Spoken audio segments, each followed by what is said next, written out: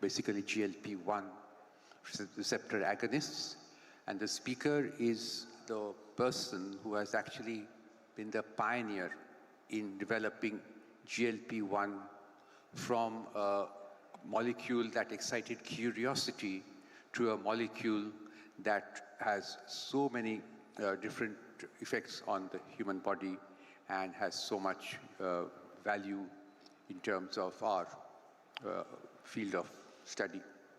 He's a FRS, as you can see, apart from many other distinguished distinctions. And I will not take any more time. We will have his recorded talk, after which we have a few questions, which I have discussed with him. And he's very kindly given the answers to the questions, which we will have at the end. And then, if we have time, we'll have some interaction with the audience. Over to Dr. Drucker.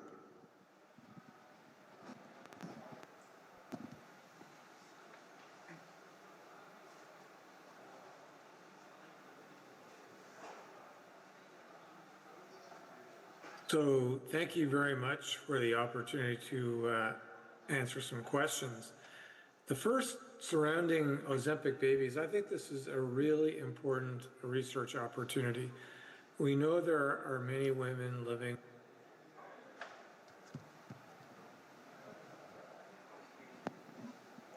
I think we've had a glitch, and never mind. I'm delighted to share my remarks today with colleagues in India on next generation GLP-1 medicines. So let's get started. We have an astounding amount to discover and talk about today. And before we discuss this, these are my disclosures that you can see here. We work with a number of companies in the field and certainly have benefited from different collaborations. So how did this get started for me about 40 years ago? You can see experiments we did showing that GLP-1 actually had some direct actions on islet beta cells to stimulate cyclic AMP accumulation and insulin gene expression. And notably, all of this action on the beta cells was only evident when the glucose was elevated. And these were the first direct actions of GLP-1 to be shown on islet beta cells. Now, today, we're not only interested in type 2 diabetes, obviously, but the field has been fascinated by the effects on weight loss. And there were 3 papers in 1996 showing that GLP-1 inhibits food intake. On the left, beginning in the year from Steve Bloom's lab on the rats, and on the right, our experiments in wild type and knockout mice. And GLP-1 inhibited food intake, and one required intact GLP-1 receptor signaling for this phenomenon to occur. So that was 1996, and both the original studies in diabetes and the original studies in obesity took about 18 years to go from bench to bedside to get all of these medicines that we have today. And of course, we're only just getting started. We're going to see tremendous innovation in this space over the next decade, including many contributions from India. Now, are the medicines safe? We continue to have debates about newer rare side effects, and you can see here a summary of the side effects. We know that the gastrointestinal side effects are definitely real. Gallbladder disease is real. But after that, it becomes less clear as to whether or not some of these more rare side effects are, in fact, correct or not. We have some question about stopping the medicines before pregnancy. This is currently mandated in many countries. We don't have a lot of data on outcomes in pregnancy. The data we have suggests there are no major abnormalities present, no effects on fetal development, and this is an area that cries out for more research, because women who continue the medicines right up to conception have better outcomes than women that stop the medicines many, many months before. Now, why are we so excited about GLP-1? Part of the excitement stems around many of the actions that are summarized here that are independent of glucose control or independent of weight loss. And these are evident to a large extent in the clinic and produce benefits to the patients that we see. So we've had a lot of innovation in clinical trials resulting in approvals now for GLP-1 medicines in heart disease, in metabolic liver disease, to prevent kidney disease, to prevent obstructive sleep apnea. We've seen compelling results for osteoarthritis. And I think this really provides an opportunity for clinicians to improve the health of people living with so many of these comorbidities. So let's just take a brief look at the story of the cardiovascular disease. We now have, more than 11 trials in type 2 diabetes that quite consistently show a reduction in 3-point MACE. There's some heterogeneity into whether or not stroke is reduced or whether or not myocardial infarction is reduced. Cardiovascular mortality is almost always reduced. All-cause mortality generally reduced by about 12%. But we can be quite confident now with the volume and quality of evidence that these are very good drugs to reduce the risk of heart disease in people with type 2 diabetes, and as we'll see, in people living with obesity. We know that weight loss drives substantial benefits for people living with obesity across a broad range of outcomes, whether it's heart disease or arthritis or reduction of cancer or inflammation-driven obesity-associated disorders.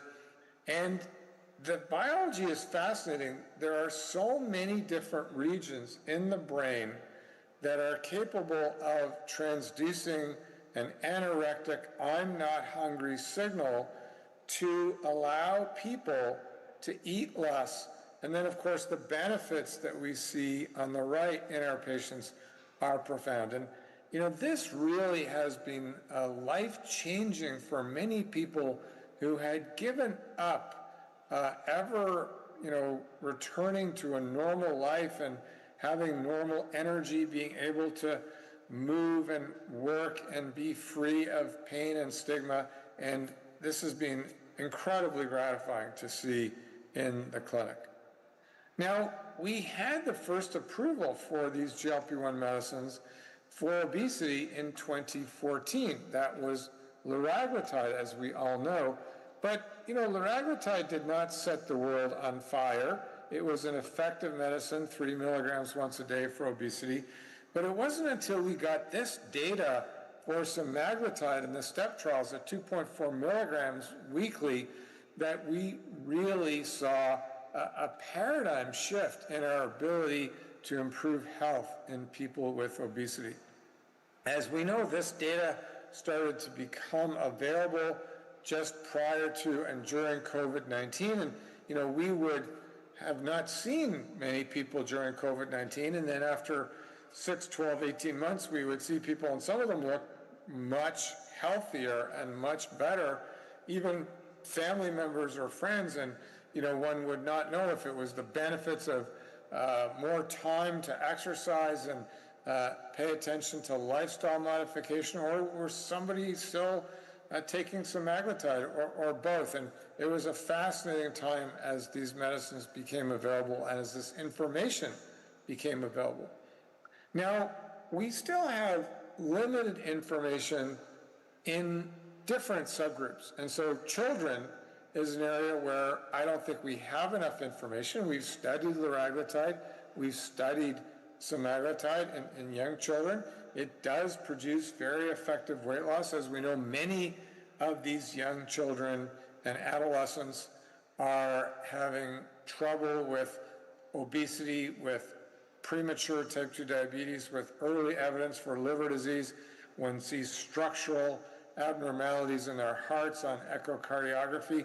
And diet and exercise, although certainly the mainstay of our initial approach, are not effective enough. And we've seen more aggressive recommendations from the American Academy of Pediatrics to not let therapeutic opportunities pass children by, whether it's for bariatric surgery or for the newer weight loss medicines. But do we know enough? These are children who are growing, their brains are developing, they're going through puberty, they're undergoing a tremendous emotional and physical maturation.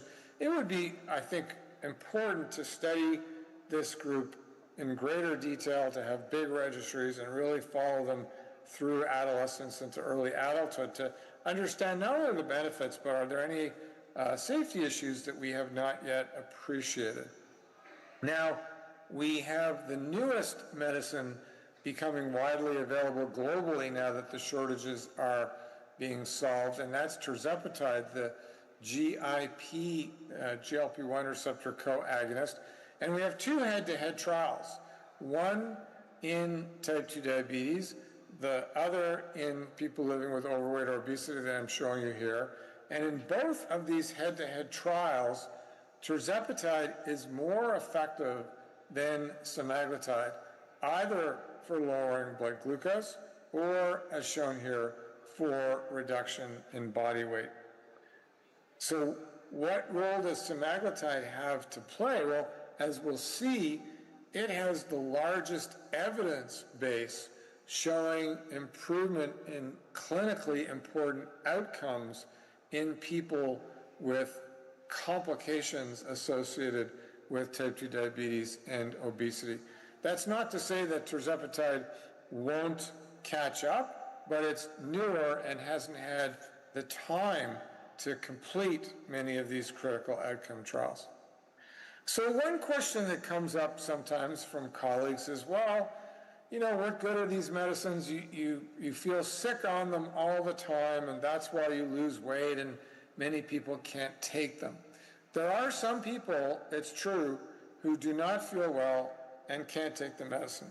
But what I've shown you here is data for Tirzepatide, and we have identical data published for Semaglutide. And what these investigators have done is just taken some of the weight loss trials, the SURMOUNT clinical trial data for Tirzepatide, and plotted the extent of weight loss by the presence or absence, yes or no, of reports of nausea, vomiting, or diarrhea, the NVD that you see. And what's clearly evident is that the extent of weight loss is marginally greater if someone reports nausea, vomiting, diarrhea, but you can still achieve 90 to 95% of the same amount of weight loss if you never once, over 72 weeks, never once report one episode of nausea, or vomiting, or diarrhea. Now think of everyone in the audience. How many of you can say that in the last 72 weeks you were never once nauseated? That's rare over 72 weeks in the life of a human being. And so I think this data reminds us that you do not have to feel sick to have reduced hunger and benefits ensuing for weight loss. So here's another important trial that teaches us about the heterogeneity of weight loss persistence. And what's done here is that these people got Tirzepatide for the first 36 weeks, and then they were randomized to continue on Tirzepatide or stop. And after 1 year, the people who had no Tirzepatide for a year, you can see that 46% of them still had kept at least 10% of their body weight up. And 25% of them still had kept at least 15% of their weight up. Now, it's true that most people are regaining the weight slowly, and this is a challenge for us to have weight maintenance in a healthy range, whether it's diet or exercise or a lower dose of the medicines. But there's tremendous heterogeneity, not just in the amount of initial weight loss, but in the extent to which people will regain the weight. And so this is a very important area for future study. So can we learn about the heterogeneity from the power of omics. Can metabolomics or proteomics or genetic analysis teach us about the heterogeneity and inter-individual variation in the response? And so far it's been difficult. Here's a study of almost 11,000 people, 9 different biobanks, extensive genetic analysis both for candidate genes downstream of the GLP-1 receptor as well as unbiased GWAS. And unfortunately, these are among the world's best geneticists. They were unable to determine a genetic basis for even a part of the extent of weight loss after bariatric surgery for the good responders versus the suboptimal responders. So we've had proteomic analysis, we have metabolomic analysis. So far, we're still early on the road to precision medicine in this field. So all of that really exciting cardiovascular outcome data was established for people with type 2 diabetes. And this first trial for safety of semaglutide in people with overweight and obesity and a history of cardiovascular disease was terribly important because we know from the track record of many drugs approved for weight loss, whether it's rimonabant or Meridia or lorcaserin, these drugs were not safe in people with obesity, and we needed to pull them from the market. So what do we see in the SELECT trial? A profound 20% reduction in MACE, and we see tremendous benefit occurring early in the course of treatment. So what does this mean for our patients? We can now be, I think, quite confident that we're going to see a benefit not just for the cardiovascular endpoints, but we're also going to see a benefit in regard to all-cause mortality. So nothing bad is happening to offset the benefit. Now, what about tirzepatide? We are aware from the press release that the SURPASS CVOT head-to-head tirzepatide versus dulaglutide showed non-inferiority with numerical trends favoring tirzepatide. And if one does a pre-specified analysis versus placebo, there's quite a profound a benefit that one envisions for tirzepatide. So of course this is the most ethical cardiovascular outcome trial in the modern era of type 2 diabetes drugs, and we are going to be aware of the full results being published in September at the ESD. We also had fantastic results for the FLOW trial. And for years, we saw a reduction in albumin excretion with these drugs, but we didn't have the same quality data that we had in people with SGLT2 inhibitor use. But now, again, we have a 24% reduction in the composite endpoint, which contains not only progression to kidney failure, but also cardiovascular disease. And if one examines the contributions of the individual endpoints to the composite, you can see that virtually everything is improved with semaglutide therapy. So again, a very important trial that gives us confidence that sustained use of GLP-1 medicines in people at risk for kidney disease will produce benefits. We also have quite a bit of data with semaglutide and tirzepatide in people with heart failure and preserved ejection fraction. This is not yet an independent approved indication in most countries. We're still waiting for the FDA to rule on the semaglutide file. But again, probably largely driven by weight loss, and this is a very common problem in people living with obesity and type 2 diabetes, and it's reassuring to see this benefit in people using semaglutide. So most recently, we've had approvals for semaglutide in people with metabolic liver disease. And you can see here the reduction in inflammation and reduction in fibrosis, which is the basis of this approval. And, it's fascinating to say, well, how does this work?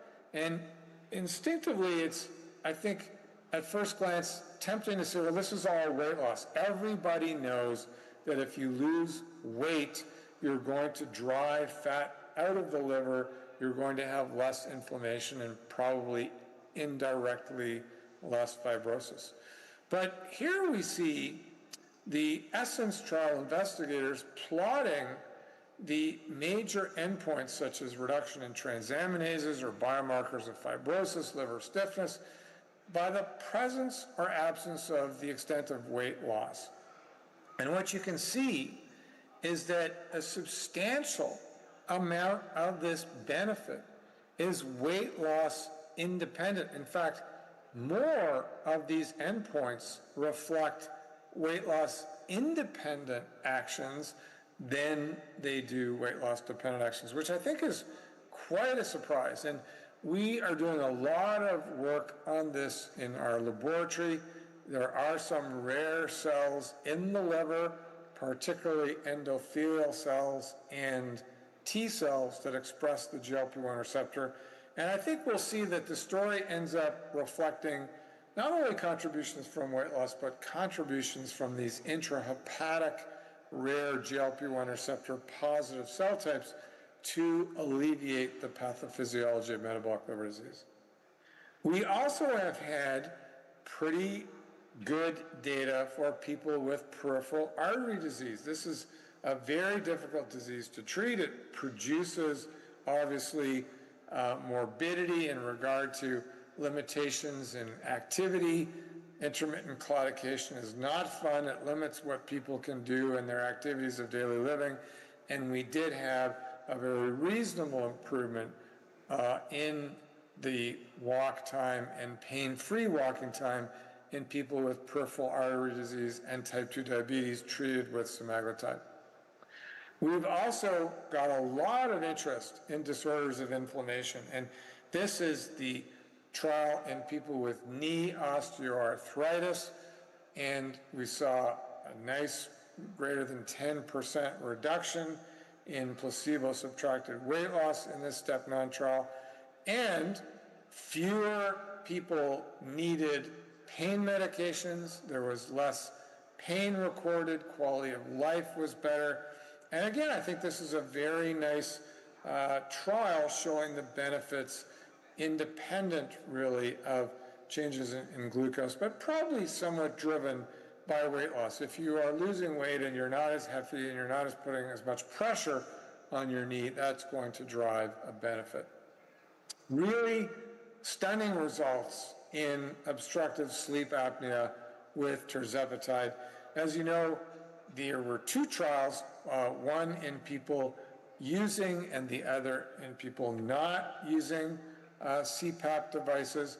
And in both trials, there was a really clear benefit for every single one of these primary and secondary endpoints. So fewer hypopneic episodes, better quality of life, reduced inflammation, better changes in blood pressure, etc.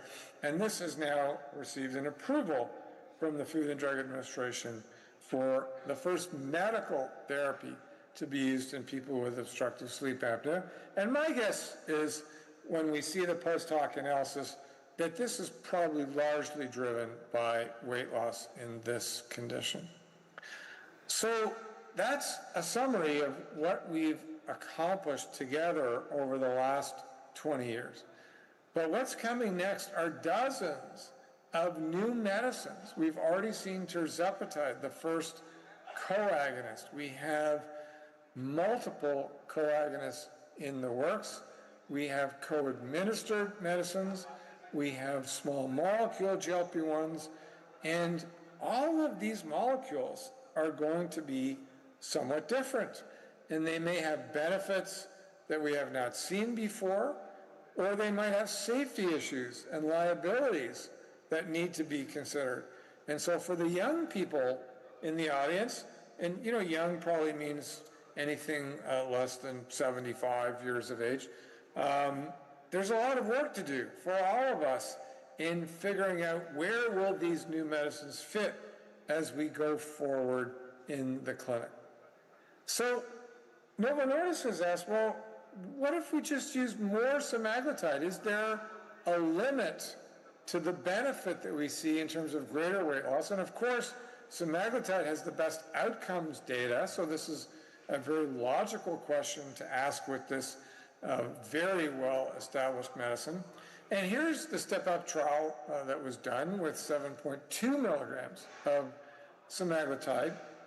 Yes, there was more weight loss, and clinicians will have to decide, is this a reasonable medicine to reach for, particularly in the context of the evidence base, or will one be better off using other medicines that might even give greater weight loss? And we'll see how this plays out. In a similar vein, we've had higher doses of oral semaglutide explored, up to 50 milligrams actually, and Novo Nordisk has told us that they filed for approval for the 25 milligram dose, which is giving, as you can see here, very respectable weight loss, placebo-subtracted weight loss of about 13%. And as you'll see in a minute, this is as good or better than we are seeing so far with orforglipron, the small molecule oral medicine from Eli Lilly. And then the GIP story gets more fascinating because Tirzepatide and many other coagonists activate the GIP receptor, but Meritide is an antibody that blocks the GIP receptor with some GLP-1 epitopes that also activate the GLP-1 receptor. And you can see here in phase 2 data, we're getting, almost 20% weight loss with this antibody, and the slope of the line is still going down. So this is fascinating biology and really raises the question, how does this work? What's the interaction between GLP-1 and GIP in the brain? And with John Campbell from Duke, we've tried to summarize this biology here. And what's very clear is that in the brain stem, if you take away or block the GIP receptors, you sensitize the GLP-1 receptor positive neurons and get additional weight loss benefit through the GLP-1 pathway when you block the GIP receptor pathway. So in a sense, GIP receptor neurons are tonically inhibiting GLP-1 receptor neurons, and when this is genetically removed or pharmacologically blocked, you have a greater benefit with GLP-1. And so this is very new data. There are a couple of papers published in Nature Metabolism this past year, and this overview of how we think this works is published in Diabetes just a few months ago. So this was the phase 2 data for the Lilly molecule that I mentioned to you, actually discovered in Japan at Chugai. This is orforglipron, the leading small molecule GLP-1 receptor agonist. Looked very promising here in phase 2 and was taken into phase 3 for both type 2 diabetes and obesity, the Achieve and Attain phase 3 programs. Here is some of the weight loss and A1C data we see with orforglipron, and again, very respectable reduction in A1C with very good weight loss.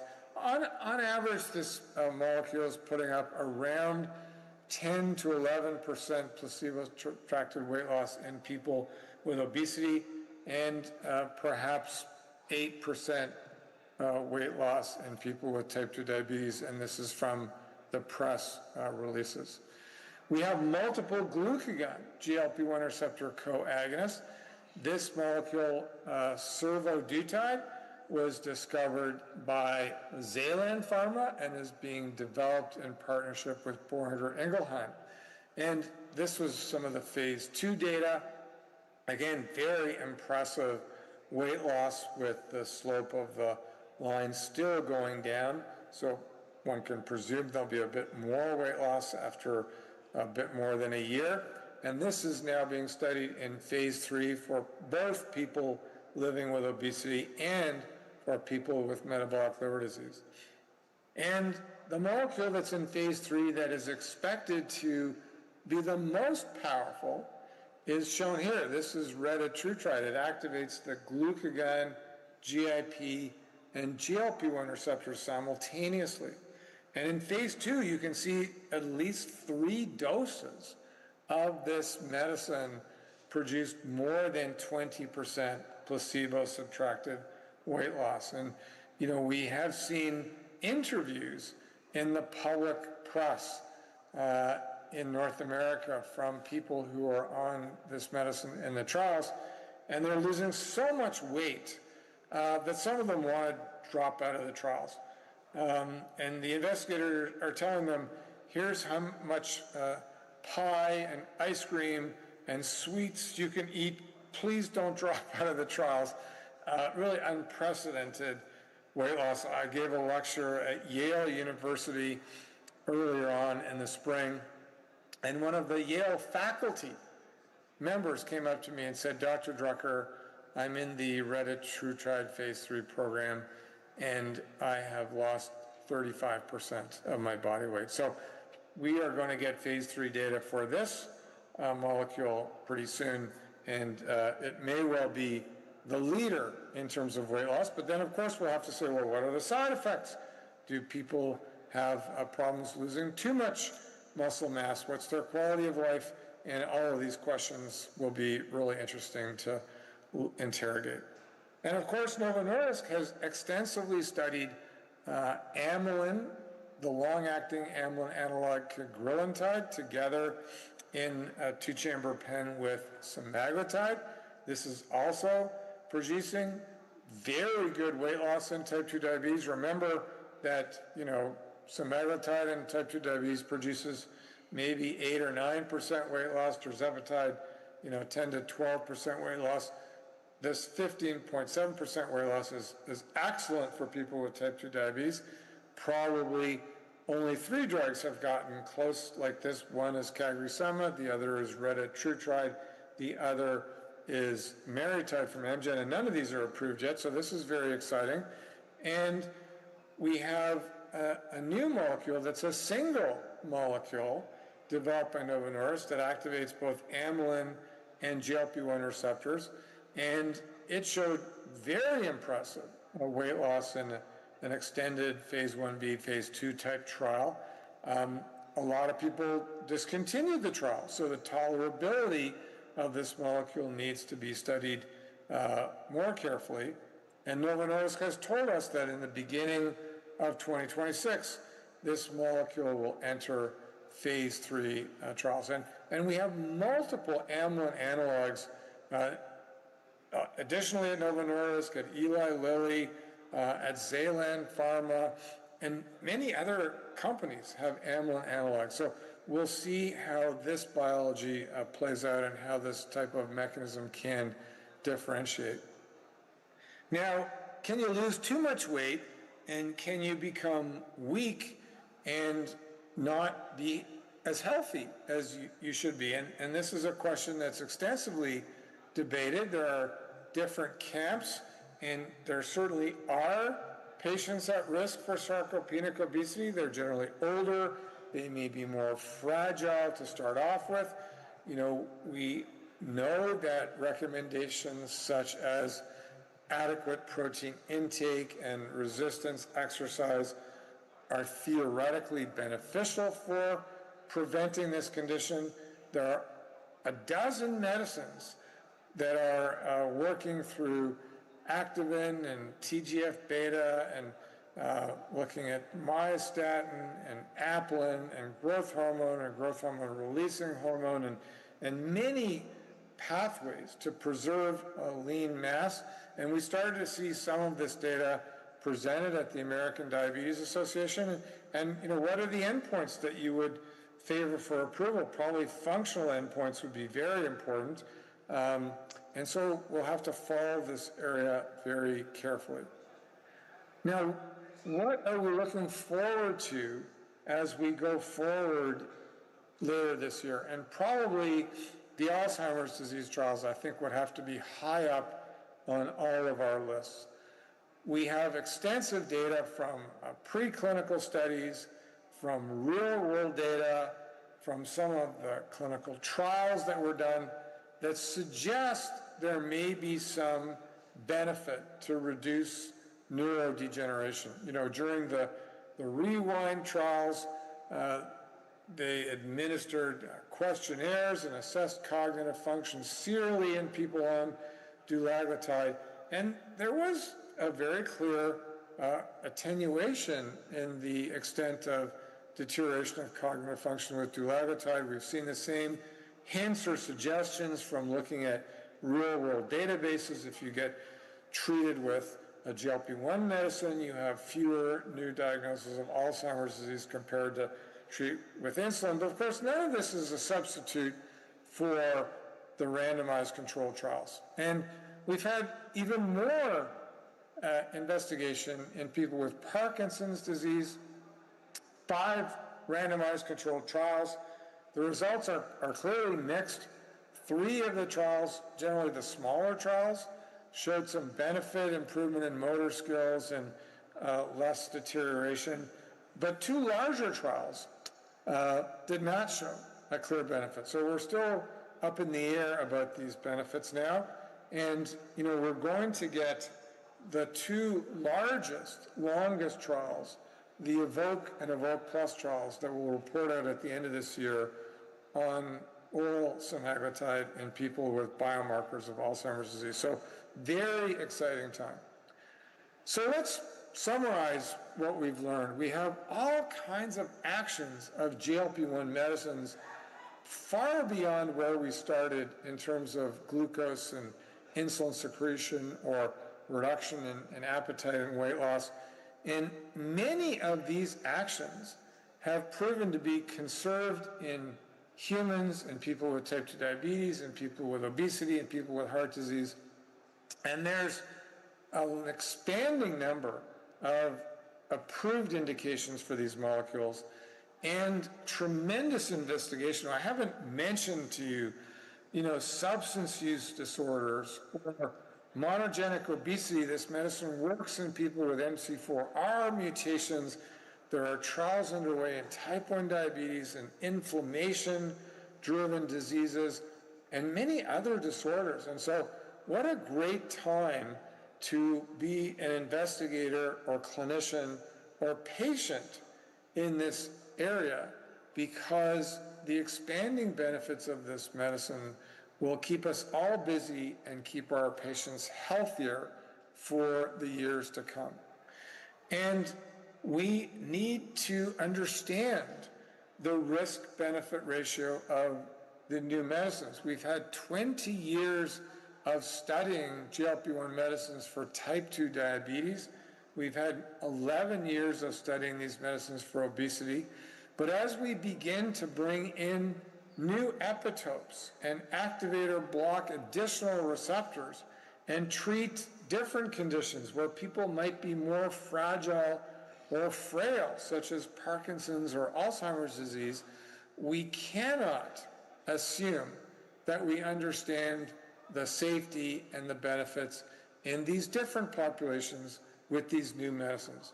So it behooves all of us to remain active, remain vigilant, carry out the proper studies, and for our patients, define which medicines might be useful, which medicines will be less useful, and how we, arrange these medicines in terms of first line, second line, third line.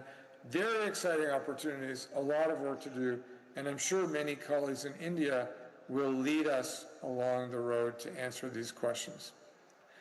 So what will we see tomorrow? Well, we've talked about peptides, we've talked about antibodies, we've talked about oral peptides and oral small molecules.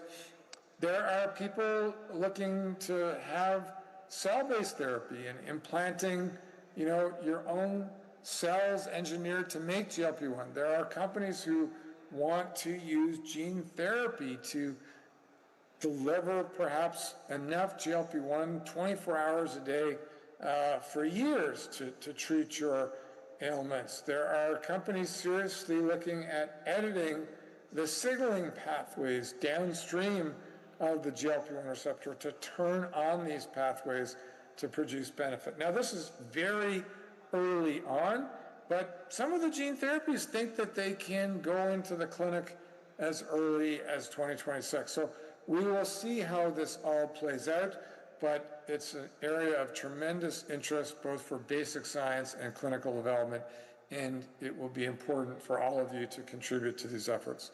So those are my formal remarks.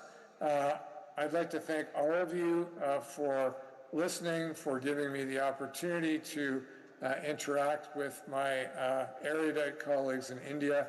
These are the people in my lab who've done the studies, and some of the funders are shown below. And thank you very, very much for your attention.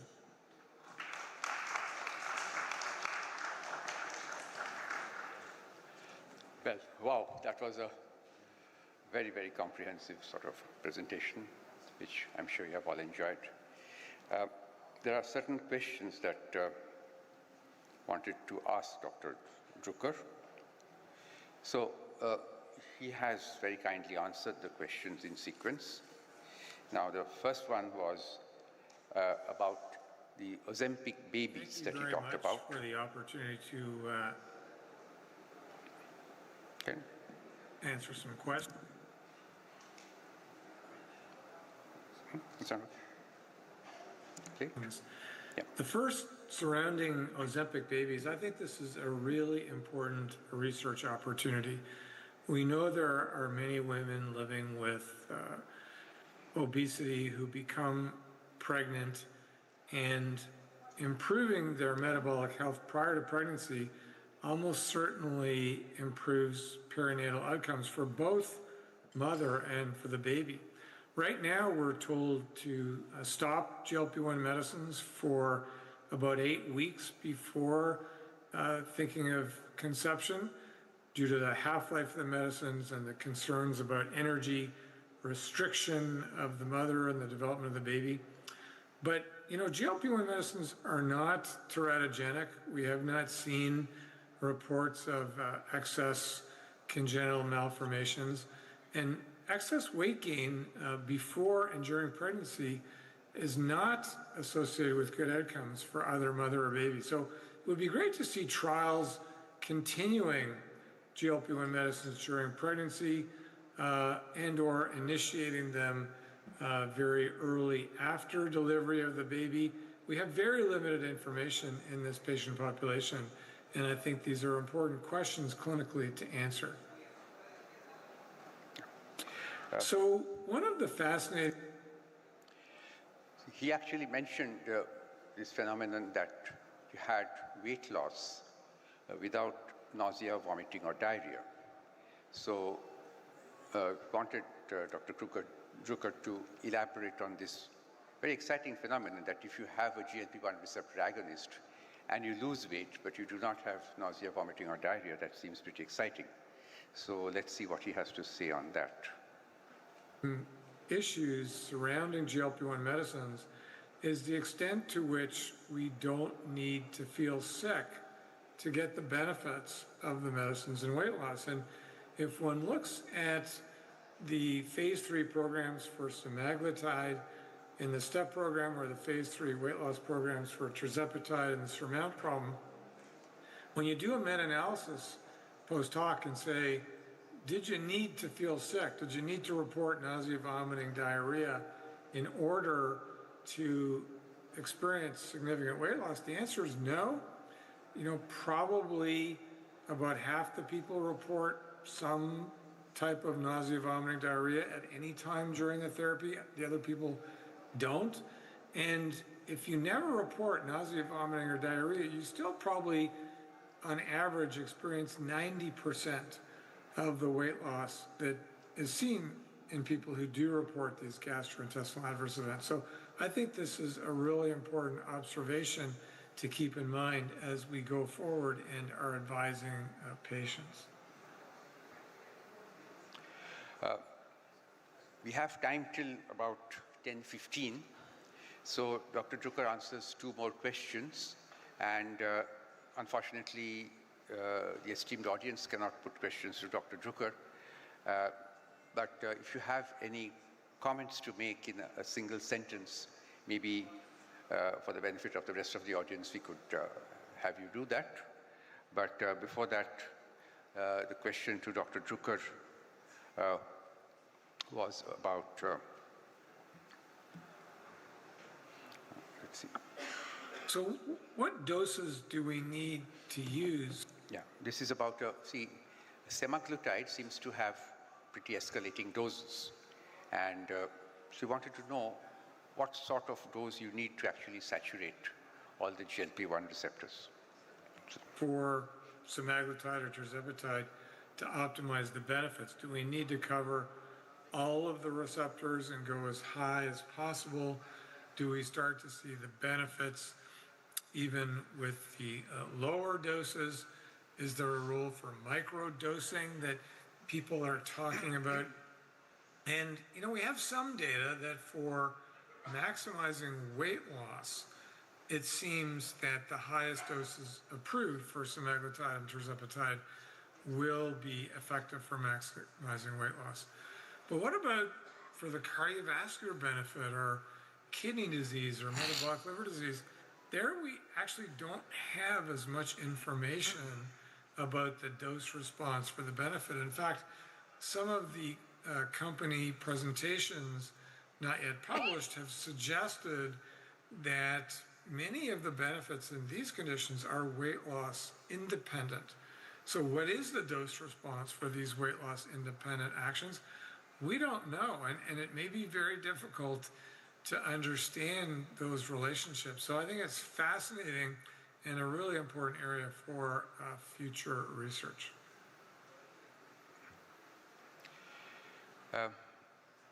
Dr. Drucker mentioned about cognitive improvement, and so the question was that cognitive improvement and improvement in Alzheimer's are not really the same thing. And of course, Parkinsonism was mentioned, and Parkinsonism, of course, as you know, there's a Parkinsonism dementia complex. You have a lot of Parkinsonism and little dementia, or the other way around in the entire spectrum of that particular disease condition. The other point was that it seems that only dulaglutide has a good penetration into the areas of the brain that control cognition. And there are some of the GLP-1 receptor agonists that do not enter those areas at all. So the question was about improvement in cognition with GLP-1 receptor agonists across the board, irrespective of how they enter the various parts of the central nervous system, particularly the frontal lobe or the hippocampus. So let's see what he has to say. So what about the area of cognition and Alzheimer's disease and Parkinson's disease? This is one of the most exciting areas of research. You know, we have animal data suggesting improvement in many, but not all, of the mouse models of neurodegenerative disease. We have real-world data from cardiovascular outcome trials as well as from randomized trials suggesting that treatment with the GLP-1 medicine may be helpful for prevention of cognitive dysfunction. And of course, we've had 5 trials with Parkinson's disease and 1 large trial divided into 2 subsets, EVOKE and EVOKE Plus, that are ongoing with oral semaglutide. And, you know, we don't know if there will be an overall benefit, and if there will be, what will be the component of the benefit. Will be on memory, will be on cognition, activities of daily living, will it be on biomarkers of the disease, or will the medicines disappoint? So we're going to learn a lot more about this over the next coming months. Yeah, that's what he has to say. Now, it's over to the audience. If you have any comments, we can't have questions, but comments if you have.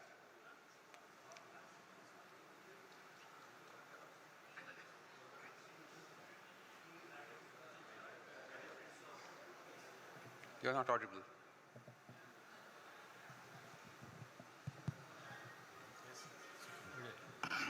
Regarding benefits of GLP-1 or GLP-GIP therapy in cardiovascular disease, obesity, and so many other fields like osteoarthritis and sleep apnea and now cognitive function, should we continue this therapy for lifelong to have lifelong benefit? Because as you stop, it will level off. Should it continue lifelong? See, I cannot answer the question because I think maybe the audience can participate in the comments because Dr. Drucker is not available to answer the questions. So I think if I can pitch in here, I mean, clearly there are patients with type 2 diabetes, typical type 2 diabetes, who also need to lose weight or who are otherwise candidates for GLP-1. I think, sir, they're going to be lifelong recipients of the medication like you would do for any other anti-diabetic medication. The question, and that flows into what I have been struggling with a little bit, is for younger patients. Now, you start treatment for a lady with PCO to help her conceive. She's grossly overweight. Then you have to stop the medication a few months before she plans conception, right? Now, at that point, the weight might start going up again. Then the lady becomes pregnant. For example, with PCO, we don't know, the lady may become pregnant in 3 months or 6 months or 1 year. Some of the weight would have come back by then. Then the lady becomes pregnant, puts on more weight, then there's lactation. Where do we go there? When do we restart? What happens to people who take the medication just for obesity, especially if they are in the younger age group? I think that's an unanswered question. I don't think anyone has an answer for that. But for your regular diabetes patients, yes, it should be lifelong. For the severely obese patients who are candidates for bariatric and not going for it, I'm sure it'll have to be lifelong. But for the younger ones, where we're using for other reasons, who fall in that 27 to 30 BMI category with some comorbidities, you know, whether we should be giving lifelong or not is not clear, because the drug will really work only till it's taken. So the other comment I had was about ophthalmic effects, and that's been a big sort of question for the last year or so, or maybe a little more. And there are 3 kinds of ophthalmic effects that are seen. One is worsening of retinopathy, which is obvious, which we saw with even rapid control with insulin. So those who have proliferative retinopathy active probably should be careful. The second is these reports about worsening of ARMD. So I think many patients in the older age group would have some evidence of ARMD. So whether that remains a gray area, whether that's a contraindication or in any way, one needs to be cautious there. And the third eye complication is NION, the non-arthritic ischemic optic neuropathy, which, although exceedingly rare, has been linked to GLP-1RA. It is very rare, so we can say that, it's not at all common. Even if it happens, the risk goes up from 0.02 to 0.04%, but it's there. And we don't have a final answer in that. So there are many unanswered questions, despite the remarkable benefits which are making all of us big users of these medicines. A lot of these questions will be answered as we go along, I'm sure. Exactly. I think time will tell, and I think the points are very well taken. My question is that, rather comment, there is a plethora of GLP-1 and GIP-1 all drugs. They are taking care of the metabolic liver disease. But when the metabolic liver disease lands up in the stage of cirrhosis, is there any way out to reverse cirrhosis? Because this drug has effect on diminution of liver fibrosis. But beyond stage 4 fibrosis, when the cirrhosis ensues, is there any effect of the drugs on that phase? I think time will tell, but it's very unlikely that cirrhosis will be reversed. A thought is coming in my mind, like SGLT2 inhibitors, they reduce weight without giving much symptoms except the urogenital symptoms.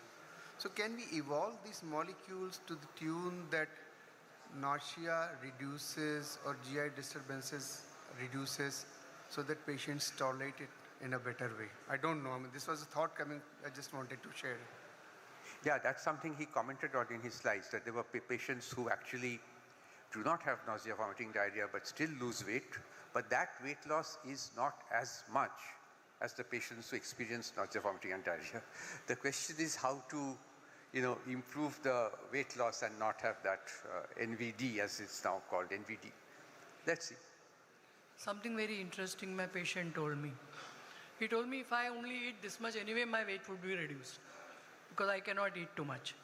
So I told him, yes, if you want to, after you come to some amount of weight reduction, why don't you try eating less as you were eating while you were on GLP-1?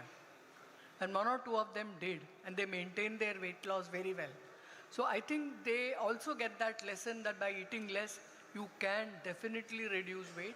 And some of the benefits which you attained when you were on GLP-1 would continue to accrue for you. So I usually recommend and encourage them to lose weight after first 3-4 years of treatment to reduce or omit the treatment and see whether you can manage. The motivation becomes a very big factor there apart from that. Thank you. Thank you for all your comments. I think basically, see, this is a new molecule, and these are the questions that have been raised, are the questions that we all experience while we treat or while we review the literature on GLP-1. And our patients actually want to share our knowledge. And unfortunately, they should be prepared as well to share our ignorance, because a lot of things are gray areas, and only with passage of time, with accumulation of knowledge and experience, we will have the answers. So thank you very much, audience, for participating in this very exciting session. Thank you.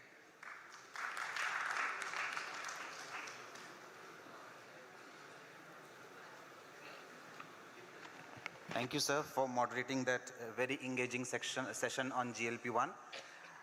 Now we move on to some of the most prestigious sessions of ESICON 2025 under the aegis of the Endocrine Society of India for the orations. And to take us through the two next orations, I'd like to invite on stage Hari Kumar, sir, Honorary General Secretary, Endocrine Society of India, for the next two orations, please. Sir. Good morning, everybody. And we continue with the prestigious orations on day 2 of ESICON. First will be the Professor M.M.S. Ahuja's oration and followed by the presidential oration.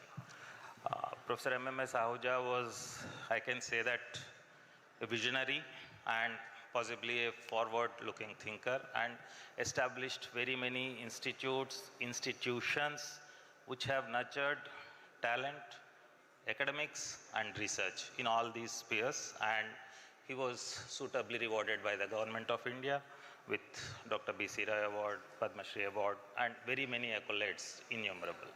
And he was a founder member of Endocrine Society of India and founder of RSSDA, which two have grown in a huge proportions over the last few decades.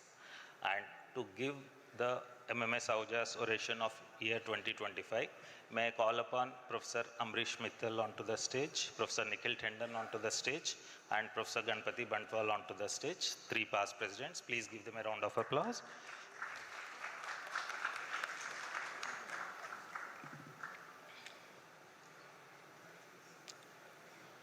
And the M.M.S. Ahuja's oration for the year 2025 goes to Dr. Rishi Shukla from Kanpur. Sir, may I please call upon on the stage, please? Please give them a big round of applause.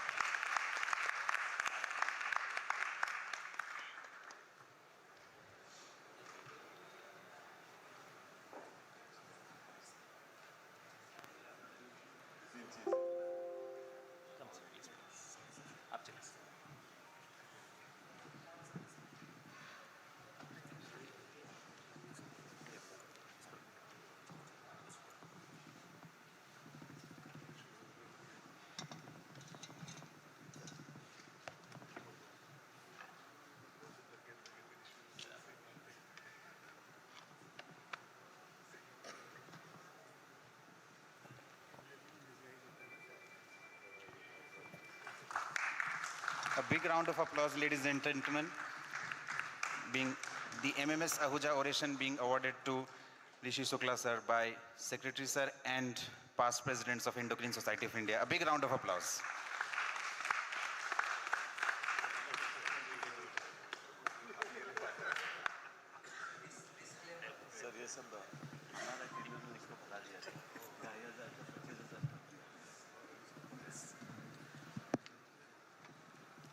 I request the chairpersons to introduce Dr. Shukla and then he'll continue with the oration. Thank you, sir. Thank you very much. I think it's a great honor for me, for all of us actually. I can speak on behalf of all three of us to chair the oration named after Professor Ahuja, who was the teacher of teachers and everyone's teacher here, directly or indirectly.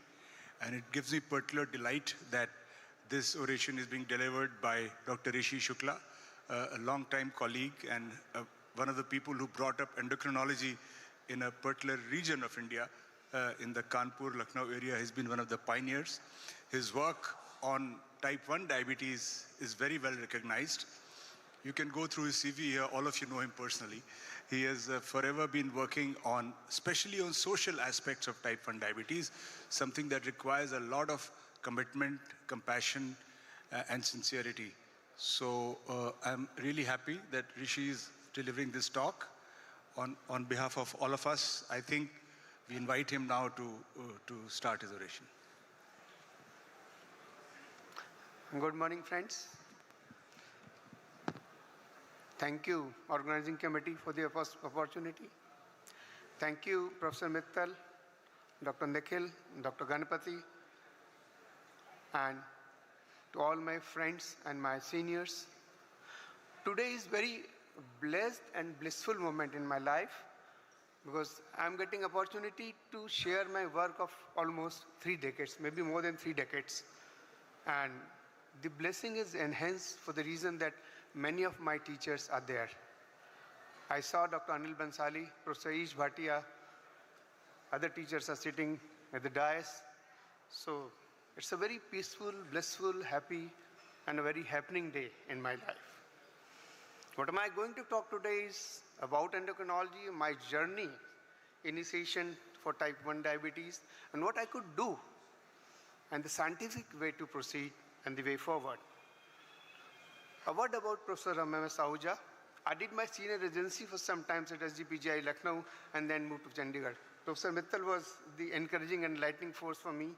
At SGPGI, Professor MS Ahuja used to come frequently for official work, and RSSDI is the brainchild of Professor Ahuja, as told by Dr. Hari Kumar. I got opportunity to meet him number of times, and in fact, many RSSDI meeting also. My state SGPGI, I think many of my friends are there, here and here. Got an opportunity to work with stalwarts like Professor Amrish Mittal and Professor Ish Bhatia. Thank you, sir. DM endocrinology program by that time was not started. The atmosphere was very free and friendly, and I was happy, but was not the end point. Type 1 was seeded at SGPGI only, and Professor Bhatia will remember or not, but he told me, Rishi, actually, if you remember those days, the insulin syringes were of very bad. We used to use glass syringes, and we used to make markers, and some illiterate people come, and we used to mark this is morning insulin and this is evening insulin. And then Professor Bhatia said, Rishi, you will not, a rich will get many, but poor will not get a single. I think that was the point when this was seeded into me. Thank you, sir, for coming and gracing the occasion. Coming to PGI Chandigarh, the environment was very different. My many PGI colleagues and friends are here. There were lots of hard work. The residents were few, so needed to spend most of the time with Professor Dash. But this helped me in evolving understanding in endocrinology. These are the, I think, Holi was the period when we used to be together. You can appreciate Professor Dash. Dr. Anil Bansali is there, and all sitting here are stalwarts. Arpan Bhattacharya, thank you for this picture. S.K. Sharma, Dr. Murli. So, journey continued. Now coming to our current place, that is Kanpur. Came back to Kanpur 1993, again wishes of my boss. He said, you don't go, I fixed up, you go to that place, this place I had at work. Then I said I wanted to go back to my home. Okay, chale jao, sab chale jate hain. Anyhow, true dreams I visualized at that time, doing something for diabetes, for type 1, and for our senior citizens. Creation of SPAD, that is Society for Prevention and Awareness of Diabetes. The 4 like-minded people, our friends met and started doing meetings. It was very challenging 32 years back, like getting people for a meeting, manpower, and to make it financially viable. It was not at all possible at that point of time. But the meetings continued. From that time, 1994 onwards, till today, every 4th Saturday, we continued a meeting, even during COVID time. Some of it did not keep into any record, but it continued and happened. This meeting is still conducted monthly, uninterruptedly. Soon we started special meetings on type 1 diabetes, 3 monthly, and we tried to cover all possible topics, inclusive of outdoor meetings. These are our old time. I mean, you can see young Rishi Shukla and many of my young friends. These are all young type 1 diabetes. What a thought came that I wanted to share. Being emotional is a good thing. Being motivated is also good. We needed to be realistic also. Ultimately, we have to be on the ground, and there should be something in black and white too. The journey started, and we realized that the people are not comfortable in social gathering type 1 diabetics. Most of the people express pity after knowing diabetes in early stage. Majority of type 1 diabetes are not comfortable in social gathering, and relatives hurt more. This is a significant number of type 1 diabetics feel that they should not make diabetes public. Contradictory to the fact that we should reveal it, but most of them feel that they should not reveal it. Further moving to the journey, we created a model and we continued with our meeting. And in this meeting, we discussed science, academic education, encouraging all children to be independent, focused on female children and adults also, make them realize their potential and helping in their marriages also. And each meeting comprised of lecture by a specialist on different areas of diabetes, interacting with them regarding their day-to-day problems, sharing meals with them, sharing experience of type 1 diabetes, talent show by participants, and outcome after 11 years. What happened after? Better monitoring, because monitoring still continues to be the problem. Prevention, we could document reversal. We have our data presented in many of the meetings, global meetings, opting better and challenging educational opportunities, and developed confidence. And less affected by social comments. Whatever word has to say, it's all right, it's my life, I live and I'll go ahead. So this was the field that we could create, and they were all ready to face the problems of marriage. What parents felt about this? They coped with the initial stress, realized that the child can lead normal life. I can send my child for studies. And in case of arranged marriage, got confidence in revealing diabetes and making their mind that rejections are likely to be there. Now look then and now 2025. This was one model, a very simple thing that I did, but now so many similar models all across the country to touch various. This is the best thing that has happened from then and now. Marriage itself is the big problem. So we had around 102 children we surveyed in one of our meetings, and we discussed, I think many people are identifiable here in this picture. Dr. Jargar is there, Dr. Shala is there. We discussed many aspects, and what we concluded, maximum problems are the females due to social circumstances. Awareness of type 1 diabetes and their problems is very less in the society, thereby nobody wants to marry. I remember 20 years back, 2 young ladies, koi bimar lady se shaadi nahi karna chahta. This was the sentence that came at that point of time. But look then and now, 2025, almost 18 years, lot has happened. So many centers across the country are all doing commendable job. good awareness program across the country. Our T1D are more confident, and most of the females T1D are now vibrant and working. Most of them are independent. This is, I think, one chapter that we wrote and just wanted to share that social issues affect glycemic control. There is lack of awareness at patient, family, and society level. A very nice counseling is needed at female and male T1D level. So this is one thing that we came out. The milestones. The National Type 1 Diabetes Meet 2007 invited T1D from all across the country. So this was the first meeting in the country where patients were invited. Every time the doctors and paramedicals at the most, but their patients were invited. We had around 400 participants, 200 local, 200 outside, and we discussed all relevant issues related to diabetes and their families. People went back with very positive thoughts. If you can identify, he's Mr. Rajiv Shukla. We invited him to inaugurate. He's still the BCCI president. Dr. Vipin Mishra, our old good friend, and at the back, the local MP, Pachori. I think my teacher, thank you, madam, for coming into my life. Dr. Jargar is also there. The outcome of this meeting, it was a simple meeting of 2 days, but what it did, this generated enthusiasm all across the country. People realized that a lot can be done, and we can do it. Clinicians working on T1D accelerated their work, and the many people started working on this neglected issue. So this generated a lot of happening. Sanjay, if he's not around, is an article that I liked. I wanted to share that stories are very important. Actually, the introduction that Professor Mittal gave to me, I think I always add one thing, that I am a storyteller also. The scientific information and storytelling are different. The stories, however, are absorbed better. The stories are retained longer. This field needs to be explored. I think story and science, can these two go together? This is one of our old meetings. We did the meetings, and then our meetings generated research into many untouched areas. The mindfulness meditation is adjunctive therapy to improve glycemic care and quality of life.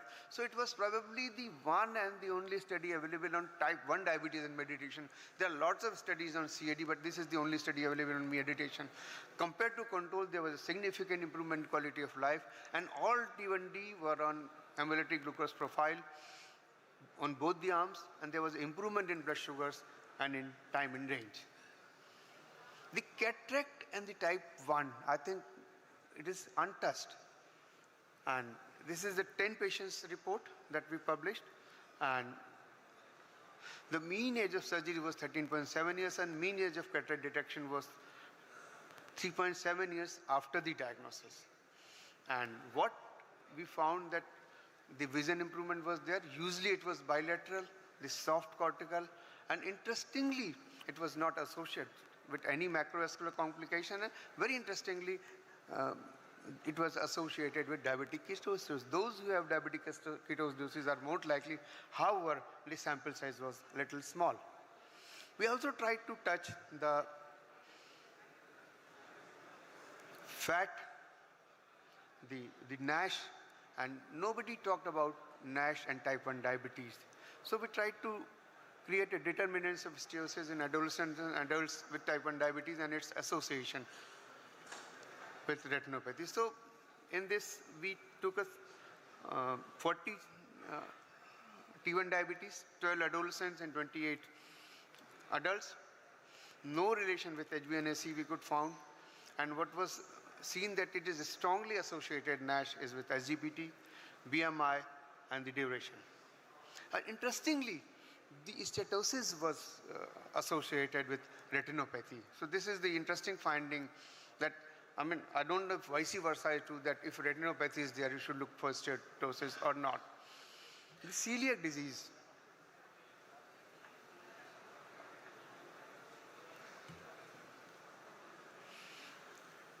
In children, in adolescents with type 1 diabetes, TTG was done in presentation around in 201 children, and then yearly follow-up we did, and 14 children in TTG negative developed TTG positive in 3.9 years of span. So celiac disease is common in India and develops in most within 5 years. So this was the conclusion that we come out. We did not stop in COVID, and it was a 2-center study where we surveyed 89 patients, and we found that increased level of stress was seen among adults and young. The contributory factors were female gender, salaried person, and poor control of diabetes, because they were afraid. We tried to touch the schools also, and it was a 4-center study: Delhi, Kanpur, Hyderabad, Aurangabad. It was from the big centers, so it was all positive that the schools were better and supporting, but probably this studies could have been done in more periphery. We could have detected even much more things to improve for the society. This was the article that we jointly wrote in Journal of Diabetes in Developing Countries, and what we concluded that the worst problem is lack of awareness that we have been discussing in society. T1D children, adults and their families, the awareness level needs to be increased. There's a lot of improvement, however, in diagnosis of its facilities, and its facilities are improving all over the country. Affordability and follow-ups are another, because poor follow-up is another part. I think I remember once Dr. Nikhil told about his data, those who are having poor follow-up, they end up into the complications. A word about psychological complications. We recently wrote an article that psychological and economical problems are dependent to each other. A good comprehensive education is must to teach T1D. Society involvement is a must, as reactions come from society only. Involvement of media at different level will be helpful. So this is what we have concluded. We also tried to touch the millets. This government has been talking a lot about millets. So there was hardly any work on millets in type 1 diabetes, and it was, this was about the insulin pump. So interestingly, what we did, this was a 3-hour awareness program on pump, and it was compared with individual counseling. And out of 12 patients were ready to use pump. So we did individual counseling, and 30 patients were called, and we did counseling simultaneously. And we found that the group counseling yields better result. So this is another tool that we had a paper in SPAD also. So this is about the millets. It's a millet-based diet, and the 50 children we took, and breakfast and dinners were replaced by a regular meal for 1 month. First, they were put on AGP 1 month, and then the millet-based diet. We put ICAN before and during study into all. Breakfast values were 3% more in time in range. However, no difference in that. So it was a small sample set. Probably we need to do more number of people and more duration of time. This was a very interesting energy booster approach to touch people with type 1 diabetes, a fashion show. And what we did, we thought, let us do something creative, something innovative. So we created 4 seasons. And children wore the dresses related to those seasons, and we had a fashion show related to that.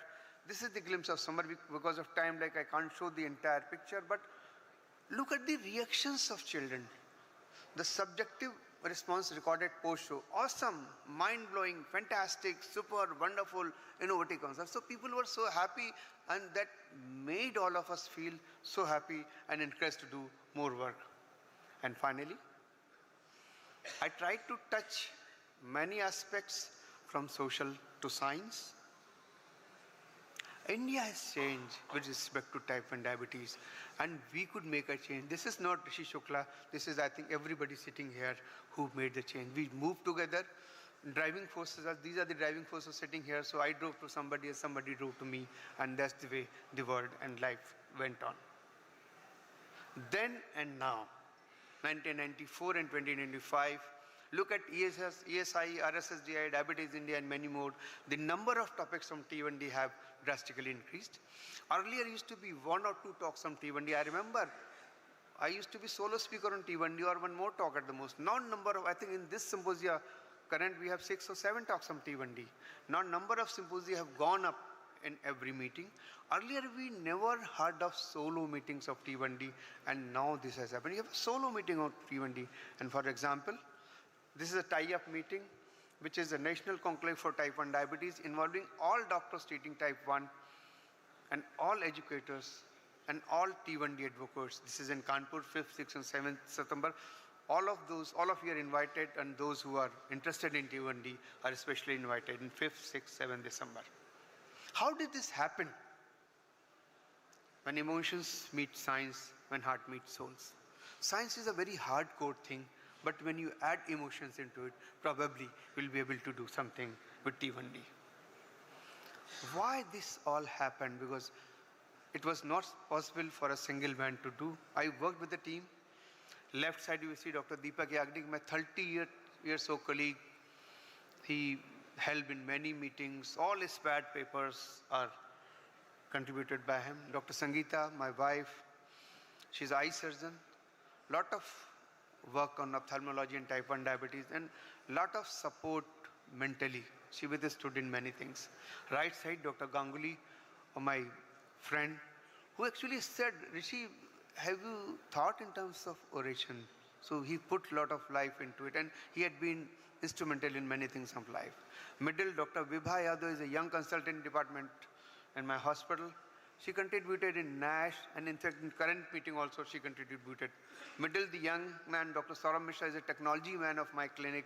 He takes care of all CGMS, pumps, because I learned from them. Right side, middle, Dr. Manisha. The meditation work was all done by her. Bottom, Dr. Dhwani, Dr. Alapan, they are all my pediatric endocrinology fellows, so they helped me in my millet work. Right lower, Dr. Neha, she helped me in my cataract work and COVID work. This is the backup theme.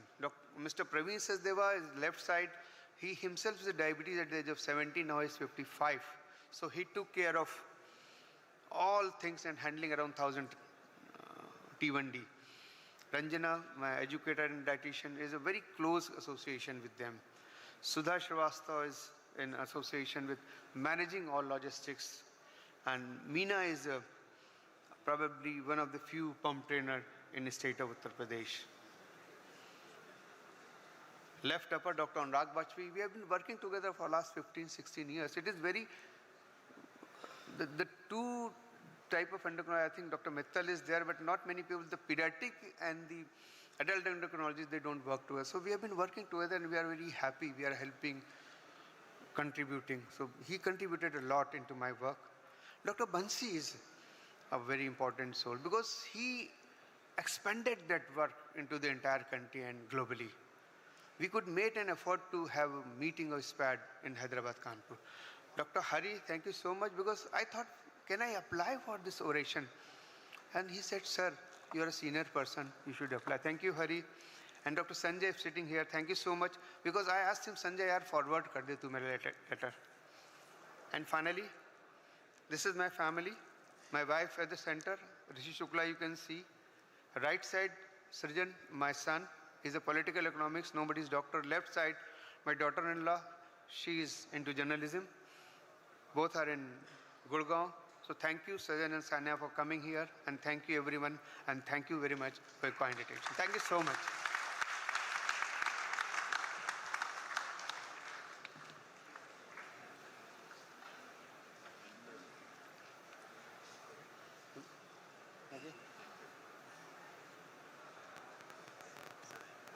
Thank you. Thank you very much, Rishi, for a lovely presentation. Thank you to the audience too. Thank you. Thank you, sir, for the excellent talk, and thank you to all chairpersons.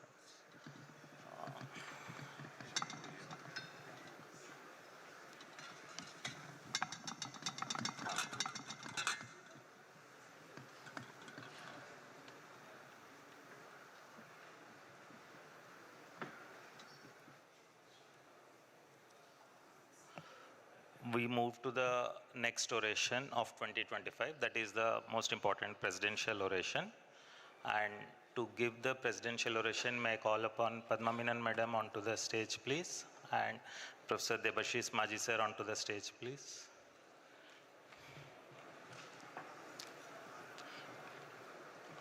Both of them past presidents of Endocrine Society of India, and needs no introduction. As I said, they're all teachers to the many teachers here.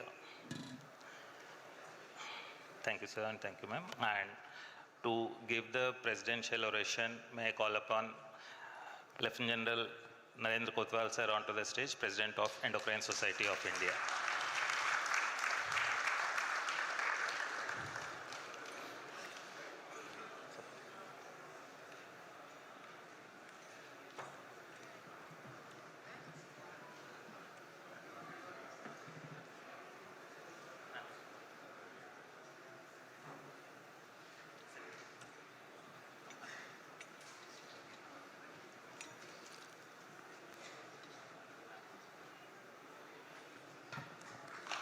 Ladies and gentlemen, a big round of applause for the President Endocrine Society of India being felicitated by our chairpersons and Secretary Hari Kumar sir. Lieutenant General Narendra Kotwal sir.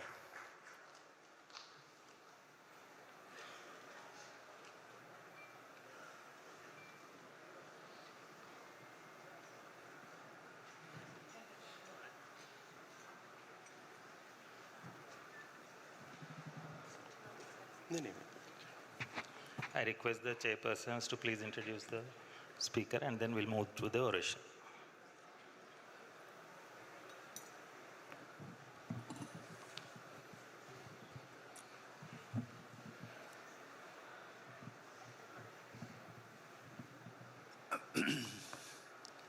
My eyesight is very poor. All of us know Dr. Narendra Kotwal, the past director and commander AFMC Pune. Presently, you are lieutenant major. What do we call it? Yeah, we are not good at that. National coordinator for NBE and endocrine webinars. He has a lot of publications in national and international this thing. He was president of Endocrine Society and Thyroid Society, and he has had previously PN Oration and others as they have put up. And we are very happy to have you to have this oration today. Thank you. Thank you, ma'am. Good morning, respected teachers, esteemed colleagues, and dear friends. I'd like to dedicate this oration to Indian Armed Forces. I have served for 37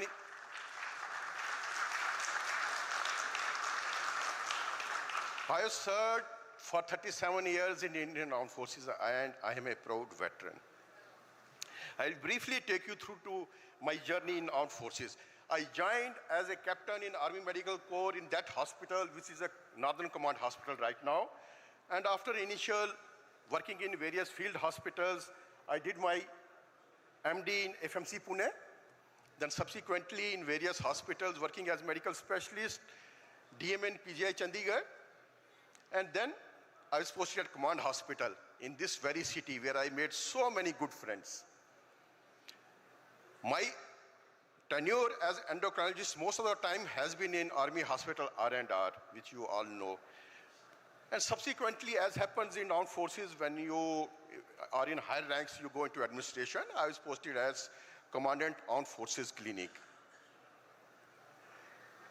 Then I was nominated for, there's one called National Defense College, which is basically, there's only one seat for medical officers and others are non-medicals, 25 foreign officers and bureaucrats. Basic idea is to prepare you for administration, and one has to travel quite a bit, not only in India and abroad also. One can see, visit to close to China border, Toulon, France, various other countries.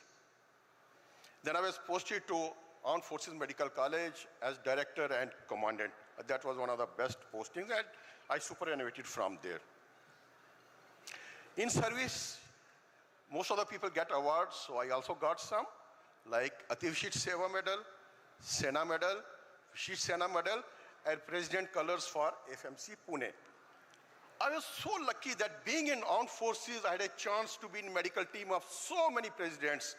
Kalam Saab, Pratibha Patil Madam, and if you remember in 2011 when I was the organizing secretary, ma'am came to inaugurate our national conference. Pranab Mukherjee sir and Kovind sir.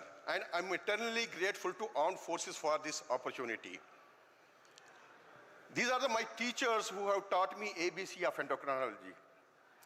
Dash sir, wherever sir is there, he will bless me, and I received his blessing always.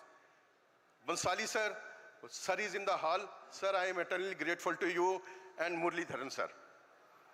Before, I would like to ask all of you, how many of you started your morning with the gratitude?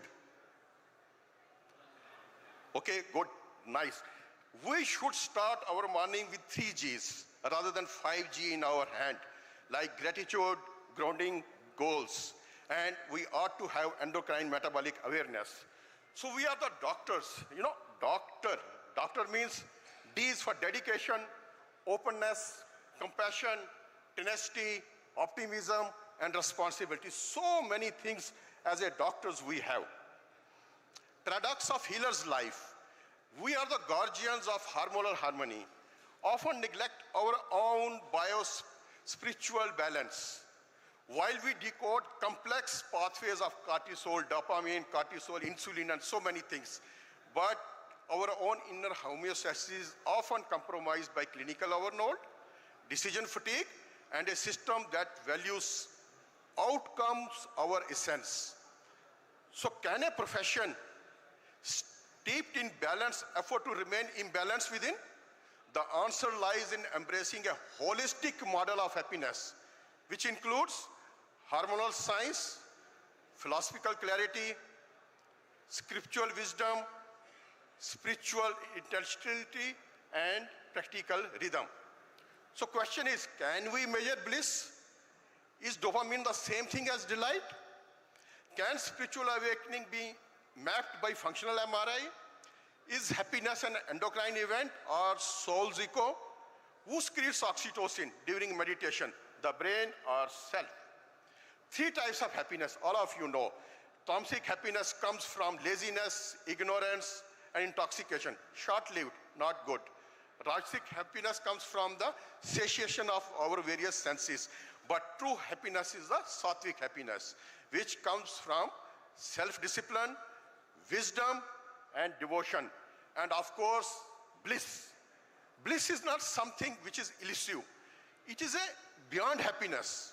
It is a deep state of unconditional joy and spiritual fulfillment, which is there inside all of us, but somehow पर्दे हैं, ignorance के, arrogance के, ego के, which we have to remove to get that bliss.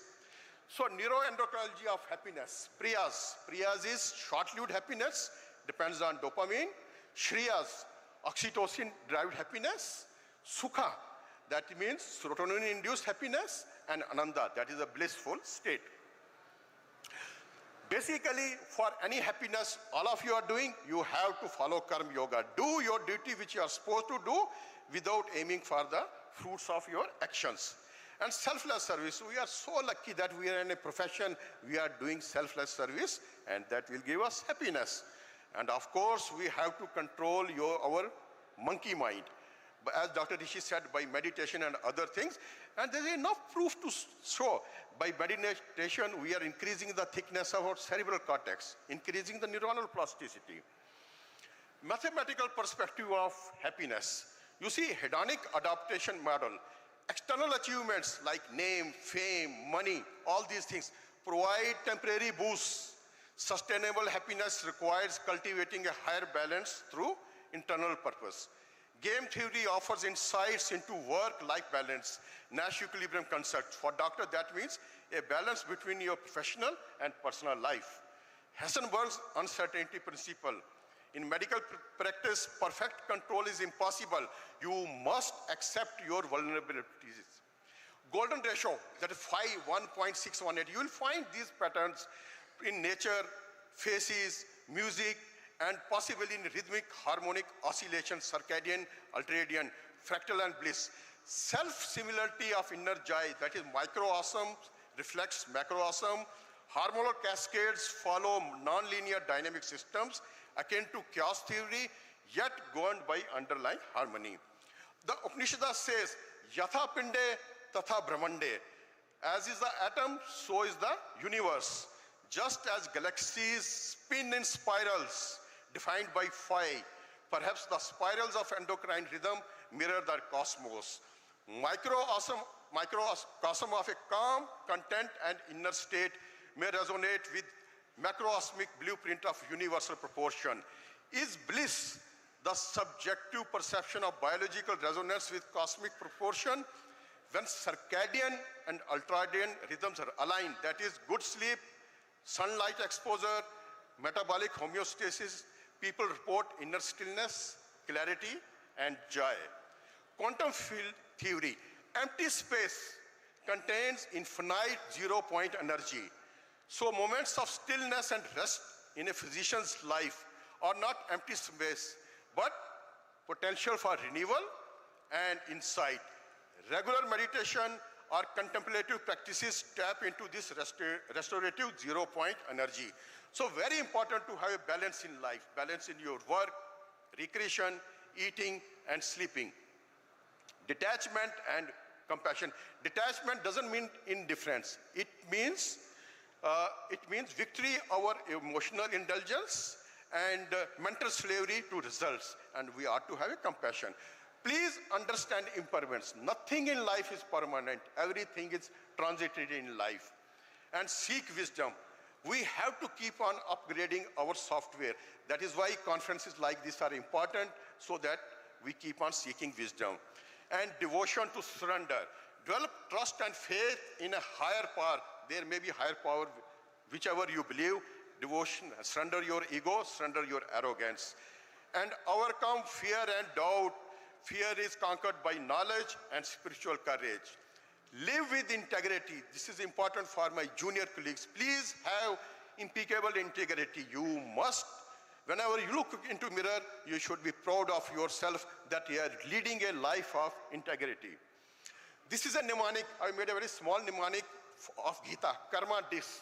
K is karma, which you are supposed to do without expecting any fruits of action. Awareness, remain balanced, motivation to serve others, accept impermanence, devotion and surrender, integrity, seek wisdom, and conquer fear. Very important to have positive thoughts. Enough scientific proof to show that neuroendocrine modulation, meditation, focused attention, and calm thought can activate parasympathetic tone, reduce cortisol, and enhance mitochondrial functions. Hormonal cascades, positive mental states, upregulate dopamine, serotonin, and BDNF, which promote mitochondrial biogenesis and neuronal plasticity. Epigenetic reprogramming, certain states of consciousness are repetitive, focused thinking, as in mindfulness or prayer, can influence gene expression and link to energy metabolism. Recently, these are from the American Heart Association, what they said that meditation, transcendental meditation and deep breathing has an effect on BP plus decreasing stress. So drivers of happiness are just few: good health, that is physical, mental, social, spiritual health; good family support, especially for my younger colleagues. Please spend quality time with your children. Your children are with you for few years. After that, they will fly away. Have a good set of friends, meaningful work, attitude to help others, and gratitude. Respond to a situation, do not react. It has got hormonal mediators that when we respond, we are increasing our vagal tone and acting from the prefrontal cortex. So dose of happiness, dopamine, oxytocin, serotonin, endorphin. As I told you, dopamine happiness is short-lived. Like when I was a commandant of FMC Pune, highest post, good house, all these happiness are short-lived. All these awards which you get give happiness for short duration. It doesn't give happiness for long duration. Endorphin, you're getting that kick once you do all these activities. Again, short-lived happiness. For sustained happiness, you ought to have a good bonding with each other, good social bonding, family bonding. Like, look at my canine daughter. She's posing for a photograph. Now, it gives so much of happiness to you.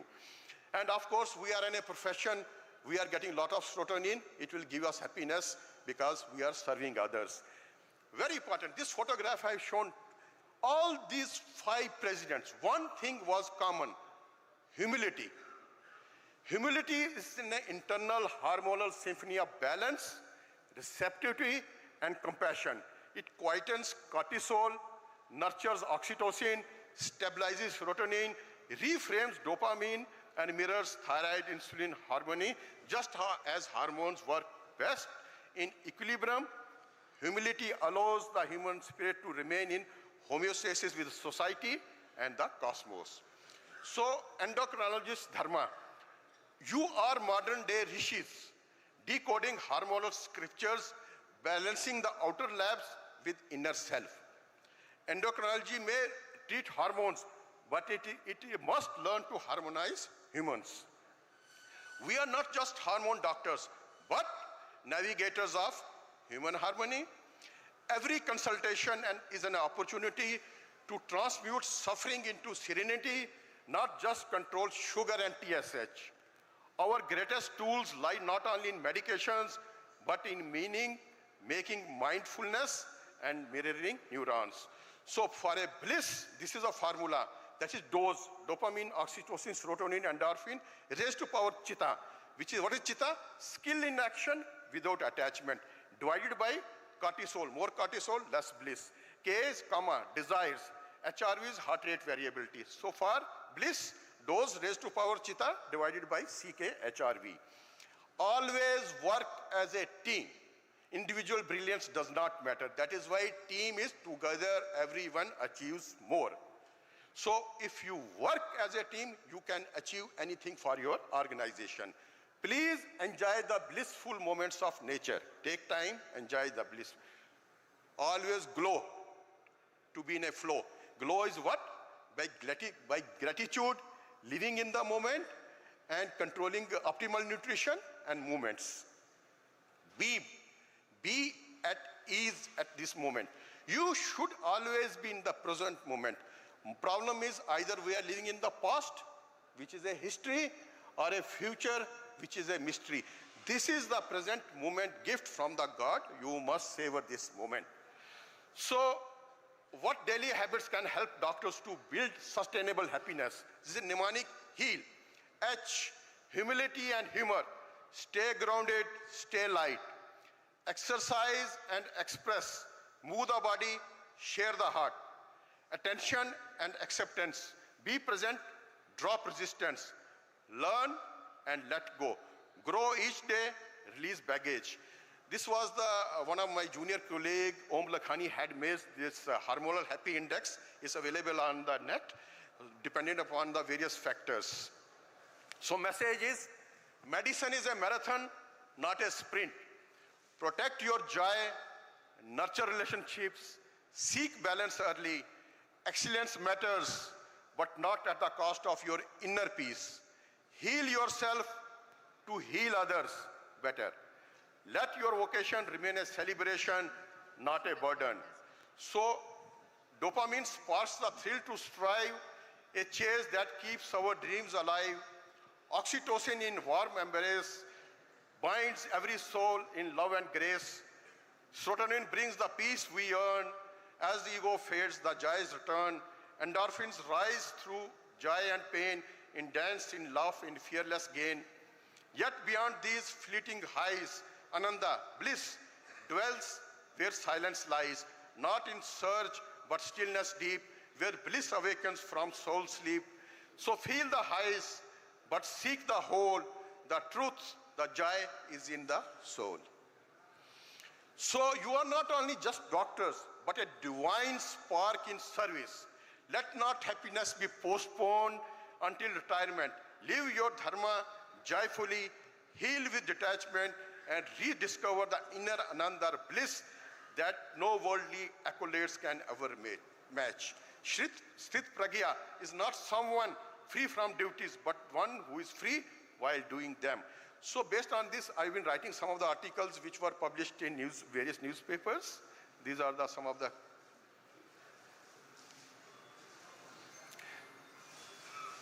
So bliss is, I think, is an endocrine concept. You ought to have a balanced HP axis, enhance oxytocin, serotonin, and anandamide tone, reduce dopamine craving, so equanimity is there, not using GLP, elevated endogenous opioids, so that inner calm is there, and circadian harmony to have that blissful state. So happiness for doctors is not an indulgence. It is a bio-psycho-spiritual imperative.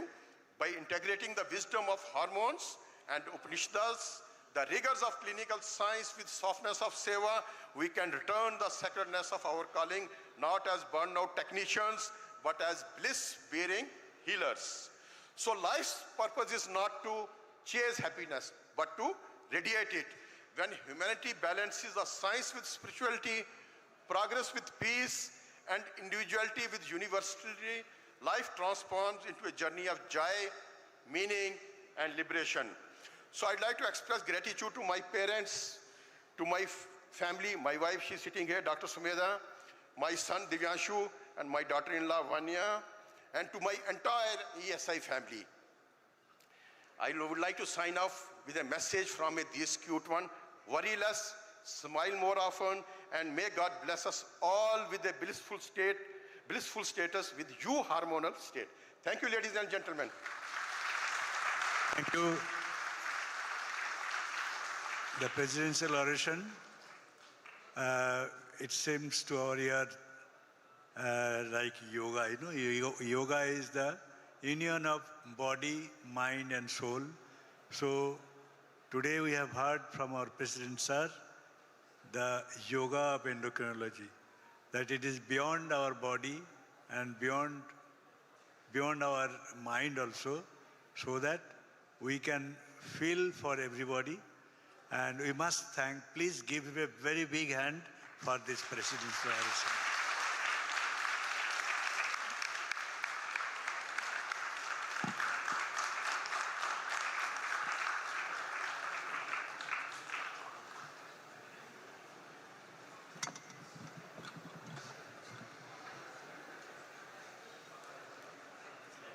Thank you, sir. And I hand over the mic to the organizers for further conduct of the scientific sessions.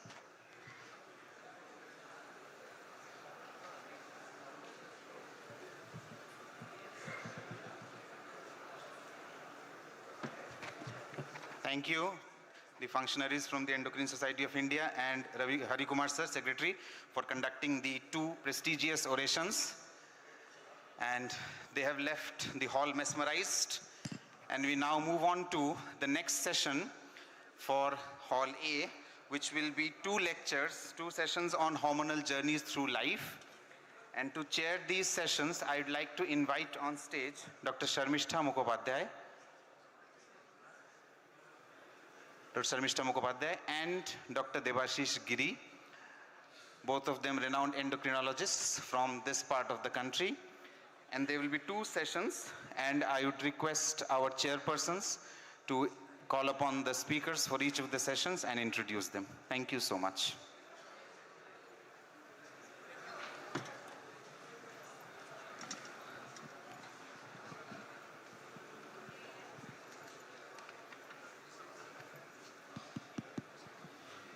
Good morning, everyone, and welcome to a very insightful session indeed, the hormonal journeys through life.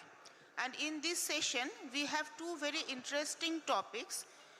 The first one is CAH management across lifespan.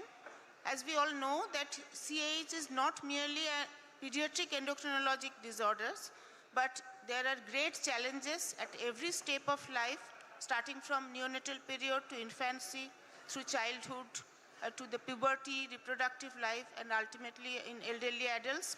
So to deal with this interesting topic, we have Dr. Manjiri Karlekar, who is a very eminent endocrinologist with brilliant academic career and also a very professionally sound career.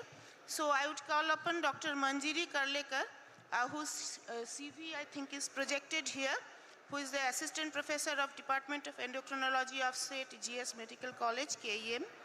So Dr. Karlekar, please guide us through the journey. Good morning, everybody. Today I'll be talking on how do you manage CAH across the lifespan. Management of CAH is not just limited to the diagnosis in infancy and treatment, but it goes on beyond that, and it's across the lifespan. So CAH can have varied presentations across life, beginning from newborn, which can present with atypical genitalia, with late presentations like hirsutism and irregular menstrual cycles later in age around puberty, like this male who comes with small sized genitalia and short stature later on in life, and this male who is actually a 46XX karyotype who has lived as a male throughout his life and for the first time come to attention because of bilateral adrenal masses. So the diagnostic and management challenges differ throughout the lifespan, and that is what I'll be discussing in today's lecture. This is the brief outline on what are the topics which I'll be discussing upon, beginning with challenges in diagnosis. So this is a diagnostic algorithm which we had published recently, and here is an algorithm which suggests that any patient who comes with atypical genitalia, you should first look for signs of adrenal insufficiency, look for Mullerian structures and presence or absence of gonads. If the karyotype is 46XX, we now straight away move and go ahead and do an ACTH stimulated steroid panel. So this is a case of a 3-month-old baby who presents with failure to thrive and vomiting with atypical genitalia. So this baby has presence of adrenal insufficiency. The Mullerian structures are seen on ultrasound, and the karyotype is 46XX. An ACTH stimulated steroid panel is done. It shows that 17-hydroxyprogesterone is raised, and therefore a diagnosis of 21-hydroxylase deficiency is done, which is further confirmed by genetic analysis. Now here I'll be discussing why LCMS is important and why ACTH stimulation is important from the next 2 cases. So this is a 2-month-old female. She presents with she presents at 2 months of age. Currently she is 8 years old, and she has atypical genitalia. She has no salt losing, and the karyotype is 46XX. Like the older times, she's evaluated, and her 17-OHP is found to be 108 nanogram per ml. So therefore, because of this high 17-OHP, she's diagnosed with salt-wasting CH and started on hydrocortisone and fludrocortisone. Subsequently, at 2.5 years of age, she has a good control, so therefore this medication is continued. However, at 6 years of age, she starts developing hypertension, and her 17-OHP is suppressed, which signifies overtreatment. So this hypertension is thought to be due to the fludrocortisone, and the fludrocortisone is stopped. Yet she remains hypertensive, and the PRA remains suppressed subsequently, and therefore the diagnosis is now revised to 11-beta-hydroxylase deficiency. Here is where the role of the steroid profile comes into picture, which tells us in one step whether this patient has 21-hydroxylase deficiency or 11-beta-hydroxylase deficiency. When we did a stimulated profile for this patient, the 11-deoxycortisol was high, and therefore the diagnosis was confirmed to be 11-beta-hydroxylase deficiency, which was then subsequently again confirmed by genetic evaluation.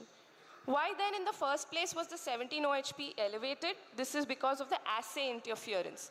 So immunoassays are known to have an overlap between not only cortisol and its metabolites, but even the 17-hydroxyprogesterone, the 11-deoxycortisol can cross-react with each other, leading to falsely elevated 17-OHP levels in patients with 11-beta-hydroxylase deficiency as well.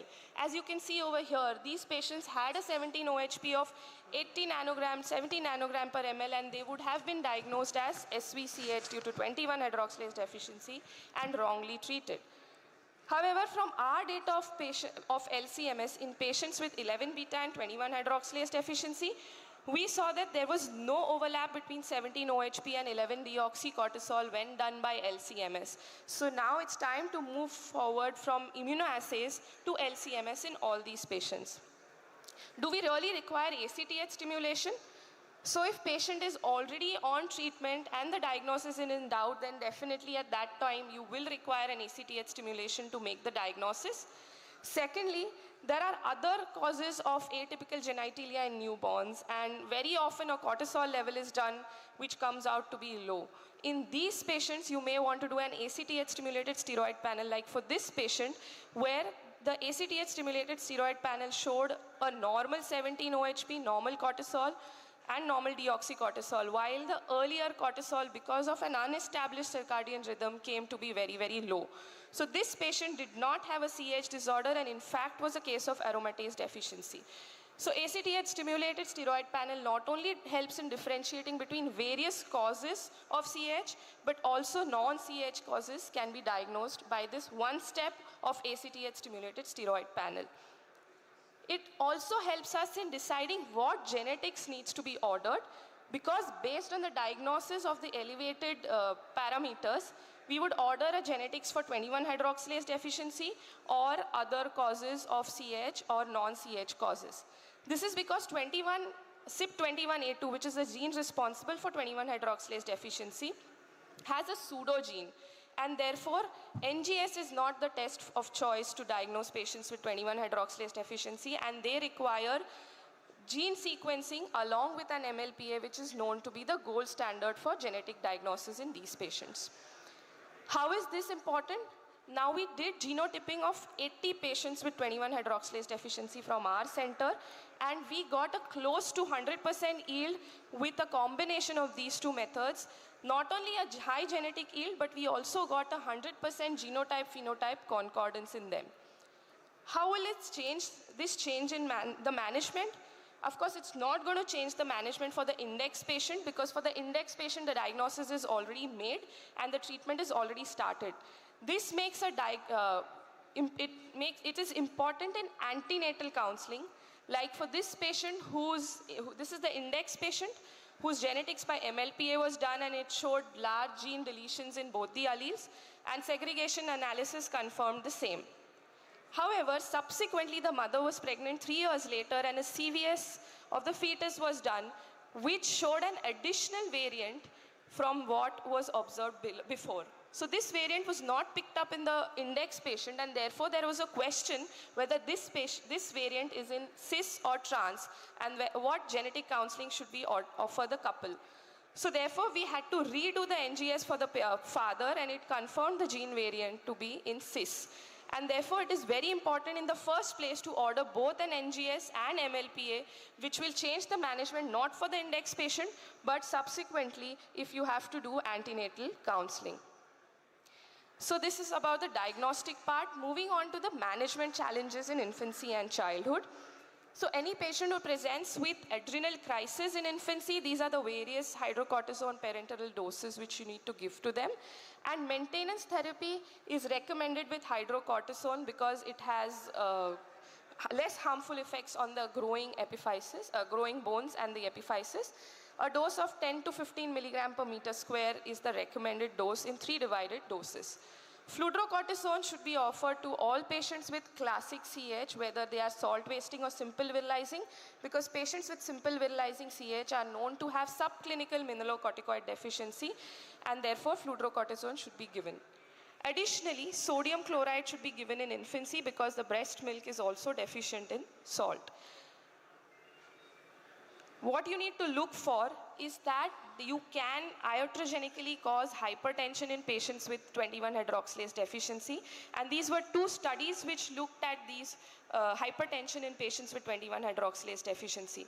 What was observed was that the incidence of hypertension, prevalence of hypertension was higher in the younger age groups, and it correlated with the doses of fludrocortisone. So it is only during infancy that these patients usually require a high dose of fludrocortisone, and subsequently you have to revise the doses of fludrocortisone. Like it was seen in these patients that the dose of fludrocortisone and plasma was higher, and plasma renin activity was lower in patients who had hypertension as opposed to those who were normotensive. And therefore it is very important to monitor them in terms of blood pressure, the bone age.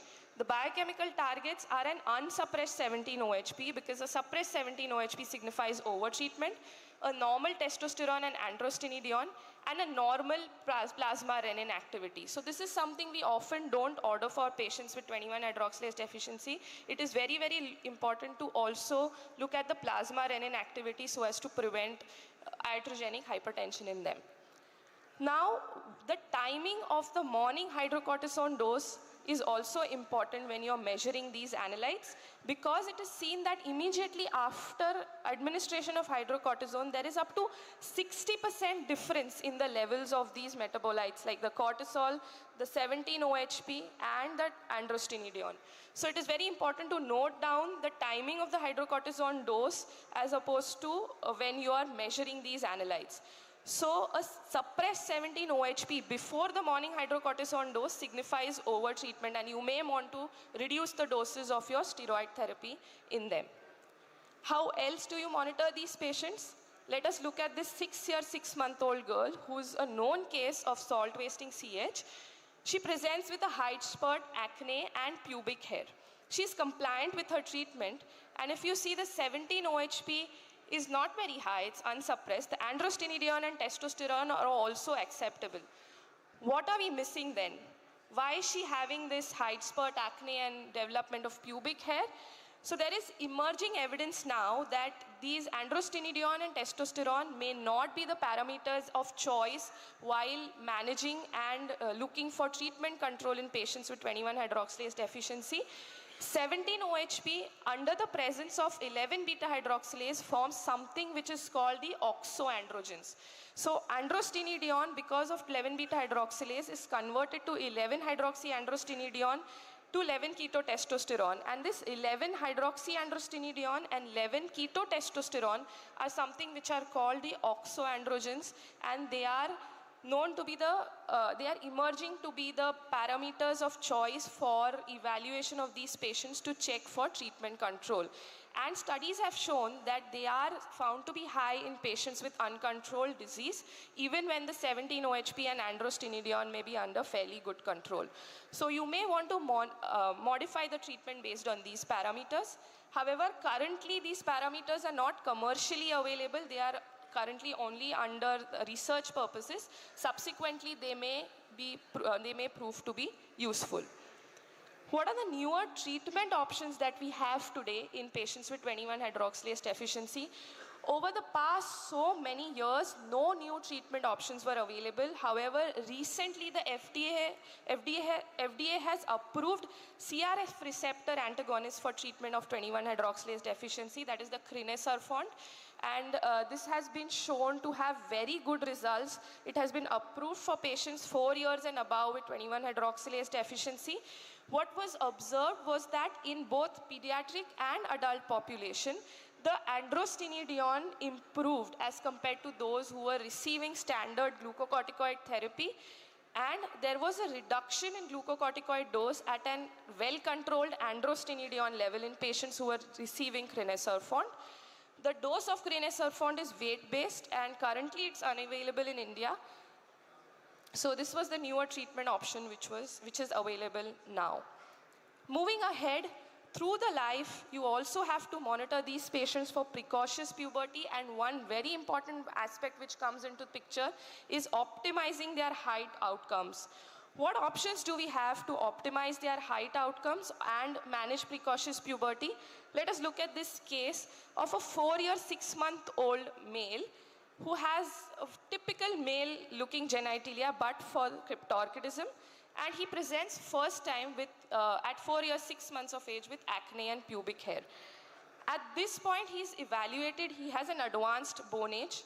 If you can see that his FSH-LH is suppressed and the 17-OHP is elevated, an ultrasound shows the presence of Mullerian structures, but he also has hydrometra and hydrocolpos to begin with at the baseline.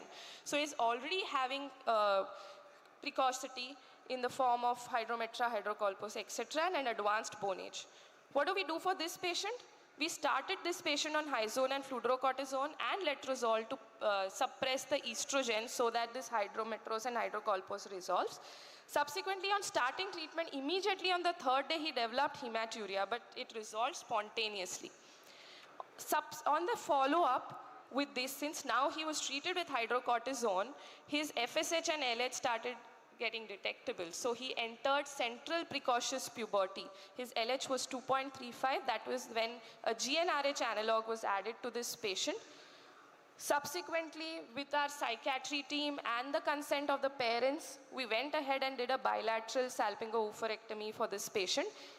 We stopped the leuprolide and letrozole was continued, and this patient subsequently did not have any episodes of hematuria and is doing pretty well now. Another patient in whom we have a very long-term follow-up, he's currently 13 years old. He had presented in infancy with salt-wasting CH. He was treated with hydrocortisone, fludrocortisone, and compliance was maintained in this patient. However, at the age of 8.5 years, if you can see that he had started crossing height centile. So he had a height spurt in spite of good compliance to treatment, and his LH became detectable. So that is when we started this patient on GnRH analogs. Subsequently, at 10 years and 9 months of age, it was decided that the patient should be allowed to enter puberty, and that is when the GnRH analogs were stopped.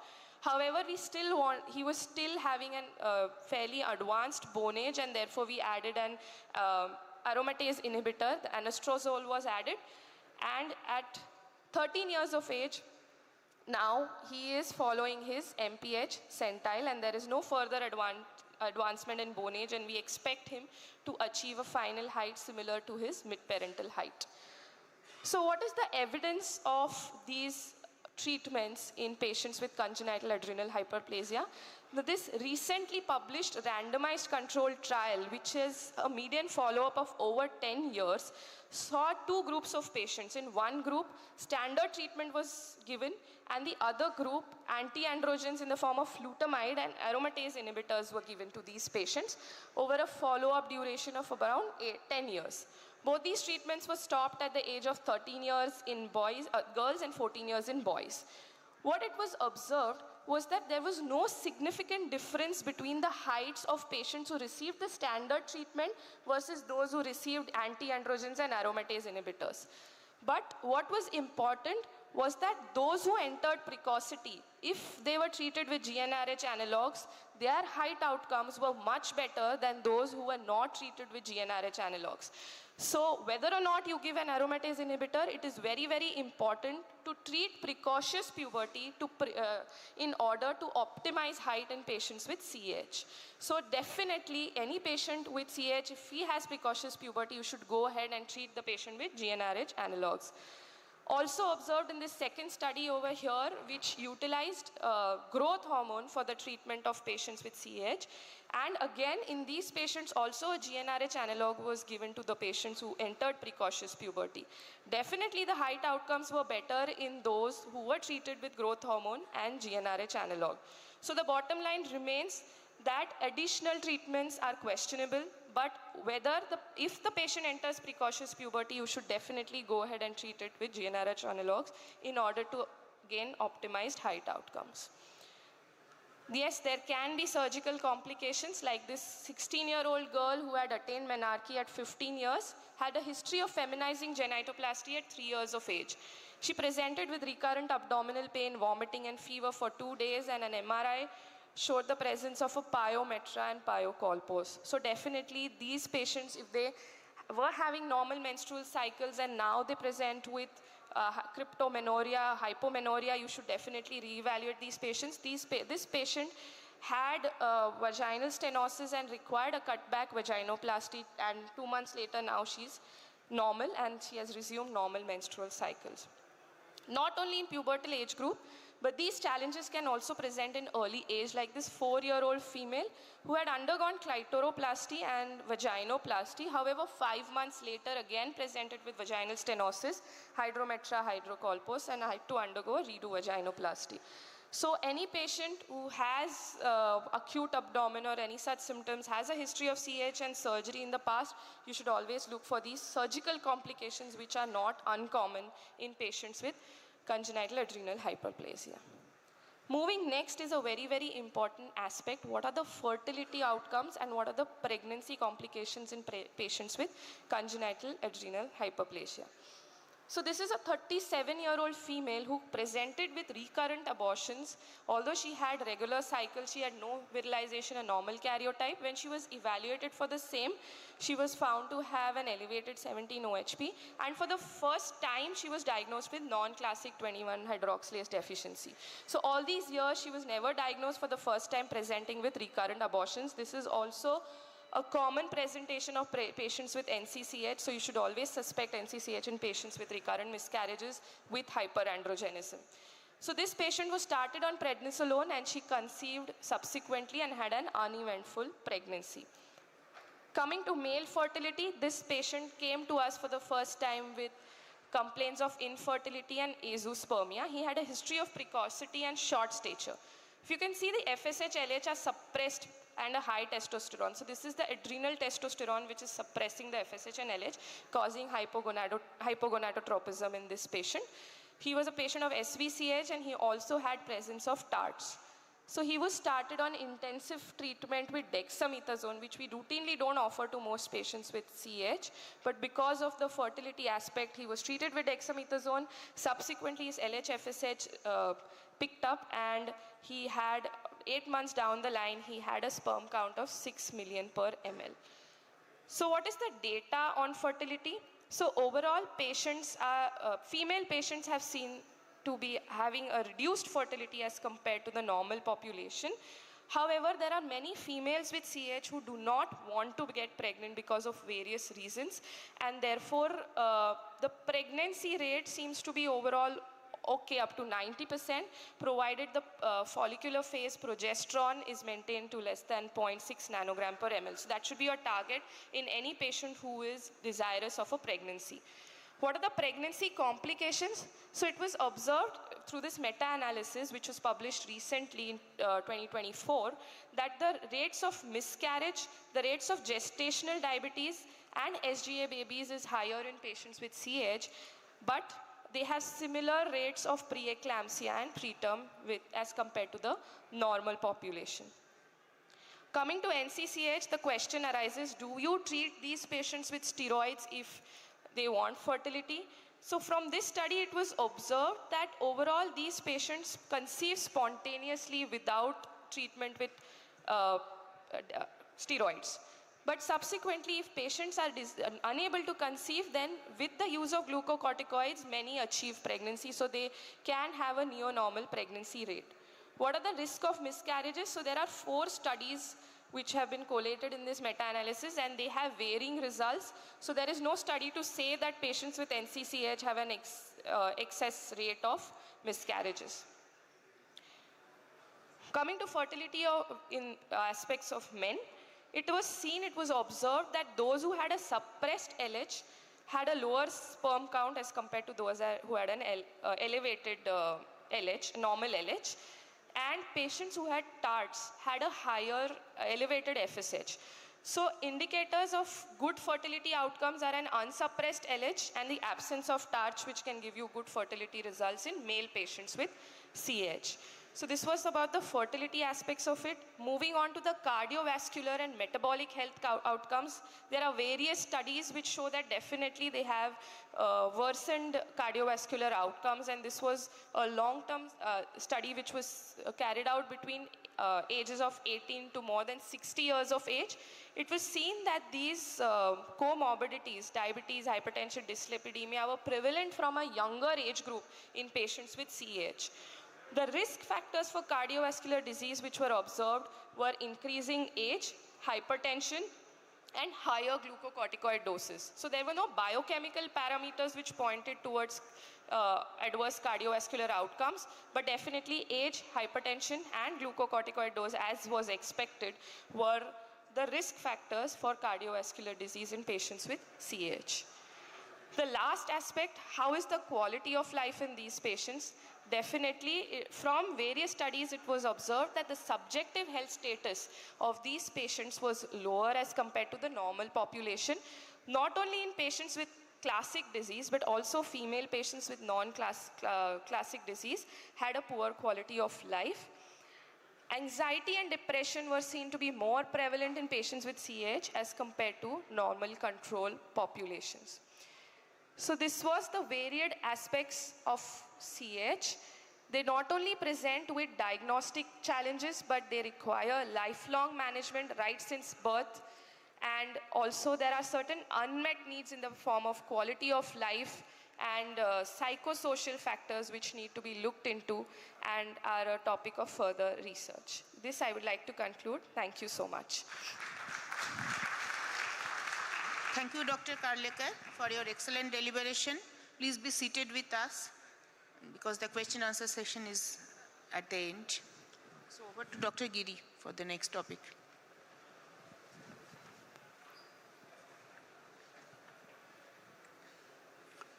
So now the next speaker is Dr. Belinda George, and the topic is AMH across lifespan.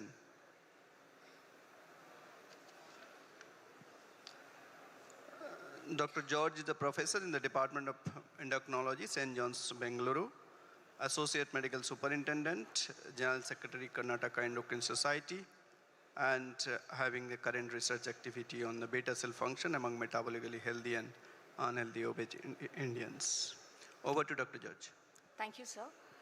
At the outset, let me thank SECON 2025 for giving me this opportunity. The topic for today is AMH across lifespan. So this is how the brief outline. We look at, not audible, better? Okay, thanks.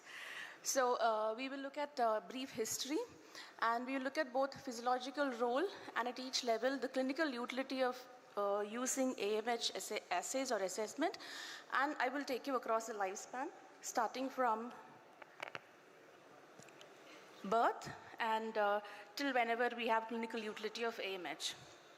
So when we talk about history, I'm sure all of you have heard of the Dr. Alfred Jost and the Jost model, which originally described, how the phenotypic sex and the genotypic sex correlated with each other. And what he did was these experiments in fetal rabbits, rabbit fetal gonads, where first he actually introduced testicular tissue. And when testicular tissue was introduced, he found that the Mullerian structures underwent regression.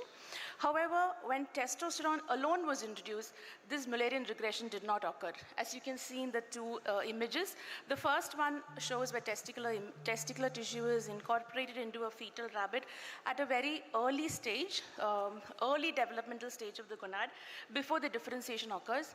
And there you can see Mullerian structures are regressing. Whereas only when testosterone crystals were incubated with it, this was not occurring. So this suggested there was another factor. It was not just testosterone, but there was another factor which is coming from the testis, which is important for Mullerian duct regression and formation of male hormones. So he proposed the existence of something called the inhibitory hormone or the hormone inhibitors in 1940s. And later, of course, work was done by many other people. And when they finally detected the glycoprotein, they called it AMH, anti-Mullerian hormone, immediately after the initial function that it was thought to serve. Now we know it is a glycoprotein that belongs to the TGF-beta family. It is secreted in males by Sertoli cells, and in females also. It's also secreted in females because initially it was thought to be just a male hormone because it causes Mullerian regression. However, it's also secreted in females, but much later in gestation and not in early gestational age. It is secreted by the granulosa cells, and it is secreted as a precursor and then it is cleaved. We need to know this because when we talk about AMH assays, the precursor molecule also becomes important. So this is just a pictorial representation of how AMH acts. So like I told you, the cleaved molecule, the smaller one attaches itself to the receptor. The first receptor it attaches is called the AMHR2. Then AMHR1 is phosphorylated, and then downstream SMAD proteins are upregulated, and that is how the AMH action occurs. So both AMHR1 and R2 are important for appropriate action of AMH.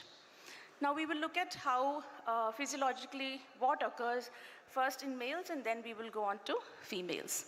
So if you look at the physiology, the levels of AMH across lifespan, like I said, in males it's very important. It occurs much earlier in gestation. 8th week of gestation you can detect AMH, as you can see in the graph. The red line is actually for AMH, so you can see that it rises very early in gestational age, along with the other hormones, which is FSH, LH, and testosterone.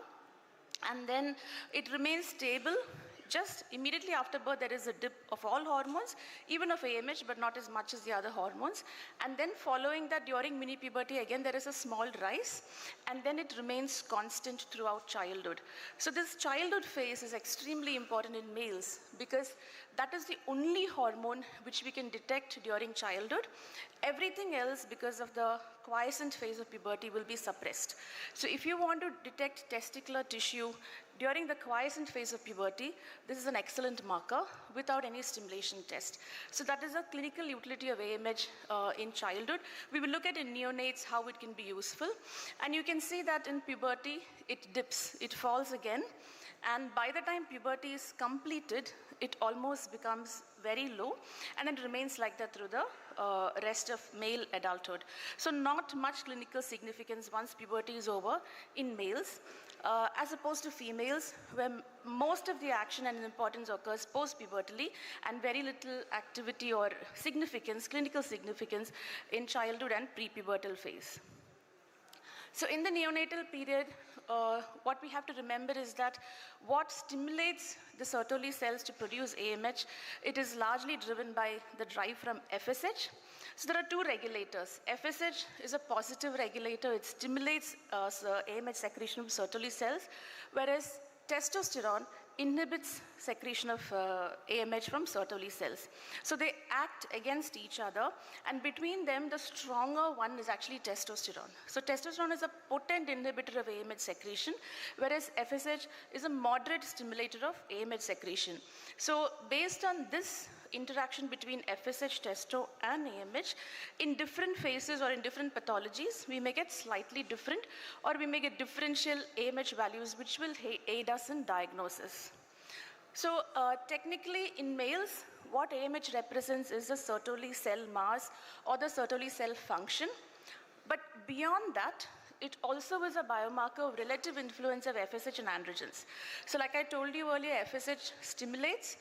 The effect of FSH on Sertoli cells is lesser than testo, because testo is a very potent inhibitor of AMH. So FSH has a moderate effect, and testosterone inhibits. That is a more potent effect. And if you look at AMH concentrations, it's directly correlated to FSH. Higher the FSH, higher the AMH. And to testosterone, it's inversely correlated because it's an inhibitor, particularly in childhood and adolescence. So we look at few clinical scenarios.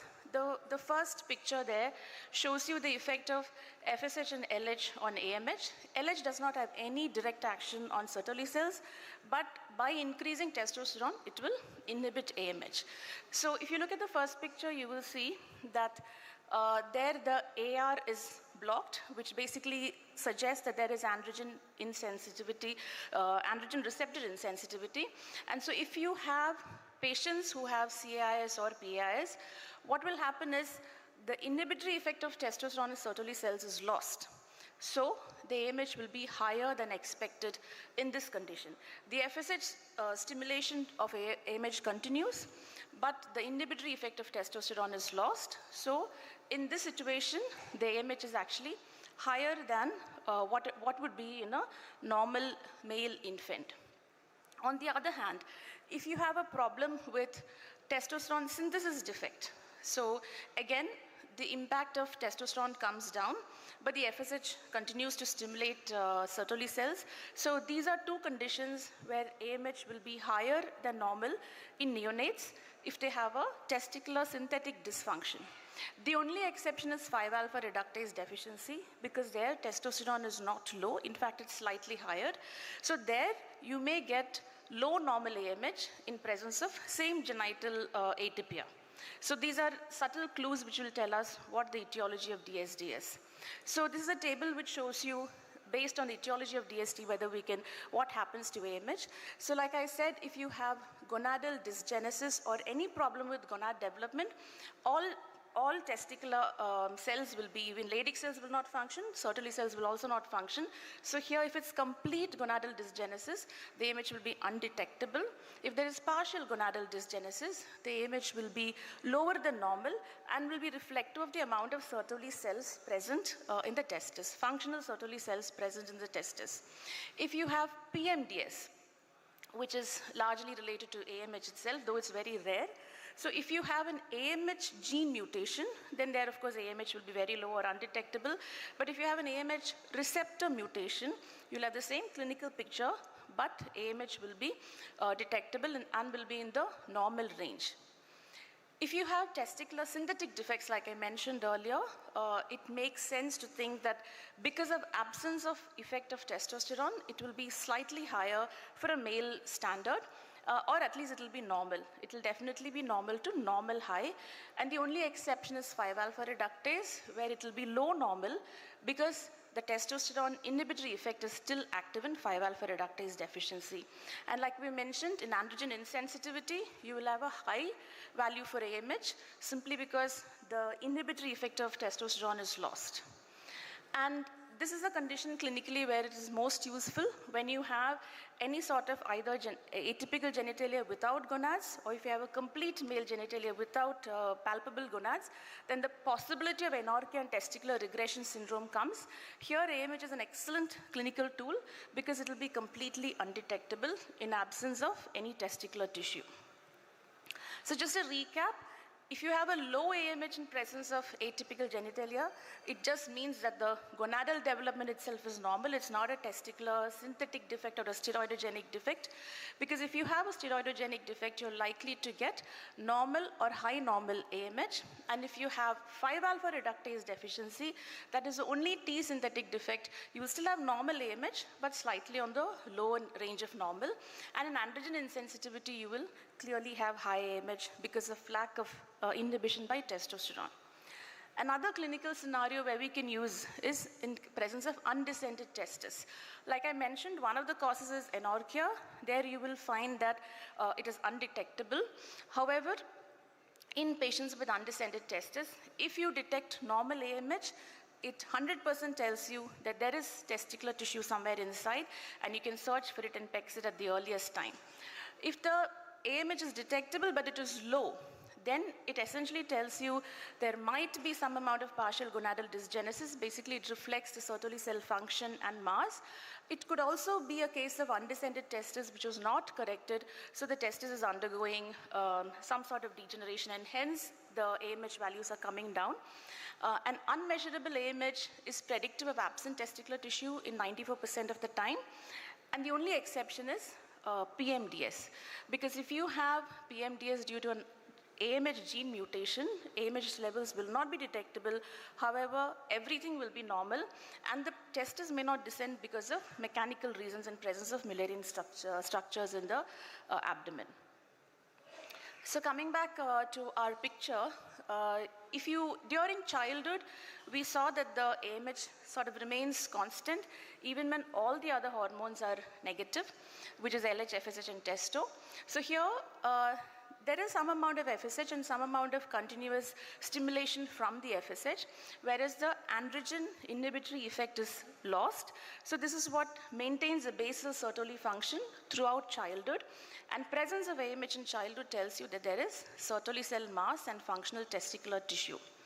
So during puberty, we all know that it dips. So why does it dip during puberty? And the reason for that is presence of androgen receptor in the Sertoli cells. So if you look at the shaded blue area, that tells you the androgen receptor expression in the Sertoli cells. And you can see that the AMH value begins to dip as the androgen receptor expression in the Sertoli cells increases.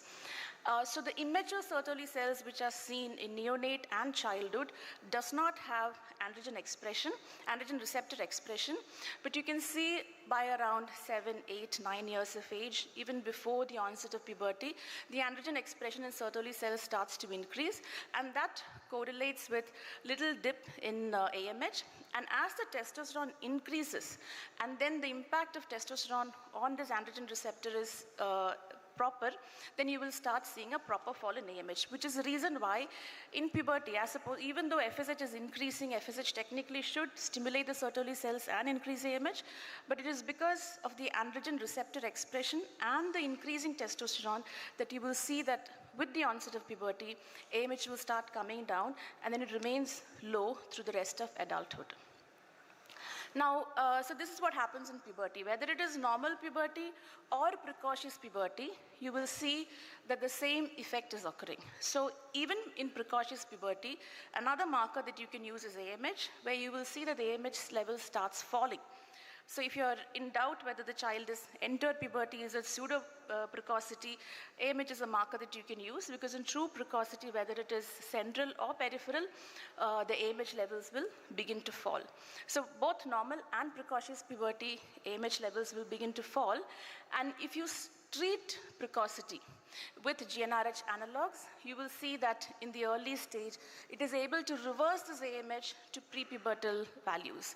So it suggests that the immature Sertoli cells, or in early puberty, we can actually convert the Sertoli cell AR expression and reduce it, which is why the AMH goes down. And so this could be, in future, a good monitoring tool for efficacy of therapy with GnRH analogs in central precocity. So the other clinical utility is IHH versus CDGP.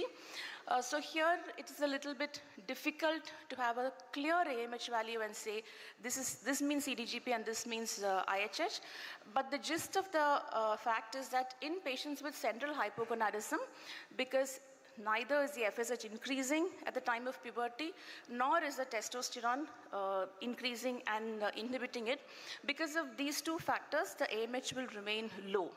Whereas in a child with CDGP, because puberty is delayed, the drop in AMH will occur much later. So there is a clear difference between the AMH values in CDGP versus IHH. CDGP definitely has higher values, IHH has lower values, but there is a lot of overlap. So there is no single value of AMH which tells you clearly that this is CDGP and not IHH. But if you combine it with other markers like inhibin B, then the sensitivity of this distinguishing ability of the test increases.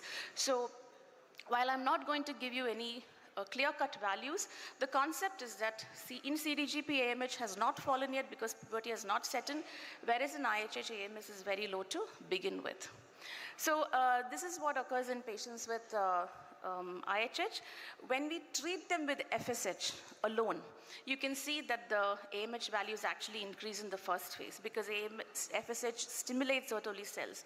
But the minute you add HCG to it, because the intratesticular testosterone goes up, and like I mentioned, that is a much more potent inhibitor of AMH, so you will see that there's a drastic fall in AMH, along with an increase in testosterone, just like what happens in normal puberty. Now, if you're doing pubertal induction with only testosterone, in the early phase, the intratesticular testosterone is not high, so then it will not have that same impact as normal puberty.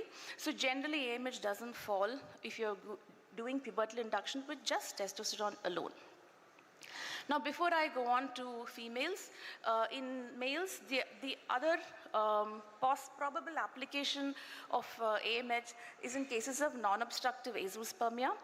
And here you can see that one study has shown that a value of 2.6 can predict success of sperm retrieval using microtessay, because if the value of AMH is too high, then you know that here the Sertoli cells are immature and spermatogenesis is unlikely to occur, so you're not likely to find any viable sperm. So this is another clinical utility in males post-pubertally.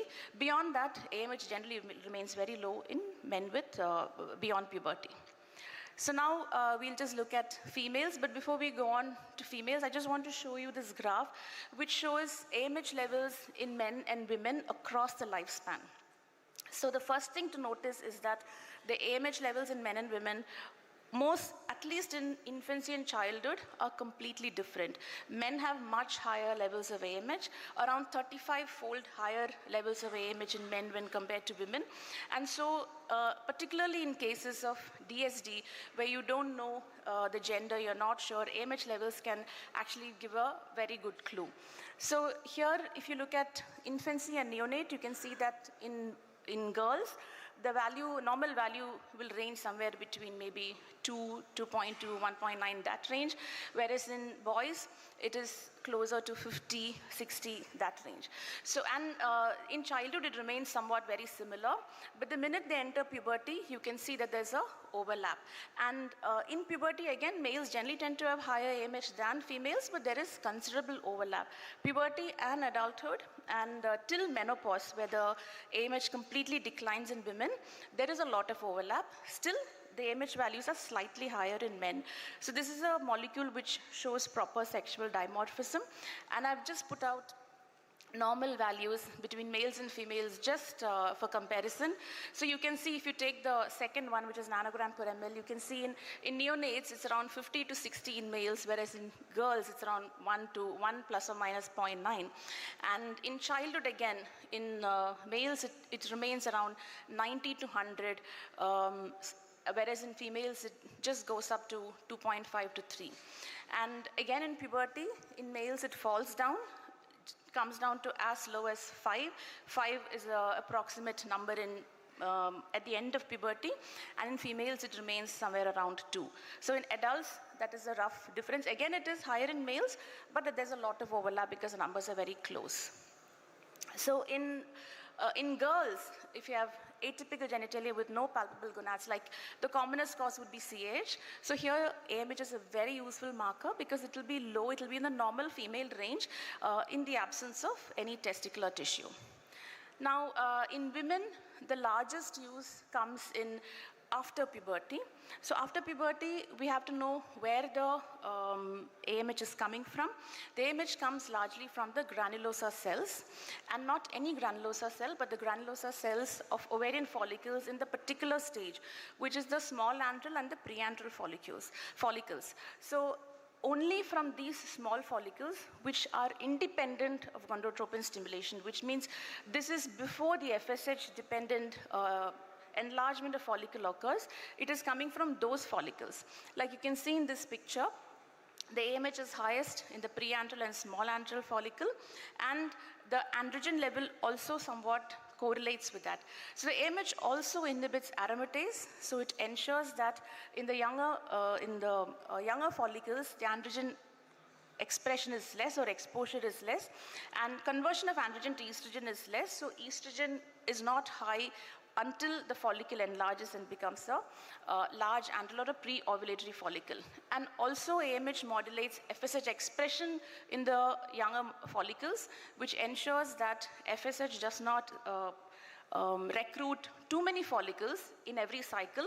So it has a role in preserving primordial and primary ovarian follicles and ensuring that all of them are not completed in each cycle. So the largest utility in reproductive age group is in PCOS, women with PCOS. However, we know that in PCOS also the exact same follicles are enlarged and increased in size. So in PCOS, AMH will be high, but there is no clear consensus, at least there's no international consensus yet, because there is a collaborative effort. Because of assay differences, it's difficult to find one value and say this is a cutoff for diagnosing PCOS. But suggestions have been AMH level above 5 or 35 picomoles per liter or 5 nanogram per ml. And in adolescents, current recommendation is that we do not use PCO morphology or AMH levels, but in future there probably will be studies which will suggest some cutoffs. So this is one study which said that an AMH level above 3.4 best distinguishes adolescent girls from PCOS from those who do not have PCOS. At the moment, international guidelines do not recommend utility using AMH for PCOS diagnosis, or does not give us a clear cutoff, but it mentions that in future it might come as a single test for PCOS, and also you can use assay-specific, population-specific cutoff if you have one. So another utility in young women is checking for ovarian reserve. So if you have low AMH values, it can suggest that there is poor ovarian reserve. And AMH is secreted by growing follicles, and even though AMH reflects the number of small antral and preantral follicles, the number of antral follicles recruited each cycle actually depends on the total number of primordial follicles you have. So eventually it does reflect and correlate with absolute number of primordial follicles, which is why it is useful in conditions with like POI or even in childhood cancer survivors to assess the ovarian reserve. So in these conditions you can use AMH. And another place where it is utilized heavily is in IVF and planning ART protocols. So if you look at this picture, when you are inducing ovulation, you can have three categories of patients. One will be a non-responder, the other will be the normal responder, and the last will be the hyper-responder, based on the number of oocytes that you're able to retrieve. So if you look at the graph, you will see that you do not want low responders and you do not want hyper-responders, because you will end up canceling the procedure, and the hyper-responders have a high risk of OHSS. So all these things we want to avoid. So a good marker to predict who is going to be a poor responder and who is going to be a hyper-responder is actually AMH. So if you have an AMH value above 3.5, then this patient is likely to be a hyper-responder, risk of OHSS is high. You can tailor the OI protocol, the ovulation induction protocol, use GnRH antagonist, and also reduce the dose of FSH stimulation to reduce the risk of OHSS. Whereas in patients who have expected poor response, where the AMH levels are less than 1, here, probably you will have to have a very, very high dose of FSH to stimulate ovulation induction and use the GnRH antagonist protocol. So it helps you tailor therapy for ART. AMH is a good clinical marker for that. Lastly, there's granulosa cell tumors again, because AMH is produced by granulosa cells.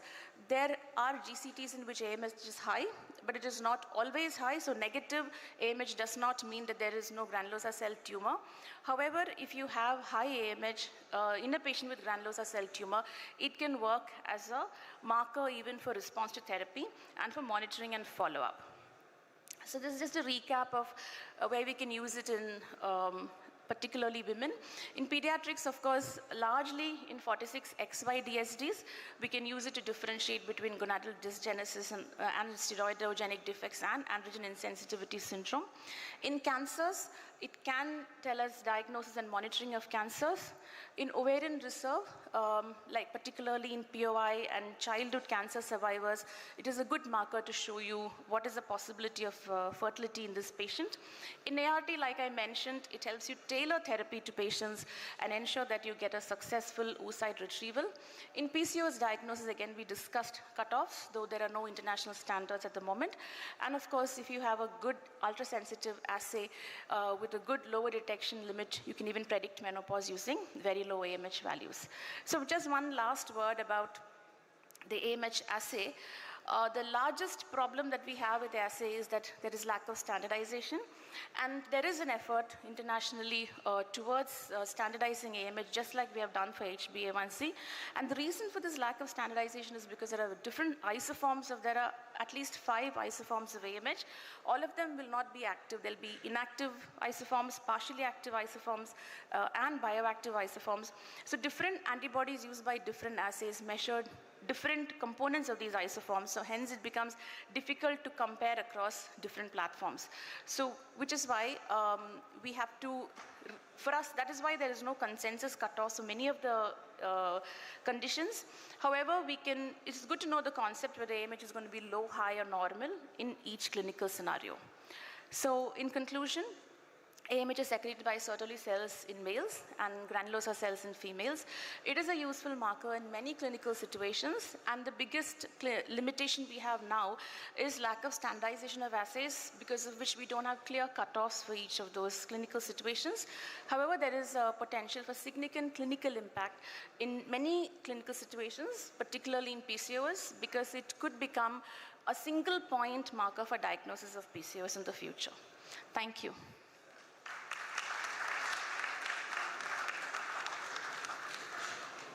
Thank you, Dr. George. Please join us, and we have time to discuss. Anyone, please? Any questions from the audience?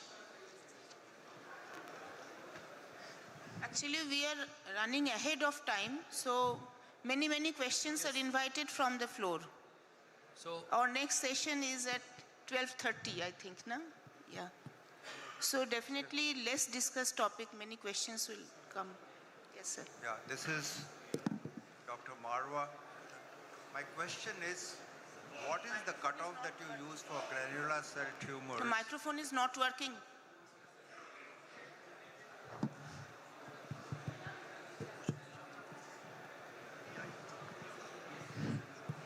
So your question is, what is the cutoff for granulosa cell tumors? Yeah. So we only have normal range as of now. We don't have a clear cutoff at which level. Like for instance, we have DHAs in ACC. Even though it's not always positive, we have a cutoff. We say above this suspect ACC.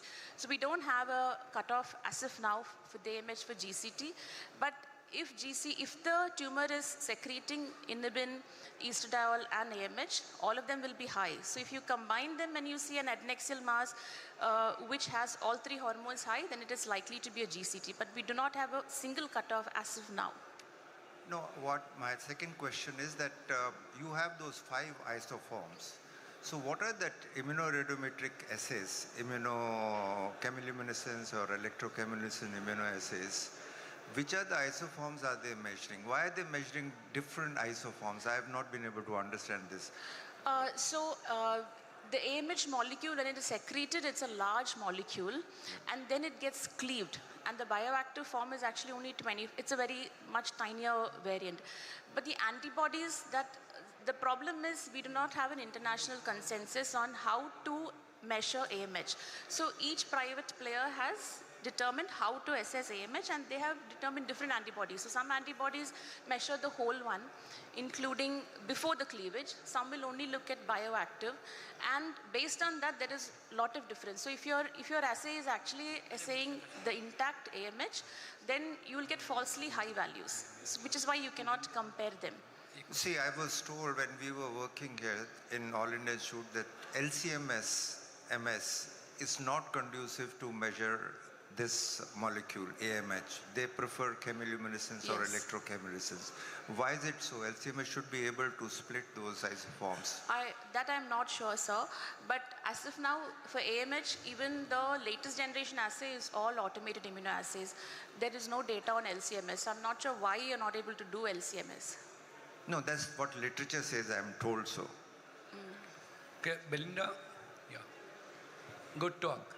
So myself, Dr. Ajitesh. Yes, yes. So actually, whenever we send sample for AMH, in case of 46XY-DSD particularly, the most important point here is that even the patient, we are suspecting a partial gonadal dysgenesis, still the AMH, regarding the assay, the cutoff, it may be they give result of greater than 40, particularly in case of Metropolis or Lal path.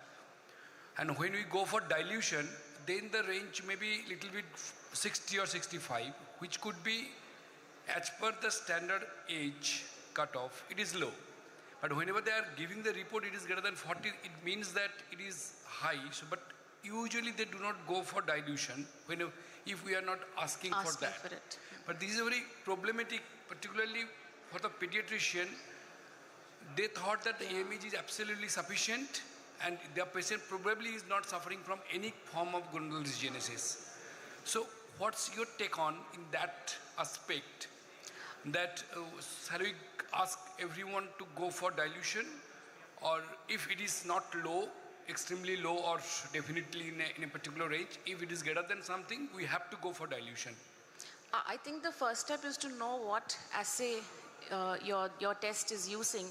And then maybe in future, once we have standardization and it's reported against one central assay, some of these problems will be sorted. But till such time, depending on the clinical picture, if it's not fitting your clinical picture, then makes sense to ask them to perform it in dilution and ensure that you get the right value. Right. And another question is, whenever we are preparing our consensus at that time, we thought that initially the androgen insensitivity syndrome, there is a receptor is not working, so AMH level go up. But in the pre-puberty, during the mini-puberty or during the early age of childhood, at that time the androgen receptor expression is also very low. So I think in our trainee days, we can differentiate between the 5-alpha reductase and androgen insensitivity syndrome in a good fashion, that if the AMH level is in the upper range, it is probably going favor of pies. But nowadays they are telling that the receptors is not expressing, so how can it be possible to comment on that? So what's your take on that message? Also you mentioned that here. Yeah, so see, we don't have any clear cutoffs, but in 5-alpha reductase deficiency, because testosterone level is high, the AMH levels are expected to be in the low range of normal. It will not be undetectable or low like you get in partial gonadal dysgenesis or in or cure gonadal dysgenesis, but it will be in the lower range of normal. So it is well within the normal range, but in AIS it will be on the higher side of normal, and in 5-alpha it will be on the lower side of normal. So whenever it is in that range, it's very difficult to give a cutoff and say this is AIS, this is 5-alpha. But the concept still remains. In 5-alpha it will be lower side of normal, in AIS it will be higher side of normal. Dr. Riaz, my question is that at the time of puberty, what happens to the dose of hydrocortisone and fludrocortisone in a child with CH? So is there any dose adjustment needed? Yes, so definitely during puberty the dose requirement goes up because of the androgens which start coming into the picture. So you have to monitor them thoroughly, and definitely during puberty they require higher doses of hydrocortisone at least, if not fludrocortisone. So what happens? The dose of fludrocortisone also increase, or it can decrease or remain same? So usually the fludrocortisone requirement goes down beyond infancy because the mineralocorticoid receptors start becoming active by then. So many people do well on smaller doses of fludrocortisone also, but definitely hydrocortisone dose needs to be increased during puberty. And of course you can monitor the PRA levels and take a call whether the fludrocortisone dose needs to be increased or decreased. Any comment about modified release hydrocortisone or hydrocortisone pump? So yes, definitely there are now the Plenadren and the Chronocort, the two modified release hydrocortisone which are available. Both of them have been tried in patients with CH and they have better compliance and better results as compared to these biomarkers, but they are not available with us currently. So that is a limiting factor. Might be a future prospect. Yes, definitely.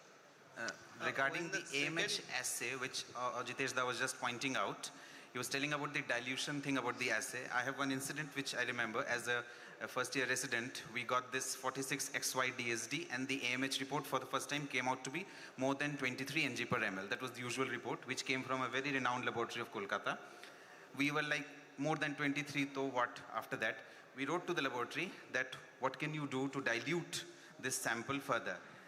We got a written letter from that laboratory that for AMH assays, which we are doing, they were doing by the CLIA thing, a dilution of more than 1:1 is not recommended, so that the values, they will lose linearity as you go up beyond the 1:1 dilution, and they refused to do the dilution, and the lab is very renowned, so I could not further go with that. And then later we decided that we will send it to laboratories which give us absolute values in terms of AMH and not give the value of more than 23. So that perhaps is a limitation of the AMH assay, getting an absolute value, especially in cases of 46XY DSD. Melinda, ma'am, one in question. patients of CH, the development of TARTs, what is the exact treatment of that? Like, when do you operate? When do you give extra physiological doses? Yes, so definitely if there are TARTs, you need to increase the dose check for the compliance. So beyond a particular stage, they become fibrous, and then it's very difficult to treat them with just glucocorticoid doses, and they may require surgery. But the outcomes post-surgery of fertility are poor, so you have to treat them before they become fibrous. What are doses you use? So we have used dexamethasone, like I said, in this patient of ours, we used 1 milligram of dexamethasone to reduce the TARTs for a short period of time. And once his FSH-LH axis, hypogonadal axis recovered, we reduced the dose and we got a sperm count. So definitely for a short duration, you may have to increase the steroid, and you may want to use a more potent steroid as opposed to hydrocortisone. So you may go with prednisolone or dexamethasone in these patients. And what do you monitor, 17-alpha hydroxyprogesterone or LH? So definitely you have to look at LH when you are looking for the fertility aspect of it. So when the LH starts recovering, that is when you know that the testosterone is actually coming from the testes and not coming from the adrenal glands. Because adrenal testosterone can suppress the LH, and that can, suppress the gonadal axis.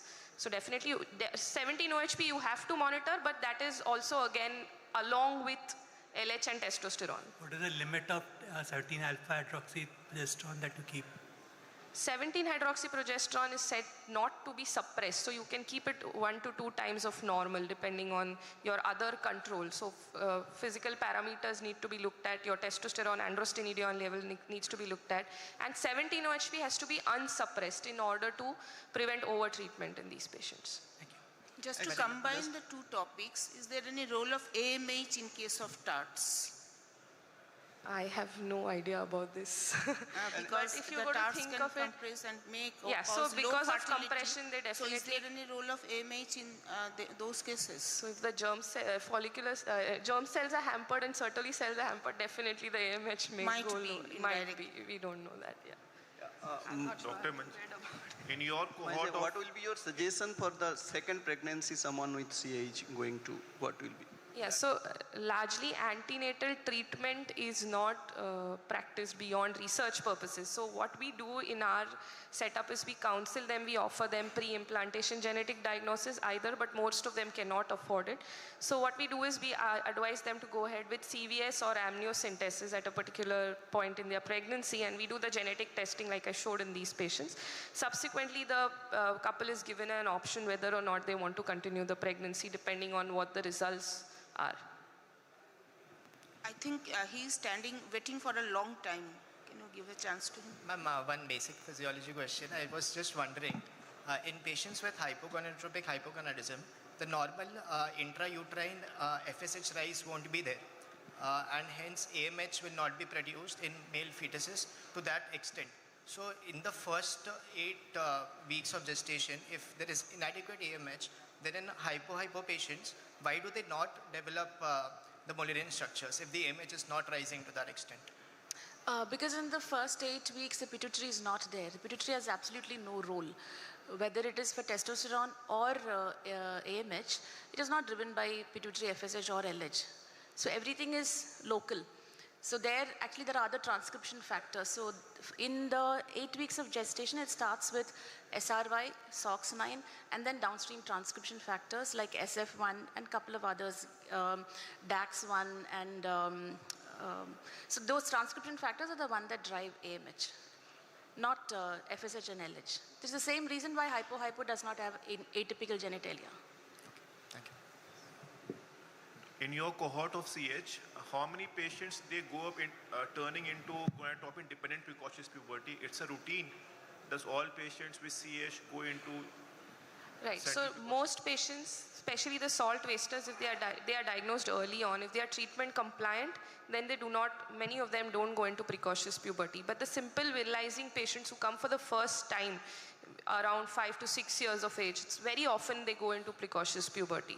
So especially the simple virilizing phenotype types are the ones who go into central precocious puberty. It's on treatment, or they can go before treatment also, they can turn up into central precocious puberty?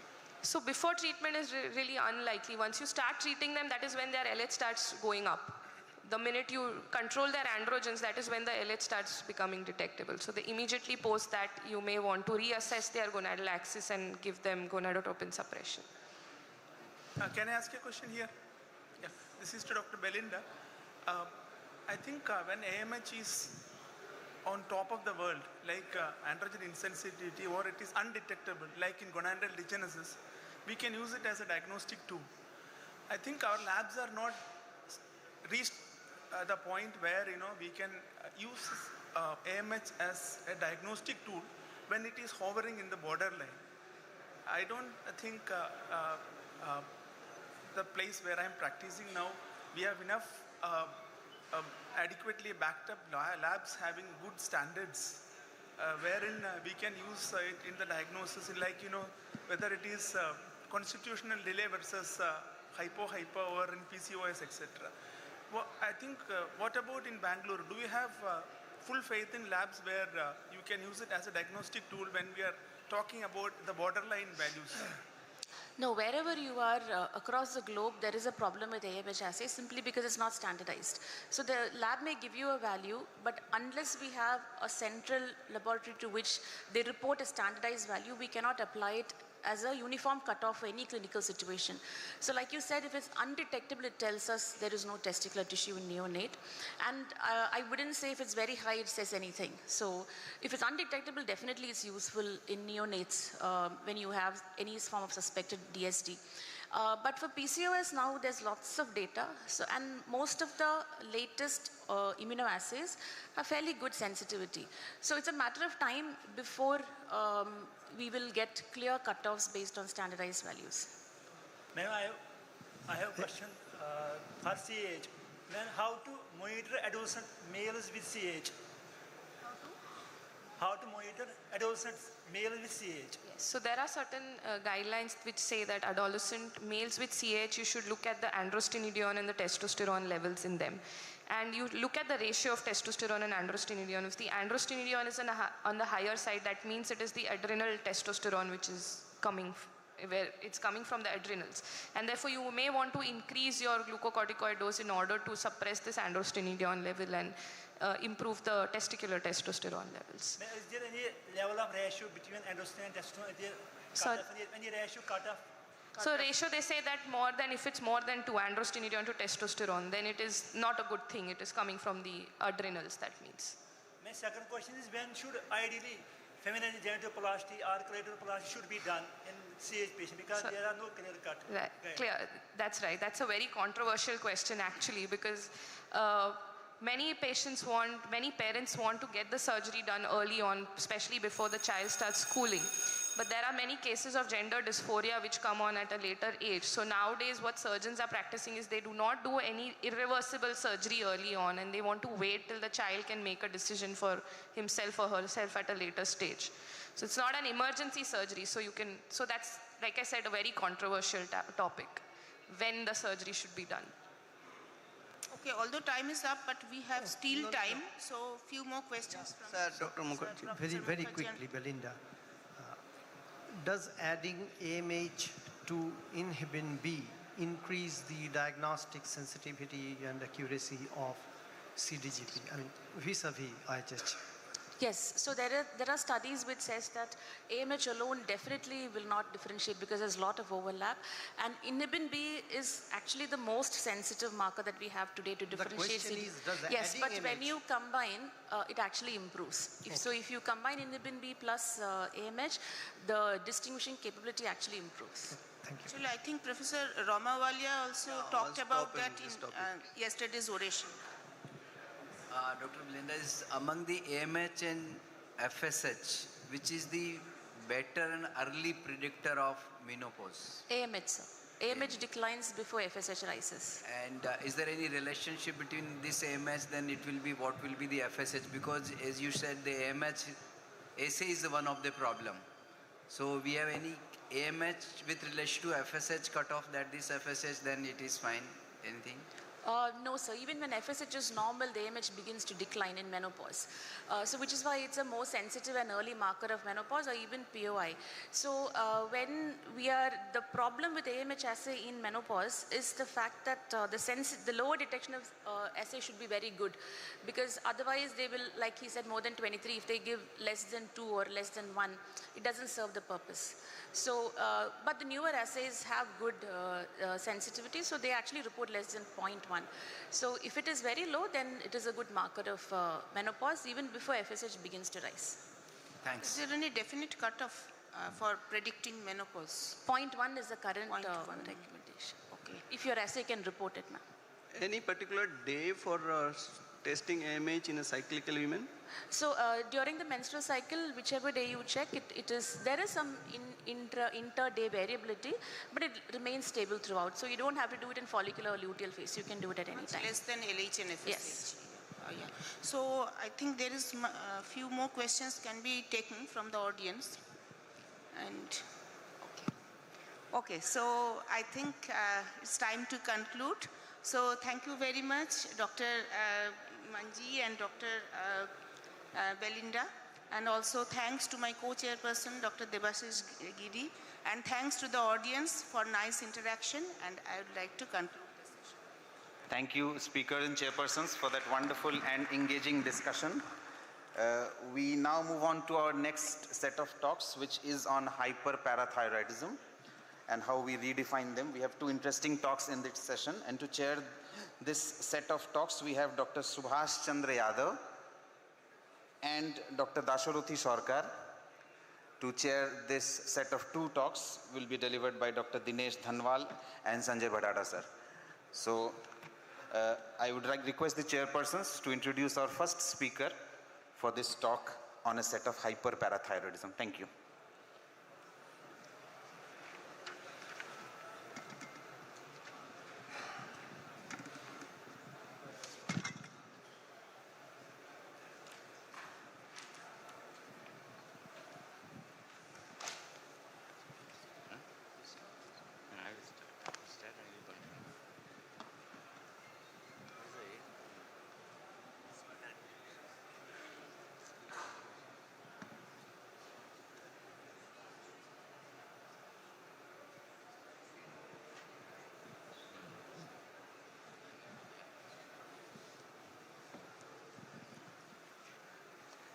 Good afternoon, everybody.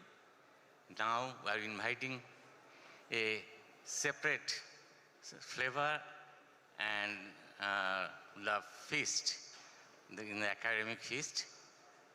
Now, parathyroid.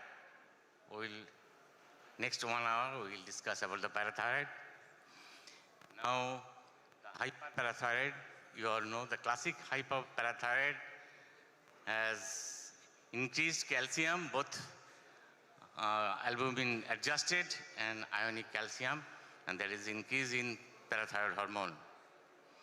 But new concept, new entity is coming where there is the hormonal hypercalcemia, hormonal hyperparathyroidism, and here the parathyroid hormone is normal, but calcium is increased, hypercalcemia is there.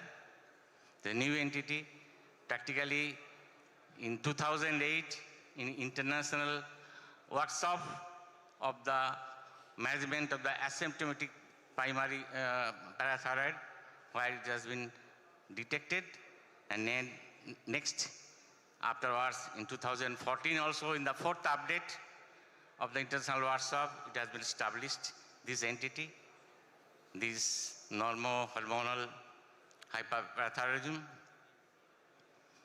And here there is, it is a separate entity, and some special presenting feature is there, and there is also the dilemma, both in medical and surgical dilemma is management. And in this particular interesting subject, we invite Dr. Dinesh Kumar Dhanwal to present his deliberation. Dr. Dhanwal, please.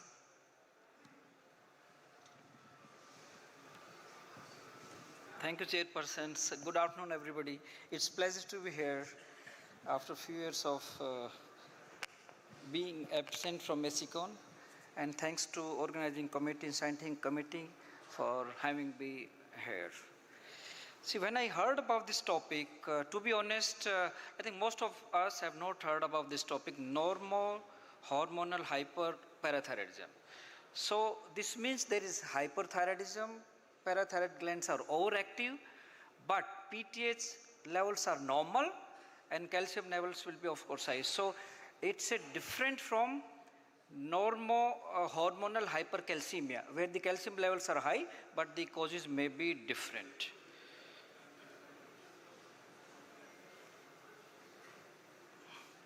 So we'll start with the recent case, similar case which we saw a couple of weeks ago. This gentleman is 64 years, a man with pre-diabetes in background, and he was referred to us for evaluation of asymptomatic hypercalcemia, which was first detected in April 2025. Examination was unremarkable. He had normal BMI, his vital functions normal, and lab parameters, initial ones, the calcium levels were slightly high, 2.75, PTH normal, and he was 25 hydroxy vitamin D replete. So this is what he came to us, referred from our surgeon. So what we see in this patient, normal levels of PTH, but calcium level is high. So when we have a patient with hypercalcemia, what we usually do in our clinical practice, we look at the different causes of hypercalcemia, we look at the malignant source of hypercalcemia, then most important is hyperparathyroidism, granulomatous diseases, some medications like vitamin D, lithium and thiazides, miscellaneous where some of the endocrine causes like hyperthyroidism and adrenal insufficiency. And the causes which are PTH independent, these we must rule out in patients having normal PTH, that is malignancy, vitamin D toxicity, hyperthyroidism, adrenal insufficiency, granulomatous disease, and prolonged immobilization. And once we have high calcium, we go through this path, we look at the PTH levels. PTH levels either can be high or normal. If there's a high or normal, Then we do urinary calcium. If urinary calcium is low, it is familial hypocalciuric hyperparathyroidism. If urinary calciums are normal or slightly high, then we label this patient as hyperparathyroidism. So this is what happened. We made a diagnosis in this patient of hyperparathyroidism, with normal levels of calcium. So then we proceeded, before taking a decision for whether to operate this patient or not, we need to do the radiological imaging. So we did his ultrasound KUB, which showed 3.5 millimeter concretion or very small calculus, and his bone density was suggestive of osteoporosis at forearm, femoral neck close to osteoporosis, that's minus 2.4, and lumbar spine is minus 1.4, and there was no evidence of any fracture. So I will discuss the management later on, and we also did ultrasound neck, which showed a circumscribed 1.5 into 1.2 centimeter hypoechoic lobulated mass, which was suggestive of parathyroid adenoma. Now, there is whether this is really this entity exists or not, I think next slides I'll be able to answer this question. Now, in the recent past, as we know, even in India, most of patients are being screened for calcium without having any signs and symptoms of hypo or hypercalcemia. That's why more and more patients of hypercalcemia are being detected, and this has brought two terms as variants along with in classical hyperparathyroidism, which are normocalcemic, which Sanjay, my friend, is going to present next, and hormonal primary hyperparathyroidism. And this was first, you can say, first time it was recognized in 3rd International Workshop on Management of Asymptomatic Primary Hyperparathyroidism in 2008, and we had many publications on this. Now, since then, the last workshop on and the guidelines and recommendations came in the 5th International Workshop, and this was published in the JBMR August 2022. And I'll do what does this statement, or what are the recommendations from. Now, this workshop, or these recommendations are, they've divided hypercalcemic primary, we are talking about hypercalcemic primary hyperparathyroidism or hyperparathyroidism in two. One is hypercalcemic and second is normocalcemic. And I'll just please focus on this, these few words. So the hypercalcemic primary hyperparathyroidism is an elevated serum calcium adjusted for albumin in presence of an elevated or inappropriately normal intact parathyroid hormone. So according to this statement, they almost removed this label for the hormonal hyperparathyroidism, because these experts, they think that this is part or subset of our hypercalcemic primary hyperparathyroidism, where the PTS levels are inappropriately normal. And the second one is the normocalcemic, and to differentiate between this one, we need to exclude familial hypocalciuric, where you can do a urinary calcium creatinine clearance ratio, which should be less than 1.01, thiazide diuretics, and ectopic release of PTH, which is extremely rare. Now, the incidence of hormonal hyperparathyroidism ranges from 0.3 to 22. One of the recent studies, they have reported this as high as 41%, and the incidence may be underestimated due to delay in the diagnosis by an average 7.5 months on the basis of normal serum PTH levels, because these patients may not be evaluated further if they have a very mild increase in the calcium levels. Now, next question, why does PTH does not increase in these patients? Now, there are different theories. First theory was proposed in 1991 by Hollenberg, and which suggests the possibility of increased peripheral sensitivity to normal PTH. So like your insulin sensitivity, if it is more, insulin levels are on the lower side, your insulin resistance, insulin is more. So in this case also, PTH are on the lower side because of the increased peripheral sensitivity to normal PTH. The additional theories are there may be pulsatile PTH secretion, there may be translational modification of PTH, altering biochemical measurements but non-functional, the presence of unmeasured but active PTH fragments, presence of circulating serum inhibitors, lower physiological set point, or an early milder form of hyperparathyroidism. I'll take you through some literature. There are not very large number of papers. These are the largest meta-analysis which was published in 2021, and they have looked at the normocalcemic, hormonal and classical, and then suggested what are the possible differences. So by the demography, you can see the age is quite similar, 59, 58 and 59 years. BMI is similar, and the female preponderance, which is common in hyperparathyroidism, is quite similar. So the demographically, all three conditions are quite similar. If you look at the lab values, so this is the number of studies in the meta-analysis, this is the number of patients. So in the normocalcemic, we had 927 patients. In the normo-hormonal, we had 638 patients. And in the classical, 5,700, as expected, largest number in the classical. So here you can see the total calcium, normocalcemic as expected normal, and in normo-hormonal 10.5, and in the classical it is 11.1. So in the classical form, calcium levels are higher compared to both the conditions, normocalcemic and normo-hormonal also. The other differences were with the phosphorus, again because the classical primary hyperparathyroidism is more severe disease, you find lower level of phosphorus compared to the both other entities. PTH levels again higher in the classical compared to normo of course, and normocalcemic. Urinary calcium again on the higher side in the classical. So you can find this suggests that the classical is a severe disease compared to normocalcemic and normo-hormonal. So this study concluded that nephrolithiasis was 21%. I think there's one more slide.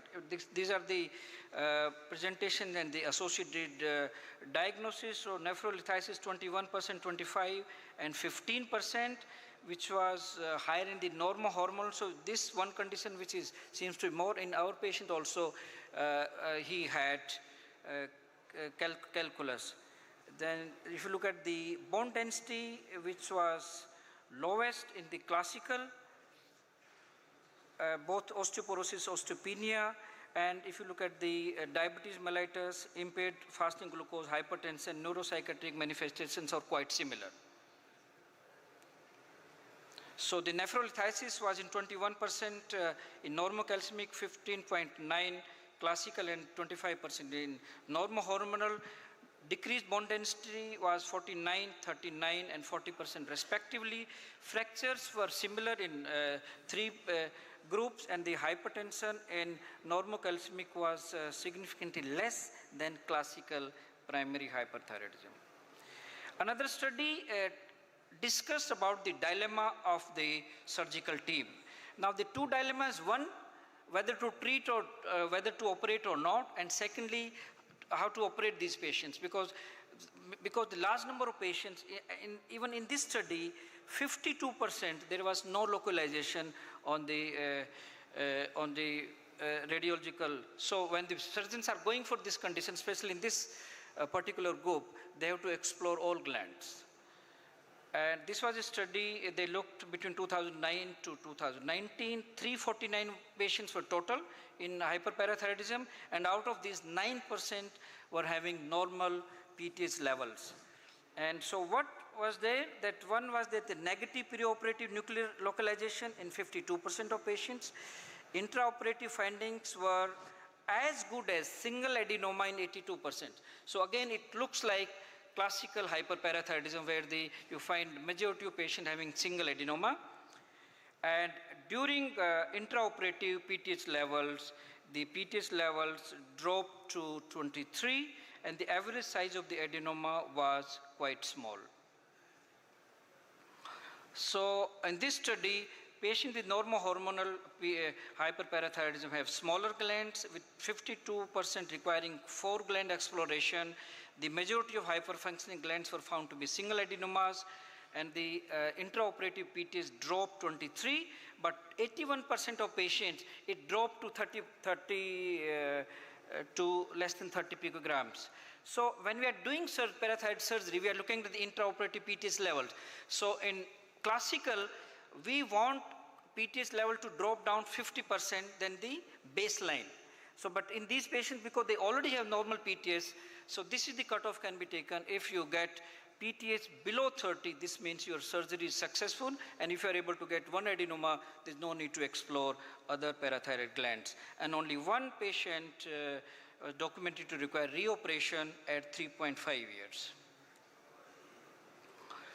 Now another study which has suggested this as a distinct entity published in 2016.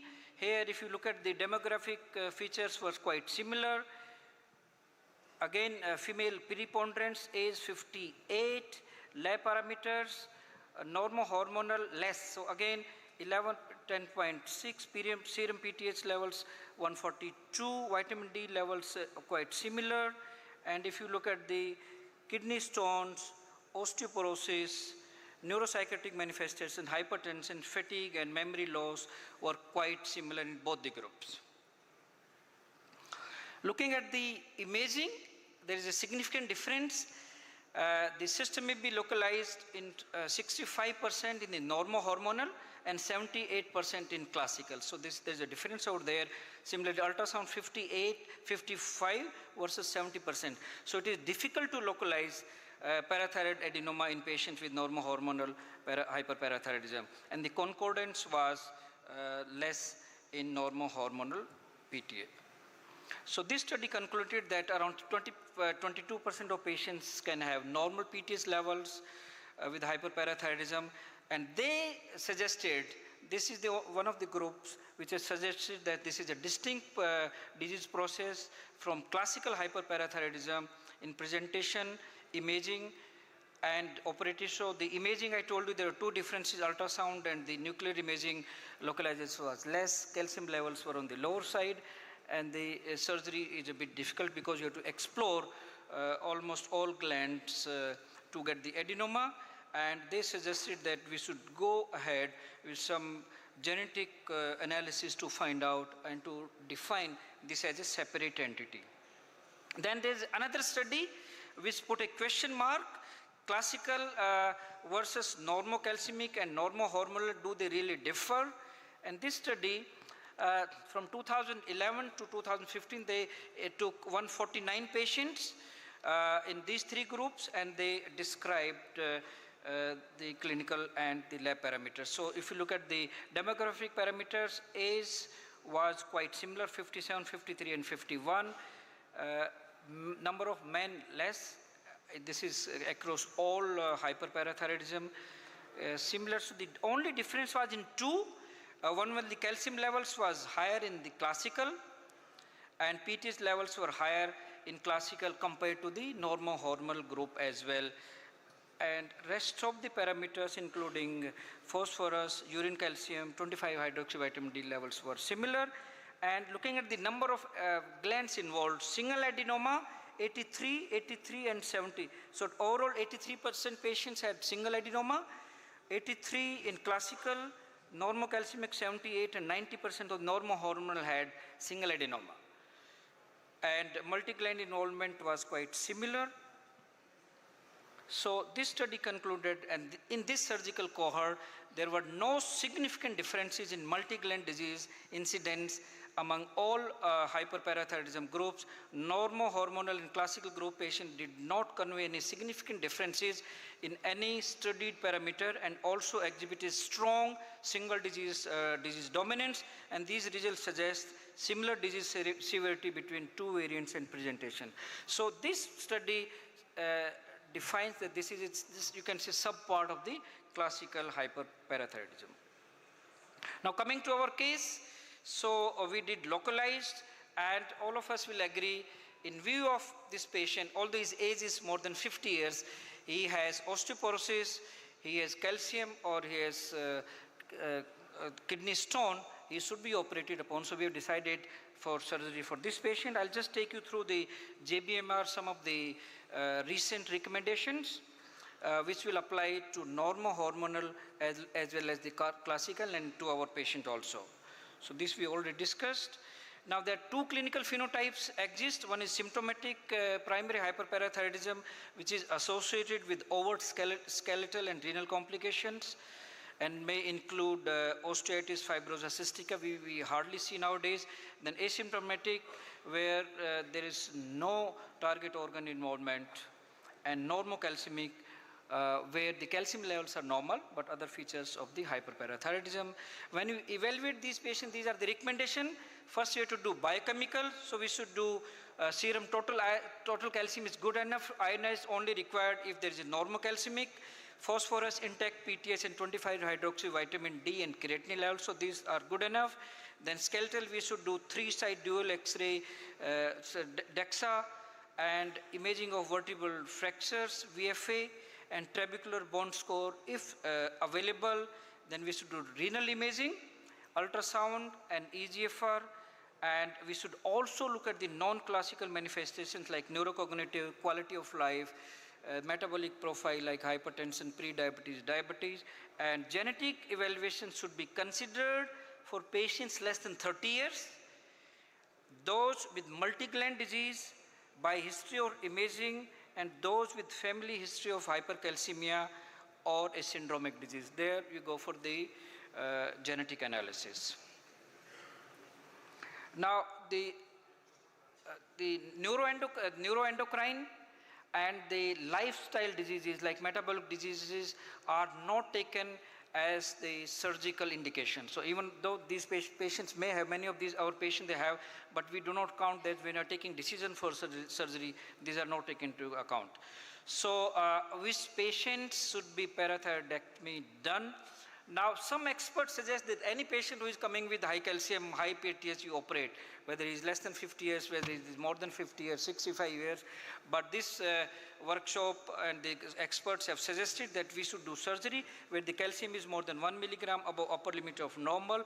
There is a skeletal involvement, there is a fracture by VFA or vertebral X-ray, on vertebral X-ray, BMD score less than -2.5, and we must include wrist in these patients. Renal involvement, when EGFR is less than 60, either they have nephrocalcinosis or nephrolithiasis, hypercalciuria, age less than 50 years, and surgery should be performed by an experienced parathyroid surgeon and should not be recommended to improve function, quality of life, or cardiovascular indices because evidence is inconclusive in this group of patients.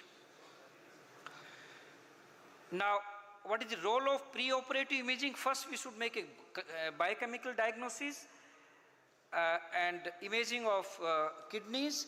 Once we decide, if you have not decided, if the patient, we have decided patient not for a surgical candidate, there is no need to do parathyroid imaging. But once we decide that we should operate this patient, then we should go for the parathyroid imaging.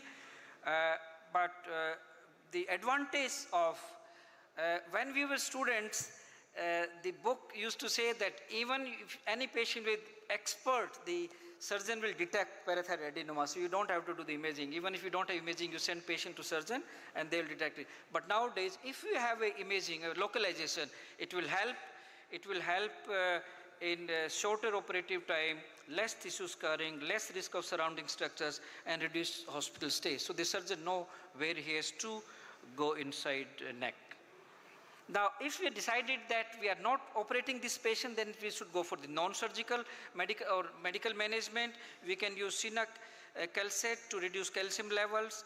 Calcium intake should not be reduced.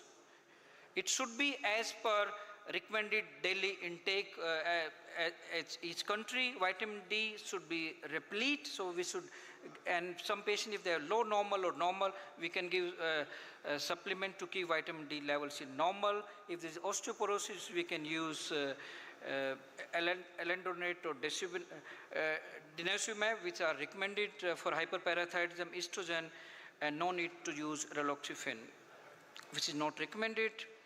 If you don't operate a patient, this is how we should follow up these patients. We should do calcium, vitamin D at least annually, and skeletal 1 in 2 years time, and renal parameters at least annually. Now when to operate these patients who are under observation, when their calcium goes above 1 milligram, then the normal limit, they get low trauma fracture, they get kidney stone, or there's significant reduction in the BMD or follow-up, and the significant reduction in the creatinine clearance less than 60. Now I'll take you through our data. Now this couple of days only I got from our surgeon, Dr. Balaji. Last 10 years, I am in NMC hospital for it's my 12th year now. So we have 70 cases, and this one plus, so this will be 71. This is single center, single team experience.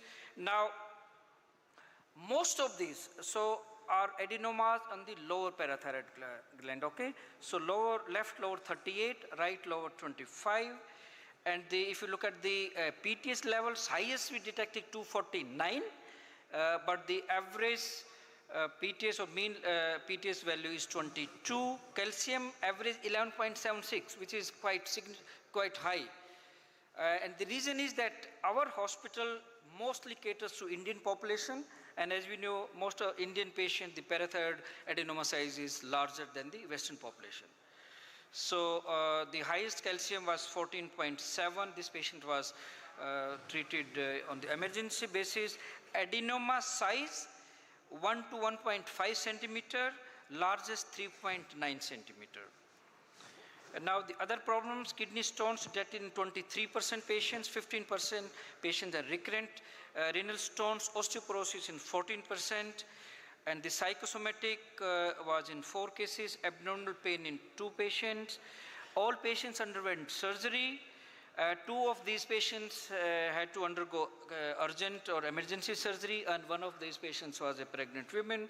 Average duration of removal, our surgery is very good. So 20 minutes to take out the adenoma. Total time, because we are doing intraoperative PTS level, 69 minutes, because you have to wait for the PTS levels to come up. PTS levels, the fall of 50% from original value in 5 minutes, and further similar fall in 10 minutes as taken as satisfactory value, and only 2 patients have unsatisfactory fall, and they have to, one of them have to be operated again. 2 patients have associated with papillary carcinoma, and one of the patients were very interesting. This patient was operated for papillary carcinoma. FNEC showed suggestive of papillary carcinoma. When this patient was operated, she went into severe resistant hypocalcemia. Despite calcium infusion 3 or 4 days, it was not recovering. Then we did PTS levels, which were quite low. And when retrospectively we saw that her calcium level was slightly more, and we look at the old reports. Abu Dhabi, good point is that we are able to have access to all records throughout Abu Dhabi in a single go. Every health worker or doctors have this facility. So we looked at the earlier calcium, and PTS was high. So then we made a diagnosis of this along with the papillary thyroid carcinoma. This patient also has hyperparathyroidism, and to take care of hypocalcemia, which was quite resistant, we have to use PTH. We used Forteo, and with that she responded very, very well. So 2 patients had PTH carcinoma out of the 70, and post-operative complications quite less. 3 patients hypocalcemia.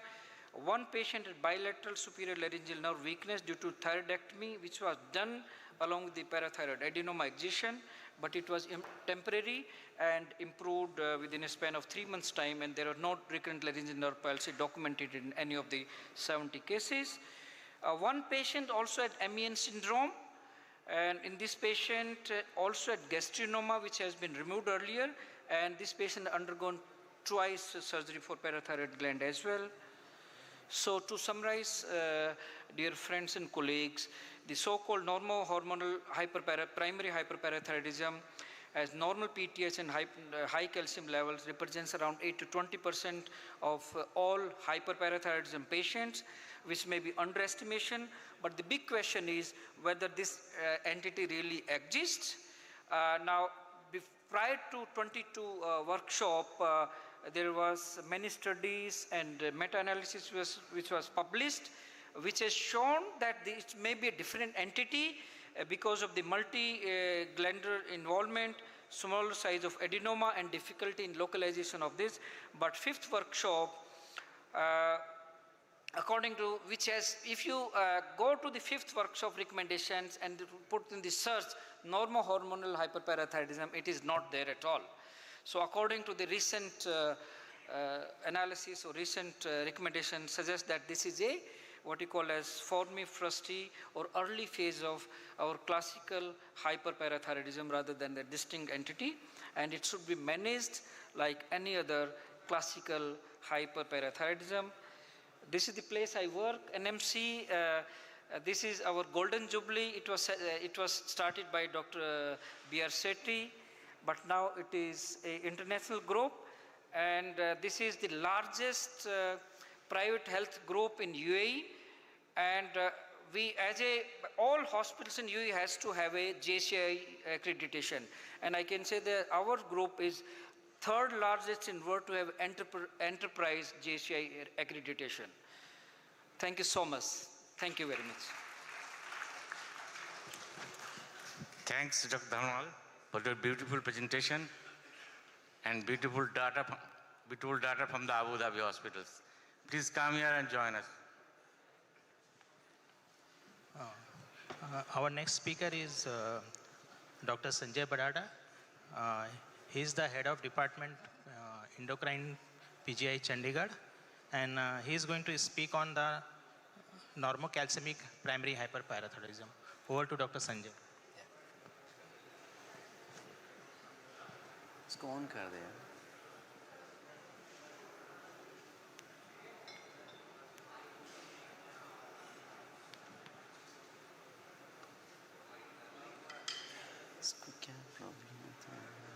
Hello, hello.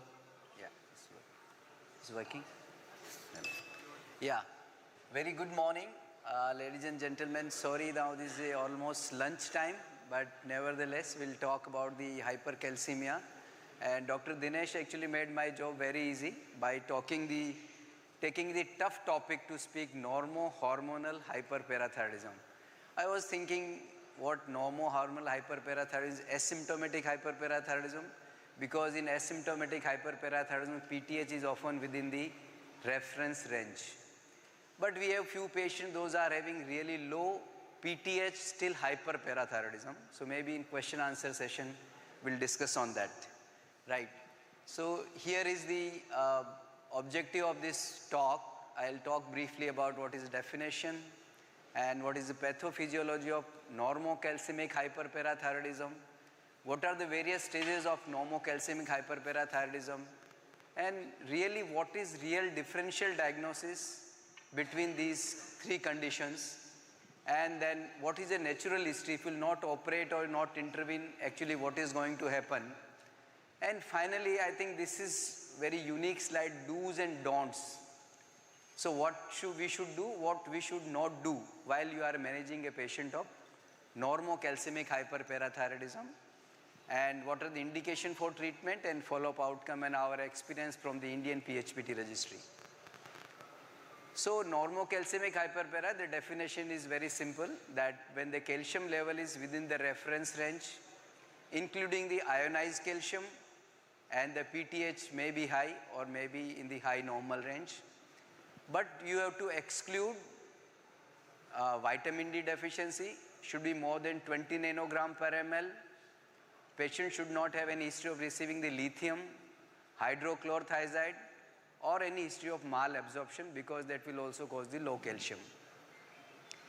And it should be documented twice in 3 to 6 months to label that patient is having normocalcemic hyperparathyroidism.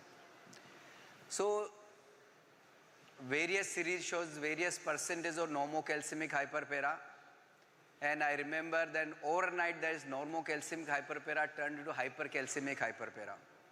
At our institute, earlier the calcium was measured by the colorimetry method, and the upper range of the calcium was 11.5 actually. And once you have the auto-analyzer, the calcium upper range was 10.8 or 10.5. So all of a sudden, all over the patient was having normocalcemic that turned to the hypercalcemic hyperparathyroidism because the method of measurement was the different.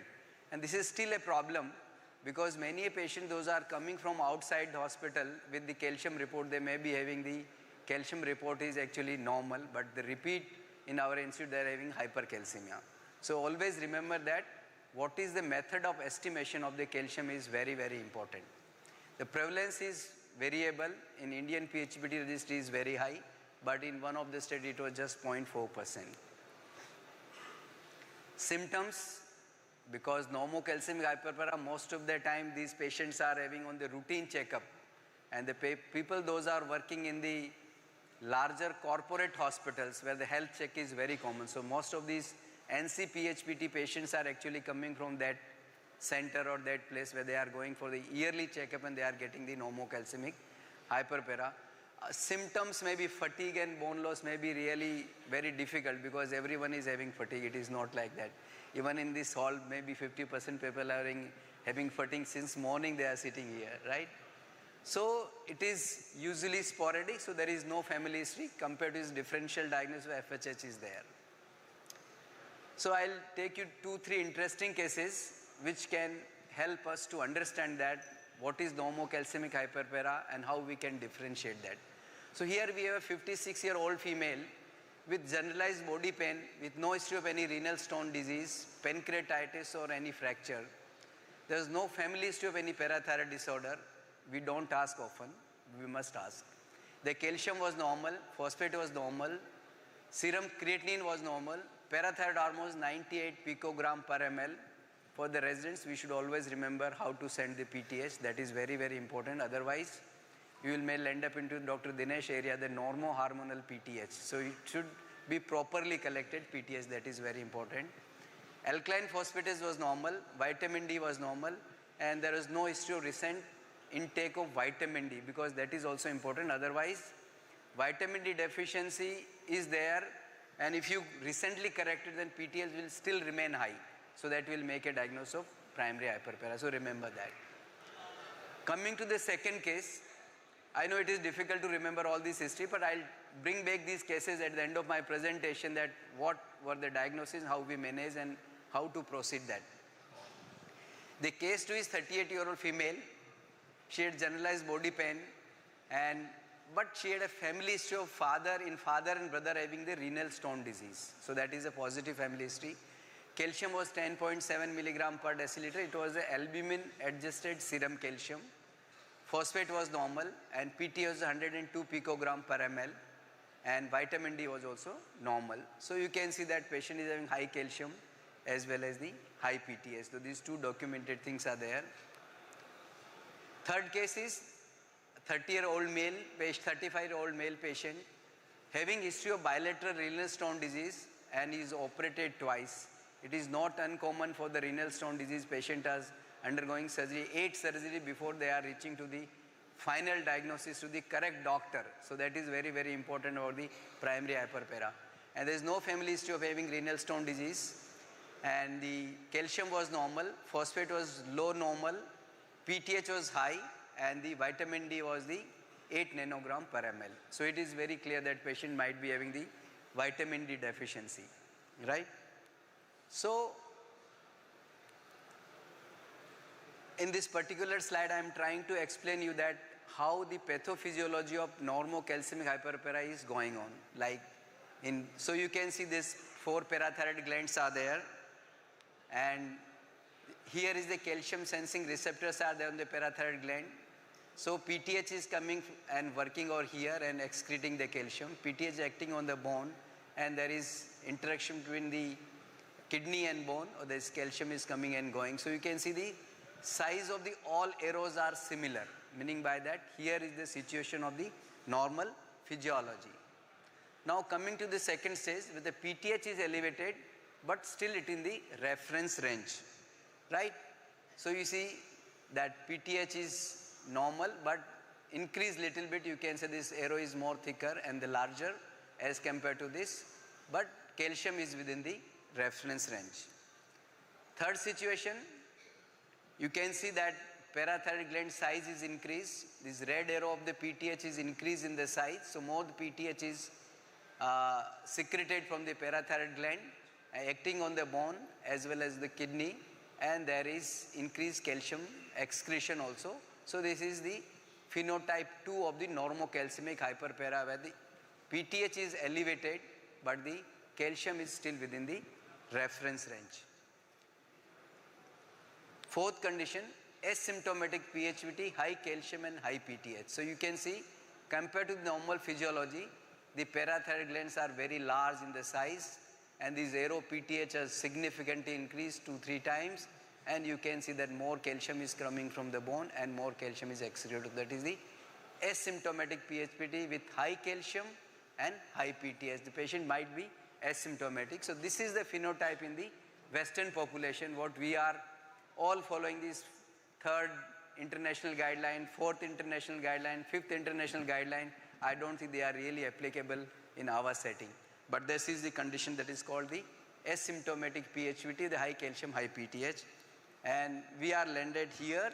That is the classical PHPT with end organ involvement, where the patient is having renal stone disease, fractures, and what you call pancreatitis, etc. And you can see this PTH is very high, as well as the calcium, as well calcium excretion is very high. So the journey from normal physiology to the classical PHPT with end organ involvement. So patient might be coming to the any of these stages, then we have to evaluate at what stage patient is coming to you. So now by these 5 figures we can say what can be the possible differential diagnosis in our patient when we see that. Maybe first and most important, most common is vitamin D deficiency, because in India vitamin D deficiency is very common, so the secondary hyperpara is most common one. Second entity is the FHS, that is familial hypocalciuric hypercalcemia.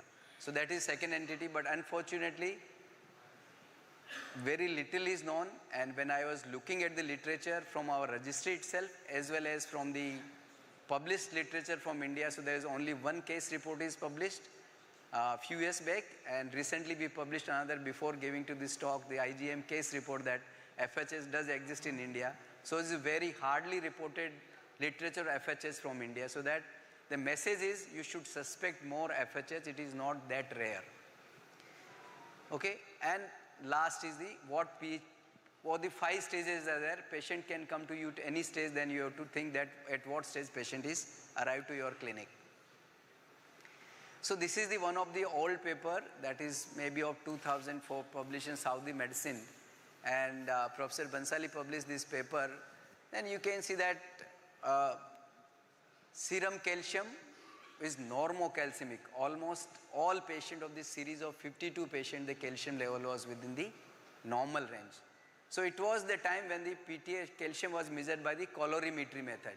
And once the colorimetry method is replaced with the autoanalyzer, all of a sudden the hypercalcemic hyperpara is increased.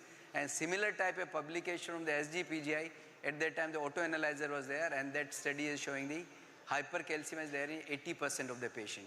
So it depends on what is the method of calcium estimation that will decide that what type of presentation or what type of symptoms patient is going to have. So there is already lot of published literature is that vitamin D deficiency can mask the primary hyperpara, very common, and when you supplement the patient with the vitamin D, there may be unmasking of the hyperparathyroidism. Now the question comes is that if you see a patient of high PTH, normal calcium, severe vitamin D deficiency, what to do? So this is the small work what we did. When we looked at our series, we found 38% of patients are having the normocalcemic hyperpara, or this vitamin D deficiency was there, 38%. It is difficult. Someone can argue it is the correct data, because it is difficult because now vitamin D deficiency or vitamin D is very rampant. Everyone is prescribing. Every specialty is prescribing, and that's why we are seeing lot of vitamin D toxicity also. There was earlier saying that oral vitamin D will not cause toxicity, but now it is no more true, but it can cause even the vitamin D toxicity. So how to treat that? If you see a patient of hyperpara with severe vitamin D deficiency, calcium is high normal. So the standard protocol so far practice is you give cholecalciferol 60,000 once per week for 8 weeks, and they call the patient after the 8 weeks or to look for what is the serum calcium. So, but it will many time a problem, especially the patient is consulting in one of the private hospital where the 8 weeks is too much, patient may be in a hurry. So what we did is to solve that, we tried another regime, that was one group was received 60,000 per week for 8 weeks, and another group received 60,000 per day for 8 days. And what we found is that it reduces the PTH level by 20%, it increases calcium marginally, and also decreases the alkaline phosphatase levels. Meaning by that particular patient, those are having vitamin D deficiency, by supplementing vitamin D, the PTH is coming down, and the reason is that is taking care of the secondary hyperpara, which was there because of the vitamin D deficiency, elevated PTH was the decrease. So this can be another modality which can be used even in the government setup also, because generally patient will take 7-8 days before subjected for the surgery. So they can be admitted and under observation they can give the vitamin D. But none of these 30 patients, those are giving daily vitamin D, none of them develop any severe hypercalcemia or pancreatitis or anything. So that can be another way of using that. So normocalcemic hyperpara has another problem. So this 35-year-old male patient, and you can see he's walking with the crutch actually, or the walker. This is the X-ray open. You can see this X-ray is showing the arrow, black arrow is there, and he had a bilateral femur fracture, right? And unfortunately landed in one of the orthopedic clinic, and he was underwent subjected for this bilateral hip replacement. So we looked at his profile when he was referred from Jaipur to our PGI. Calcium was normal, alkaline phosphate was sky high 790, inorganic phosphate was varying from 0.9 to 1.1. Well, it can be happen in primary hyperpara also, and you can see the last picture over here. That was DOTA PET, and that is showing nice lesion that is actually tumor-induced osteomalacia. So this patient actually has a hypophosphatemia osteomalacia. This patient was subjected for the surgery and given teriparatide in view of fracture. So there was obviously patient was not evaluated what was the real cause. So that is very, very important. We should always aware that these are the another differential diagnosis, and though phosphate we often ignore in our physicians often ignore in their clinical practice, that is one very, very important metabolite. We should look carefully, because otherwise this patient was spared by using all this bilateral hip replacement and maybe problem for a long period of time. So this message is phosphate level is very important, and the patient could have prevented this kind of surgery.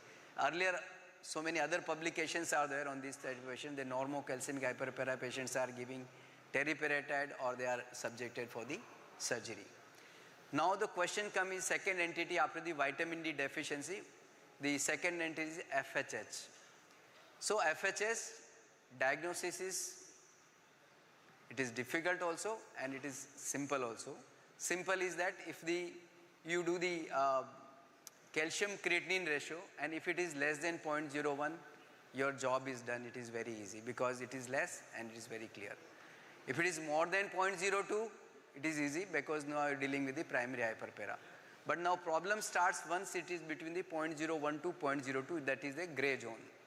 For that gray zone, we are using another test that is called cinacalcid suppression test. So you give tablet of cinacalcid 30 milligram and measure the PTH hourly for next 8 hours. If the PTH is declined by 50%, then it is likely to be the FHH. If it is not, then it is the primary hyperpara. So that test can be used to differentiate FHH from the PHPT, right? Otherwise, genetics is the answer, and genetics is very difficult to answer because this facility is not available everywhere.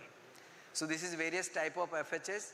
So far the calcium sensing receptor is the most common one, then followed by the GS alpha as well as the beta arrestin. These are 3 types of FHS. The most common is calcium sensing receptor. Now coming to how to differentiate FHS from the normocalcemic hyperpara.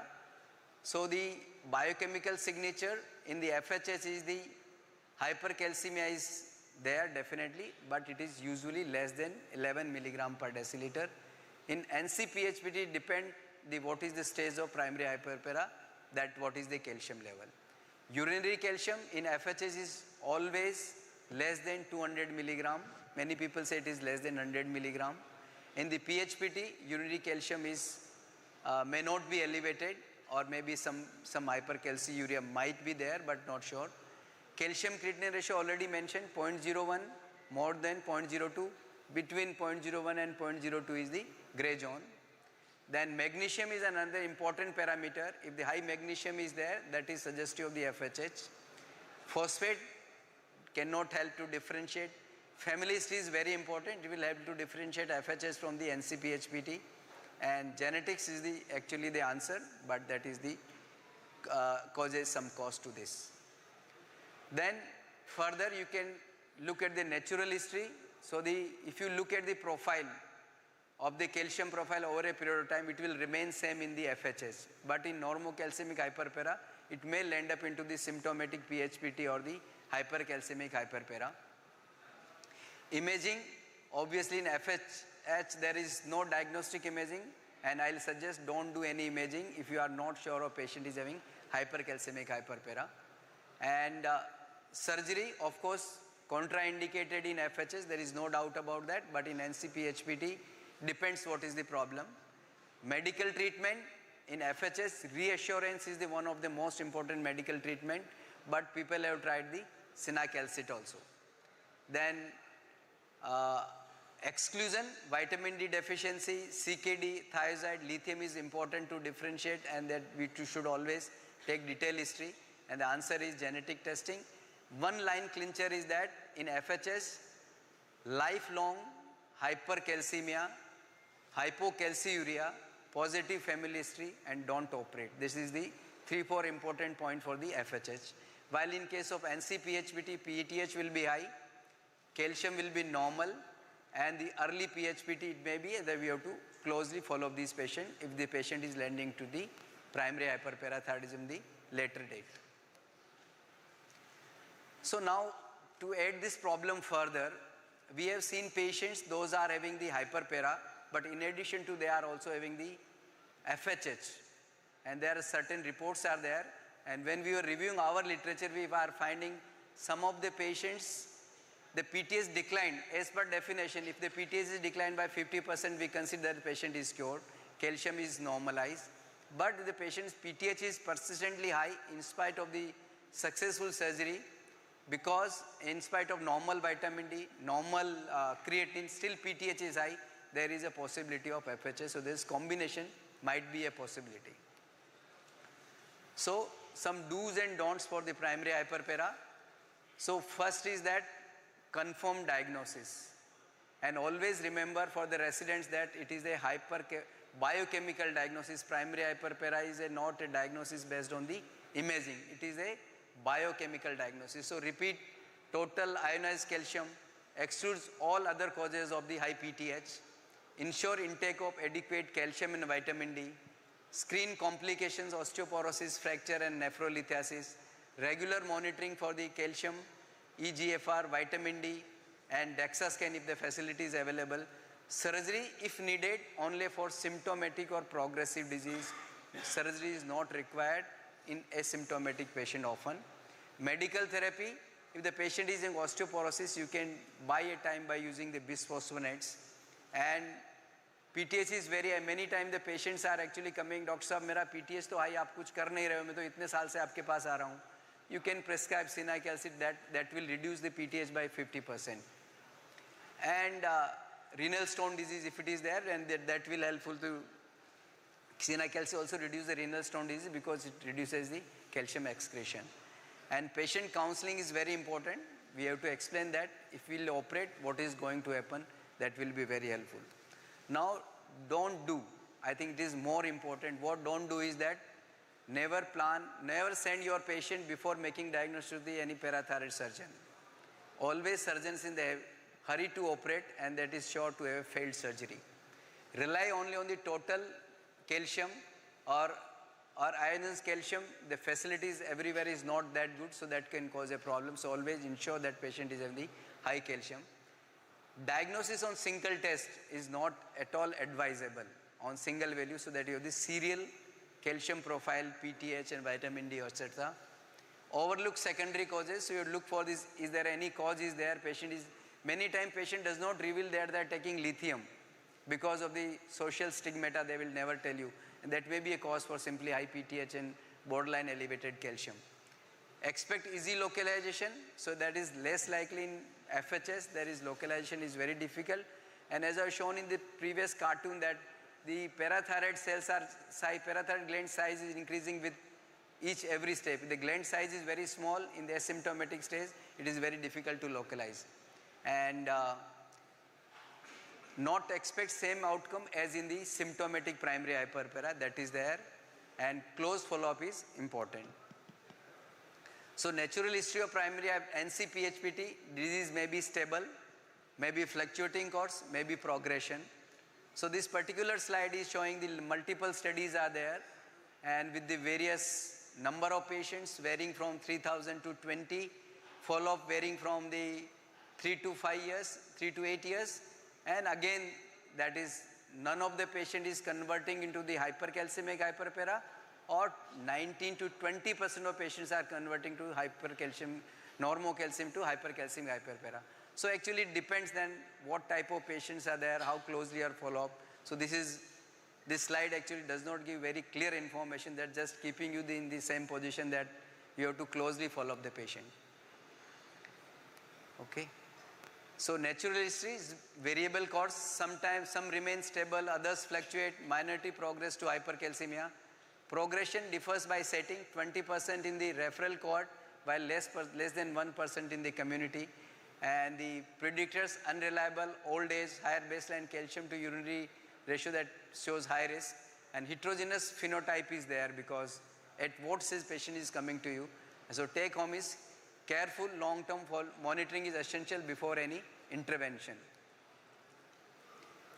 So our experience, so what we have seen is normocalcemic hyperpara in our series of Indian PHPT registry is approximately 5 to 6%. And some patients are having stable course, and fluctuating course depends, because from where they are getting calcium, if they are getting from the same place, some other place, then variable values are there. Okay. So here is the table where you can see the comparison between NC-PHPT, FHS and the PHPT. So all the values just clearly telling the NC-PHPT is a milder version, FHS is the next version, and classical PHPT is next version in almost every parameter. So now coming back to our case, the case 1, biochemical profile. How biochemical profile is help is that. So now what is the diagnosis in this particular patient? Only the PTH is high, except everything is well the normal reference range. So possibility we are dealing with the normocalcemic hyperpara, calcium is normal. So what to do? We just have to follow up this patient. Patient number 2, very important, family history is there. If the family history is there, and we can always ask for urinary calcium creatinine ratio, if it is less than 0.01, the diagnosis is the FHS, and you should always, if the facility available, you can do the genetic testing that will confirm your diagnosis. Case 3, simple vitamin D supplementation and observe the patient. So this patient, given the vitamin D, vitamin D increase and patient calcium also increase. So that was actually vitamin D unmasking the supplement and unmask the primary hyperpara. So that is the condition. Okay. So how to follow up? So already I think we have discussed this follow-up, how to this initial confirmation is important, and regular monitoring of these various parameters, calcium, PTH, urinary calcium, DEXA scan, and the look for the renal stone disease, osteoporosis, etc. So indication for treatment in NC-PHPT, surgery only indicated when the osteoporosis is there or fragility fracture is there. Patient is having nephrolithiasis, nephrocalcinosis with hypercalcemia or hypercalciuria. Biochemical progression, rising PTH and conversion to the hypercalcemic hyperpara, that is indication, or patient is having severe symptoms. So these are the indication for the surgery. Otherwise you can treat these patients with the medical management or closely follow up these patients. So cinacalcid, as I mentioned, reduces the renal stone disease, you can use that. And if the osteoporosis is issue, then you can use the denosumab or the zoledronate. Okay, so case 1, no treatment, just careful observation, normocalcemic hyperpara. Case 2, FHH, treatment with cinacalcid may be done, otherwise no surgery. Case 3, vitamin D deficiency was there, that unmasked the hyperpara, so obviously it required the surgery. So challenges, how to overcome in the normocalcemic, just careful interpretation and the biochemical reports. Case 2, FHS versus PHPT, so to the urinary calcium creatinine ratio, that will help, or the genetic study will help. And finally the case 3 is that simple vitamin D deficiency, we treat day and day. So to conclude that this entity does exist, it depends at what time patient is landed in your clinic. So evaluate carefully that biochemical parameters. Thank you very much for the patients listening. I will be happy to answer. Okay. Thank you, Sanjay. You can join us here. I also invite Dr. Dinesh to join us. Now this session is open for any comments, any question. Thank you. This question is to Dr. Sanjay Badada, sir. And is decade by decade, we are seeing that our BMI is going up. Is there a relation with BMI and PTH, or is there a normalcy to be redefined, or what? So very good question, because there are the data where these people have found the obese people having more hyperparathyroidism.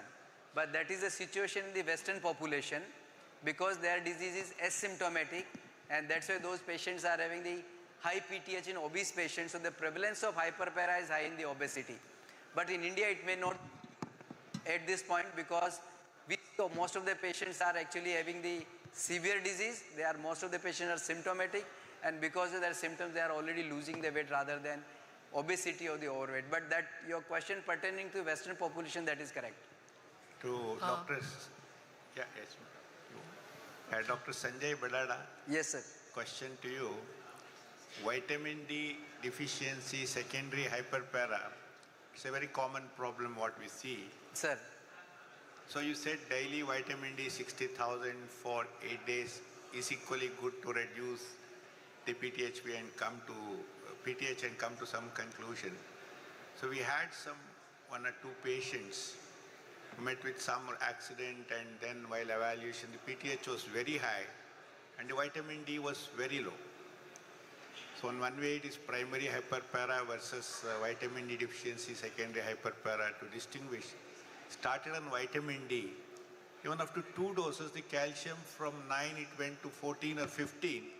I think we have to be very careful when we start treating a strong suspicion of primary hyperpara, associate vitamin deficiency when we supplement, to monitor them more closely, otherwise they may go into hypercalcemic problem with a much more serious problem. That's what happened in 2 patients. Yes, sir. Experience.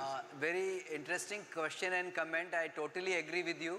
And in fact, we have seen few patients, they slipped on the scooter and they diagnosed to a primary hyperparathyroidism. People are thinking, write a case report that slipping from the scooter is making a diagnosis of primary hyperpara. So I'm sure that patient might be having even the severe bone disease already. Yes, yes. So obviously, when you have a severe bone disease, the diagnosis is very clear, the patient is in hyperpara. And you can basically, most of the patients do hospitalize now for primary hyperpara surgery. So we have admitted all these patients already and given daily for 8 days. And we're monitoring their calcium. So I won't say that you should not monitor their calcium. Be careful. If this is, say, what you call this, your pre-diagnosis of primary hyperpara is very high, then you should be more careful. If the calcium is still high, then you should be careful. So you can give, but that only technique will help you to reduce your time of the hospitalization surgery, and normalization by vitamin D, it will prevent your post-op hungry bone syndrome also. So that is definitely advantage, but I'll suggest that should closely follow up them. It is not like that give vitamin D once per day and 8 days send patient the home. Yeah. Madam, last one comment. Many times you find all evidence of primary hyperpara. We are not able to localize the lesion. You do any amount of imaging. Finally, you don't get anything. The patient is worried. Apart from giving Senacalcet, what else we can do at that point of time? Yeah, I think it depends on what patient is having the symptom. So if the patient is having hypercalcemia, obviously you can treat the patient with the denosumab or the zoledronate. That will take care of hypercalcemia, and you can do the repeat imaging after 6 months. May not be early, then 6 months may not be going to help. So you can pass the time of hypercalcemia. Patient is having the renal stone disease causing hydroerythronephrosis. There is no harm in asking the patient to get this surgery for the to prevent the renal dysfunction. So it depends on the symptom, what patient is having symptom, and imaging, I believe it is very important unless your surgeon is too expert. Otherwise, imaging is very important, because many times you see the ectopic gland is very common, not uncommon actually, and then there will be a failed surgery.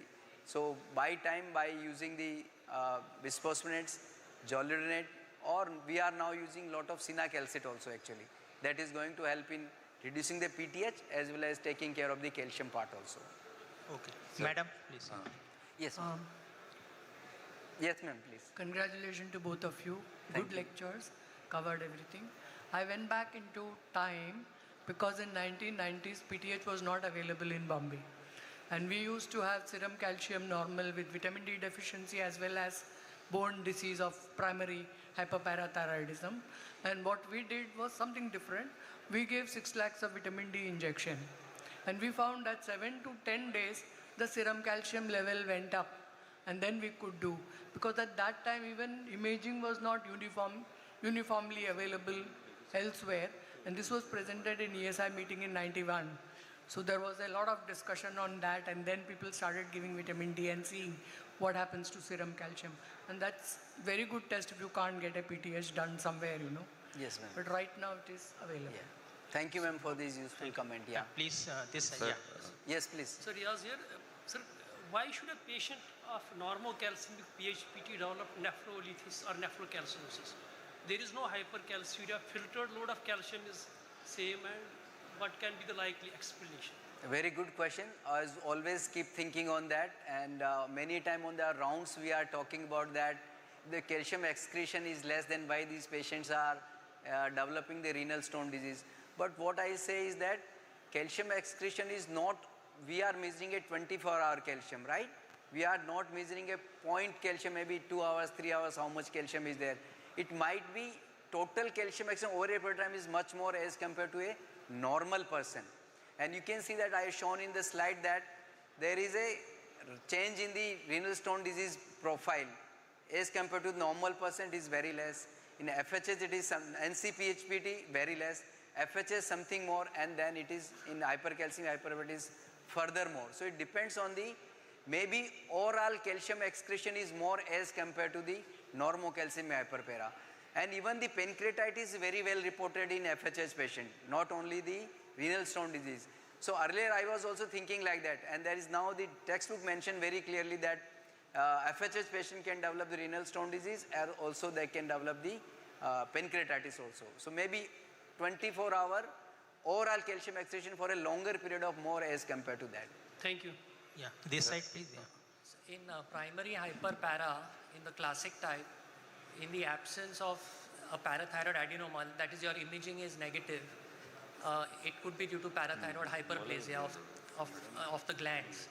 So those respond well to Senacalcet. Is there any trial showing that long-term use of Senacalcet in parathyroid hyperplasia is as good as doing maybe a parathyroidectomy of 3.5 glands in the absence of renal disease? For hyperplasia? Yes. So I'll just share with the unpublished observation from our Indian PHPT registry is that we are treating some of the patients what we are suspecting in the FHH, or we are not able to localize the gland because of, in spite of using the F-choline PET-CT, we are unable to localize the lesion.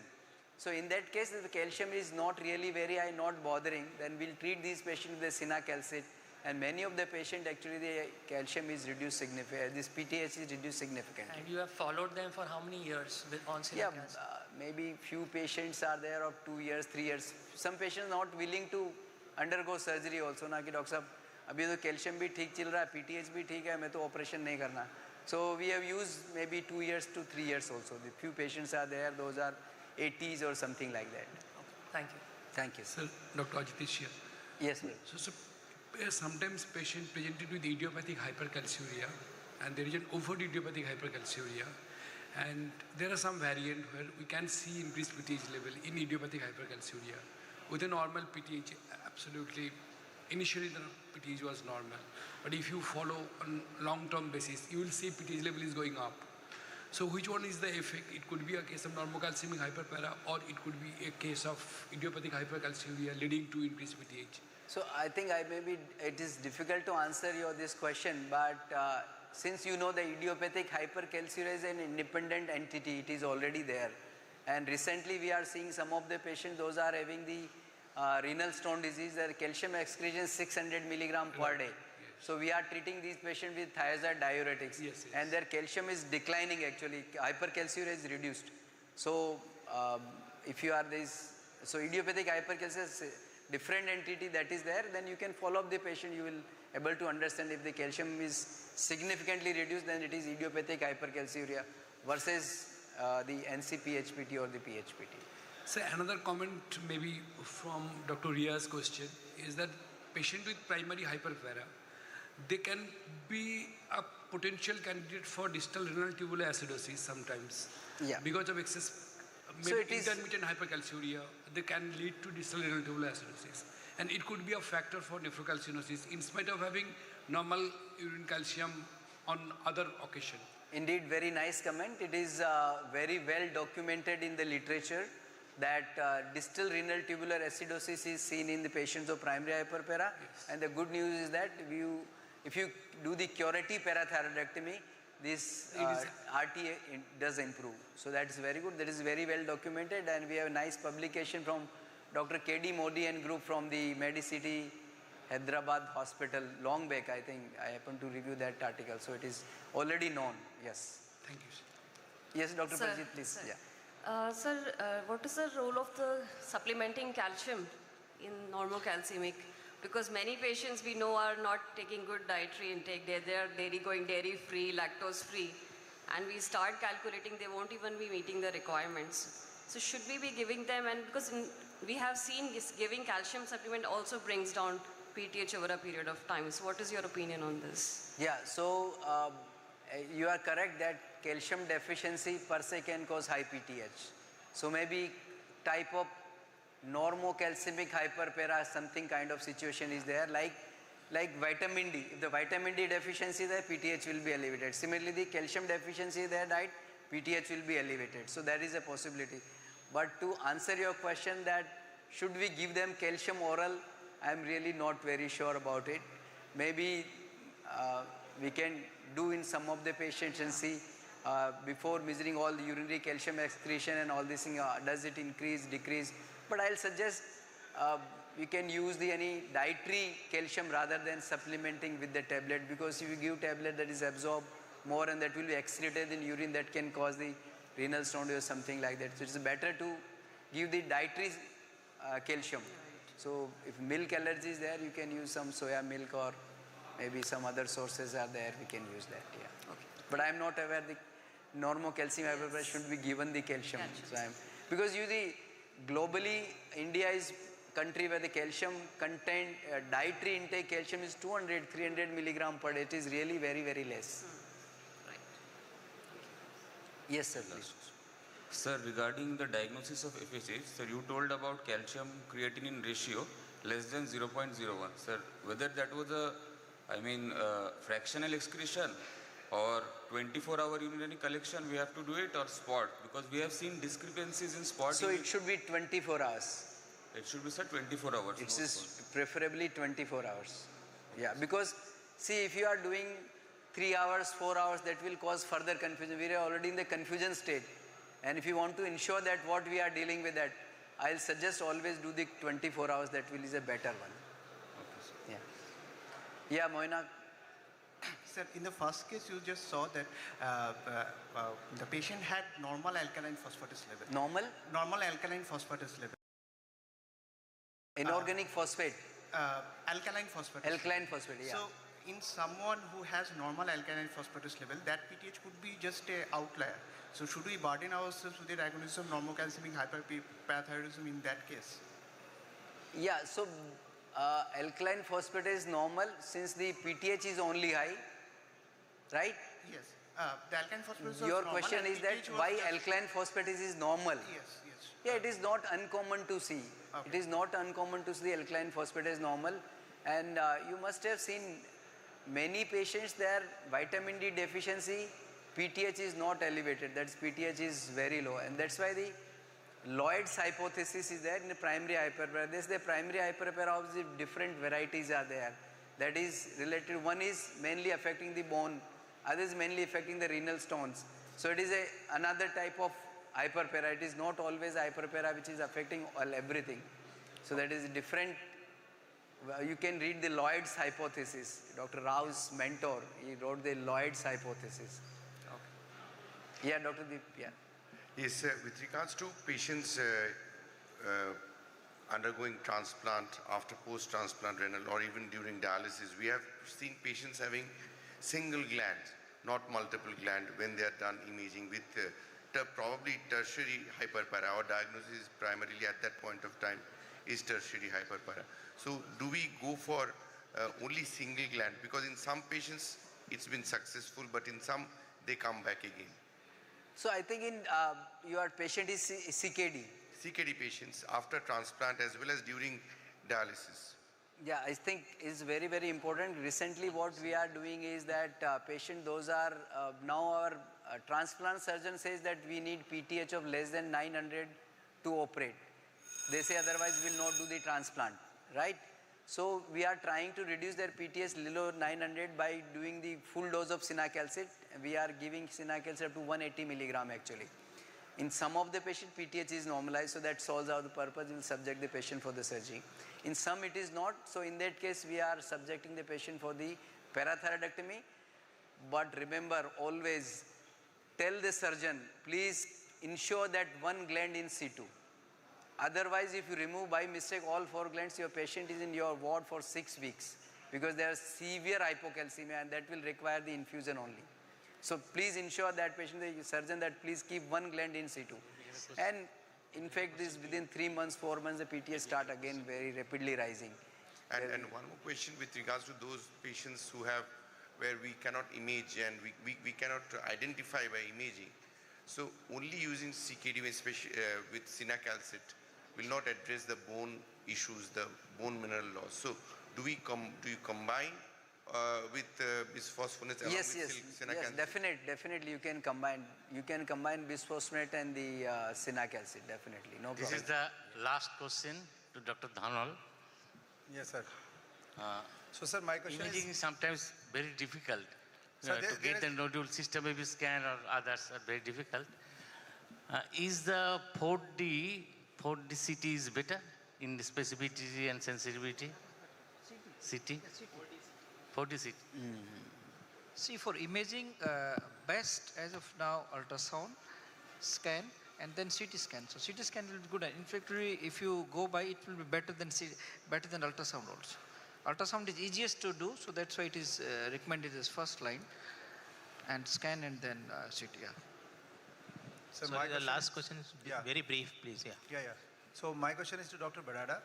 Yeah. Sir, we have the cases where despite all attempts of systemically and everything, biochemically we have made the diagnosis, but still the localization is not possible. So what is your experience when we go for 4D CT versus the F-choline PET?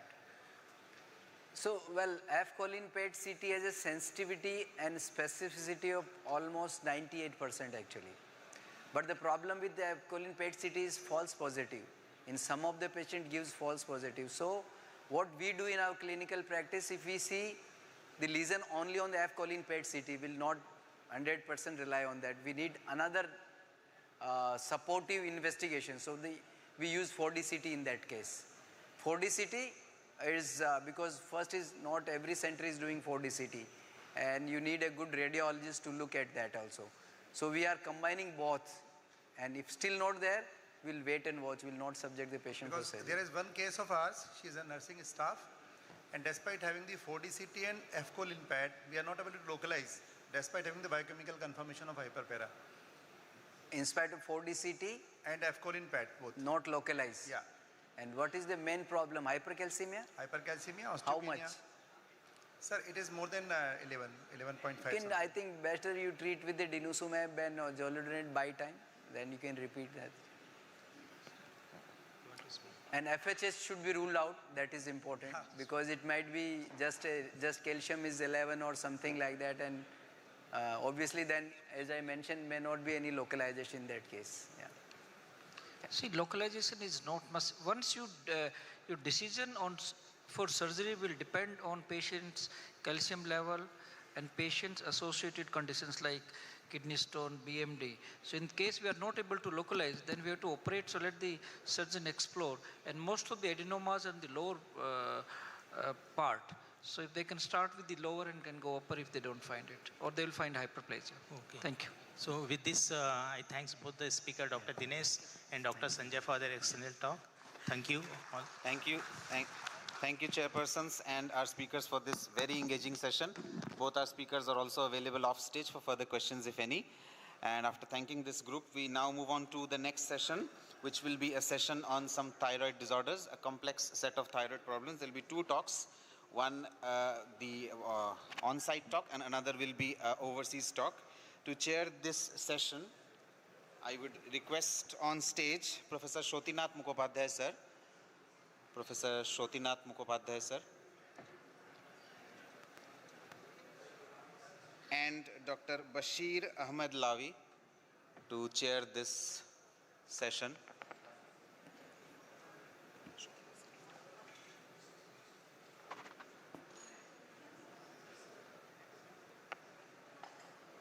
Shotinath Mukherjee, sir, is in the hall.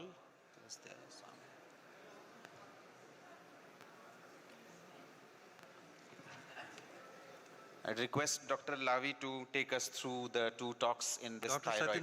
Dr. Satyanath will be coming in a while. Please start, sir. He will join us.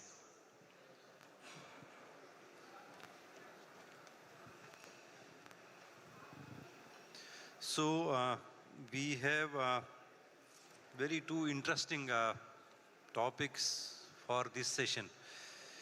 Interesting in the way that like two emergencies. One is a myxedema coma emergency. Another is a thyroid eye disease. See, most of us struggle to treat both these, although slightly uncommon disease, but the outcome is not so much sort of encouraging as we see the outcome in other diseases. So the first speaker would be Dr. Parag Shah. So let me introduce, he is the Director, Gujarat Endocrine Society, Ahmedabad, for last 23 years. He has been awarded one of the most inspiring endocrinologists of India by Economic Times. He has more than 50 publications in reputed national and international journals. And he is involved in 70 or more than that, 70 multinational landmark studies. So he has organized a 2015 ESICON at Ahmedabad. So he will be talking about myxedema, hypothyroid emergencies, possibly myxedema coma. Dr. Parag Shah. Thank you. Good afternoon, everyone. What I'll be talking in next 15 minutes about the not so common but quite life-threatening endocrine emergency. And we all know that it's the most severe manifestation of the decompensation of the undiagnosed or untreated hypothyroidism. And it can have a multi-organ dysfunction and a significant alterations, as name suggests, in the mental status. So it requires immediate and intensive care intervention to avert severe morbidity and mortality associated with this condition. Though many patients, the name suggests hypothyroid coma, may not present in a true comatose state. Instead, they exhibit a broad spectrum of altered neurological manifestation, including confusion, disorientation, profound lethargy, stupor, or even psychosis. So what are the three cardinal features of hypothyroid coma or a severe decompensated hypothyroidism? Is a significant alteration into the mental status, defective thermoregulation leading to hypothermia, and presence of an identifiable precipitating event which may or may not be very obvious. The altered mental status can vary widely, as I mentioned. Hypothermia, as defined by core body temperature below 96 degrees Fahrenheit, is a common and a critical finding with good correlation between lower the temperature at the presentation with a worse prognosis. Fever may or may not be present in the presence of the severe infection, which is a most common precipitating factor. So what is the misnomer of a coma, or what are the atypical presentations and a critical diagnostic pitfall? So elderly patients, which are predominantly most common cases of the severe hypothyroid coma or a mixed edema crisis, may present with atypical symptoms such as unexplained physical and mental ability, making diagnosis more challenging. The mixed edema coma may not be true coma, but it may be having a significant altermentation, and sometimes patient can present with what we used to call as a mixed edema madness, where the psychosis may be the precipitating factor. So vigilance is crucial when other hypothyroid signs or the risk factors are present. So what it requires is a high index of the clinical suspicions, and it is a life-threatening endocrine emergency. So given the conditions, varied and non-specific presentation, having a high index of suspicion is a paramount importance. And due to high mortality rates and time-sensitive nature of the crisis, treatment should be initiated based on the clinical suspicion if lab reports are not available. So what is the pathophysiology behind the severe decompensated hypothyroidism? We all know that T3 and T4 are the indispensable regulator of the BMR, cellular energy production, and proper functioning of virtually every organ, specifically heart, muscles, and the brain. The core pathophysiological mechanism has the critically low intracellular T3 levels, which precipitate a generalized depression of all cellular function and drastic reduction into the metabolic activity, leading to what we call the systemic shutdown of all the vital organs and the physiological process. So what are the mechanisms leading to multi-organ dysfunction? Like the cardiovascular system, it can lead to decrease into cardiac contractibility, reduce cardiac output, bradycardia, increase into systemic resistance, pericardial effusion, cardiomegaly, which may progress to cardiogenic shock, which may be refractory to conventional vasopressor therapy unless hormones are replaced properly. While hypotension is a common late finding, but sometimes early phases of the disease, somebody might be having the elevated diastolic blood pressure or early hypertension because of the vascular resistance. There can be prolongation of the QTC interval leading to life-threatening arrhythmias. Respiratory system may be severely compromised due to a depressed central respiratory drive, weakness of the respiratory muscle, and reduction into the reduced lung volume.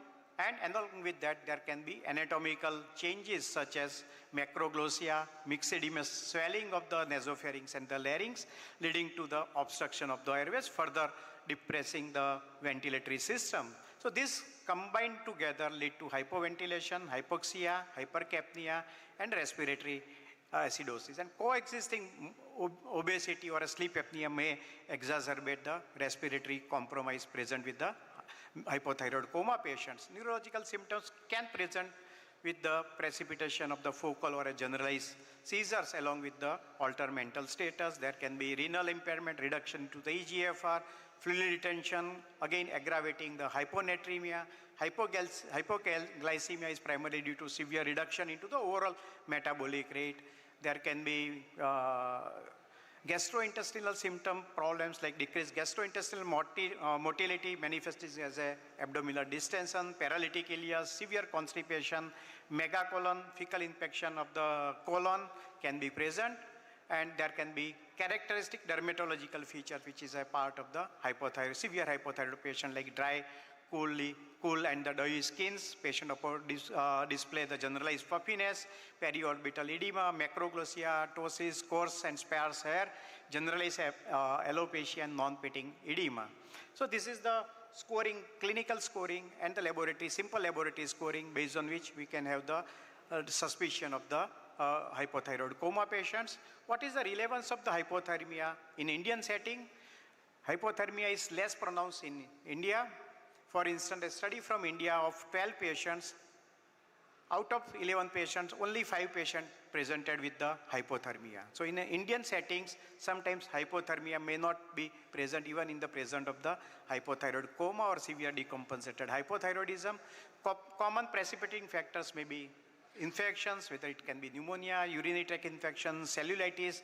In India, most common is the medical non-compliance. People either were not diagnosed or patient has gone to some alternative medication and stopped the thyroid replacement therapy, or there can be some GI issues about the absorption. Certain medications, specifically lithium, amiodarone, sedatives, tranquilizers, some analgesics, beta blockers, phenytoins, rifampicin would aggravate the decompensation of the hypothyroid patient. Anesthesia and surgical procedures.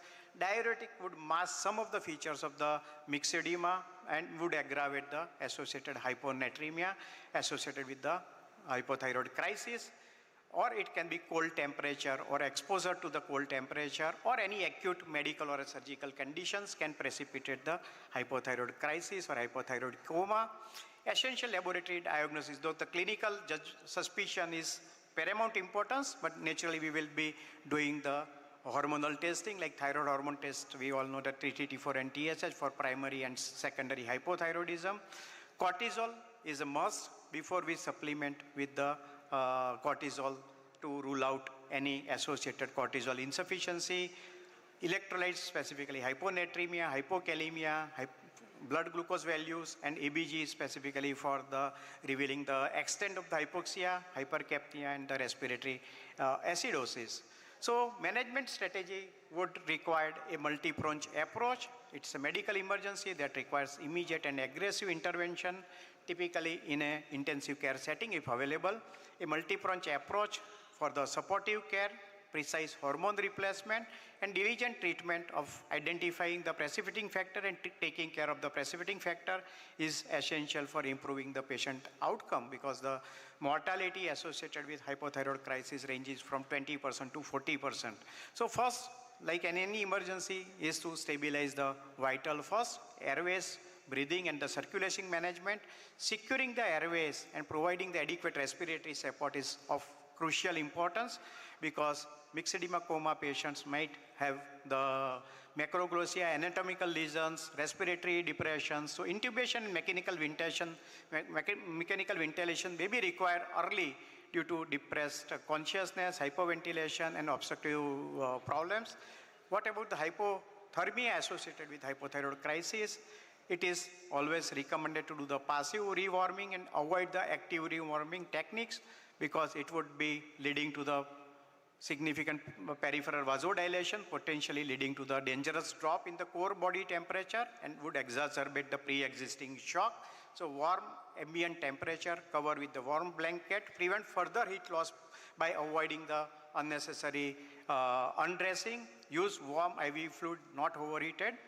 Correction of the metabolic derangement like hypoglycemia with the IV glucose, hyponatremia, mild hyponatremia would respond to the thyroid supplement and cortisol supplement.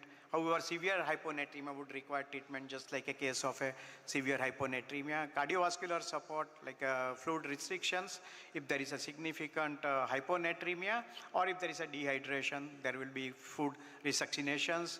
Vasopressors after starting the thyroid and the steroid therapy. Dopamine may be considered the fluid therapy is not sufficient to restore the effective circulation. Pericardial effusion usually responds very well with the initiation of the thyroid hormone treatment. Rarely pericardial synthesis might be required. The most important is the hormone replacement therapy, IV hydrocortisone. The rationale is the coexistence of the adrenal insufficiency, whether due to pituitary or associated multifocal autoimmune disorder is a significant concern in the hypothyroid crisis.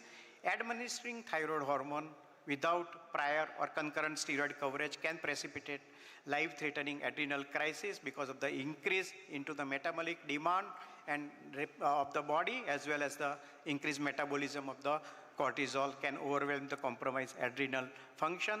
Hydrocortisone dosage initially standard dose of 100 milligram every 8 hours, and it should be started only after taking the sample for the cortisol, just to make sure that how long we need to continue the steroid supplementations. What about the thyroid replacement? Unfortunately, we don't have the IV LT4 easily available in our country, but rationality is to give the IV LT4 because a loading dose is required to rapidly replenish the depleted peripheral thyroid hormone pool.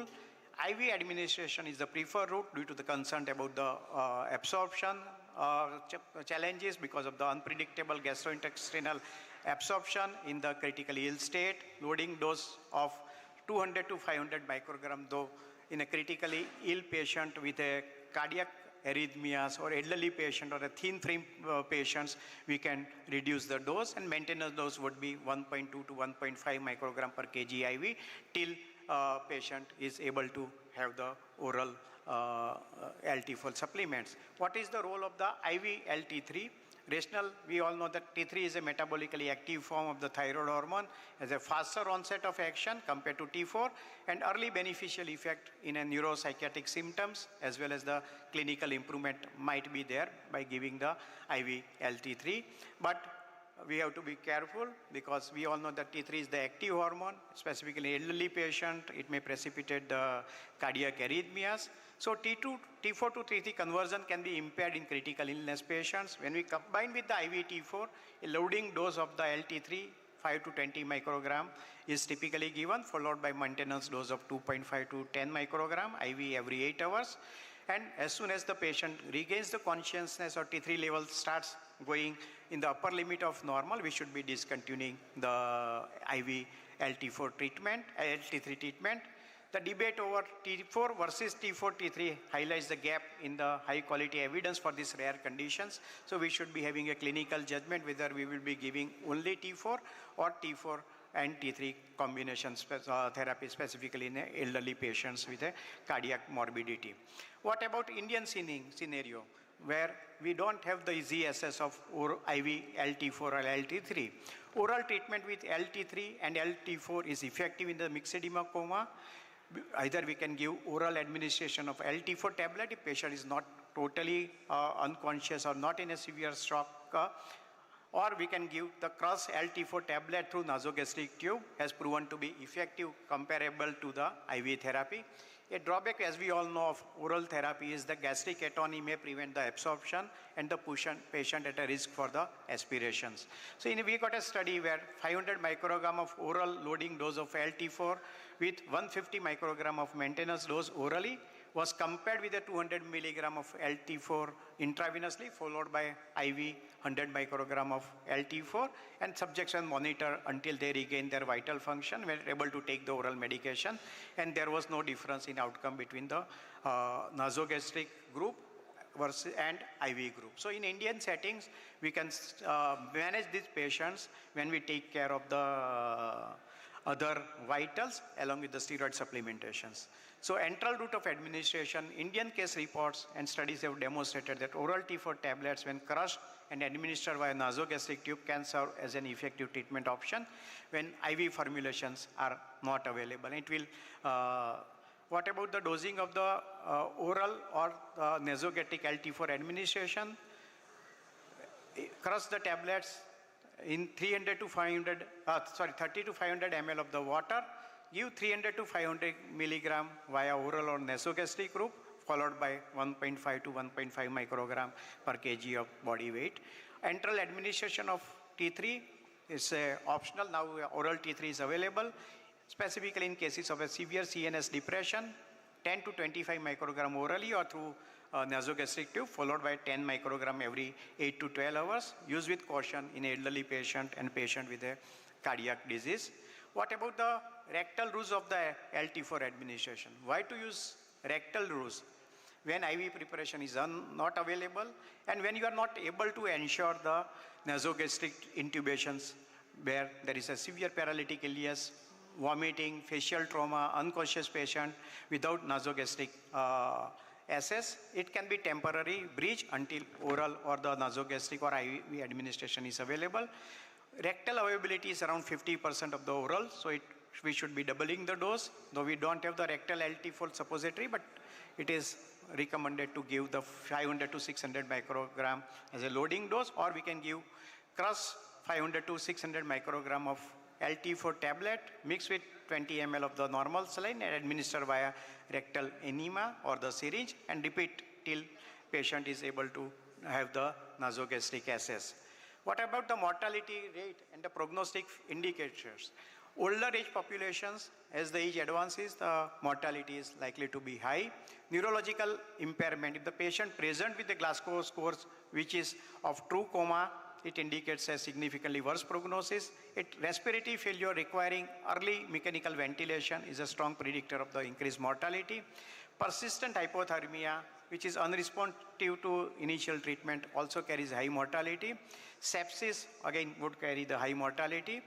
Hemodynamic instability requiring vasopressor supports increases the risk of the mortality. Cardiovascular compromise, overall severity score like multi-organ failure scores or SOFA scores are indicative of the increased mortality risk. So before I summarize, some critical point in management, it is very important to administer the IV glucocorticoid in stress doses. Mechanical ventilation may be required quite early when obesity and mixed edema crisis are together, specifically with an anatomical problem in the upper respiratory tract system. Fluid restriction and use of the isotonic sodium chloride will usually restore the normal sodium level. Normal saline should not be administered in patient with a suspicious hyponatremic encephalopathy. In such cases, just like in a severe symptomatic hyponatremic cases, we will be giving watchful infusion of the 3% normal saline. Volume expansion is usually required in cases of hypertension since patients are maximally vasoconstricted. Dopamine should be added if the fluid therapy alone does not restore the efficient circulations. Glucose should be monitored. Vigorous search for the precipitating event is mandatory. Signs of infection like fever, tachycardia, or leukocytosis may be absent. Prophylactic antibiotics are indicated until infection is ruled out. So if I summarize my talk, hypothyroid coma, though is rare, but it's a life-threatening emergency requiring high index of the clinical suspicions. Treatment should be initiated promptly. It requires multi-pronged approach. We should be securing the vital first, start IV cortisone before starting the thyroid replacement therapy. Oral or nasogastric route of the T4 or T4, T3 therapy may be equally effective if IV LT3 or LT3 is not available, and treat the precipitating factors promptly and effectively. Thank you very much for your patience hearing. Thank you, Dr. Paraksha. I think you can come here. So we will have another presentation. Dr. Satyanath will introduce the speaker, then we will take the question answers. Good afternoon, ladies and gentlemen. It's a real pleasure to present before you Professor Dr. George Kahali from Mainz, Germany. He is a renowned researcher in the area of thyroid eye disease, and he is the Director of Molecular Thyroid Research Lab and Chair at Gutenberg University, Mainz, Germany. Professor, unfortunately, Prof. Kahali won't be with us during the presentation, so we will listen to a pre-recorded presentation just like the one you had for Dan Drucker early in the morning, but he has assured us that he'll be online during the Q&A session once his talk gets over. So with this, can we have Dr. Kahali's presentation on the screen, please?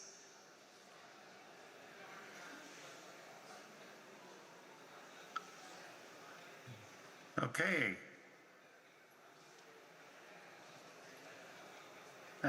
Good afternoon, dear colleagues. It's a pleasure to introduce you to thyroid eye disease. This is my disclosure. Now, we do know that this complex disorders may markedly impact psychosocial well-being. The psychologists talk about psychosocial morbidity. Indeed, when looking at the quality of life of 310 consecutive and selected patients with thyroid eye disease, the quality of life is very poor in these patients. Furthermore, we know that when discussing this issue with the largest health insurance companies in Germany, the cost of managing this disease are enormous. Looking at 680 consecutive subjects, the indirect cost approximate to actually billion euros per year, and the direct cost for treating the patients are also over 160 million euros per year. So it's very important to try to manage these patients very early, as we do know that this is an autoimmune disorders leading to hypertrophy of the orbital tissue, inducing a disbalance between the hypertrophy of the orbital tissue and the tiny orbital space, leading to mechanical complication. So to avoid this late complication, it's very important that the ophthalmologist and the thyroidologist work together. And this has been our philosophy since 25 years. The patients come in the morning to our thyroid clinic. We are drawing blood. We investigate the patient, the history, the endocrine investigation, thyroid ultrasound. Then the patients go to the eye department, and after extensive ophthalmological examination, we sit together with the ophthalmologist in the afternoon, counsel the patients, and offer them a management plan. If we need other specialties, we invite them to join the thyroid eye clinic. So it's a multidisciplinary network. We tell our patient that it's very important to look at the thyroid, since autoimmune thyroid disease, as Graves' disease, is the main actually source and cause of Graves' eye disease. This is a patient who came to my clinic with Graves' hyperthyroidism at recent onset, high TSH receptor antibodies, and a few weeks later, she developed overt eye disease with severe inflammation. We tell the patients that it's very important to treat thyroid dysfunction. Doing this, you can actually improve the eye signs, especially with anti-thyroid drugs. For example, this patient received methimazole, 20 milligrams, and 10 weeks later, you see that the eye signs improved. However, we have to be very careful and not to administer radioactive iodine, because this is a risk factor for active eye disease. We tell the patients also that smoking hurts the eyes. This is a major risk factor, increasing the relative risk for proptosis and diplopia 8-fold. And we tell the patients that high cholesterol is associated with severe eye disease. And if we treat the patients with statin, we can improve the response to steroids. The quality of life is improved, and there are less relapse when you give statin in those patients, according to a prospective trial made in Italy. Overall, we tell the patients that we are dealing here with an autoimmune disease of the orbital space, with inflammatory infiltration of cytokines, pro-inflammatory cytokines, chemokines, growth factor, as well as activated B and T cells expressing the CD40 molecule. The T cells is releasing a battery of pro-inflammatory cytokines stimulating the orbital target cell, which is the orbital fibroblast, expressing actually complex receptor, combination, the TSH receptor and the IGF-1 receptor, and the biomarker of the disease, the TSH receptor antibody, bind to this receptor complex, stimulating actually both receptors, leading to remodeling of the orbital tissue, increase and release of mucopolysaccharides, and the hydrophilia of these mucopolysaccharides leads to edema of the orbital tissue, adipogenesis with actually differentiation of fibroblasts in adipocytes, explaining also the tissue expansion, and differentiation of the fibroblasts and myofibroblasts leading to fibrosis. So it's very important to treat the patients in an early stage of the disease and activate the B and T cells and actually stop the release of pro-inflammatory cytokines and the release of mucopolysaccharides.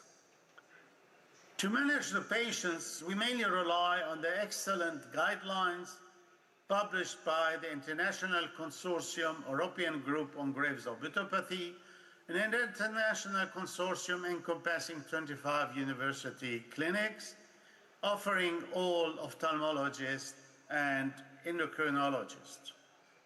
So these guidelines clearly tell you that you have to stratify the severity of the disease. In patients with mild disease, you should treat thyroid dysfunction and give local treatment, for example, artificial tears or ointment or gels for the night. And you may give a course and a psych course of selenium for 6 months. Why selenium? Because selenium is actually inhibiting the oxidative stress damage in the orbital tissue. And this oxidative stress damage is induced by smoking and by the TSH receptor antibody, as well as by pro-inflammatory cytokines, inducing actually an increase in the NOx2 concentration of the orbital tissue. And this is why selenium is recommended. Selenium is also recommended because we have performed at UGOGO a randomized control trial published in the New England Journal of Medicine, showing that if you give selenium, you are improving the quality of life. This is the validated quality of life of UGOGO, and the overall eye evaluation with selenium in contrast to placebo and to a TNF-alpha blocker pentoxifylline. So in white, you see the improvement. This is unchanged and this is getting worse. And you see that both during the treatment period as well as the subsequent follow-up, best results are observed with selenium in contrast to the two other alternatives. And the overall eye evaluation shows you also that the best results are obtained with selenium. If we are now dealing with patients with severe and active eye disease, clearly we give them steroids. However, we choose intravenous administration instead of oral steroids because intravenous have less adverse event and more beneficial effects. And we do confirm our recommendation of the European guidelines published in the European Thyroid Journal 2016.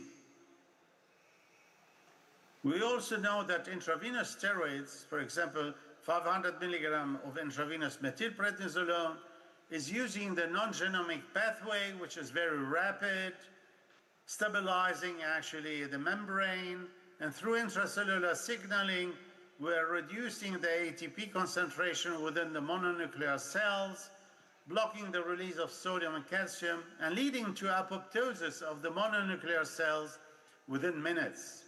This is not observed if you are giving oral steroids using the genomic pathway and needing actually requiring hours to either transactivate or transsuppress the gene transcription.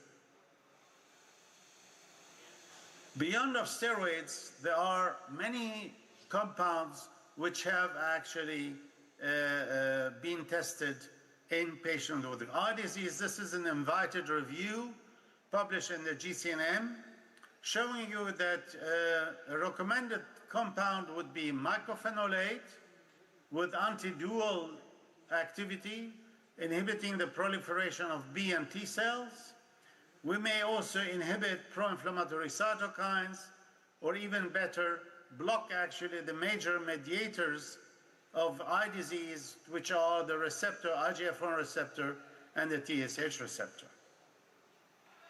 So to start with mycophenolate, very beneficial inhibition of B cells and T cells, so dual antiproliferative effect, and mycophenolate inhibit the very important growth pathway, which is the mTOR signaling pathway, inhibiting the proliferation and function of orbital fibroblasts, inhibiting the release of interleukin-6 from the fibroblast, the release of hyaluronic acid, collagen deposition, and adipogenesis.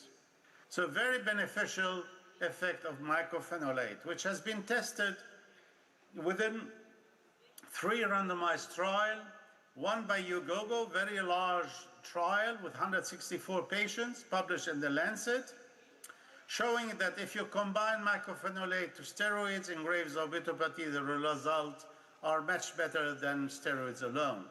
And this has been confirmed by the 2 other randomized trials copying the protocol of our study. This is why the guidelines are offering this combination of methylprednisolone and mycophenolate as first-line treatment. We do treat with steroids for 12 weeks and with mycophenolate for 24 weeks. If you are not happy with this combination, we go for a second-line treatment. Another first-line treatment is the administration of intravenous steroids, however, at the higher dose, 750 milligrams, instead of 500 milligrams, for 12 weeks. After 6 weeks, we step down, reduce the dose to 500 milligrams. Here, we reduce to 250 milligrams. So 6 weeks of 500, then 6 weeks of 250, or 750, and then 6 weeks of 500. And this high dose is very important and very indicated for patients with severe proptosis and for patients with diplopia, because the higher dose is more effective. And this is also an excellent dose for patients with optic neuropathy and sight-threatening, with nerve compression. We are giving now 750 milligrams, not once weekly, but 3 times weekly, every second day, to decompress the optic nerve. Regarding the second-line treatment, we have plenty of choices. We can repeat the intravenous steroid course, starting with 750 milligrams, if the patients are tolerating this course and this treatment, or we can combine steroids and cyclosporine, or steroids and radiotherapy, or we move our attention, we shift our attention to the new biologicals, and clearly the best data are offered by teprotumumab. Teprotumumab actually, in contrast to steroids, is targeting the IGF-1 receptor.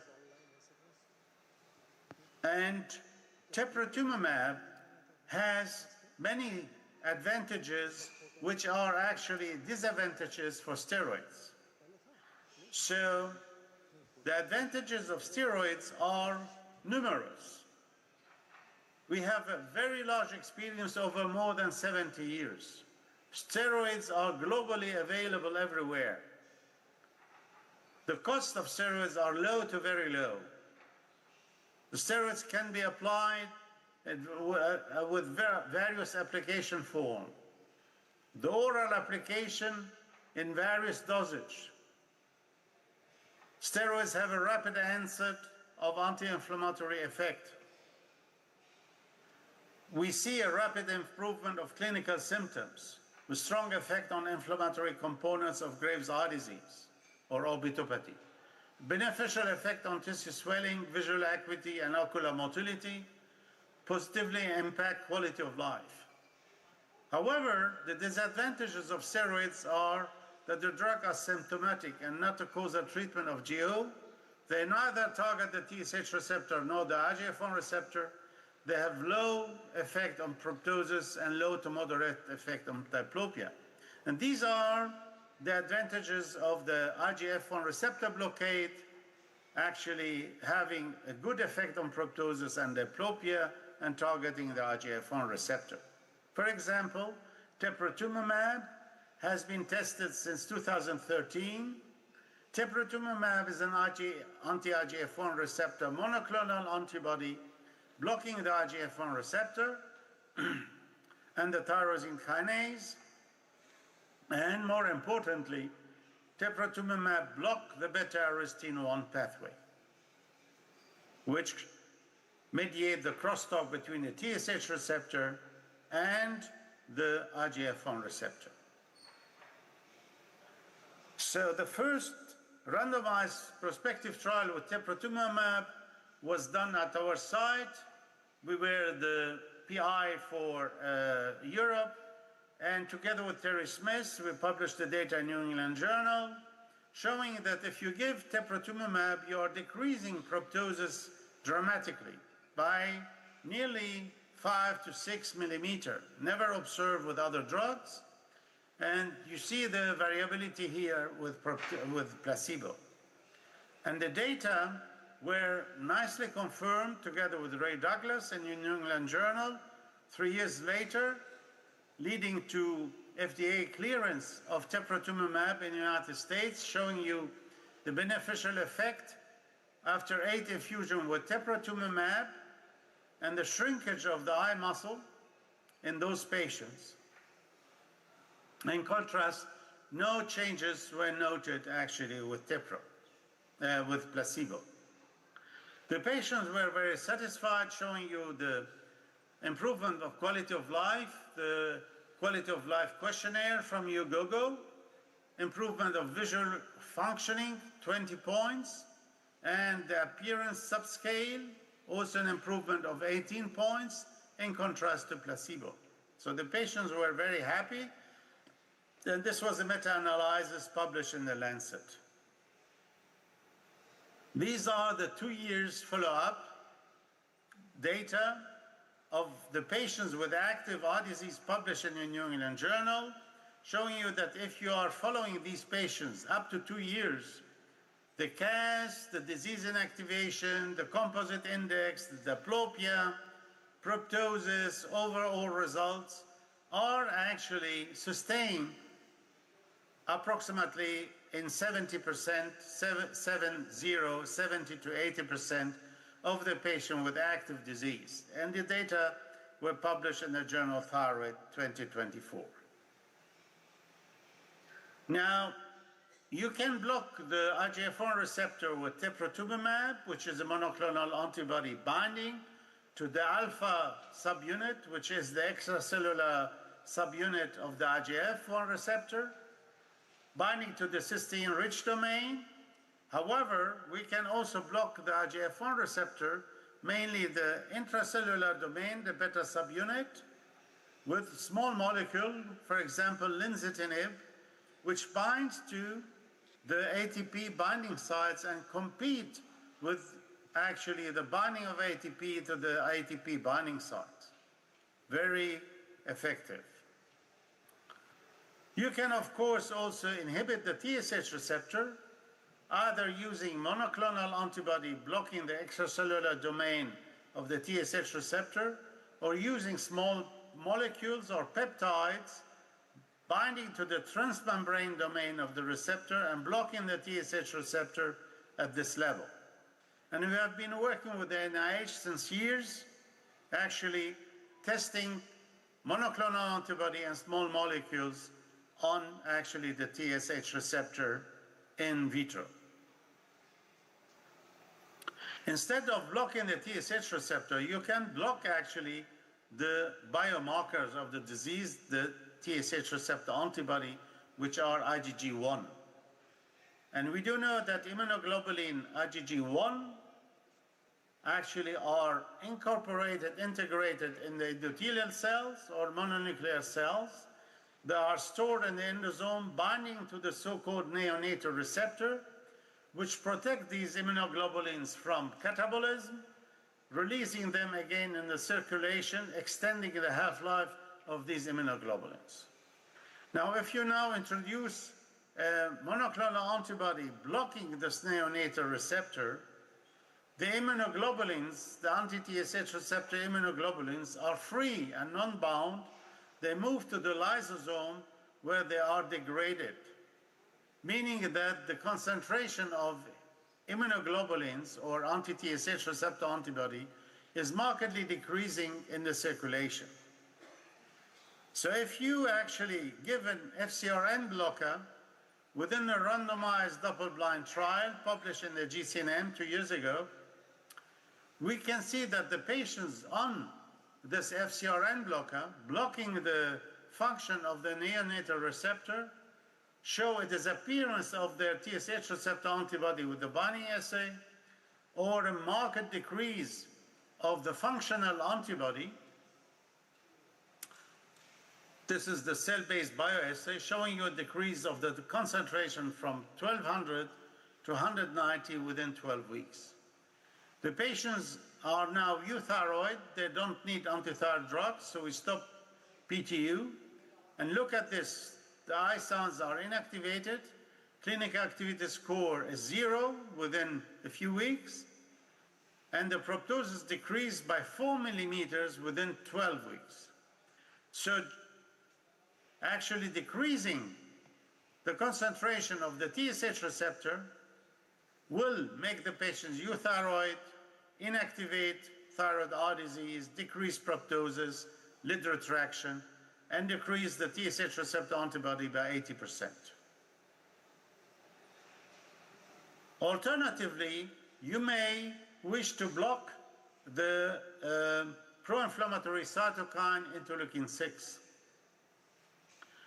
This pro-inflammatory cytokine is the classical cytokine leading to activation of B cells and promoting the development and function of Th17 cells, mirroring the innate immunity.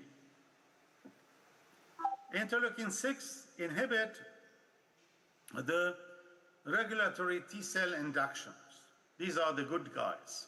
And interleukin-6 stimulate the activity of the orbital fibroblast to express the TSH receptor and to release interleukin-6.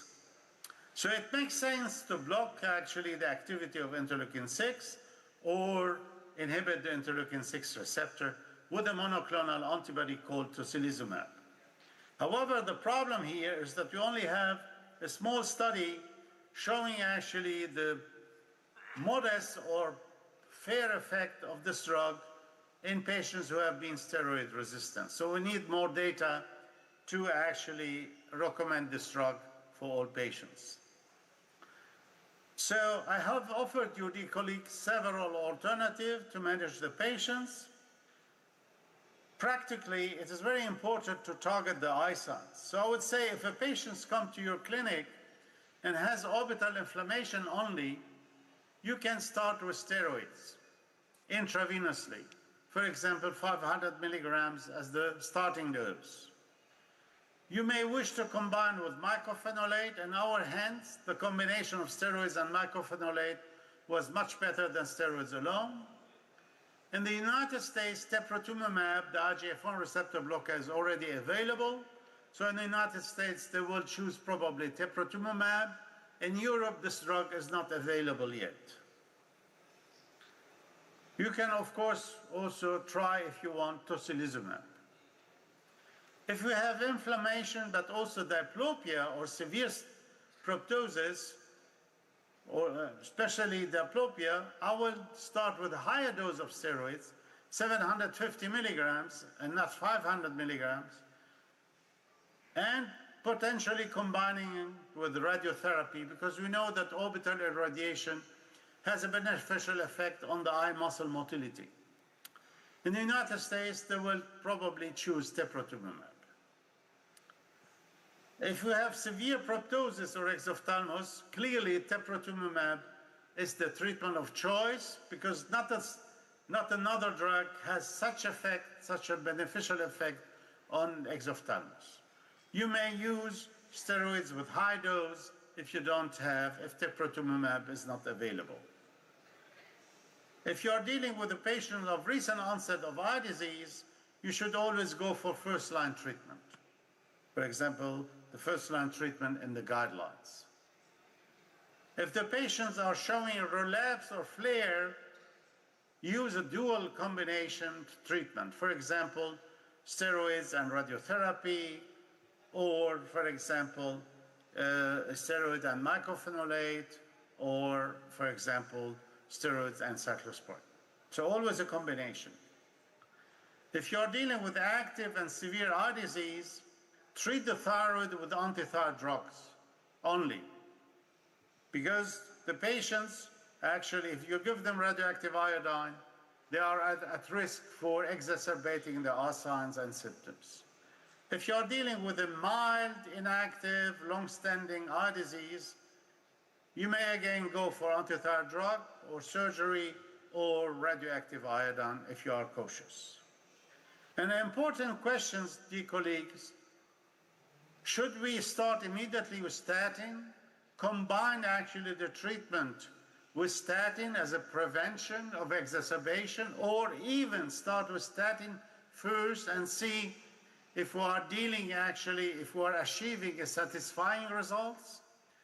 We need more data to know if statin are or can be compared actually with steroids or with teprotumumab and achieving the same improvement of eye signs. I thank you so much for your attention, and I'm happy to respond to your question. Thank you.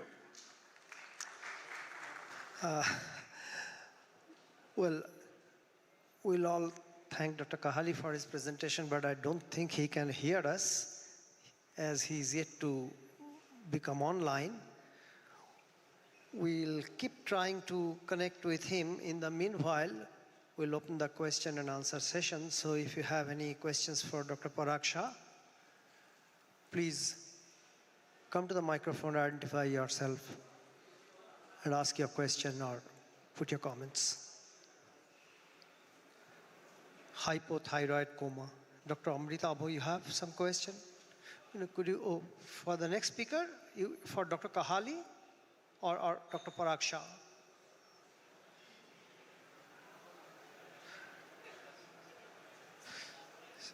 Since there seems to be no question for you, Parag, may I ask you, now that T3 is available, have you had the opportunity to use T3 in a case of hypothyroid coma?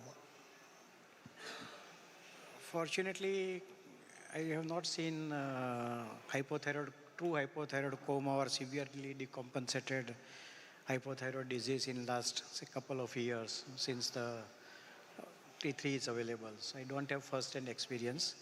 But whatever data are there in a less morbid patients, specifically those who are not having a cardiac morbidity and a mortality, it's a good addition in a severe hypothyroid patient, specifically who are having a severe signs of a neurological impairment, to give along with the oral LT3 therapy or through nasogastric tube.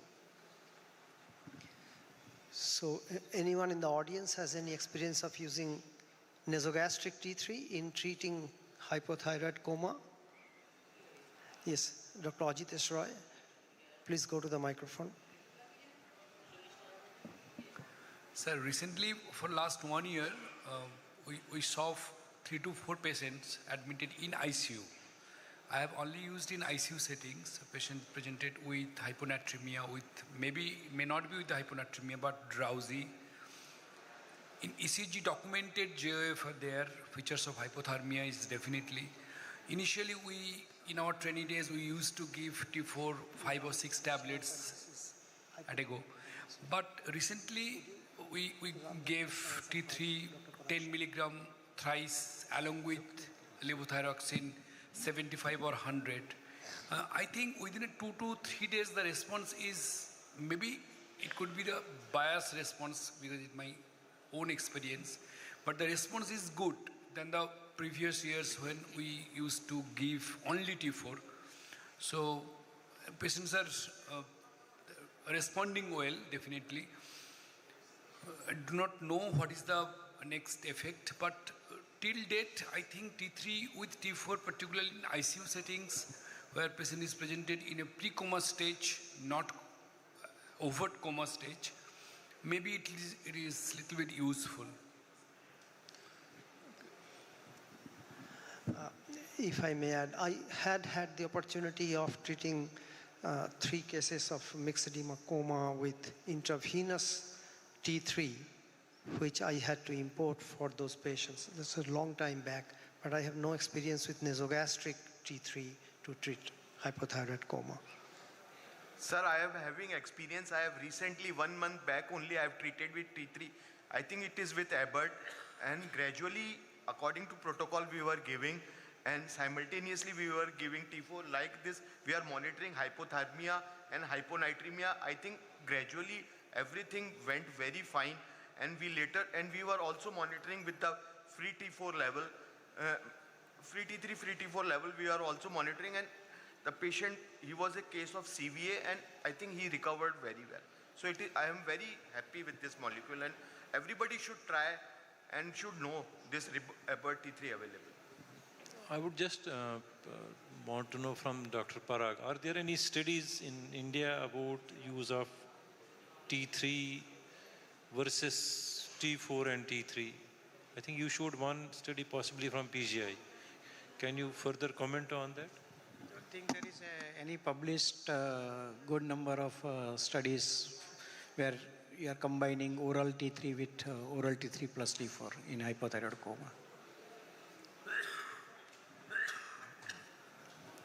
I just want to, hello sir. I just want to share few experience of mine using T3 along with T4.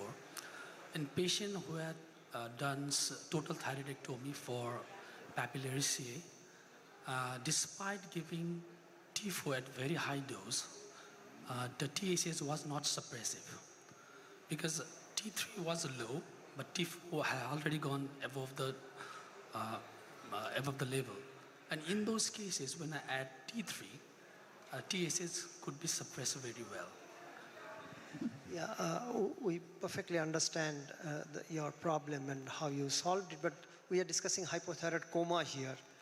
But I agree that that's not an uncommon situation, and availability of T3 makes it easier to normalize the TSH in such scenario. Audio visual, any luck with Dr. Kahali? Not yet. So what do we do? Do we call it a day? Do we wind up, or you have anything more for Dr. Parag Shah? If not, then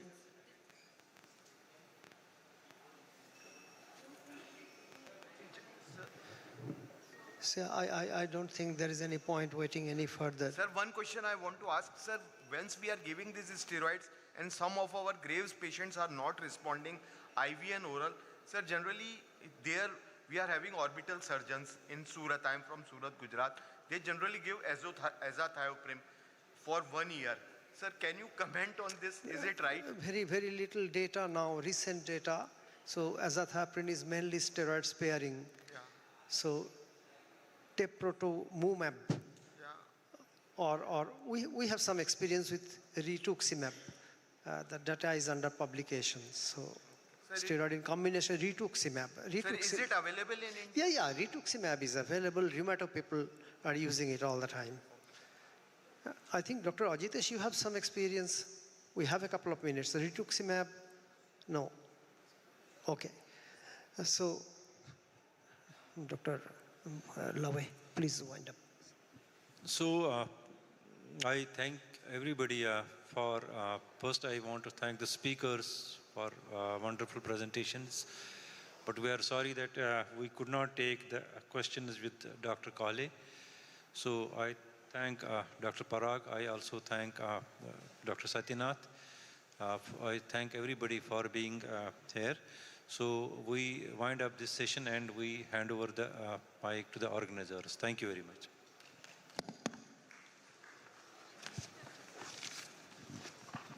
Thank you, sir. Before moving on, I'd like to make a small announcement. At between 3:15 to 4:15 p.m., we have the IJEM Reviewer Orientation Program at the Kuch Bihar meeting room. So all those interested are welcome to attend. And we'll now have a short session break and we'll resume our next session at 3 p.m. So we request everyone to assemble by 2:55 p.m. Thank you.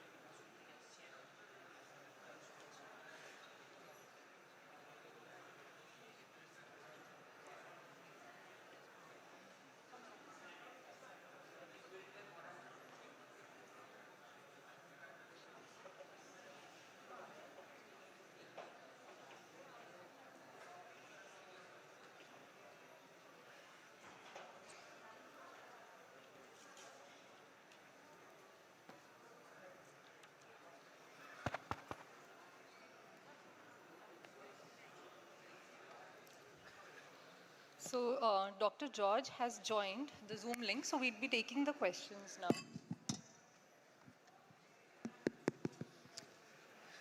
So ladies and gentlemen, may I have your attention, please?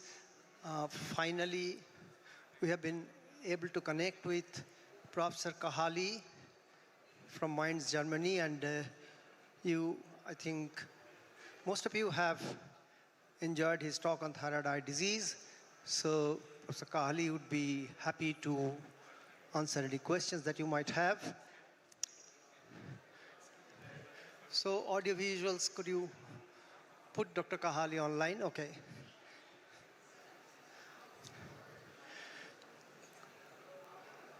Guten Morgen, dear Professor Kahali.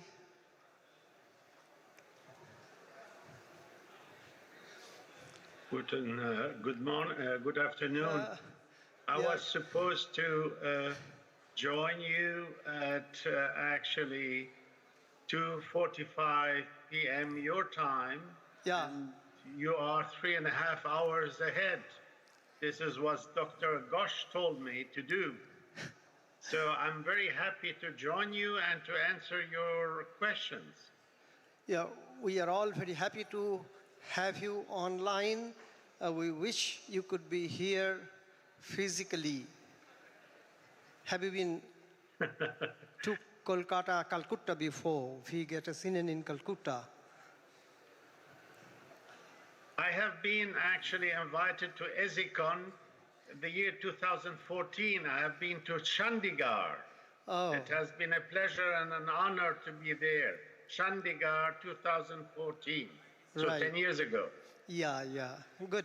So we'll take questions from the audience for your wonderful talk on thyroid eye disease. So any questions? Please go to the microphone and ask a question or put your comments. In the meantime, actually, we had gone for a coffee break in between because we were not being able to connect with you, so people have started coming back. So in the meantime, may I ask you, where do you place rituximab now in your scheme of things for thyroid eye disease?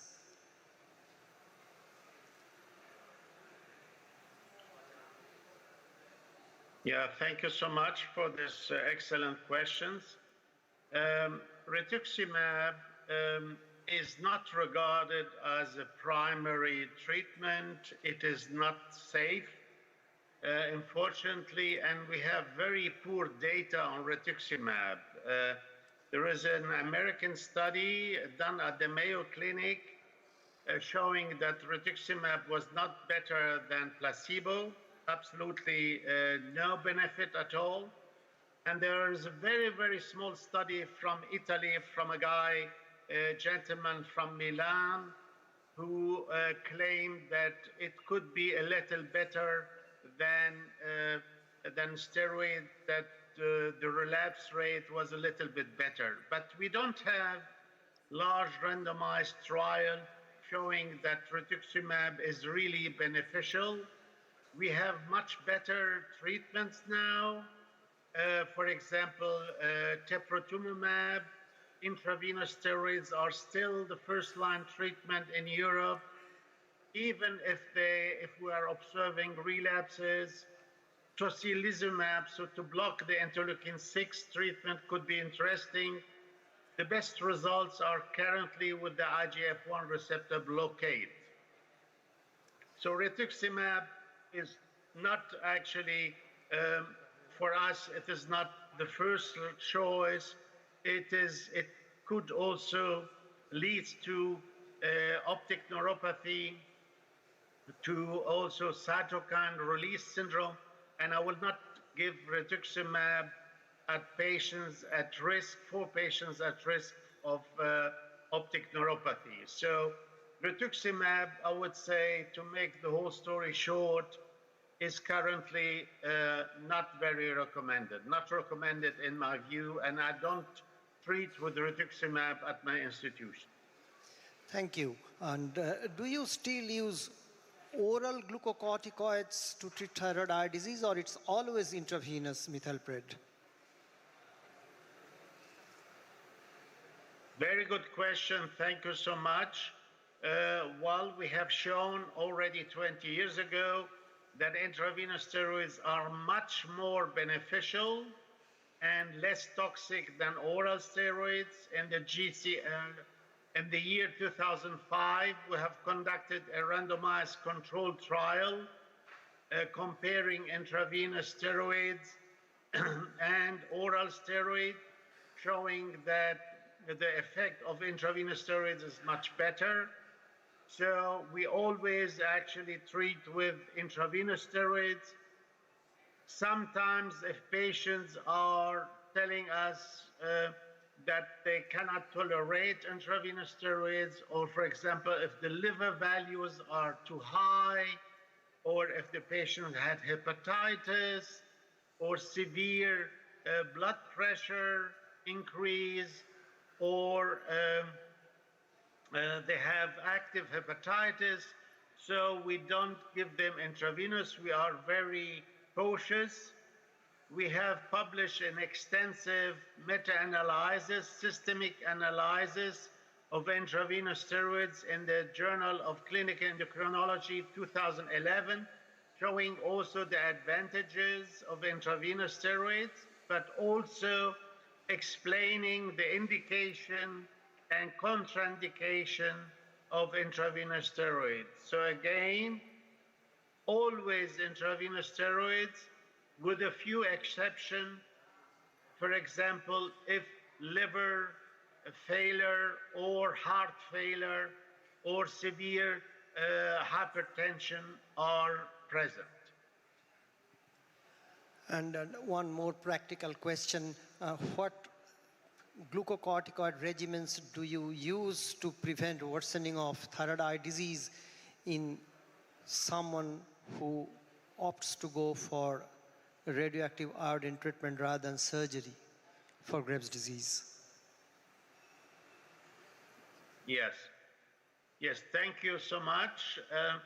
So we have just published, together with Professor Bartalena, a review on radioactive iodine in the Journal of Endocrinological Investigation, published now in September 2025. Clearly, we don't give radioactive iodine in patients with active thyroid eye disease because there is a huge risk of exacerbation of the eye. We give radioactive iodine in patients with inactive eye disease, long-standing eye disease, mild eye disease, chronic eye disease, and we are still cautious giving radioiodine. We give them oral steroids, for example, 0.5 milligram of prednisolone per day, starting with 0.5 milligram per kilogram. However, even if you give oral steroids, there is not 100% guarantee that you will not have a flare or exacerbation of eye signs. There is a study from Italy showing you that intravenous steroids are more effective to prevent exacerbation after radioactive iodine in contrast to oral steroids. So even for prevention of exacerbation, intravenous are much better than oral steroids. Does triptomumab have a role here? I hope that you can understand what I'm saying. Yeah, we can. Thank you. And so, are you following me? Do you understand what I'm saying? Yeah. Is the communication good? Yeah, absolutely. You're perfectly audible, loud and clear. So the next question from the audience is... Thank you. So triptomumab, does it have a role in preventing worsening of thyroid eye disease in someone undergoing radioactive iodine treatment?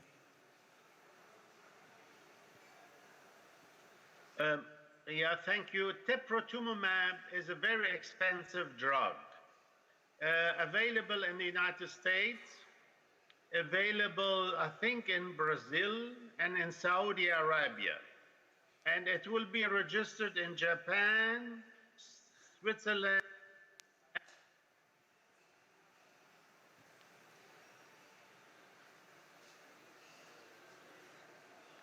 He's cut off again, or your time is over?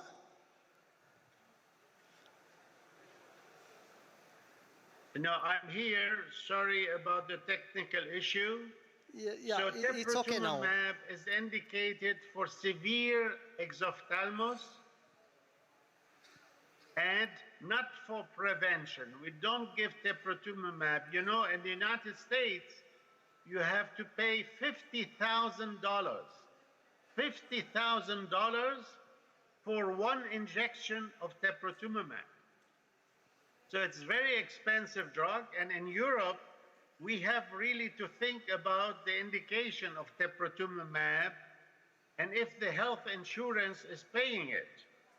And I would love to be in Kolkata and be active participant, but however, the timeline and the distance was too high, but I do know that the discussion is always better if you are on site.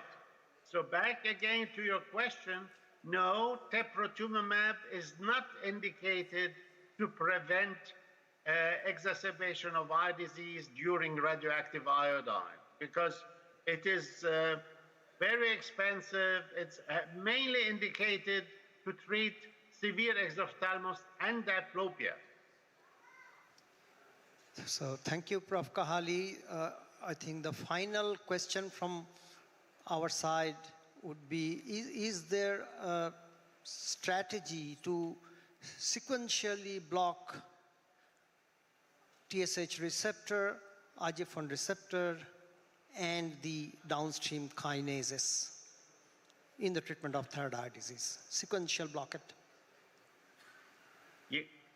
Yes, yeah, this is a crucial question. Thank you so much. Very, very important question. And we are working in vitro on it because we do think that both receptors are the major mediators. I have just published now in the European Thyroid Journal, this week, a review on the pathophysiology of Graves' orbitopathy or thyroid eye disease, called or entitled Unrevealing the Pathomechanism of Graves' orbitopathy, with my colleague Alan Lee from Singapore, and I would be happy to send you the PDF. We are delineating and explaining the pathomechanism of the crosstalk between the TSH receptor and the IGF-1 receptor. And I think that we should probably introduce a medication or a combined medication blocking both receptors. So thank you so very much, Professor Kahali, for being And with very us important, online. as the last sentence, is to think about starting treatment with high dose of steroids or tepro, and a maintenance treatment, a treatment to maintain the stabilization of the autoimmune disease. Because this disease needs to be treated for months, not only for weeks, but also for months. So we need a maintenance treatment, and we are working on it. For example, you start with steroids, and you give mycophenolate for 6 months or 12 months, or you give, for example, teprotumumab and then linzitinib as a small molecule for 9 months, because the toxicity of mycophenolate or linzitinib or cyclosporine are very good, and they are actually optimal for maintenance treatment. So you have to start and hit hard and then give a long-term maintenance treatment to stabilize the autoimmune disease. Okay, so thank you very much once again for being with us online, Prof. Kahali. We will stop the session here and we'll hand over the microphone to the organizers. So have a great day, Prof. Kahali. Guten Tag. Bye. Thank you. Thank you very much.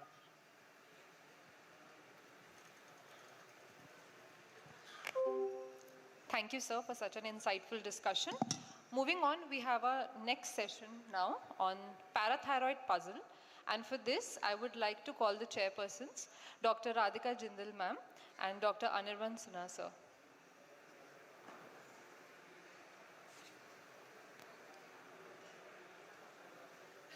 Over to the chairs.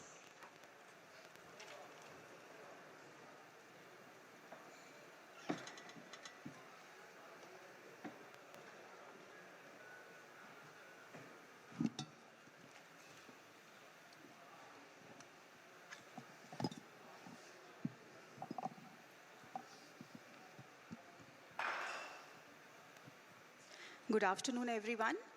And in the next session, we have two interesting talks lined up, which are about two different diseases at the extreme ends of the parathyroid disorders. And for the first one, to talk about the genetics of primary hyperparathyroidism, we have with us Dr. Parjeet Kaur, who is Associate Director, Department of Endocrinology at Medanta Medicity, Gurgaon. She is the Vice President of Endocrine Society of Delhi, and she is DM Endocrinology from AIIMS. She has multiple awards to her credit, and her main areas of interest are primary hyperparathyroidism, osteoporosis, sarcopenia, women endocrinology, thyroid disorders. She has more than 40 publications in index journals and 10 book chapters, and is a runner by passion. Welcome, Dr. Parjeet. Thank you, Dr. Radhika. Very good afternoon to all. I thank Dr. Sujay Ghosh and the entire organizing team for giving me this opportunity. So I'll be covering this topic, genetics of primary hyperpara, mainly also including the recent advances in it, under the following headings. First, talking about the parathyroid tumorigenesis, followed by genetics of first the hereditary forms of primary hyperpara, then the sporadic forms, and then how can we apply this genetic testing strategies in the clinical practice. So this is the overall genetic landscape where we have majority, 90% of the cases of primary hyperpara are sporadic, whereas 10% can be hereditary, and in them we have broadly two forms, the syndromic and the non-syndromic form. So this 10% is actually important, a huge chunk of primary hyperpara where we need to be vigilant and cautious to pick up these patients, because the diagnosis of hereditary primary hyperpara also alter the management and surveillance of these patients. So this is the very basic key fundamental concept of endocrine oncology. It applies to most of the tumorigenesis pathophysiology, where you can see here, do you have a pointer please? Yeah.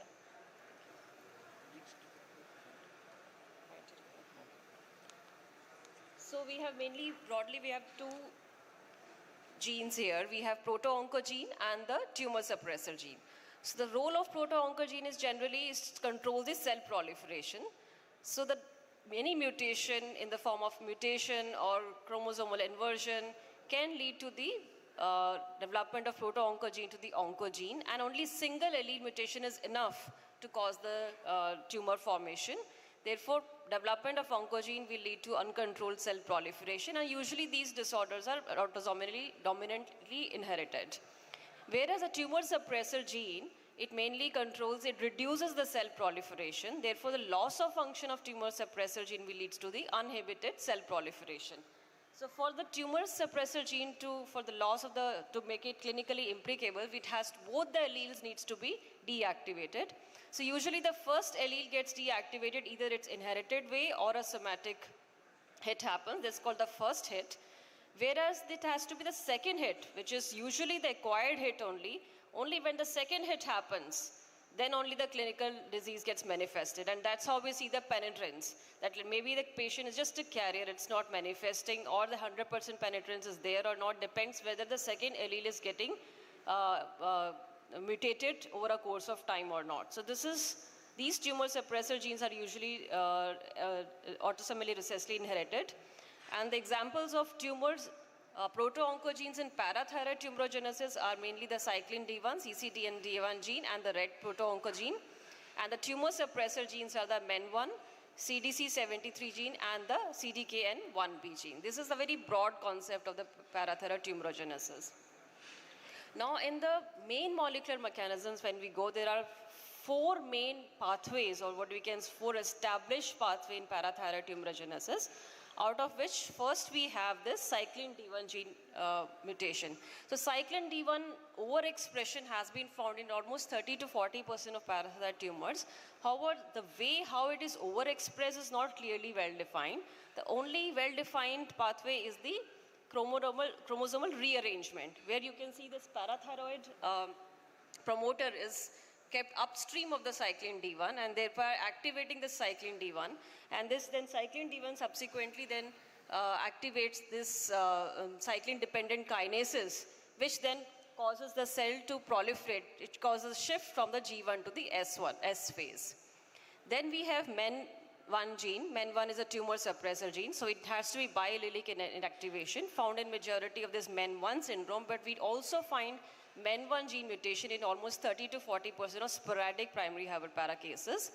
This encodes a protein called menin protein, and this menin protein then subsequently enhances the transcription of another protein called P27, which then inhibits the cyclin-dependent kinase activity and thereby inhibits the cell proliferation, arresting this cell cycle phase. Therefore, loss of this MEN1 mutation leads to the decreased production of menin gene and hence subsequently the increased cell proliferation. Third is this CDKN1B mutation, which is found in MEN4 syndrome. This is mainly the haploinsufficiency because this is an atypical tumor suppressor gene where only just one allelic mutation can lead to the disease manifestation. And again, the mutation of this gene leads to the reduced production of P27 and hence the inhibition of the hence the inhibition of the cell-dependent kinase is gone and the cell proliferation continues.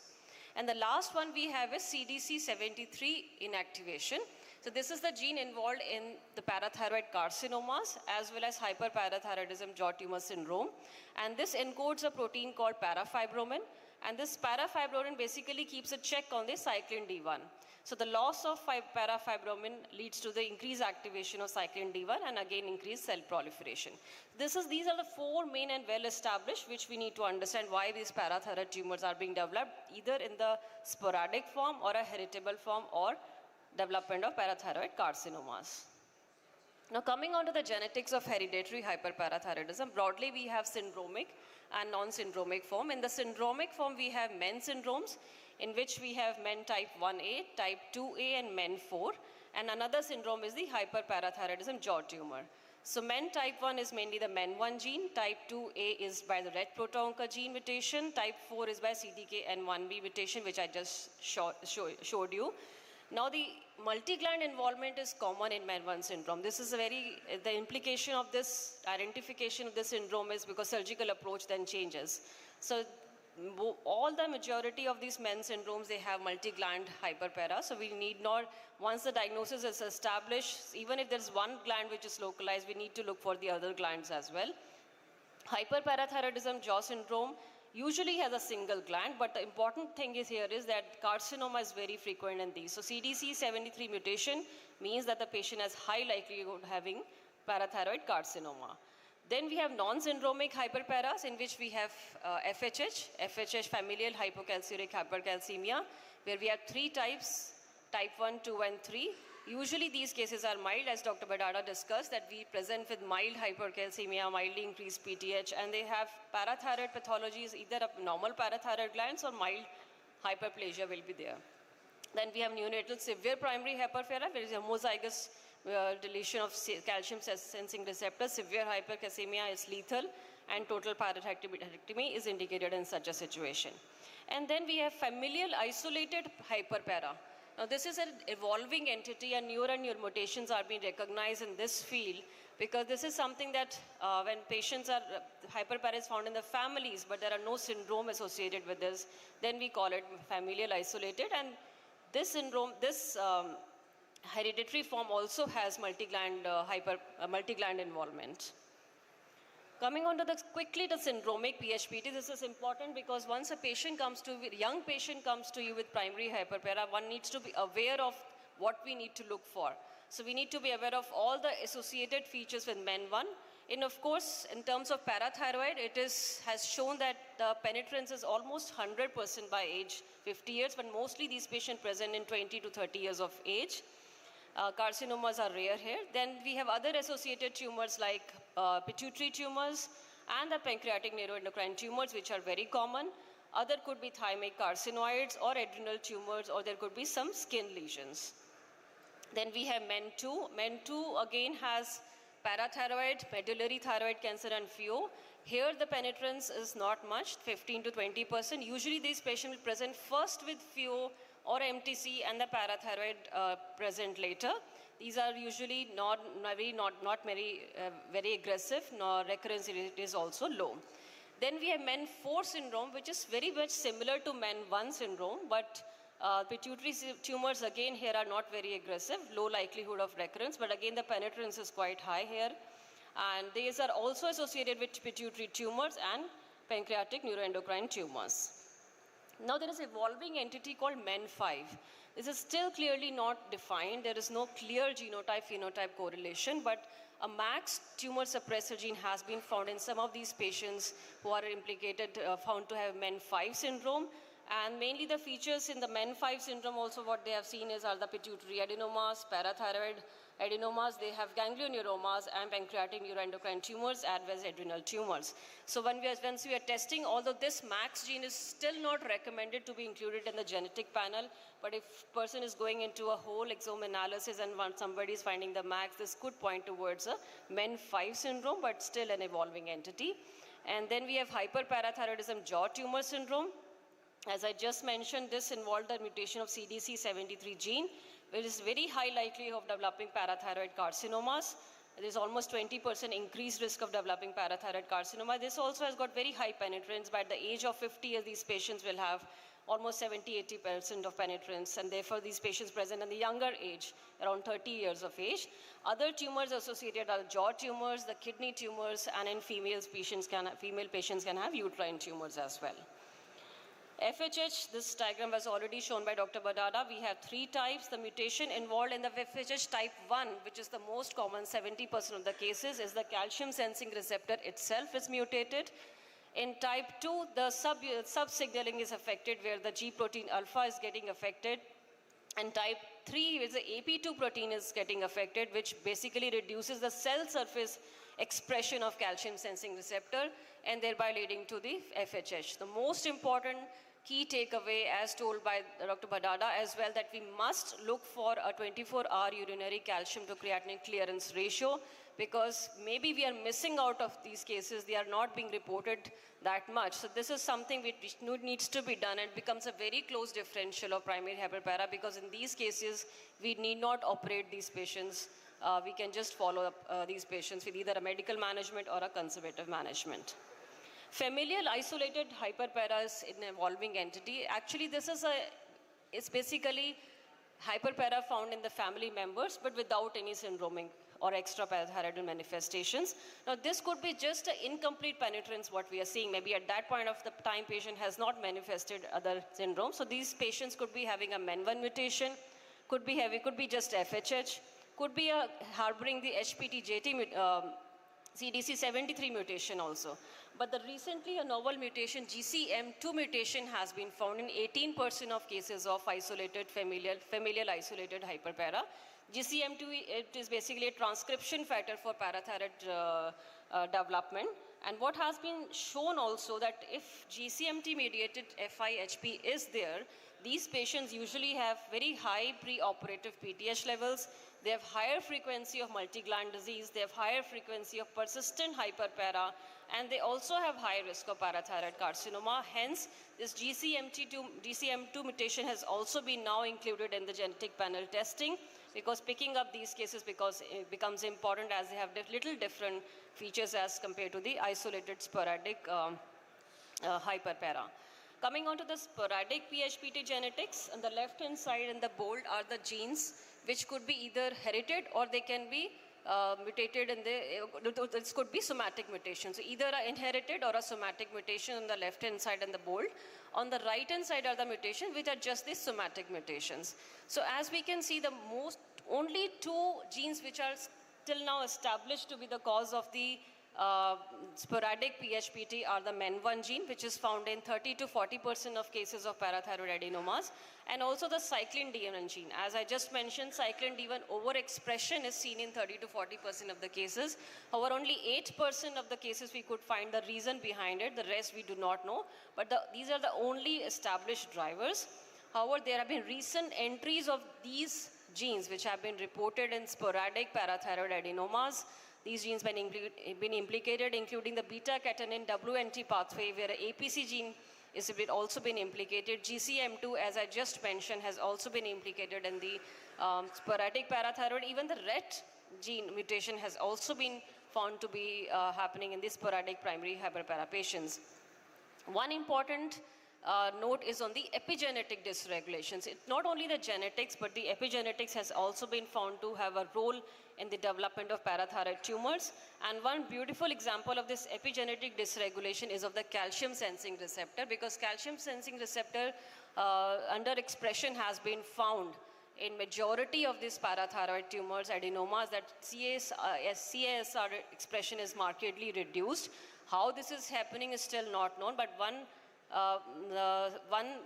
few of the studies have found there are epigenetic modifications are happening in the calcium sensing receptor promoter gene, thereby reducing the calcium sensing protein expression.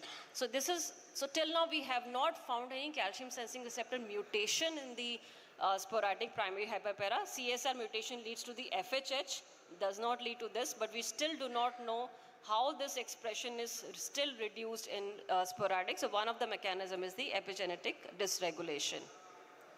Coming on to the Indian perspective, now last decade there are a lot of studies published in India as well. Major work is by the Dr. Badada group, which they published way back in 2013, when they studied the mRNA expression of vitamin D receptor, calcium sensing receptor, cyclin D1 and PTH in symptomatic patients. Since it's a tertiary care, the government setup, they mostly see the symptomatic cases. And what they found, that the expression of both vitamin D receptor as well as calcium sensing receptor was markedly reduced in symptomatic patients, whereas the cyclin D1 expression was greatly increased and it correlated with the adenoma weight, which means that this could be the reason that why these patients are more symptomatic. And they also compared this with the West, and they found in the Western population, the cyclin D1 expression is not very high.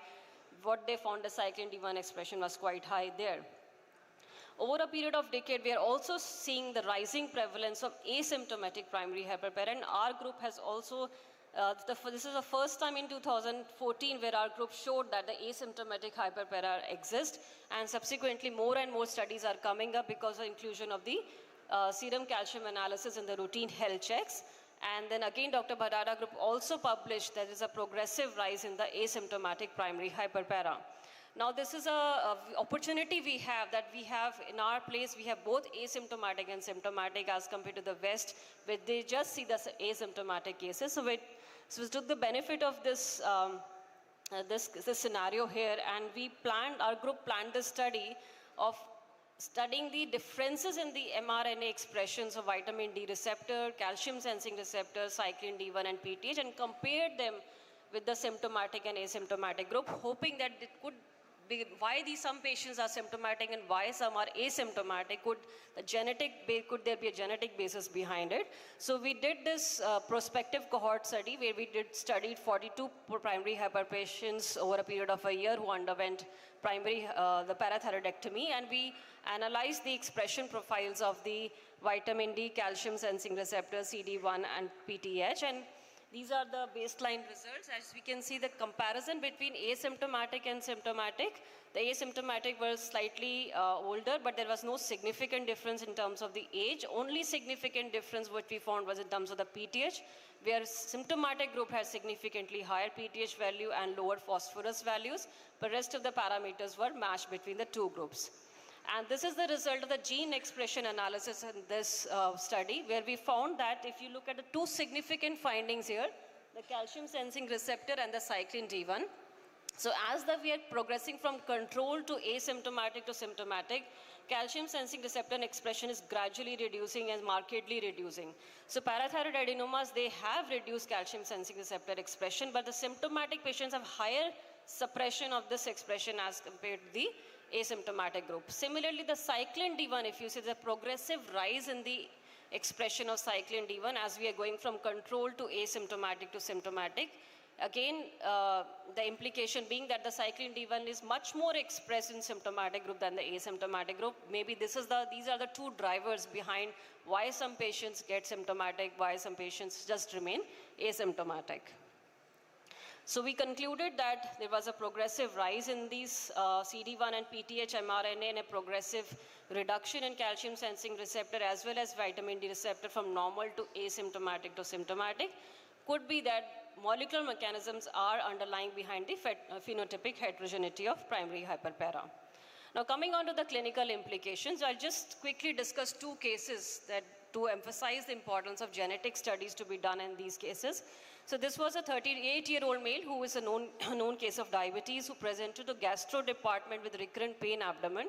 He is also a recurrent stone former. He was admitted under gastroenterology for further evaluation where they did a CT scan and they found a pancreatic head mass. And they also did a biopsy where it revealed a neuroendocrine tumor. Now the atypicality in such a case that this was a younger age for the pancreatic tumor, neuroendocrine tumor, and the patient had recurrent renal stones. Anyways, they raised endocrine reference for the clearance for the surgery for diabetes. But since we saw this patient look at these atypical features, we looked at the calcium levels. They were found to be high in the IPD evaluation with corrected calcium also high and the low phosphorus. We then reviewed the records of the patient, previous records for the last 1 year. Again, we saw that the calcium levels are persistently high over a period of a year, which were missed. And his IPTH was also high, vitamin D was slightly low. So diagnosis of primary hyperpara was made. We did ultrasound neck, which revealed two parathyroid nodules, left inferior and the right inferior. We did then system AB and 4D CT as well, which again revealed these two nodules, but also ectopic nodule in the mediastinum. So this patient, we ordered genetic testing since we were waiting for the results. Meanwhile, we also checked the prolactin, cortisol, MRI pituitary also we did, which was came out to be normal. So we've normalized the calcium. Patient underwent the Whipple's procedure and patient denied the parathyroid surgery initially. The clinical exome sequencing came as MEN1 syndrome. Again, the patient was not willing for the surgery at this point of time, so he continued in the surveillance with 6 monthly calcium. He maintained a very normal low 10.2, 10.5 calcium, but 3 years later his calcium went up very high. So ultimately he had to undergo a total parathyroidectomy with right superior parathyroid reimplantation in the left forearm with cervical mediastinoscopy and mediastinal parathyroid excision plus thymectomy by the thoracic team.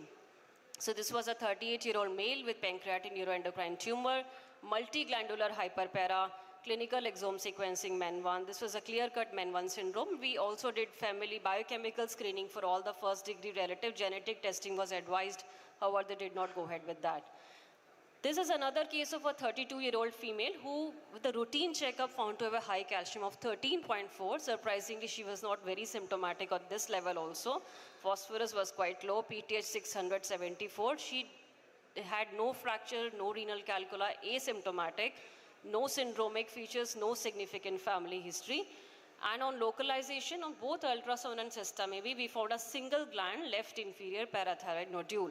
Now at this point of time, we were very much tempted that this patient is very well localized, should go ahead with the surgery. But no, since the patient age is young, we ordered a genetic test and we found a CDC73 mutation in this case, which means that the patient is having either a hyperparathyroid Jordan tumor syndrome or there's a high likelihood of parathyroid carcinoma. We did X-ray mandible and maxilla, which came out to be normal. Since this patient had this mutation, the approach got changed. Instead of doing a minimally invasive parathyroidectomy, patient underwent bilateral neck exploration with resection of left inferior parathyroid nodule with intra-op PTH monitoring. Histopathology came out to be parathyroid carcinoma. Follow-up at the 6 months, both calcium and PTH are normal, and this patient is now kept under long-term follow-up. So how genetic testing helped in case 2? First, it established the diagnosis of HPT-JT. It was just not isolated sporadic primary hyperpara. Surgical approach changed, and now the patient is kept under surveillance for the recurrence of primary hyperpara, development of other tumors. Serum calcium levels also checked in the family members, where brother was also found to have a high calcium and diagnosed to have primary hyperpara. His genetic analysis also revealed the same mutation.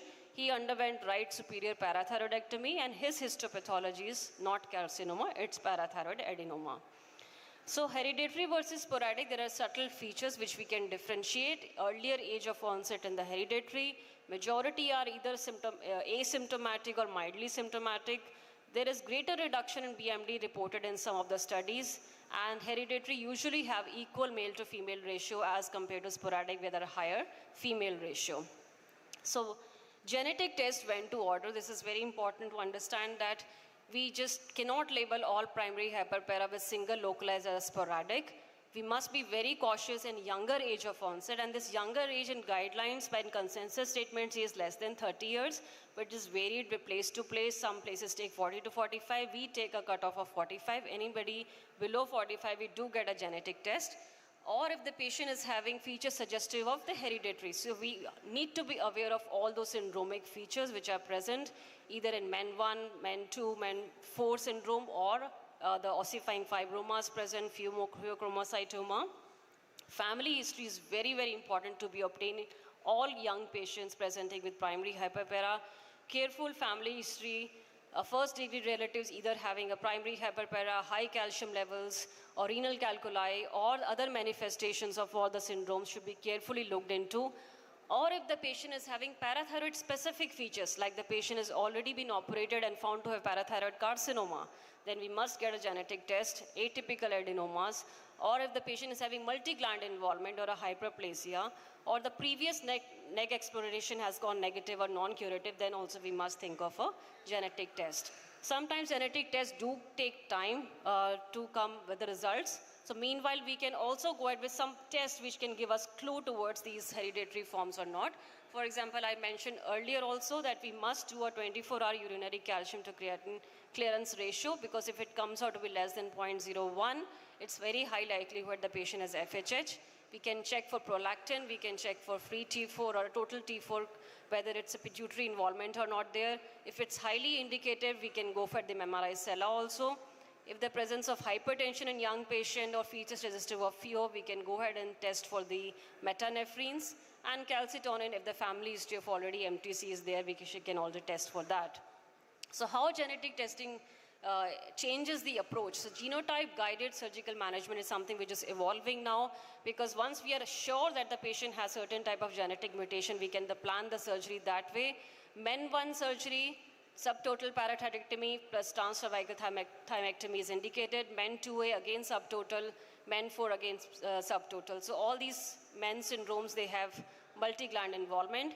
HPT-JT, bilateral neck exploration is indicated, and if the surgeon is finding the tumor to be suspicious, an en-bloc resection has to be done. In the presence of GCM2 mutation in the familial isolated cases, we can also consider bilateral neck exploration, but these patients have high likelihood of multi-gland disease. In FHH, of course, we need to avoid surgery. So do not do surgery in patients as highly suspicious of FHH or comes out to be positive for the calcium sensing receptor mutation, because surgery is not beneficial in these cases. Other benefits, of course, we will screen the family members who may not be at risk. So even if you think that the family members do not have any features, at least check their calcium levels of all the first degree relatives to see if they're harboring any primary hyperpara. And of course, surveillance of the patient becomes important. So what genetic testing to order? You can either order a single gene test. If you're sure about a certain syndrome, we can just order either a MEN1 gene, or if you're sure about jaw tumor is present, you can just order a CD73. Or if the patient has pheochromocytoma, just order RECT. This way you can save some money, but of course, majority of the time you're not able to find any syndromic features, then we need to order a whole panel of the genes which are involved in the parathyroid tumorigenesis. So the key takeaways are that the 10% of the primary hyperparathyroid cases are genetic, and we need to be very vigilant and cautious in picking up these cases. Emerging genes are coming, like GCM2 mutation, other transcription factor mutations which are expanding our understanding. Molecular mechanisms can also explain this phenotypic heterogeneity, asymptomatic versus symptomatic. The clinical features itself, they can guide the genetic testing decisions. Gene panel testing, if available, is the preferred approach, and genotype will determine the surgical strategy and surveillance. The family screening becomes very important in such a situation. Once again, FHH must be distinguished from primary hyperpara to avoid inappropriate surgery, and in future precision medicine actually approach can also be helpful. Thank you so much. Thank you, Dr. Parjeet, for such a wonderful deliberation. We will be taking questions at the end of the session, so please join us here. We have our next talk on hypoparathyroidism, treatment targets and challenges. Speaker is Dr. Pramod Gandhi. He is consultant endocrinologist and organizing secretary of ASICON 2019 and past president of AMS and many other credibilities in his name.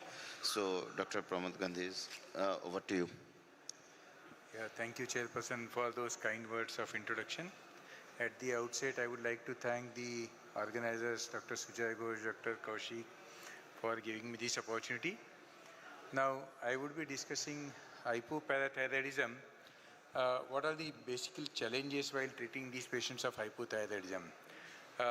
What I am going to discuss in next few minutes is about define hypoparathyroidism, describe the conventional modalities of the therapies, review pathophysiological limitations of the conventional therapy, and discuss about the newer emerging therapies in hypoparathyroidism. Now we all know hypoparathyroidism is diagnosed with low calcium with inappropriately normal or low PTH. We all know that. Now this low calcium should be documented on 2 different occasions with albumin corrected calcium or ionic calcium. Along with PTH also should be documented on 2 different occasions, 2 to 3 weeks apart. Also check serum magnesium and reduce the biotin use if patient is taking that. Now when we see patient has persistent hypo-PT for more than 12 months, then we say that this patient has probably chronic hypoparathyroidism. We all know the causes of hypo-PT. The most common cause amongst them is surgical, others are autoimmune and genetics. The surgical cause is usually post-op secondary to after total thyroidectomy or surgery done for various hyperparathyroidism. All 4 glands are removed. In these patients we see hypoparathyroidism. Now if immediately post-op, if we see that PTH, if it is more than 10, even though patient has symptoms of hypo-PT, then chances of developing permanent hypoparathyroidism are less.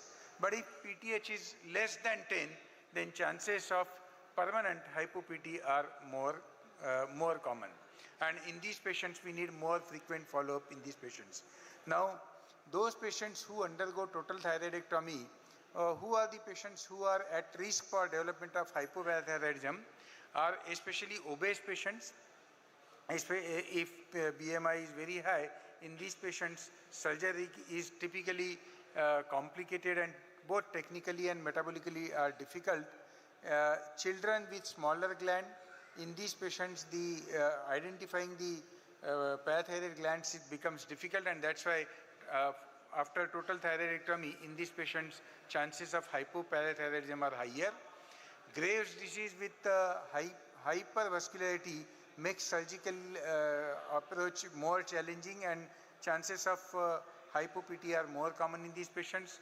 Those patients with thyroid malignancy, when radical neck dissection is done, in these patients also, the vascular compromise is more common in these patients, and that's why we see hypoparathyroidism. Obviously, repeat surgery for thyroid disorders, chances of hypo-PT are more common because after first surgery, there is large amount of fibrosis is there, and chances of hypo-PT are more common. And that's why it is said that thyroid surgery should be done when we are planning for total thyroidectomy. It should be done by a high volume thyroid surgeon or at a specialized center where chances of hypoparathyroidism are less. And these are all causes of non-surgical hypoparathyroidism, where autoimmune disorders or various genetic disorders which are also associated with hypoparathyroidism. These are the non-surgical causes. We all know that hypoparathyroidism is classically associated with hypocalcemia, hyperphosphatemia, low 125 dihydroxycholecalciferol, because the conversion of 25 hydroxycholecalciferol to 125 becomes impossible at renal level because of absence of PTH. And in these patients, they do have hypercalciuria. Now, these are the classical symptoms, signs and symptoms of hypoparathyroidism, which we see that these patients may have tingling, numbness, burning, fatigue, weakness. Patients can have trocheus or chaustic sign, which is positive. And the complications of hypoparathyroidism could be central nervous CNS. Patient can develop seizures, CNS calcification, basal ganglion calcification. The extrapyramidal symptoms are very common. Neuropsychiatric symptoms are common. Cardiovascular arrhythmias, possibly because of hypocalcemia, associated cardiomyopathies are also common. Premature cataracts and papilledema is also seen in these patients. Laryngospasm in acute hypocalcemia may be seen in certain patients. Renal complication, especially nephrocalcinosis or chronic kidney disease, is very common in these patients. Dry skin, onychomycosis is very common in these patients. So we need to see the musculoskeletal complications like myopathy is very common in patients with hypoparathyroidism. So we need to assess these complications by doing 24 hours urinary calcium at regular interval. Evaluation of chronic kidney disease or nephrocalcinosis should be evaluated. Ocular examination should be done at annual level. Psychiatric evaluation for depression, anxiety or neuropsychiatric manifestation should be done. Especially the quality of life evaluation is very important in patients with hypoparathyroidism. Neurologically, if patient has neuropsychiatric symptoms, then possibly these patients may need CT evaluation for basal ganglion calcification. If patient has seizures, that should be evaluated by doing EEG. Cardiac monitoring is required in this patient for arrhythmias. Skeletal monitoring in the form of bone turnover markers, spine evaluation by radiology, and BMD by DEXA should be evaluated at regular interval. These patients are more prone to develop even infections, and therefore they should be monitored at a regular interval. How do we treat these patients? The aims of the treatment is to relieve the symptomatic hypocalcemia while avoiding the hypercalcemia in this patient. So we need to maintain the serum calcium levels at the lower normal level, and we need to normalize the phosphorus level so that these patients don't develop hypercalcemia or hypercalciuria. That should be avoided in this patient. So with conventional therapy, for conventional therapy, we need to supplement these patients with oral calcium and vitamin D analogs. We all know that these patients should be supplemented with oral calcium, either calcium carbonate or calcium citrate, to the tune of 500 to 3000 milligram per day. Now, vitamin D, cholecalciferol should be avoided as far as possible. That's not going to help them, but then vitamin D3 or cholecalciferol may be needed in certain patients to normalize vitamin D, because other tissues other than the kidney, like skin or immune cells, might help to normalize the vitamin D in these patients, and that's why cholecalciferol can be given. But primary treatment is calcitriol or alpha calcidol. Calcitriol should be given in the dose of 0.25 microgram to 0.5 microgram 3 to 4 times a day to normalize the serum calcium. Sometimes thiazide diuretics may be needed in these patients to avoid the hypercalciuria. Serum magnesium, if it is low, should be corrected because low magnesium is also associated with parathyroid resistance, whereas high magnesium will inhibit the synthesis of the PTH in this patient. Dietary calcium intake should be optimized in this patient. Along with that, we need to ensure the low phosphate diet to avoid the hyperphosphatemia in these patients. Phosphate binders may be helpful in certain group of patients when there is hyperphosphatemia while correcting the hypocalcemia.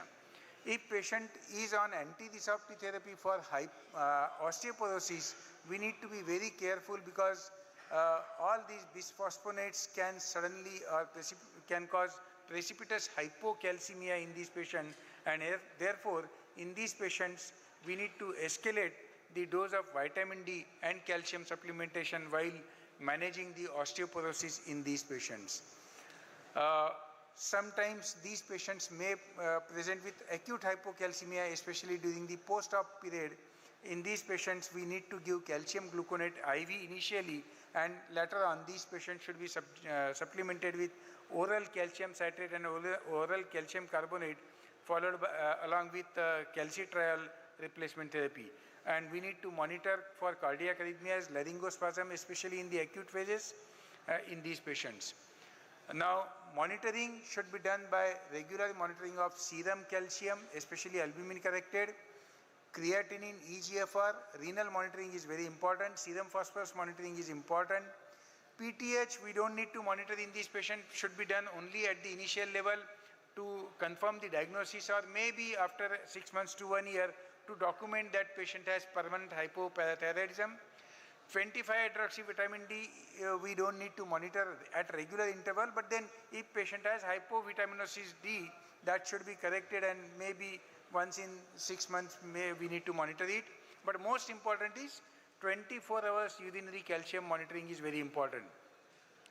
Try to see that their 24 hours urinary calcium level should be maintained less than 250 milligram per 24 hours in males and less than 300 milligram per 24 hours in men. We need to monitor their ECG also, check labs every 3 to 6 months. Let's see this case, which I had seen recently. This is a 40-year-old female who was operated for multinodular toxic goiter. Total thyroidectomy was done almost 4 years back, 4 to 5 years back. She had a history of tetany at that time. Within 4 hours after surgery, her serum calcium was 6.2 with PTH of 3.6, which was less than 10. So obviously chances of permanent hypoparathyroidism was higher. And this was confirmed even after 1 year also. She was initially started on calcium gluconate, which was hypocalcemia was corrected within few hours. And then she was supplemented with calcium carbonate 2 grams per day along with calcitriol 0.25 microgram 3 times a day. Patient improved initially, but subsequently on OPD basis when we were monitoring her calcium level were always somewhere between 6.8 to 9.1. We always used to check her compliance. She was compliant, but intermittently her serum calcium levels were less than 6, and she used to get hypocalcemic symptoms. She used to get tingling, numbness. She had one episode of tetany also, severe tetany, for which she required hospitalization also. And intermittently her calcium used to go as high as even up to 9.1 milligram %, which was documented on 2 to 3 different occasions. She required hospitalization once for tetany. Her serum calcium, her 24 hours urinary calcium level was also monitored on 3 or 4 occasions, and every time it was about 350, 360, 370, which was also high. So we tried to reduce the dose of calcitriol. The moment we used to reduce the dose of calcitriol, she used to get symptoms of hypocalcemia, tetany, tingling, numbness. So that's why we always had to maintain her dose of calcitriol to the tune of 0.25 microgram 3 to 4 times a day to avoid those symptomatic hypocalcemia. So in this patient, the problems were there was no significant symptomatic improvement. her calcium levels were fluctuating always. She had hypercalciuria, though fortunately till now she had no nephrocalcinosis, and obviously quality of life was affecting her day-to-day activity. Now, if you see the limitations of conventional therapy which we had followed in this patient, conventional therapy does not avoid the fluctuations in the serum calcium like we had seen in our patient. We need to adjust the doses of calcium and vitamin D frequently, especially in certain situations where we require higher doses of calcium, like exercise in females during menstrual period or during pubertal age group in children. During these times, we need to increase the doses of calcium. Active vitamin D increases the serum phosphorus and sometimes even urinary calcium also. Hypercalciuria is associated with active vitamin D. Patients are not symptomatically reduced, they improved, and therefore the quality of life may affect in these patients. High pill burden, probably because of higher requirement of calcium in these patients, and therefore GI symptoms are also commonly seen in these patients. Constipation, belching, that is very commonly seen in this patient. The chances of long-term complications like nephrocalcinosis are also seen, and therefore PTH parathormone therapy has parathormone and parathormone PTH analogs has been tried recently, and probably they are of value in certain patients, some of these patients, possibly because they targets the underlying hormone deficiency and benefits in terms of physiological calcium control, reduce the supplemental calcium, and obviously they reduce the 24 hours urinary calcium excretion and improves the quality of life in these patients.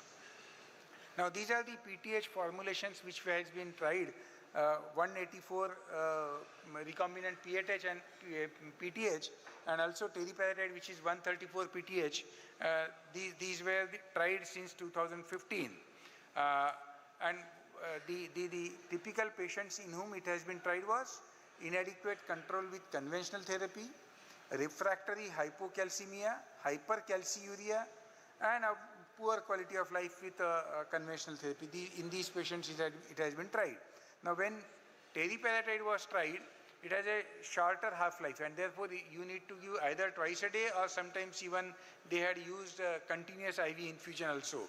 But continuous IV infusion has given a better control, but then it's not practically possible to give continuous IV infusion, and therefore twice daily has been tried.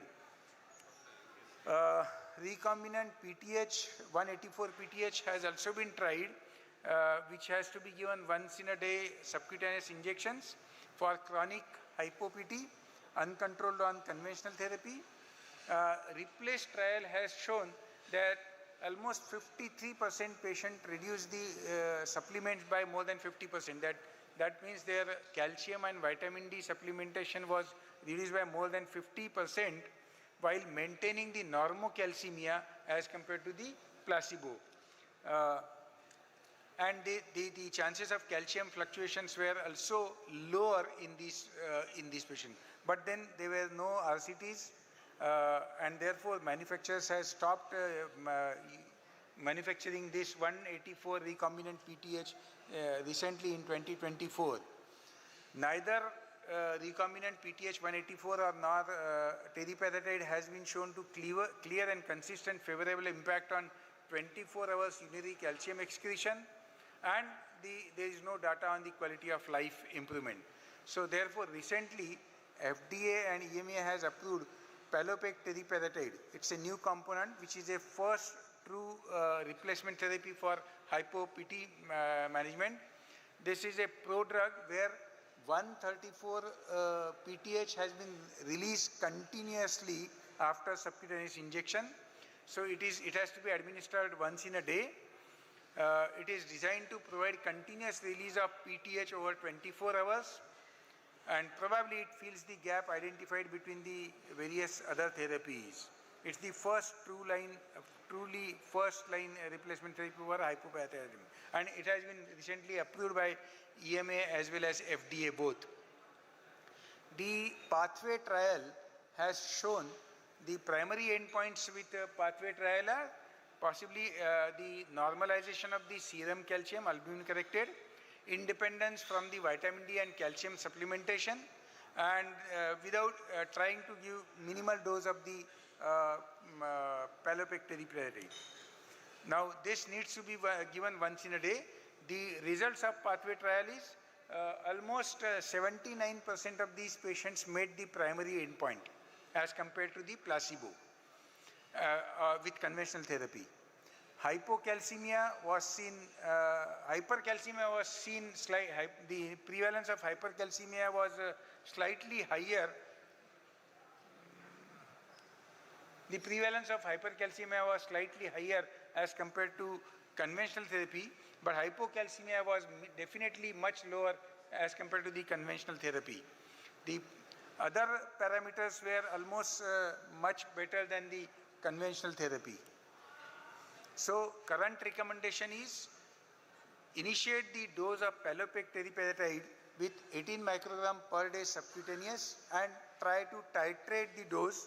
Increase the dose once in a week, not before that, by 3 microgram per day, per week, not beyond that, and try to maintain the serum calcium levels at the lower level at which patient is asymptomatic.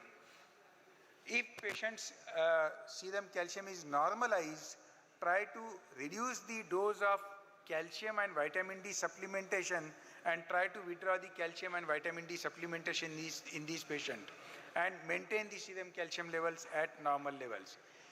If patient is not on active vitamin D and calcium supplementation, with that also, if patient's serum calcium is normal, try to reduce the dose of Triple-agonist by 3 microgram every week and see that patient's serum calcium levels are maintained at lower normal level. If serum calcium levels are high, probably stop vitamin D and calcium supplementation and try to reduce the dose of Triple-agonist at lowest possible dose. Titration is basically symptomatically and by monitoring the serum calcium levels and try to see that patient should be on lowest possible dose. The common adverse effects associated with Triple-agonist are minor, like nausea, headache, common injectable, local irritation at the injectable sites. Serious hypocalcemia are rare. Hypercalcemia is again rare, but osteosarcoma has been documented only in animals, not in human beings. Rarely orthostatic hypotension may be seen and some drug interaction with digoxin. So we need to be very careful in these patients. Monitoring again with clinical symptoms, serum calcium, phosphorus, creatinine, 24 hours urinary calcium monitoring is very important in these patients. That should be monitored at the interval of 3 to 6 months and try to see that, try to maintain the serum calcium at low normal level with normalizing urinary calcium level. Quality of life assessment is important.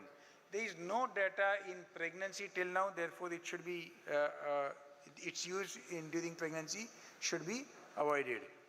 The tapering, we can stop Triple-agonist immediately, but while withdrawing it, we need to see that these patients' vitamin D and calcium requirement can suddenly jump up and we need to increase the dose of calcium and vitamin D if at all we want to withdraw the Triple-agonist.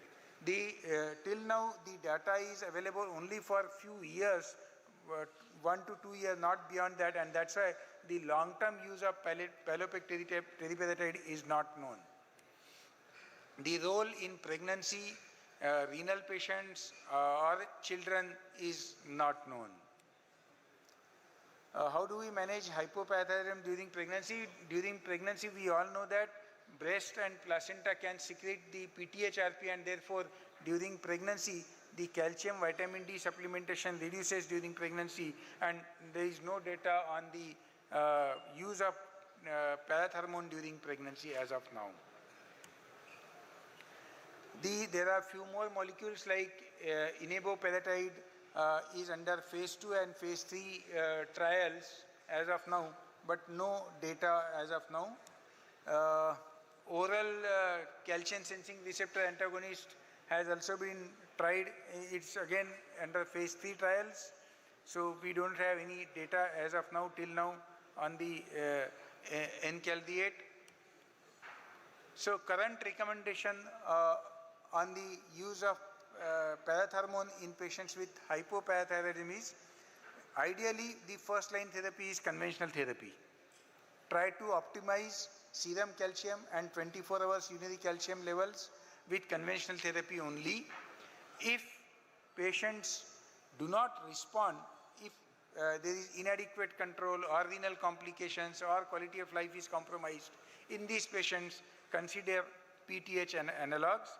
With the Metabolic Tirzepatide is now preferred as compared to the conventional Tirzepatide as of now. Initiate with the specialized care, and we need to monitor these patients at regular interval.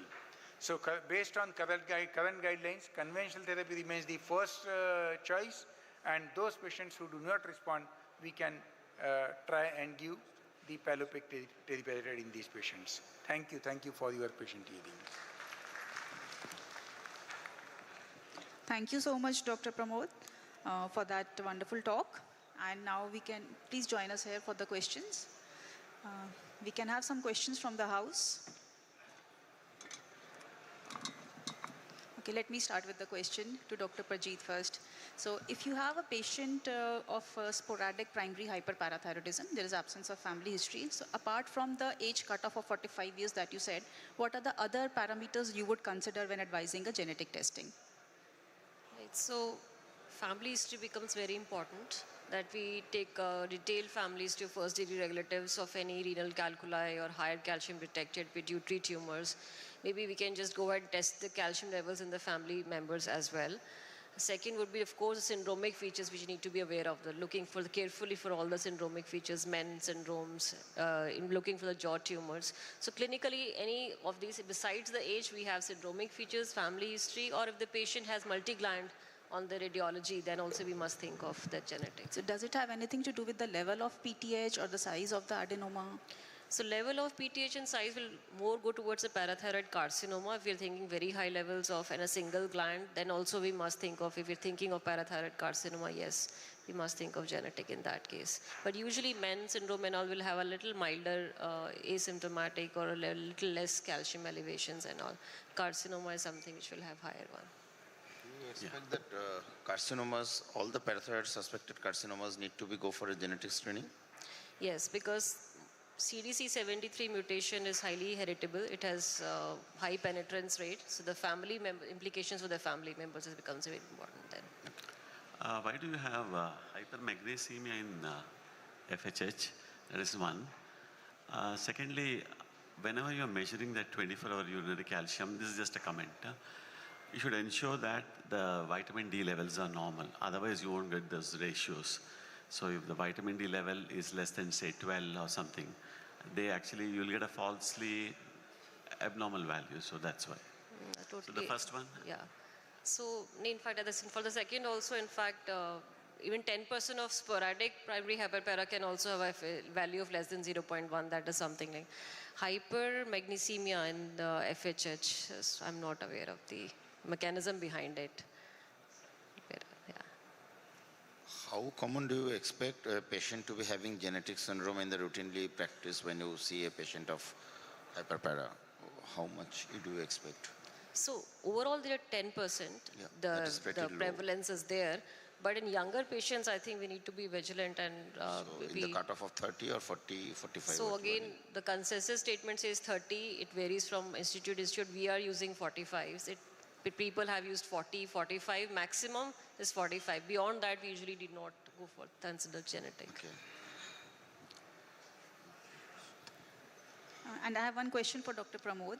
So in a patient of hypoparathyroidism post-surgical who has been on follow-up regularly, the patient is already taking a calcium supplement of about 4 grams per day, and calcitriol also 2 microgram per day. Despite that, the patient is having a calcium level of 6.9 and also a phosphorus of around 6. In that case, what do you advise should be the?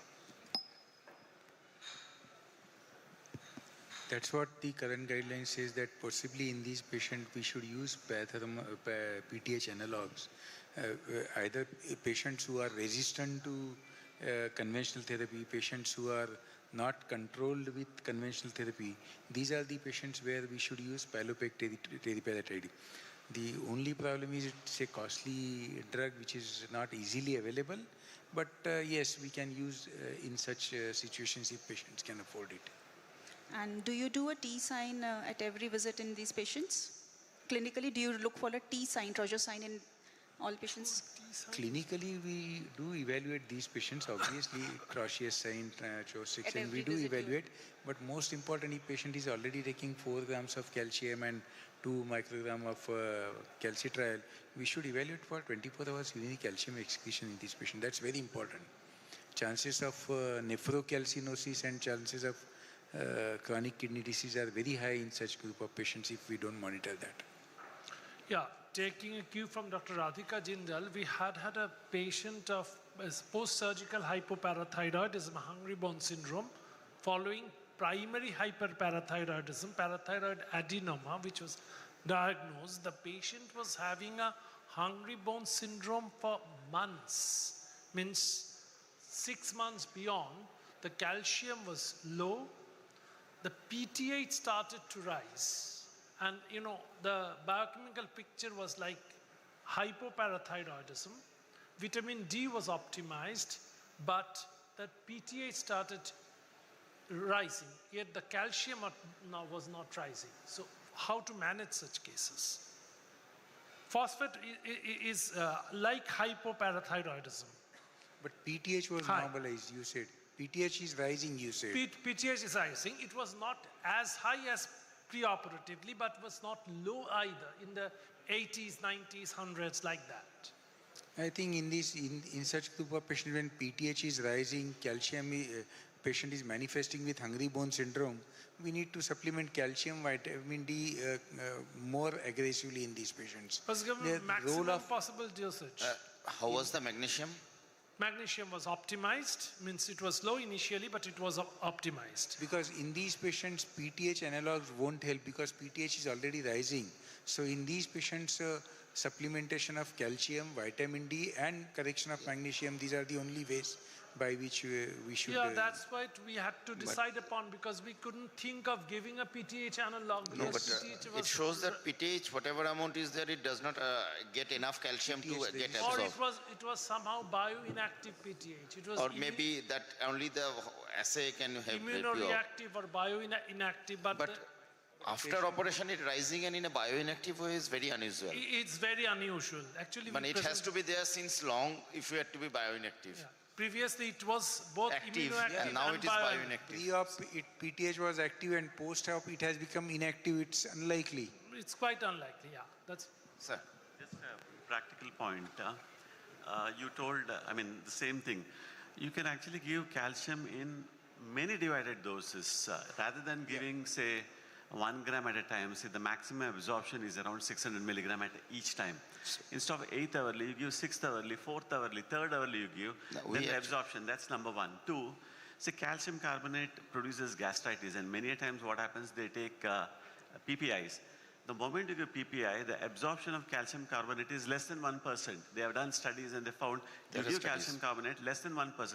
And that is another reason why actually these things happen. You change the calcium composition, like instead of calcium carbonate, you shift to calcium citrate. Calcium citrate, yes, yeah, that's the better option to correct such patients. And again, we do give very frequent intervals, maybe 4 to 6 times per day. We have to do it. Again, the pill burden increases. Anyone has any exposure of unconventional use of normal parathormone have been tried in the hypopara? No. Which is available at present? Tirzepatide?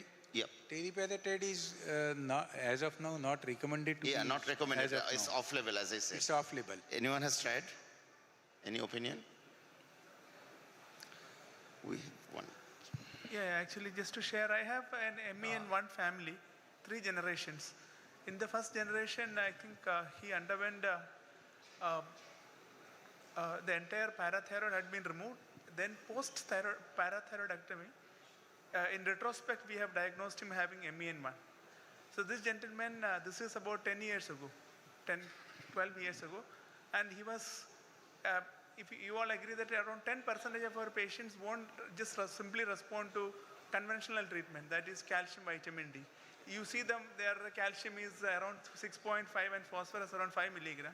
So this gentleman had to be given intravenous calcium every other day to save him from tetany. So in that context, 10 years ago, I had given him the native Teriparatide for almost 4 years. And we could keep him asymptomatic without requiring him to undergo calcium infusion every other day in the hospital. So the quality of life, like Dr. Pramod said, we compromised, we went out of the box and treated him with Teriparatide so that we could maintain his quality of life. Almost 3.5 years we had given him Teriparatide. Those days, obviously, these pegylated parathyroid preparations were not available. So it has been given off-label. And again, we conventionally give calcium syrup. As he said, we give it around 4 or 5 or 6 times a day. I think that is the best bet. One, it will keep the calcium somewhere in the normal range around the clock. Second, the risk of gastric intolerance is way less if you give liquid preparation rather than tablets. Also try to see that they should get adequate doses of calcitriol or alpha-calcitriol. That's very important. Yeah, I think rather than increasing calcium, increasing bio-D3 or calcitriol, gives much more better results. As far as Teriparatide is concerned, difficult to control calcium with one single daily dose of Teriparatide with 1 gram of calcium and up to 1 to 1.5 milligram calcitriol usually controls very well. Few of my patients on this regime. Thank you. So you asked about the PTH. We used actually in a patient with APS1. She had all the problems. She had Addison's. The moment when you put her on fludrocortisone, she develops hypertension or hypokalemia, and that's where we actually learned, oh, okay, now you use fludrocortisone, half tablet, twice a week, thrice a week, and that used to maintain it. She had type 1 diabetes. She used to go in for hypoglycemia because of this, change it to prednisolone. So that's another thing which we learned, okay, type 1 don't use hydrocortisone because they are brittle. 3-4 hours action wanes off. And here actually she had hypocalcemia, hypopara also. So we actually used in this patient PTH because every time every maybe 2 weeks, 3 weeks, she used to get admitted with this type of problem. So we were actually giving her PTH. We began with once, then we gave her twice, and then actually she could maintain. Now she is not got admitted at least for 6 months. So after a long time, finally we could hit the nail. Premature ovarian failure. She's around 13, 14 years. Premature ovarian failure. You name, she has that. Okay. So if patient is affording track, she is put on Teriparatide. Pardon? No, yeah. So the thing is, she's getting some funding from some this one, so that's how she can maintain. Yeah. So a couple of comments. One is with regards to hypoparathyroidism, also syndromic. They can evolve over time. So something we need to keep a watch because all the manifestations may not actually come in at the, we have had like mitochondrial hypopara, having developed DCM, presenting with DCM, then developing, detected with hypocalcemia, then developing deafness, then diabetes. So it's evolving gradually. So we need to keep a watch on that. And especially a couple of patients we had with intractable hypocalcemia requiring Teriparatide, and even once daily actually significantly lowered the dose. Even with a very high dose of calcitriol, which is again very expensive, and number of tablets can go up significantly along with calcium. Maintain, and especially stabilization of the calcium levels, requiring not requiring further hospitalization. But the problem is with regards to durability. How long to continue, that data is still not there. Thank you. So, thank you. Anything else? maybe I have the last question to ask you regarding the genes. That do you think that whole exome can be considered regarding the cost going down? Only the panels, are they sufficient in your account? Whole exome again will be expensive if we can restrict. Cost is going down. That's what I'm asking. Okay. Of course, if the cost is going down, then whole exome will be definitely, because we are discovering newer and new mutations also. Yeah, that's what I'm thinking. So only the panels have limited mutation spectrum. Yeah. So if there is no more questions, we can. So we'll close this session here, and thank you to the speakers, and thank you everyone for participating in this wonderful, insightful discussions. Thank you to the organizers. Thank you, sir and ma'am, for a wonderful discussion. We would now move on to our next session, which is Evolving Thyroid Horizons. And to chair this session, I would like to call upon Dr. Arun Kumar Chaudhary, sir, and Dr. Binayak Sinha, sir.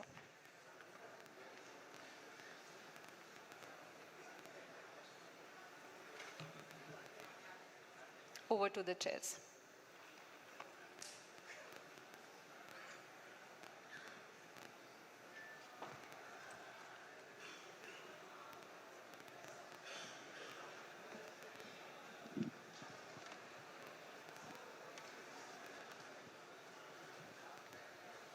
So we move on to this next session on thyroid disease. We're going to be talking about thyroid horizons.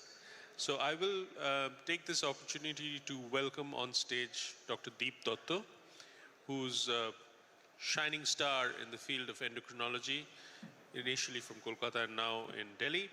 And he's going to take us through this contentious issue of T3 and T4 replacement in thyroid disease. Thank you. Thank you so much, sir, for the kind words. A very good evening to all. I think I'm holding back last session before the GBM and the great program we have, cultural program today evening. I'd like to thank the Endocrine Society of Bengal for making me a part of this beautiful conference, our flagship conference, SECon. Good to be back to my home city. So a tough job. Should we be using T4 or T3 therapy? The topic is it a hype or is it a hope? So I have no conflict of interest with regards to this presentation. So while preparing for this topic, I did a PubMed search with liothyronine, which is T3, see how many publications are there. And here we saw so many, more than 35,000 papers. I got the shock, starting way back from 1950s, even today. And since the last 40 years, consistently healthy a number of publications are coming. Now, I refined the search to putting the word, how many articles in their title had the word liothyronine or T3, and now a more manageable results came 158, and we can see an interesting trend. We saw a good number of publications around 1970 to 80s. Then there was a lull of 10 to 20 years, no publications. Again, for the last 15 years, we have had publications focusing on T3. So yeah, something is cooking. So what's cooking? Is it the hype or it does make sense? So while going through these 158 articles, I came across this interesting article published in Clinical Endocrinology, Oxford, 4 years back. Now it's a very respected journal in the field of endocrinology. This is the audit of the UK NHS data. Now NHS is very pragmatic. For every disorder, they try to give the best cost-effective therapy. It should work and it should be cost-effective also. And there they noted in England and Wales, you see the cost of treating hypothyroid in Great Britain had gone up more than double, if you see the numbers here. So the cost actually really ballooned to 130 million per year from 60 million per year, and that was primarily attributed to a sudden surge in T3 prescriptions. If you look at the individual cost of treatment per patient, it went up from £550 to nearly £3,000 in 2015 and 16. They were able to bring it down marginally to only £2,500. And what they found that nearly 1 out of every 2 GP, the general practitioner, was prescribing T3. So that was at one point of time the acceptance, and what they found after audit, it really didn't make a difference if the patient was getting T3 plus T4 or just T4 in terms of outcomes. It didn't make a difference. So they took a strong step to discourage the use of T3 in their country. So now a very recent paper came in JCM just 3 to 4 weeks back, where they looked at the deaths and focusing on adverse events with the use of T3 in practice. So why are we so concerned about adverse effects? Because now we know that T4 is nothing but the thyroxine, which is nothing but a prodrug. It goes to the body, it goes to circulate. In the tissue, it is converted to the bioactive form, which is T3. We know that T3 is nearly 10 times more potent than T4. And being a more potent hormone, we are more worried, can it cause more cardiac arrhythmias? Can it precipitate heart failure? Can it cause a greater amount of bone mineral loss? These are the things which come to our mind. And they did a review of 21 randomized trials and 4 cohort studies and some case reports. And they found that at least they found no new safety signals with regard to cardiac and cardiovascular and bone metabolic outcomes. So that was a reassuring data coming in JCM just a few weeks back. So, and why we are talking of T3 therapy in the first place? Simply because we have been managing hypothyroid with thyroxine, and we have been pretty good in controlling the biochemical hypothyroid. That is, that we are able to bring the TSH levels back in the normal range. But still, we will have 10 to 15% patients complaining of non-specific symptoms like fatigue, malaise, and like sometimes insomnia, body pains, and loss of memory, like loss of focus. Sometimes we attribute depression, dysthymia, maybe fibromyalgia.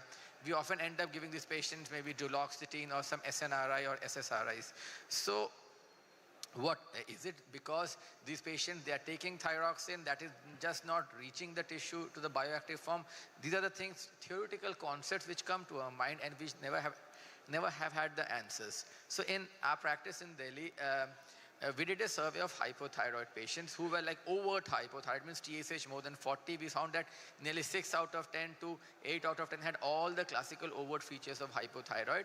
And once they were made euthyroid, TSH normal, in our practice also 6 to 8%, 10% had persisting symptoms, so for which we did not have any good answer to offer to the patients, because the biochemical reports are normal and the patient still complains of the same symptoms which they came back to us maybe 3 or 6 months back, or maybe even a year back.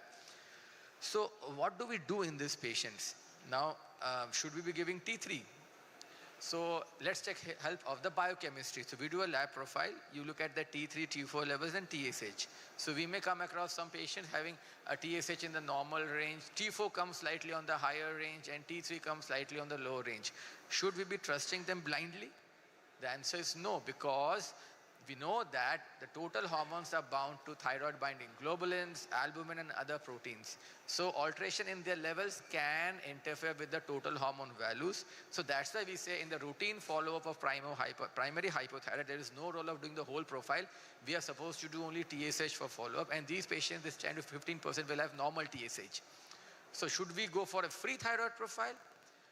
Now, when you look at the values here, now we are talking of nanogram per deciliter for free T4 and now picograms per ml for free T3. Now, when you are talking of measuring hormones at such lower levels, 10 raised to the power minus 12, using the commonly available, the commercial chemiluminescent assays, they are not reliable in picking up free T3. Free T3 assays are not reliable. So the challenge is the current investigative support is not good enough to make a decision, should we be using T3 based on the lab reports? Absolutely not. That's why you go back to the symptomatology, and which is so non-specific, so we are clueless what to do. So now, this is what we all know, that I'm not going into the physiology. So now let us look at why so much of confusion, because now we know that we have these deiodinases enzymes which convert T4 to T3 at the level of tissues, and now which is also known that nearly a good number of patients may have certain polymorphisms of this gene which expresses the deiodinases, and that can lead to a lesser effective or more in lesser conversion of T4 to T3, and that may explain the subset of symptoms in some of this 10 to the 15%, not all the 10 to 15% patients who have this so-called non-specific symptoms. And the problem of endocrine levomas with thyroid assays we have already just discussed. Sometimes we discuss about T4 malabsorption. I think this is something which is overplayed than what actually we see in our practice. in majority of a patient who need a very high dose of thyroxine, like more than 1.9 to 2 micrograms per kg body weight, most of them will turn out to have some compliance issues, or they're not able to keep the sufficient 30 to 60 minutes gap between thyroxine intake and eating other food items. Many of them, they end up taking a PPI with thyroxine. They might be taking a calcium or a multivitamin or iron supplement. They just make it difficult for thyroxine to be absorbed in the gut. It's a very sensitive hormone. Addressing these issues, take care of it. True thyroxine malabsorption is really rare, and levothyroxine challenge test to rule out malabsorption is practically not needed in day-to-day clinical practice. Now let's come to a systematic review published by Dr. Leonard Wartowski. He is a known figure across the world in the field of thyroid. Let's see what he says. And he also echoed the same thoughts that yes, it's a pro-hormone, but he reviewed all the data with all these red flags in mind, the side effects, from 20 different major trials. And if you see, all of his studies in his meta-analysis were combination T4, T3 therapy. But if you look, sorry for the small print, in all these studies which he analyzed, the dose of T3 used was pretty high. In like 1:4, 1:5, or maximum 1:6. For every 5 parts of T4, 1 part or 2 part was of T3, pretty high dose.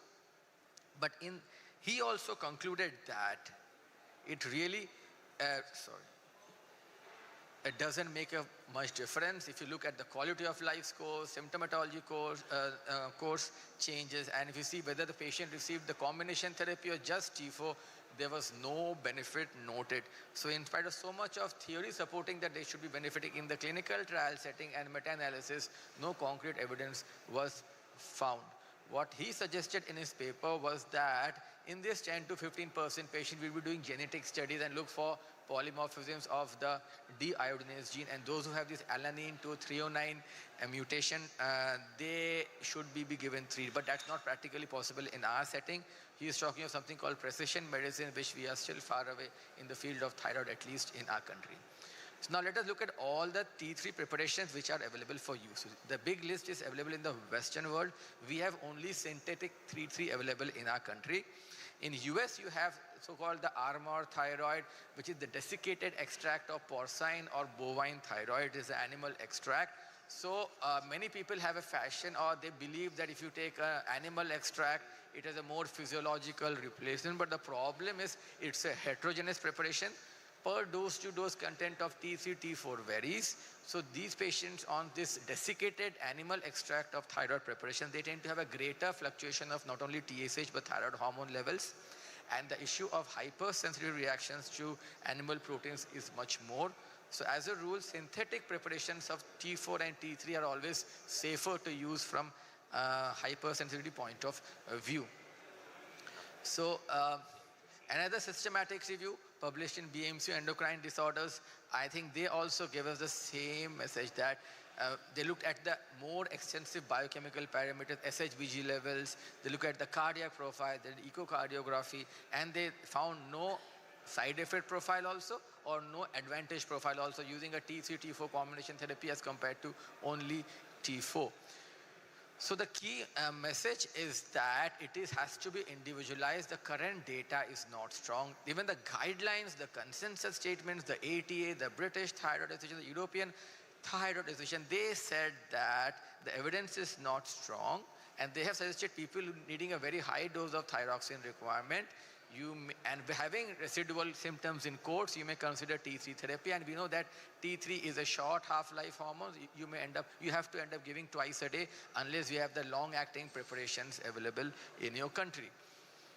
So how to use? If you really want to use T3, the ETA guideline says that use at a much lower dose, which is like 20:1 is a very rational dose. So 20 parts of T4 and 1 part of T3 in terms of microgram doses should be the ratio. So if a patient is typically taking 100 to 200 micrograms of T4, levothyroxine or thyroxine, we typically give you start with 5 to 10 micrograms of liothyronine replacement. And it is suggested that whenever you add T3 to your T4 regimen, it's a good clinical practice to reduce the dose of the T4 by around 12.5 to 25 micrograms, because we don't want to overdose it, because we are giving an active hormone along with the pro-hormone now. So this is a simple formula you can use. So whatever dose of thyroxine the patient says, patient getting 100 micrograms of thyroxine, divide by 20, you get 5. So you give 5 micrograms of T3 to start with, and you reduce the dose by around 15 micrograms using this formula. So you get around 87.5 micrograms of T4 and 5 micrograms of T3. So that's so what about T3 monotherapy? See, there's no evidence of using T3 monotherapy, at least in the management of hypothyroidism, because the half-life is less, absorption would be difficult to predict the response to treatment T3 alone. Some scenarios, mixed edema coma, you can use in hospitalized patient. You may have some faster response to treatment. Some perioperative management of hypothyroidism patient awaiting a cardiac surgery or many major surgeries comes to us with severe hypothyroid. Road traffic accident patients cannot wait for surgery. Typically we give high risk consent. You may consider giving an off-label use of T3 for prepare the patient for surgery at low doses. Again, refractory hypothyroidism is a very dangerous and a difficult to use term. It's loosely used for people needing very high dose of thyroxine. In today's age, a big problem is many patients, they use generic thyroxine, and that brings us with very unusual thyroid profile, TSH going haywire. So thyroxine therapy, hypothyroid treatment is important. Tell the patient, please come with the thyroxine preparation. We have to check what they're taking, because what we write they may not be taking. And going back to a reputed branded thyroxine really makes life easier in managing simple hypothyroid instead of just adding T3 to uncontrolled hypothyroid. That would make life easier in most of our patients. Perioperative use of T3, some papers are there in pre-cardiac surgeries patient, but it is anecdotal use, not in routine practice. So I think mixed edema coma is something I've already discussed. So contraindications are very clear. No safety in pregnancy or lactation in patients with established CAD, severe osteoporosis. I think we should not be using T3-based treatment regimens. That's very clear. It may be a good practice, good clinical practice to have a baseline cardiovascular evaluation in this patient, considering we Indians per se at a very high risk of cardiovascular events as compared to the rest of the world. So yes, knowing all well, this is a hormone which is narrow therapeutic index, so these patients would need close follow-up. Like sometimes hypothyroid patients come to us once a year or once in a year and a half. Patient on T3 cannot come to us after 1 year of follow-up. That would high chance of having landing up in some unwanted complications also. So I think I would say that T3, T4 based therapy is like the once weekly thyroxine therapy. We know that once weekly thyroxine works. This is a hormone with 7 days half-life, the T4. So even if you give 7 doses at day 1 and don't give for 1 week, the patient will have a reasonably good control of hypothyroid, but still we are not using it for the same reason that they have a peak trough effect. There may be some subclinical cardiac issues. So something which works, we are not routinely using. I think same goes for T3 to T4 therapy. That's a very niche therapy for a very small group of patients. We still don't have the evidence for routine use of T3, T4 combination therapy in our practice. But yes, the last word is yet to be written on this topic. Thank you so much. Thank you, Dr. Deep Datta, for that fantastic presentation. One of the most debated topic in current endocrinology is whether to add T3 to T4 or not, and is very lucidly told us what exactly has to be done. Thank you. Thank you once again. We will have the questions later. I would invite the next speaker, Dr. Dukhabandhu Naik. Dr. Dukhabandhu is working as professor in endocrinology in JIPMER, Puducherry. He is a brilliant academician and a research fellow. Over to Dr. Dukhabandhu. Good afternoon. Thank you, sir, for the introduction. At the outset, I'd like to thank the organizing team of ASICON 2025 for giving me this opportunity. So, as you know that in clinical practice, currently we are seeing a lot of patients presenting with the thyroid nodules, largely because of increase in the kind of investigation we do in our practice. And this more number of these cases are largely attributed due to the various kind of thyroid disorders. If you look at the various thyroid disorder we see in the practice, in 2022, WHO came with the classification, a new classification for thyroid disorders, particularly the thyroid nodules, which is categorized into benign nodules, low-risk neoplasm and malignant neoplasm. Among the malignant neoplasm, we have PTC, that is parathyroid, that is particularly the papillary thyroid cancer. Then we have high-grade follicular-derived cancer. Then we have anaplastic cancer. We will be talking mostly to the PTC. If you look at the molecular mechanism of the parathyroid cancer, that are mostly involved through the two important mechanisms. One is MAPK pathway, another is the PIK3 AKT pathway. MAPK pathways get activated by the various mutation or various rearrangement proteins that activates the RAS pathway, and mutation particularly like RAS mutation and BRAF mutation that activate the MAPK pathway. There are other several mutations also activate the RAS pathway. If you look at the various genomic changes which are associated with the parathyroid carcinomas are either mutations or fusion proteins. The most kind of mutation we see in practice are the BRAF or BRAF-like mutation. Then we have RAS or RAS-like mutation. So these are the most common form of mutation in the clinical practice we see. If you look at the kind of mutation which evolve over time, because many of the time we see in case of thyroid cancer, we have earlier driver changes, these are early drive mutations. These are the mutations which you can find even in the early stage, that is usually the BRAF mutations. Particularly these mutations, when these are associated with the other mutation combined with the late event changes like TART mutation, promoter mutation, T53 mutation, AKT1 mutation and PIK3 mutation, this tumor can be de-differentiated into different high-grade tumors like anaplastic carcinoma and poorly differentiated thyroid cancer. To highlight here, I want to discuss one 60-year male who was presented with a thyroid swelling for 5 years and FNSC was suggestive of parathyroid PTC. And you underwent thyroidectomy and histopathology was showing 3 into 4 centimeter diameter tumor. Tumor was located in the right lobe. There was no extrathyroid extension, margin was free. There was 2 small lymph nodes which is known as micrometastasis. Vascular invasion was not non-vascular invasion and variant was classical phenotype. And these cases are primarily referred to endocrine to look for whether there is a need of radioiodine ablation. So when these cases are come to endocrine, the primary focus will be what is the risk characterization of this patient, whether they are falling into the low risk category or high risk category. On evaluation, his TSH was 45 and thyroid globulin was 0.5, anti-TH was negative, and WSS scan was no uptake in the thyroid bed. That is typically fit into the low risk category. There are 2 important classification systems we followed when you are looking at the risk category. One is known as ATA risk stratification, another is your AGCC or TNM classification. The ATA classification includes, there are 7 important points it should be looked for when you are categorize them into ATA classification. One is tumor size, which is less than 4 centimeter. And tumor should be entirely confined to the thyroid gland. There should not be any aggressive histology. The 3 important histological pattern in papillary thyroid cancer is known as aggressive. One is tall cell, columnar cell and hobnail cell.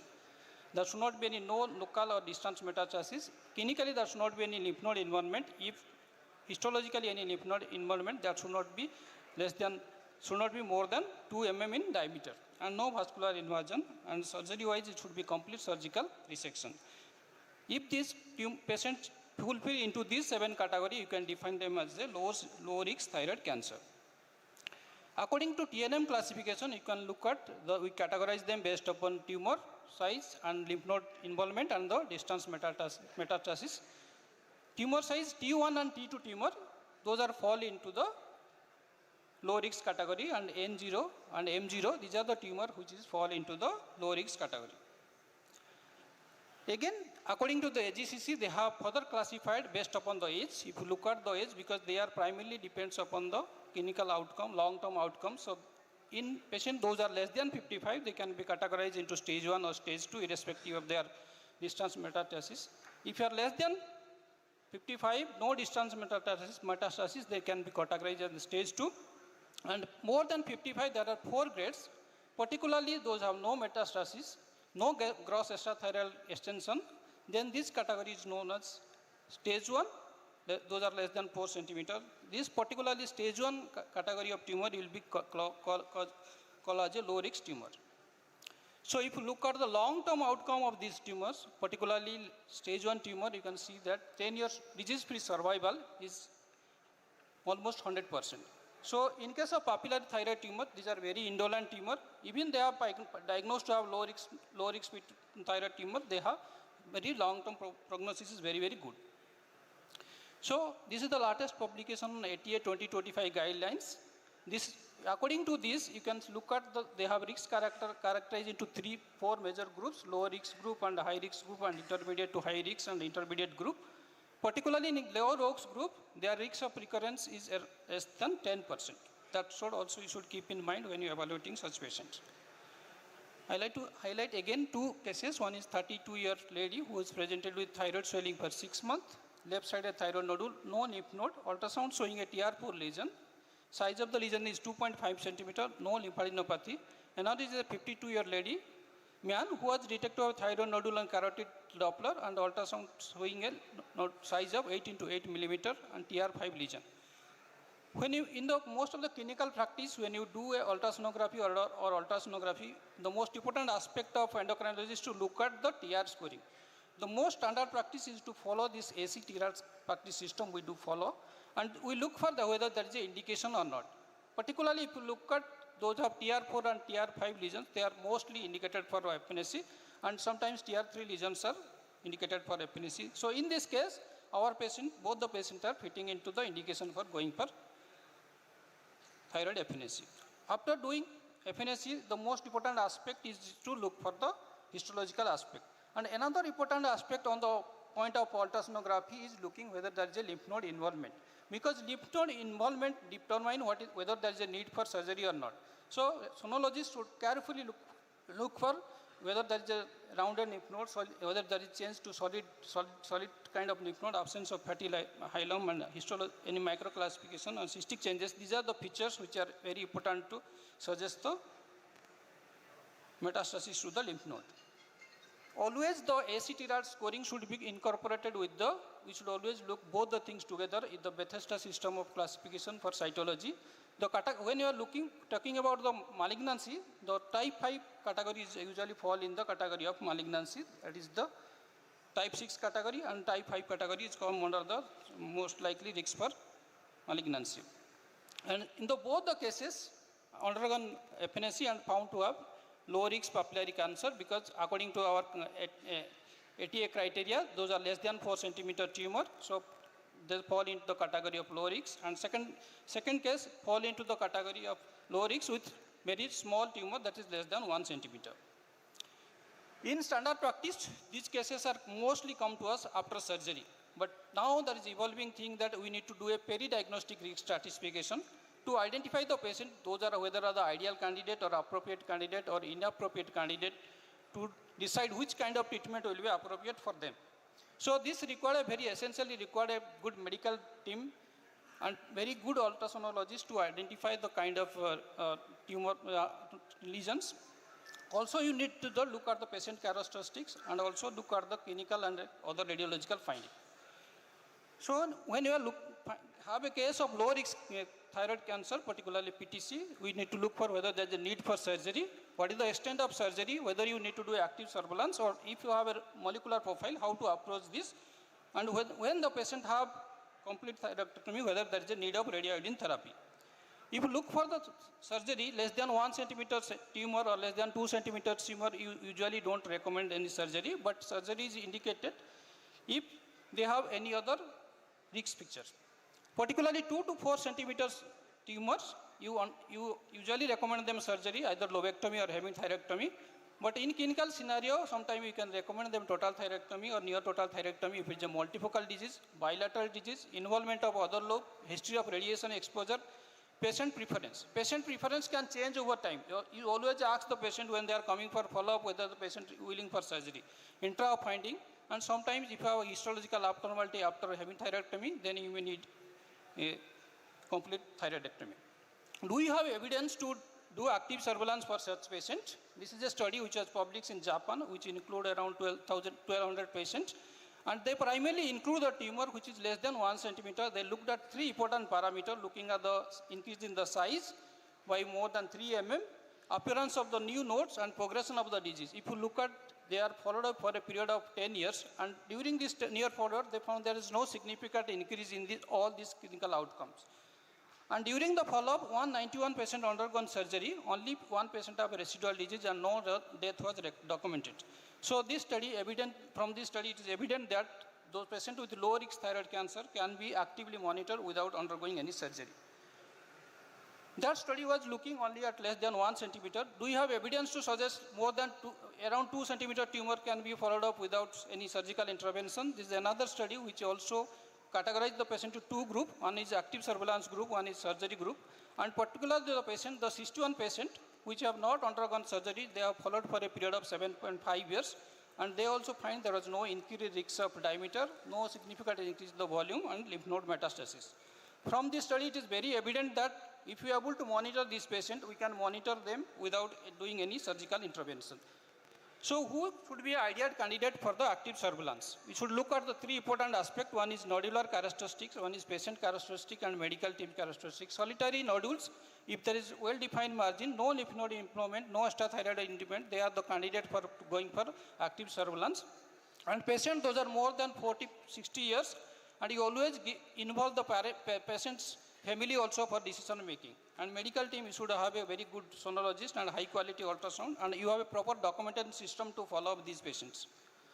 So in this particular study, they found that those have, why the 60-year cutoff has been taken, you can see that those patients more than 60 year, their progression of disease and tumor size progression and lymph node progression are lesser as compared to those patients less than 40 years. So that is the reason less cutoff of 40. If you have a younger patient, they are more likely to progression of disease rather than the young elderly patient more than 60 years. How the ultrasound doing in the initial period can help in decision making? This particular study, which was followed a period of 7 years, they found that those have macro classification at baseline. Those have high vascularity, they have less risk of progression of the disease. So this also can be help us in decision making. But at the end of the study, they found that those having strong calcification, they have increasing calcification. Even there is a decrease in vascularity, those have initially high vascularity have less risk of progression as compared to the patient with have microcalcifications. Another important aspect is the location of the thyroid tumors. If the tumor is very close to the trachea or very close to the recurrent laryngeal lobe, even the tumor size is less than 2 centimeters, there is an indication of surgery, you should keep it in mind. Do you have adequate evidence from India also? India, we didn't have adequate evidence. So far, one article is published regarding the active surveillance. That is also from the 17 patients. Total 17 patients from the India has so far published. They have followed up for a period of 14 months, of median follow-up for 40 months. And they found that only 2 patients have increased volume and 2 patients have micrometastasis. Nobody had developed lymph node or distance metastasis. So in Indian setting, particularly in government setup or private setup, it is always challenging, but it is possible. That has been shown in this study from the Narayana Hurdaya. We have in clinical practice, we see the different kind of thyroid cancer, different variant of papillary thyroid cancer. If you look at the mutation patterns of these tumors, if you do the certain mutations are very common. If you look at the BRAF mutation, which is seen in from all variety of the papillary thyroid, variant of papillary thyroid cancer, but particularly the TOT promoter mutation, T50 mutation are quite evident in the high risk variant. So this can help us in decision making if you are doing this molecular analysis at the baseline. So this molecular profile can be categorized into 3 types. One is low risk, one is intermediate risk, and the high risk. Low risk include the RAS and RAS-like mutation are common under the low risk category, and BRAF-like mutations are common in the intermediate risk category, and TROT promoter mutation, TP53, AKT1 and PIK3 mutations are common in the high risk category. So depend upon the mutation also you can decide if you get a patient with TOT mutation, you may consider surgery, and if you get even intermediate risk mutation, that can be considered for the surgery. This is the study which was recently published in the JCM. They have included primarily less than 1 centimeter. There is no study looking at more than 2 centimeters of these tumors. So it's very difficult to draw a conclusion whether these mutations, what we are seeing, probably the low risk mutations are more common or intermediate risks are more common in the tumor, those are less than 2 centimeters. Other mutations be probably more common in the tumor size, those are more than 4 centimeters. And this study was followed for 24 months. And they find that those are less than 1 centimeter tumor, the BRAF mutation and RAF mutation are more common in setting as compared to the high risk mutations. And when they compare between the outcome, only 8% develop progression of the disease, and this mostly 5% was come into the BRAF category, and other 3 are from the different mutations. And there was no significant difference in the type of mutation and progression of the disease. In India, we have facility to do this kind of mutation analysis, but this is done by the Medicinum, but cost of investigation is around 20,000, and this is around 48 to 50 genes can be analyzed. What is the role of perioperative thyroglobulin testing? Whether this will be helpful? TG level is not significantly different between the malign and malignant lesion. TG level may not predict the extent of tumor status or metastasis, not significantly associated with the disease-free survival or overall survival. So, preoperatively doing thyroglobulin may not be helpful in any of the clinical settings. But if you are suspicious of any lymph node, in that case you may do a FNSC from the lymph node and look for the TG level. If TG is less than 1 centimeter, that have 100% negative predictive value. But if it is more than 40, is high specificity. Different studies have given different values for this cutoff for diagnosis of lymph node metastasis. What is the role of focality and the PTC? If you look at the occurrence, because most of the time these small tumor are unifocal, but sometimes it can be multifocal. If it's multifocal and bilateral, they have high rate of recurrence. And if there are more than 3 foci, they are more chance of recurrence. Most of the time we find that if you are multifocal, but you do a lobectomy, but then there is a chance of more recurrence. Lobectomy has a more chance of recurrence if it's multifocal rather than doing a total thyroidectomy. And BRAF-like mutation have a more multifocality as compared to the other mutation which is seen in the small tumors. Coming to the first case, we have seen whether there is a need of radioiodine ablation or not. If you look at the ATA guideline 2015, it's clearly mentioned that when the tumor size is less than 1 centimeter, whether it's multifocal or unifocal, radioiodine ablation is not indicated. Even the tumor, those are less than 4 centimeter, between 1 to 4 centimeter, there is also radioiodine ablation is not essential, but it may consider if it is an intermediate risk tumor. So this study highlighting that they have NEGM study which was published in 2022, they have categorized into 2 groups. One is radioiodine ablation group and non-radioiodine ablation group. They include also multifocal tumor. They have given 30 microcurie per single dose for particularly the radioiodine group. But when they looked at the outcome, occurrence of the event, functional event, there was no significant difference in the outcome. So this study highlights there is no need of, essentially you don't need to give radioiodine ablation in low risk thyroid cancer. So to summarize, if you have a tumor less than 4 centimeter, and it is intrathyroidal, no distance metastasis, between 1 to 2 centimeter tumor you consider for active surveillance. And you should, if you find there is a signs of progression, increased size of the tumor, you may consider for surgery. In the patient with 2 to 4 centimeter tumor, you can offer surgery. Primarily the lobectomy can be PIFA. But if there is a definite history, or if you want to have a patient want completion therapy, or is there any specific indication, you may go for a total thyroidectomy. And followed by post-risk stratification can be decided upon. Molecular approach, if molecular tests are available, you can look for the 3 category of profile we have described: low risk profile, high risk and intermediate. If it is combination of mutations are present, there are more chance of malignancy. So if you have a combination of mutation, then you can go for a complete total thyroidectomy, followed by the radioiodine ablation if it is essential. If you have a very low risk category of mutation or RAS-like mutation, it may not essential to go for surgery. But if you have a combination of mutation, as I told, you may require lobectomy. After lobectomy, this patient should be followed up with the TSH. If TSH is less than 3 microunit per ml, there is no need of giving a thyroxine. But if it is more than 3 microunit per ml, then there is a consideration for thyroxine replacement. And all these patients should be ideally followed up at 6 to 12 months. So doing a bench to bedside practice in Indian setting is very, very difficult. You should take into the consideration of the availability of infrastructure, availability of skin or sonologist, and you should have a good surgeon to decision making, and you should have facility for molecular testing wherever necessary, and patients should have a willing for the regular follow-up. Thank you.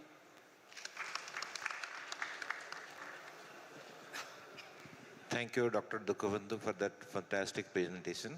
Please come. We open the house for discussion.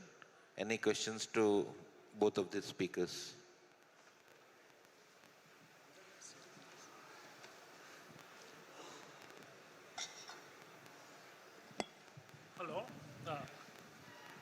To Dr. Deep Datta, so you rightly pointed out a very controversial area of giving T3 in combination with T4. To give T3 alone is rather well crystallized.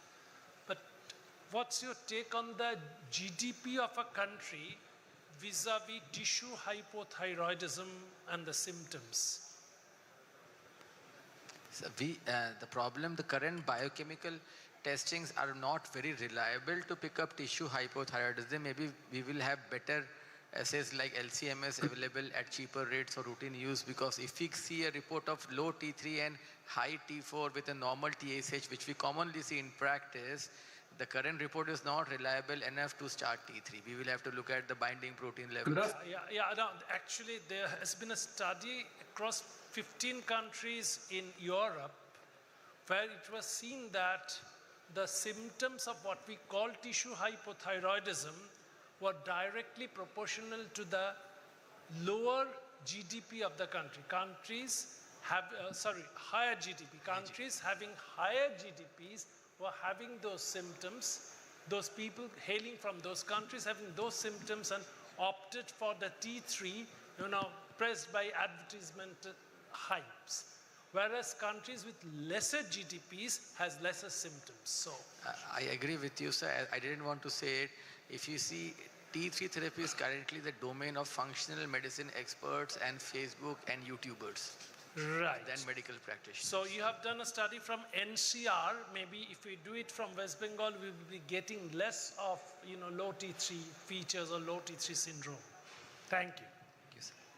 Yes, sir. As it is rightly pointed out, probably the GDP has to do more with the clinical symptoms rather than the tissue hypothyroidism. So one of my own experience would be a subset of patients, if at all you start T3, they feel better for first 3 to 6 months and then they again come back to the whole symptoms. So probably it's have more of a placebo effect rather than really are you treating the tissue hypothyroidism part of it. Any other question? So, Dr. Nayak, I have a question for you. So, why should we even consider a lobectomy? Why not go for a total thyroidectomy? Lobectomy actually give the opportunity for patient to not to take a thyroid replacement. That is another thing. And complications are more when you are doing a total thyroidectomy. That also you should come into mind. We have last session we have discussed about the hypoparathyroidism, which is much more cumbersome, and sometimes they will have recurrent regional nerve injury. That is the important things you should keep in mind when considering for total thyroidectomy. Okay. Yes, well, with regards to lobectomy, I think another point is when we are looking at India, most of these surgeries, even in the US, if you see the data, the surgeries are not done by high-volume surgeons. So the incidences of recurrent laryngeal nerve palsies and hypocalcemias are much more common than what is quoted in the literature. So that is one argument.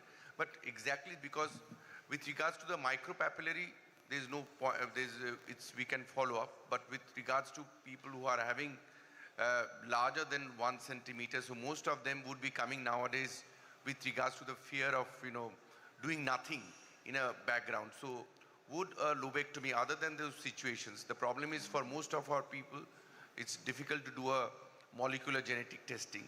So would that, in that case, if those features are reasonably benign and not only unifocal tumors without any high-risk signs, so do we suggest to go for lobectomy in such situations? If it is more than 2 centimeter, ideally you should go for lobectomy. But in Indian setting, there is another paper I not discuss that is also published in JCM. They have looked, that's why in the last I have put the patient into the center and patient family. In India, once you tell that you have a cancer and you don't do nothing, then there is always be a question. That study particularly is looked at what is the origin of the patient, what is the fear among the relatives. If you say that you live with the cancer, so they have found that even though patients are going for lobectomy or total thyroidectomy, they have much more satisfaction and quality of life when you are doing lobectomy or total thyroidectomy as compared to not doing anything when you detect a thyroid cancer. Yes, that is the precise thing we are saying. It's yeah. Other than less than 1 centimeter, most people will not. That's what I meant. Less than even if 1 we advise. centimeter. Less than 1 centimeter. If more than 1 centimeter, you can consider. But India, nobody, only this study has 17 patients. They have done active surveillance. So far, we don't have any study looking at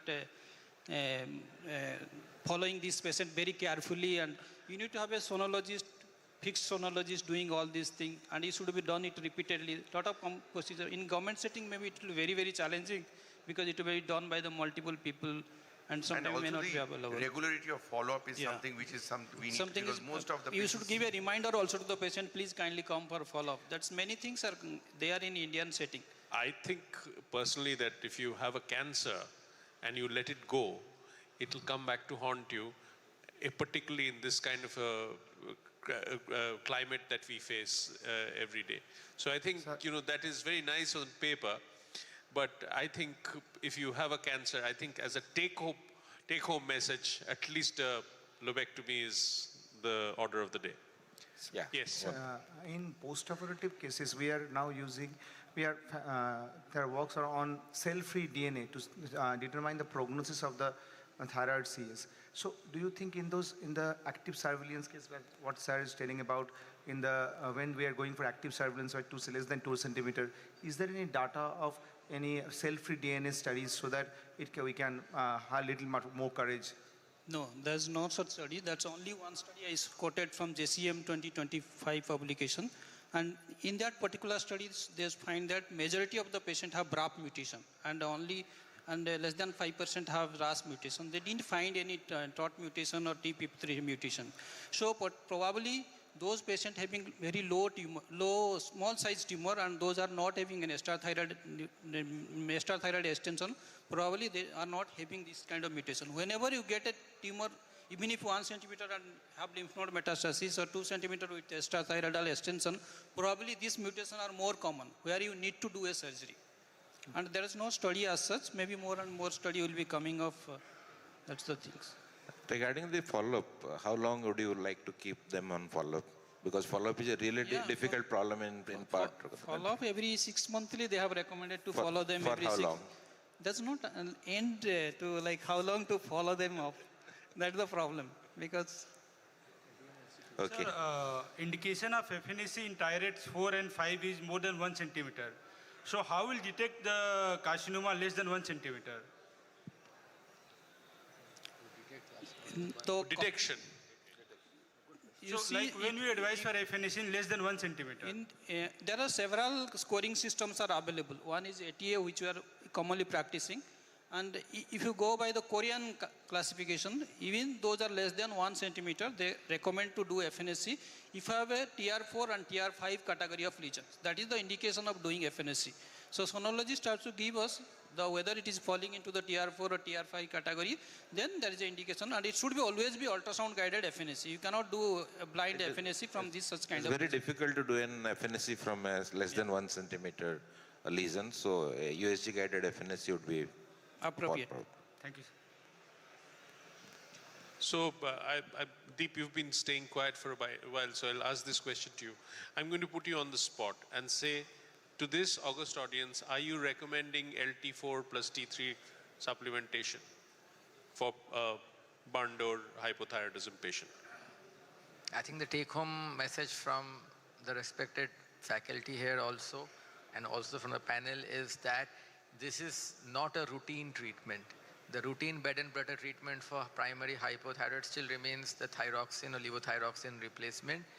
Those 10 to 15% patients, as Professor Nilanjan just said, if they are not from developing country and still they are having symptoms, maybe not responding to SSRIs, SNRIs, you can give a trial of therapy. As sir just said, if you do that, do call them back in 3 to 6 months to see whether it really works or not to be continued indefinitely. We don't have data to use happily ever after. Only one more question. In the perioperative setting, when you said that T3 can be given, you start T3 and then what do you monitor before you give a clearance for surgery? Again, that's totally off-label, and the data is published data, and majorly from cardiac surgery patients they wanted to prepare. They gave both T4 and T3, knowing that surgeons have this great fascination to see a normal TSH. Surgeons don't give any importance to a normal circulating T4 hormone levels. So maybe for them, maybe they are giving a T3 and they want to pick it up in the lab report next day morning to see a normal T3 That's for what their it's- peace of mind. That really doesn't happen. That really doesn't happen. So what do you do about them? They will tell you that please clear this first surgery, and then that becomes So really again, difficult. it's an off-label kind of a thing. Yes. Okay, I think we had a wonderful discussion. The time is up. Thank you to the speakers for coming for this program. You've been wonderful speakers. Thank you, ladies and gentlemen, for being a wonderful audience. Thank you. Thank you so much.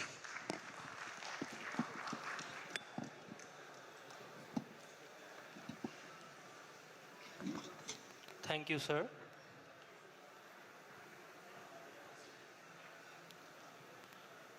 Now we'll move on to our next session, that is on PTH-related peptide from bedside to bench and back to bedside. For that, I'd like to invite Dr. Satynath Mukherjee sir to the dais.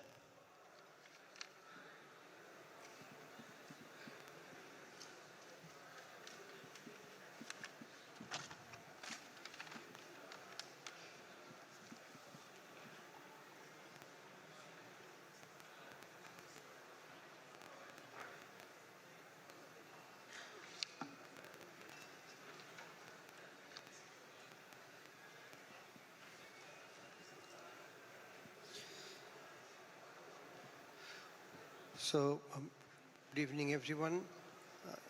Just like we had in the morning session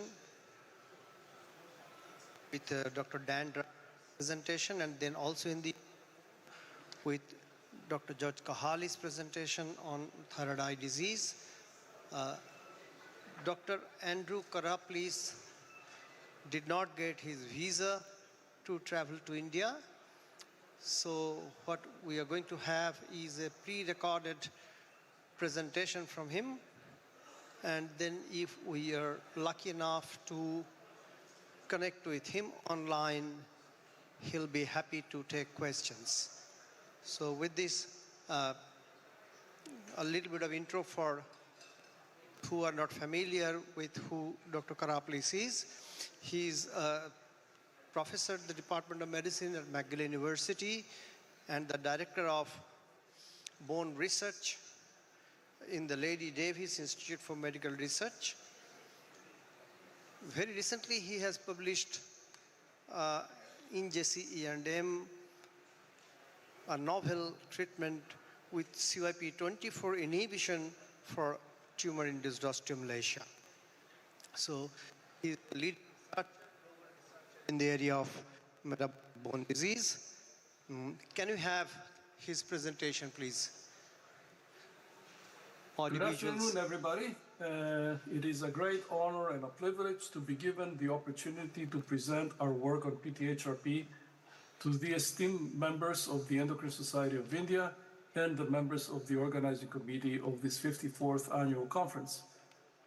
I'm deeply grateful for the invitation, but regrettably, I'm unable to be with you in person and must join you virtually. Nevertheless, I'm still delighted to have the opportunity to share these insights that we have and at the end engage with the audience. Now, let me start sharing my presentation.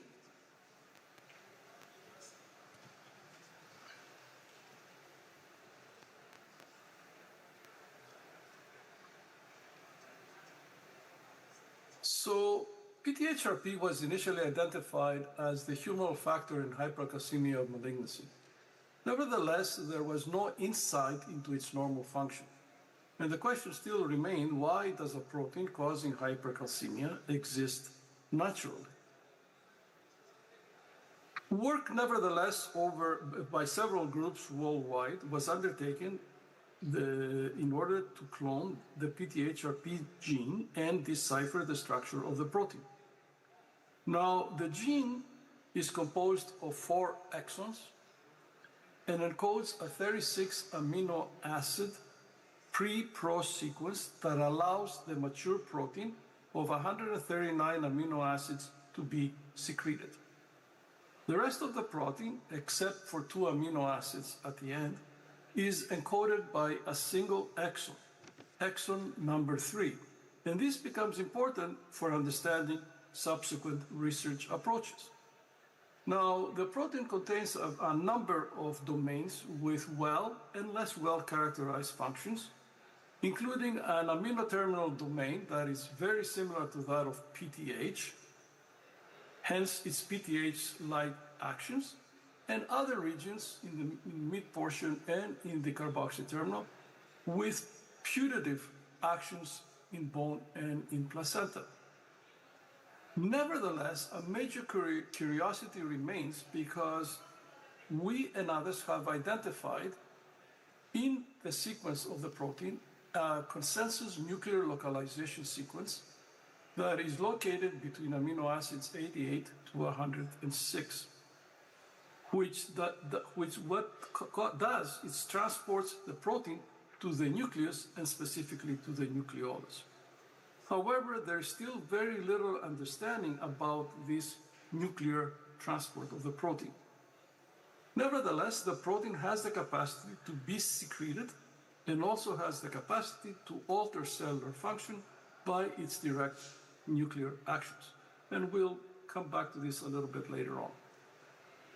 For several years after the discovery of PTH-RP, a plethora of publications appear in the literature addressing the physiological role of this protein in every tissue, but using primarily in vitro approaches. The work unfortunately brought a lot of controversy into the literature.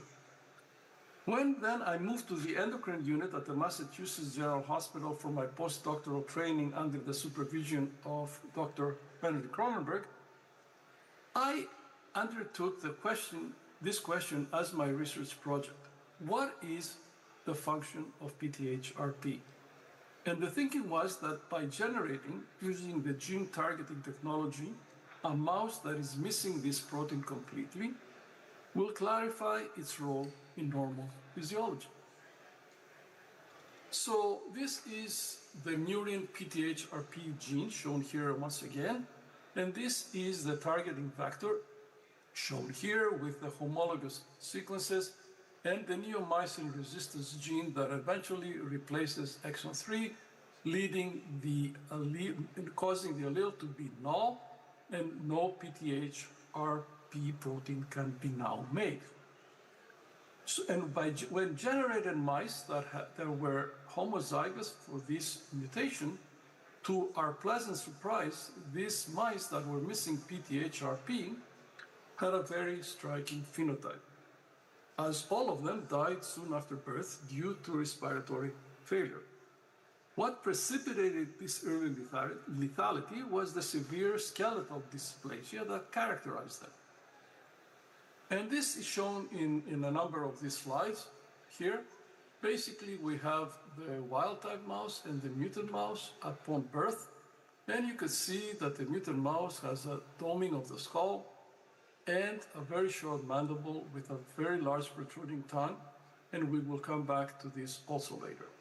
There was, all limbs were very short, and there was underdevelopment of the cranial base shown here. Now, the thoracic cage was greatly compromised as all of the cartilage had ossified so as to impede any respiratory effort that would be made by the newborn animal. The skeletal abnormalities also extended to the limbs where the bones were markedly shortened, deformed, and prematurely mineralized. And these findings are indicative of a form of chondral dysplasia. So we decided to look closer at the skeletal growth plates. Now, for those that are not in tune with growth plates, I would just like to give a little bit of an introduction, because in the normal growth plate, chondrocytes progress through a well-organized differentiation program to enable to undergo longitudinal bone growth. So there is the resting chondrocytes near the epiphysis that serve as a reservoir of progenitors, which proliferate in columns within the proliferative zone and expand the cartilage template. As, however, they exit the transition zone and they exit the cell cycle, chondrocytes enter the prehypertrophic and hypertrophic zones, enlarging in size, as you can see, and producing matrix components essential for mineralization. Now, hypertrophic chondrocytes ultimately undergo apoptosis or transdifferentiation into osteoblasts, while the matrix becomes calcified and is replaced by bone during endochondral ossification. Now, this process is tightly regulated, as you can appreciate, by a number of signaling pathways.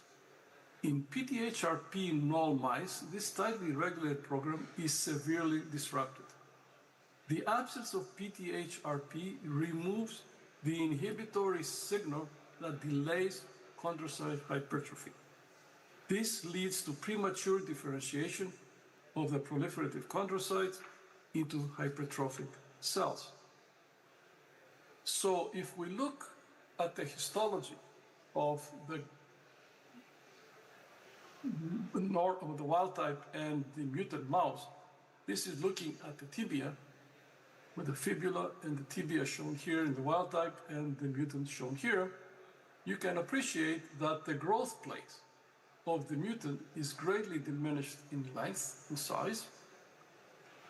And this leads, of course, to a much shorter bone, whereby the tibia here extends from here way past where the slide finishes, while in the mutant it extends from here to here, leading to severe skeletal poor growth.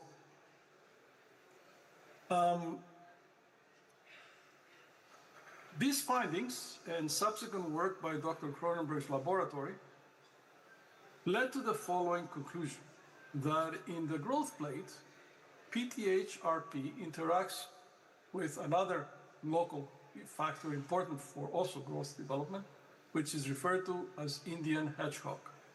Now, Indian hedgehog and PTHRP form a critical feedback loop that regulates chondrocyte differentiation. Indian hedgehog is produced by pre-hypertrophic chondrocytes. Okay? Stimulates PTHRP expression in resting chondrocytes near the epiphysis.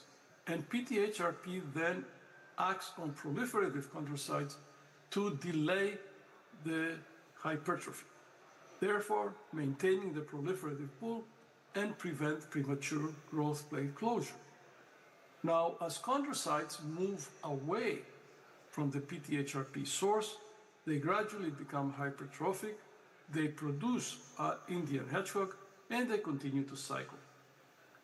This PTHRP Indian hedgehog feedback ensures that proper timing of proliferation and differentiation ensues and coordinates the longitudinal bulk growth and endochondral ossification. Now,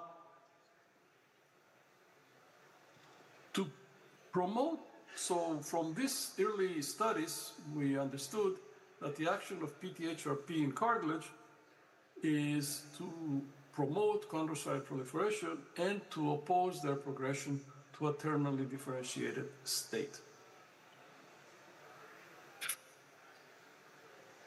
While this work was ongoing, other members of the Cronenberg lab were successful in cloning the gene encoding the PTH receptor. Now, the cDNA encodes 585 amino acid protein with 7 potential transmembrane spanning domains. It is a G protein receptor that binds PTH and PTHRP with equal affinity, and both ligands equivalently stimulate adenylate cyclase, hence explaining the capacity of secreted PTHRP to act on PTH receptors and cause hypercalcemia. Studies that we performed subsequently in collaboration with Dr. Cronenberg's laboratory showed that when we knock out the PTHRP receptor, it produces the same phenotype as the PTHRP knockout mouse, indicating that this signaling mechanism is critical for bone development. So whether you knock out the ligand or you knock out the receptor, the phenotype is very similar. Now, these findings, although well characterized for mouse physiology, were there applicable and pertinent to human physiology. So while scanning through a number of human chondrodysplasias that are characterized by advanced ossification of the skeleton, we identified one very rare condition that was initially reported by Blomstrand et al. And hence named Blomstrand chondrodysplasia. The child was born to consanguineous parents at 30 weeks of gestation and died at birth from respiratory failure. Now, the most notable features were, of course, the very large tongue shown here due to a very short mandible, very reminiscent of the PTH-RP knockout, and very short limbs. Characteristic radiological findings was the advanced skeletal maturation. Note the markedly advanced ossification of the limbs, including the hands and feet bones, the bones in the hand and the feet, all features reminiscent of the PTH-RP in all mouse. Because of this similarity, we decided to contact the authors who provided us with slides of tissue sections from which we proceeded to extract genomic DNA and amplify and sequence the PTH-RP gene. To our dismay, no mutations were identified. Nevertheless, the same process, however, for the PTH-RP receptor was much more informative. In the genomic DNA of this infant, we identified a mutation in the codon encoding amino acid 1 to 32 of the receptor protein, where a single C to T point mutation has occurred. This mutation changes a very highly conserved proline residue, conserved in a number on G protein coupled receptors, to a leucine. So a proline becomes a leucine.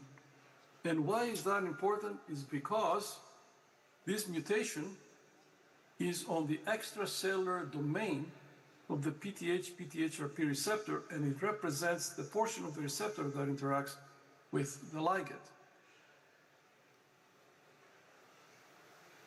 Follow-up studies expressing the mutant receptor showed that if the receptor, compared to the wild-type receptor, fails to bind PTH-RP, shown here, this is the wild-type, this is the mutant, no binding, as well as to activate cyclic AMP production. Again, this is the wild-type, and this is the mutant receptor.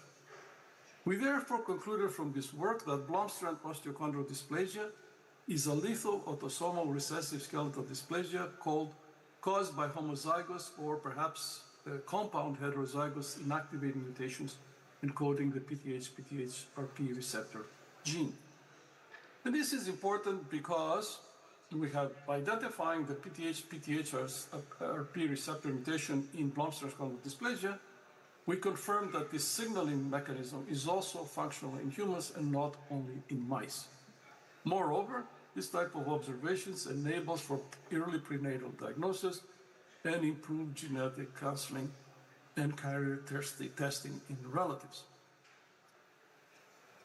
While our observations that have been described now apply to the developing skeleton, then we raise the question, does PTH-RP and its receptor has any effect or any impact on bone maintenance and health in the adult? A very important question. A hint came from our studies of mice missing one copy of the PTH-RP gene. These are the PTH-RP heterozygous mice, in the sense that they are having one functional and one mutant allele. And these animals have a normal lifespan, but early on they begin to display premature low bone mass characterized by decreased trabecular bone content, bigger holes, as you can see, and lipid-laden marrow indicative of impaired osteoblast differentiation and function leading to decreased bone formation. Indeed, in these mice, double tetracycline labeling demonstrated a decreased mineral apposition rate. So you can see this is the wild type and this is the mutant, the heterozygous mouse. But the mean apposition rate of trabecular bone was about 50% of the normal type. And there was an increased number of apoptotic cells, meaning that the relative absence of PTHRP causes apoptosis of the osteoblasts. CT scanning of the long bones also showed decreased bone volume and increased trabecular spacing, and again indicative of low bone accrual. Can we conclude from these findings that the relative haploinsufficiency of PTHRP in these mice causes low bone mass? Unfortunately, no. The reason is that if these animals have low PTHRP throughout their skeleton, including the chondrocytes, so therefore you would expect that perhaps also it may affect chondrocyte and growth plate development, and subsequently what we're seeing is effects on the bone because of the abnormal cartilage. In other words, we cannot expect to build a good endochondral bone when we're dealing with a defective foundation arising from abnormal cartilage. Now, to overcome this obstacle, we undertook a tissue-specific knockout approach. That is, a modified knockout procedure that knocks out the PTHRP gene only in specific cells, in this case only in the osteoblast lineage, while the other cells, including chondrocytes, have both alleles functional. I will not go into the details of the technical details, but suffice to say that this approach was successful, as shown here. These are chondrocytes, both in the wild type and in the mutant mice. They are missing PTHRP only in osteoblasts. And you can see that PTHRP is very much expressed in chondrocytes, as it is in the wild type mice. But when you look at trabecular bone, while it is expressed in the wild type, there is no PTHRP expression in trabecular bone. So it's absent from cells of the osteoblast lineage. So the targeting of PTHRP in this way had profound effects on bone homeostasis, as trabecular bone volume was decreased, shown here by CT scanning and histology, which are basically these black lines indicate trabecular.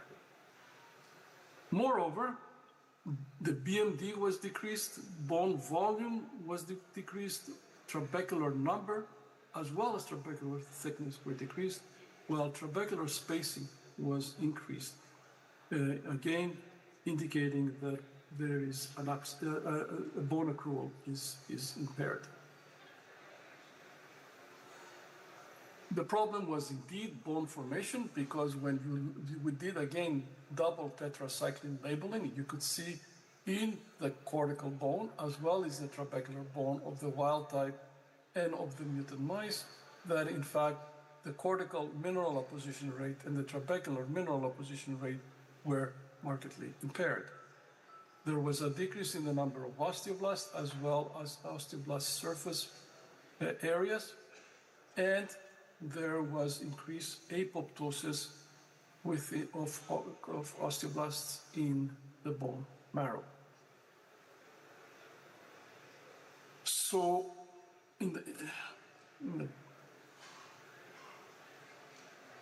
when we published this work, a commentary by T.J. Martin provided this illustration, indicating that indeed early osteoblasts and progenitors in bone and in bone marrow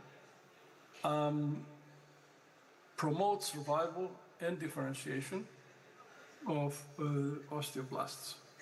So therefore, our findings established PTHRP as an endogenous bone anabolic factor, important for maintaining bone integrity in the adult. Now, based on these conclusions, pharmaceutical companies began to recognize the clinical relevance of such observations in the treatment of osteoporosis. Therefore, by making several modifications to the basic human PTHRP sequence, a synthetic analog of PTHRP 1 to 34 referred to as abaloparatide, was developed by Radius Health Incorporated and is being marketed as Stimulose, a bone anabolic agent used to treat osteoporosis in postmenopausal women and in men with high risk for fractures. The modifications made to the PTHRP sequence shown here include several substitutions that enhance its stability and also its receptor selectivity, a topic that I will highlight soon. In a pivotal phase 3 clinical trial called the ACTIVE trial, abaloparatide, 80 micrograms, was compared to placebo as well as to teriparatide, 20 micrograms injected daily for 18 months, in postmenopausal women at high risk for fracture. I will not discuss the extension part. Nevertheless, when we look at the first 18 months of treatment, as expected, abaloparatide showed statistically significant increase in changes in bone mineral BMD at the total hip, in the femoral neck, and at the lumbar spine relative to placebo. Not unexpected. Nevertheless, how did that compare to teriparatide? At 18 months, abaloparatide showed a statistically significant increase in BMD at the total hip and femoral neck versus teriparatide, while lumbar spine BMD were similar for both agents. Abaloparatide also showed a statistically significant increase in hip cortical volumetric BMD compared to teriparatide using 3D DEXA analysis. And at 18 months, shown here is abaloparatide, teriparatide, and placebo, that abaloparatide at 18 months showed a statistically significance in hip cortical volumetric BMD compared to teriparatide using this type of analysis. Now the question is, do these changes actually are reflected in the important endpoint, which of course is fracture prevention? Indeed, analysis of the data shown here indicated that by the end of the study, the risk for hip fracture was reduced by 22% for abaloparatide, a hazard ratio of 0.78. This was in an intent to treat analysis. Nevertheless, when the analysis was limited to patients with more than 12 months of consecutive treatment exposure to the drugs, the hazard ratio was reduced further from 0.78 to 0.57 in favor of abaloparatide. While this data is clinically appreciated, how could we explain this observation based on what we know? That is, that both ligands bind to the same receptor. It would seem that the difference may be in the way that the two ligands interact with a common receptor. It would appear that the receptor can adopt two active conformations when it binds the ligand, and teriparatide can bind to both conformations, the R0 and the RG conformation. In one, there is an increase in cyclic AMP that lasts longer and may drive catabolic risk, while in the other conformation, cyclic AMP occurs in bursts, which drives the anabolic effects on bone. On the other hand, PTHRP favors the RG conformation and hence favors the anabolic effects with less bone resorption.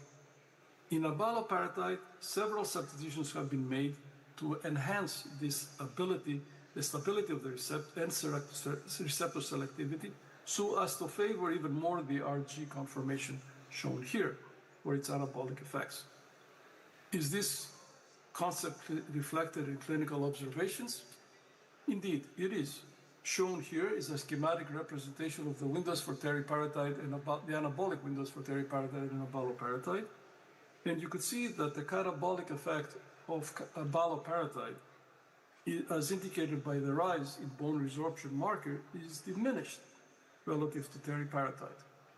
This may help explain the greater therapeutic efficacy in hip fracture prevention by abaloparatide compared to teriparatide. So with this, I will finish this journey, which started at the bedside with patients with humoral hypercalcemia of malignancy, Then moved on to the bench with the identification and characterization of PTHRP as a critical bone regulator in development and in the adult. And now back to the bedside with the knowledge obtained, enabling prenatal diagnosis and genetic screening, and to the development of a new bone anabolic agent for the treatment of osteoporosis. Now, is it over? I don't believe so. I believe that we've only scratched the surface. With the future directions, I think, is what is the significance of PTHRP's nucleolar localization, and what is its role in tumor biology and metastasis? Questions that I think need to be answered. So I will close up with acknowledgements for a number of colleagues and friends that have helped me along this journey in so many positive ways. David Goldsman and Han Cronenberg as my mentors, Richard Mulligan and Victor Tobelowicz at the Whitehead, Norio Mizuka, Deng Xiaomiao, Bin He, Shu Yingbai, and Dibiendo Panda, working in the lab, and Richard Kramer, a longtime collaborator, as well as a thank you to the institutes that have been supporting our work over the years. Now, thank you for the honor and for your attention. I will be happy to address any questions that you may have. Thank you again. Thank you, Dr. Kara. Please, can you hear us? Dr. Kara, please, good morning. Can you hear us? Hello? Here in Montreal, thank you. Yeah, this is Dr. Sati chairing your session from Kolkata. Yeah. Thank you. I did invite you along with Dr. David Goldsman, some last year, and then you couldn't make it, some visa issues. Dibbindu introduced me to you and Dr. David Goldsman, so he's a close friend. Dibbindu Manna, yeah. Right, so we have a predominantly, clinician audience here, so we would like you to address some of our challenges that we face in the treatment of osteoporosis mainly, and the emerging role of abaloparatide, which of course is not available in our country at this point of time. So this extended anabolic window that it has compared to teriparatide, so what's the mechanism by which it enjoys an extended anabolic window? Is that clearly known? Well, it was sort of pointed briefly in the last couple of slides, as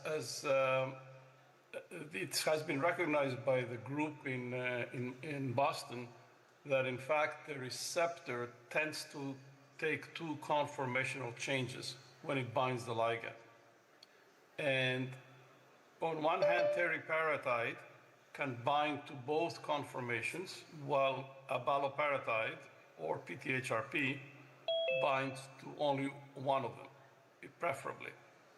So what happens is that on one side, the R0 conformation is the conformation that binds PTH, and therefore what that produces a cyclic AMP response that is too prolonged.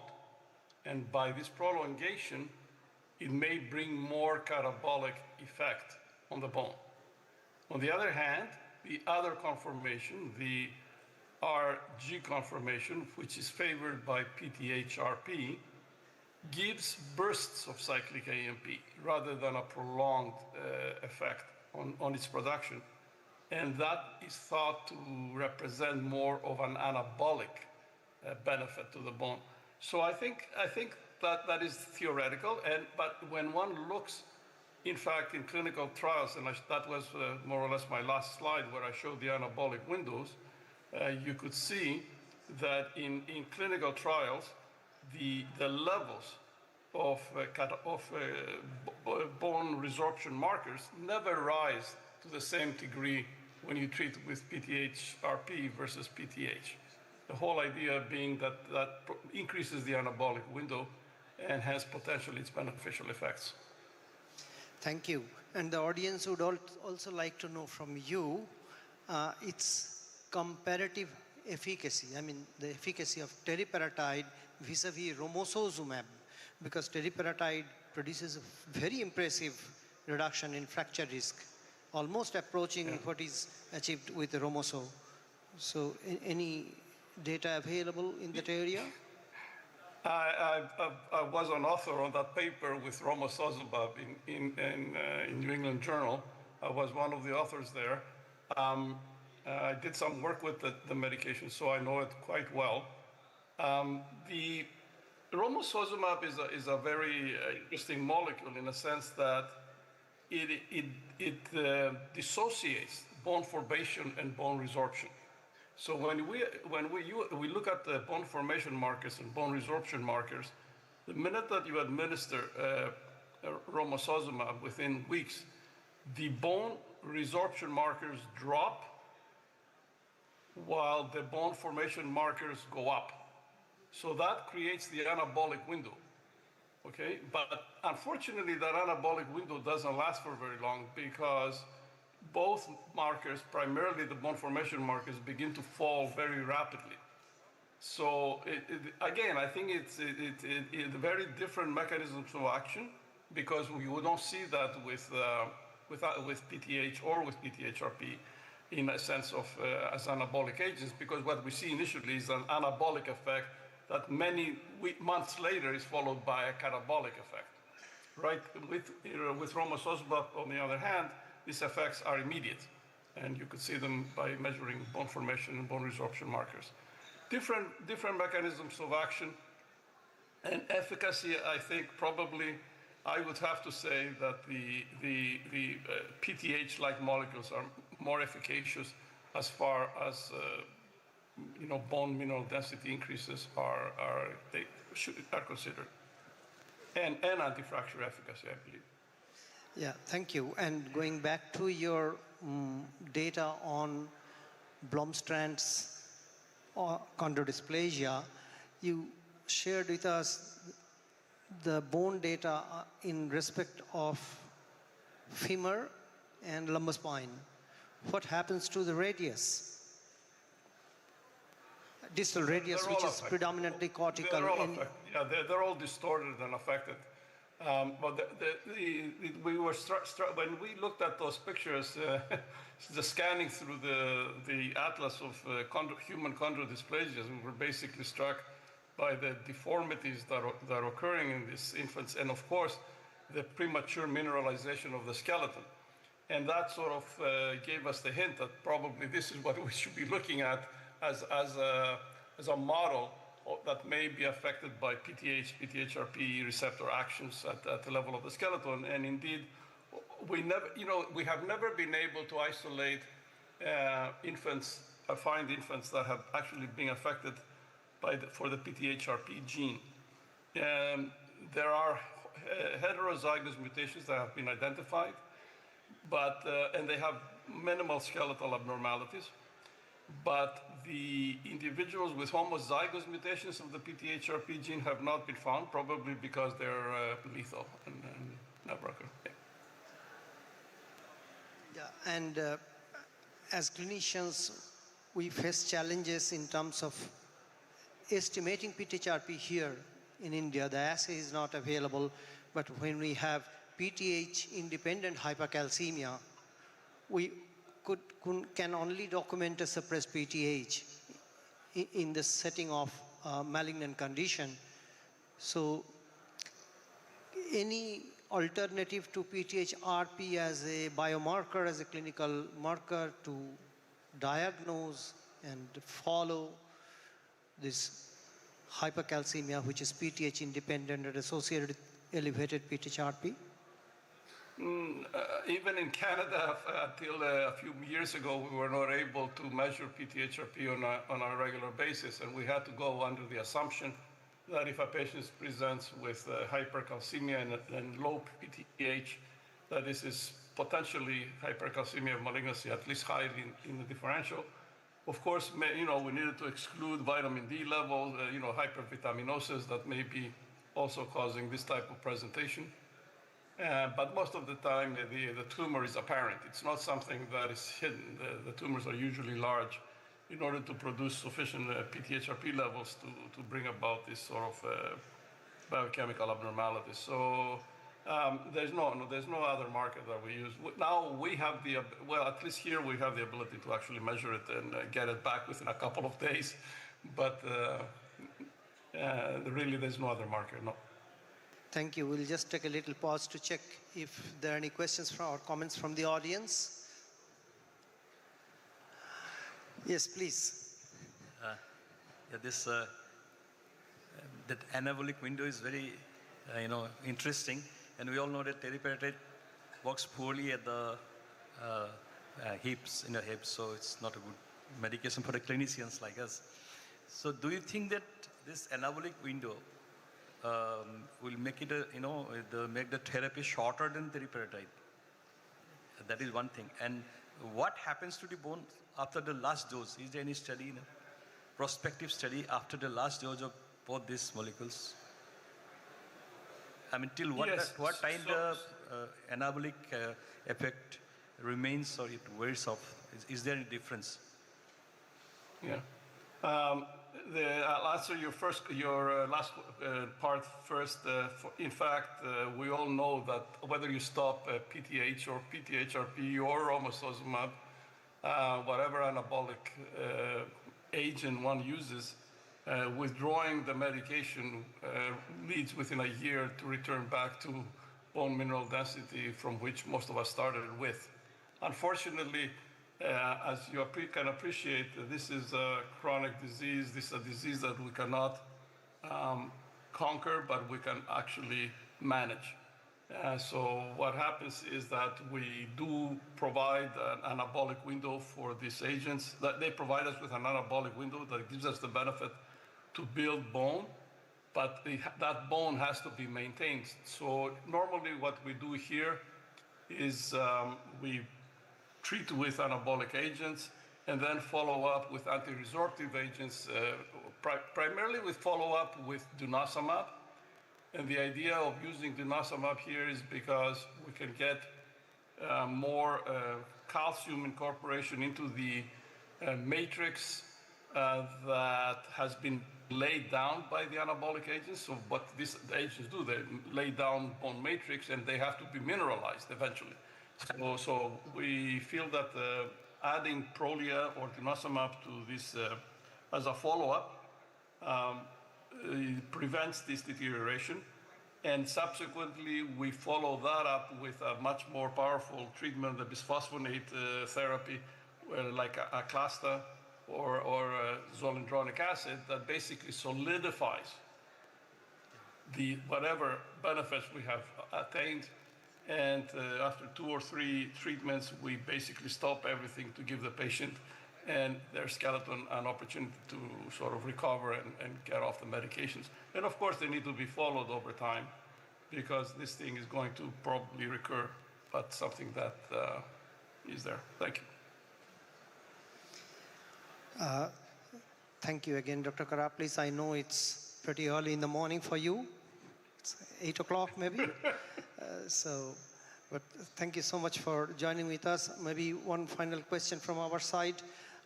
What's the emerging role of abaloparatide in adenemic bone disease in the setting of chronic kidney disease? I'm not sure that has been tested. I'm not aware of any.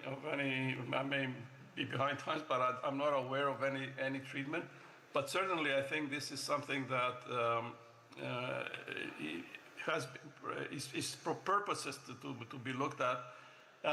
Unfortunately, in chronic kidney disease, you're dealing also with a situation that you have high PTH levels around, right?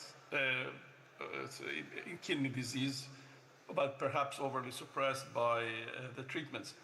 Yeah, sorry to interrupt. The question was what to actually allow the PTH to rise. The question was when you have adynamic bone disease, the PTH is actually normal to low. It doesn't go right, up. suppressed, right. So that's why I said the first thing that we do is we actually don't administer drugs, we actually allow the PTH to rise, right? Because probably from oversuppression of the calcium or supplementations that the patients are getting. And if that is still not sufficient, then the whole idea would be to administer perhaps PTH. It has been tried, PTH has been tried, and baloparatide I'm not aware of, but it may be something to try. But certainly, in a dynamic bone, the first thing to do is to allow PTH to go up because it's been overly suppressed by supplementation, I suspect.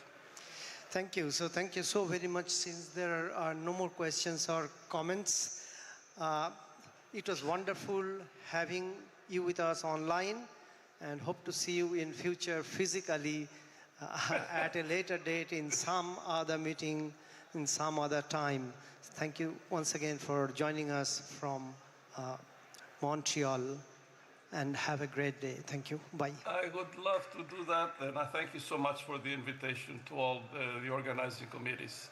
Thank you. Thank you very much. Thank you. Bye. Bye.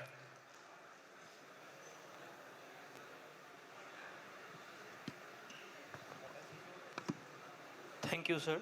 Thank you for the excellent discussion. Now, this concludes our last session for the day. It has truly been a day filled with rich academic discussions and learning. Now,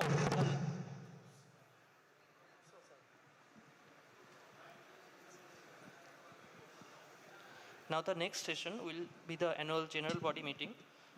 May I now kindly request all the members to kindly remain seated in Hall A. It will shortly begin at 6 p.m.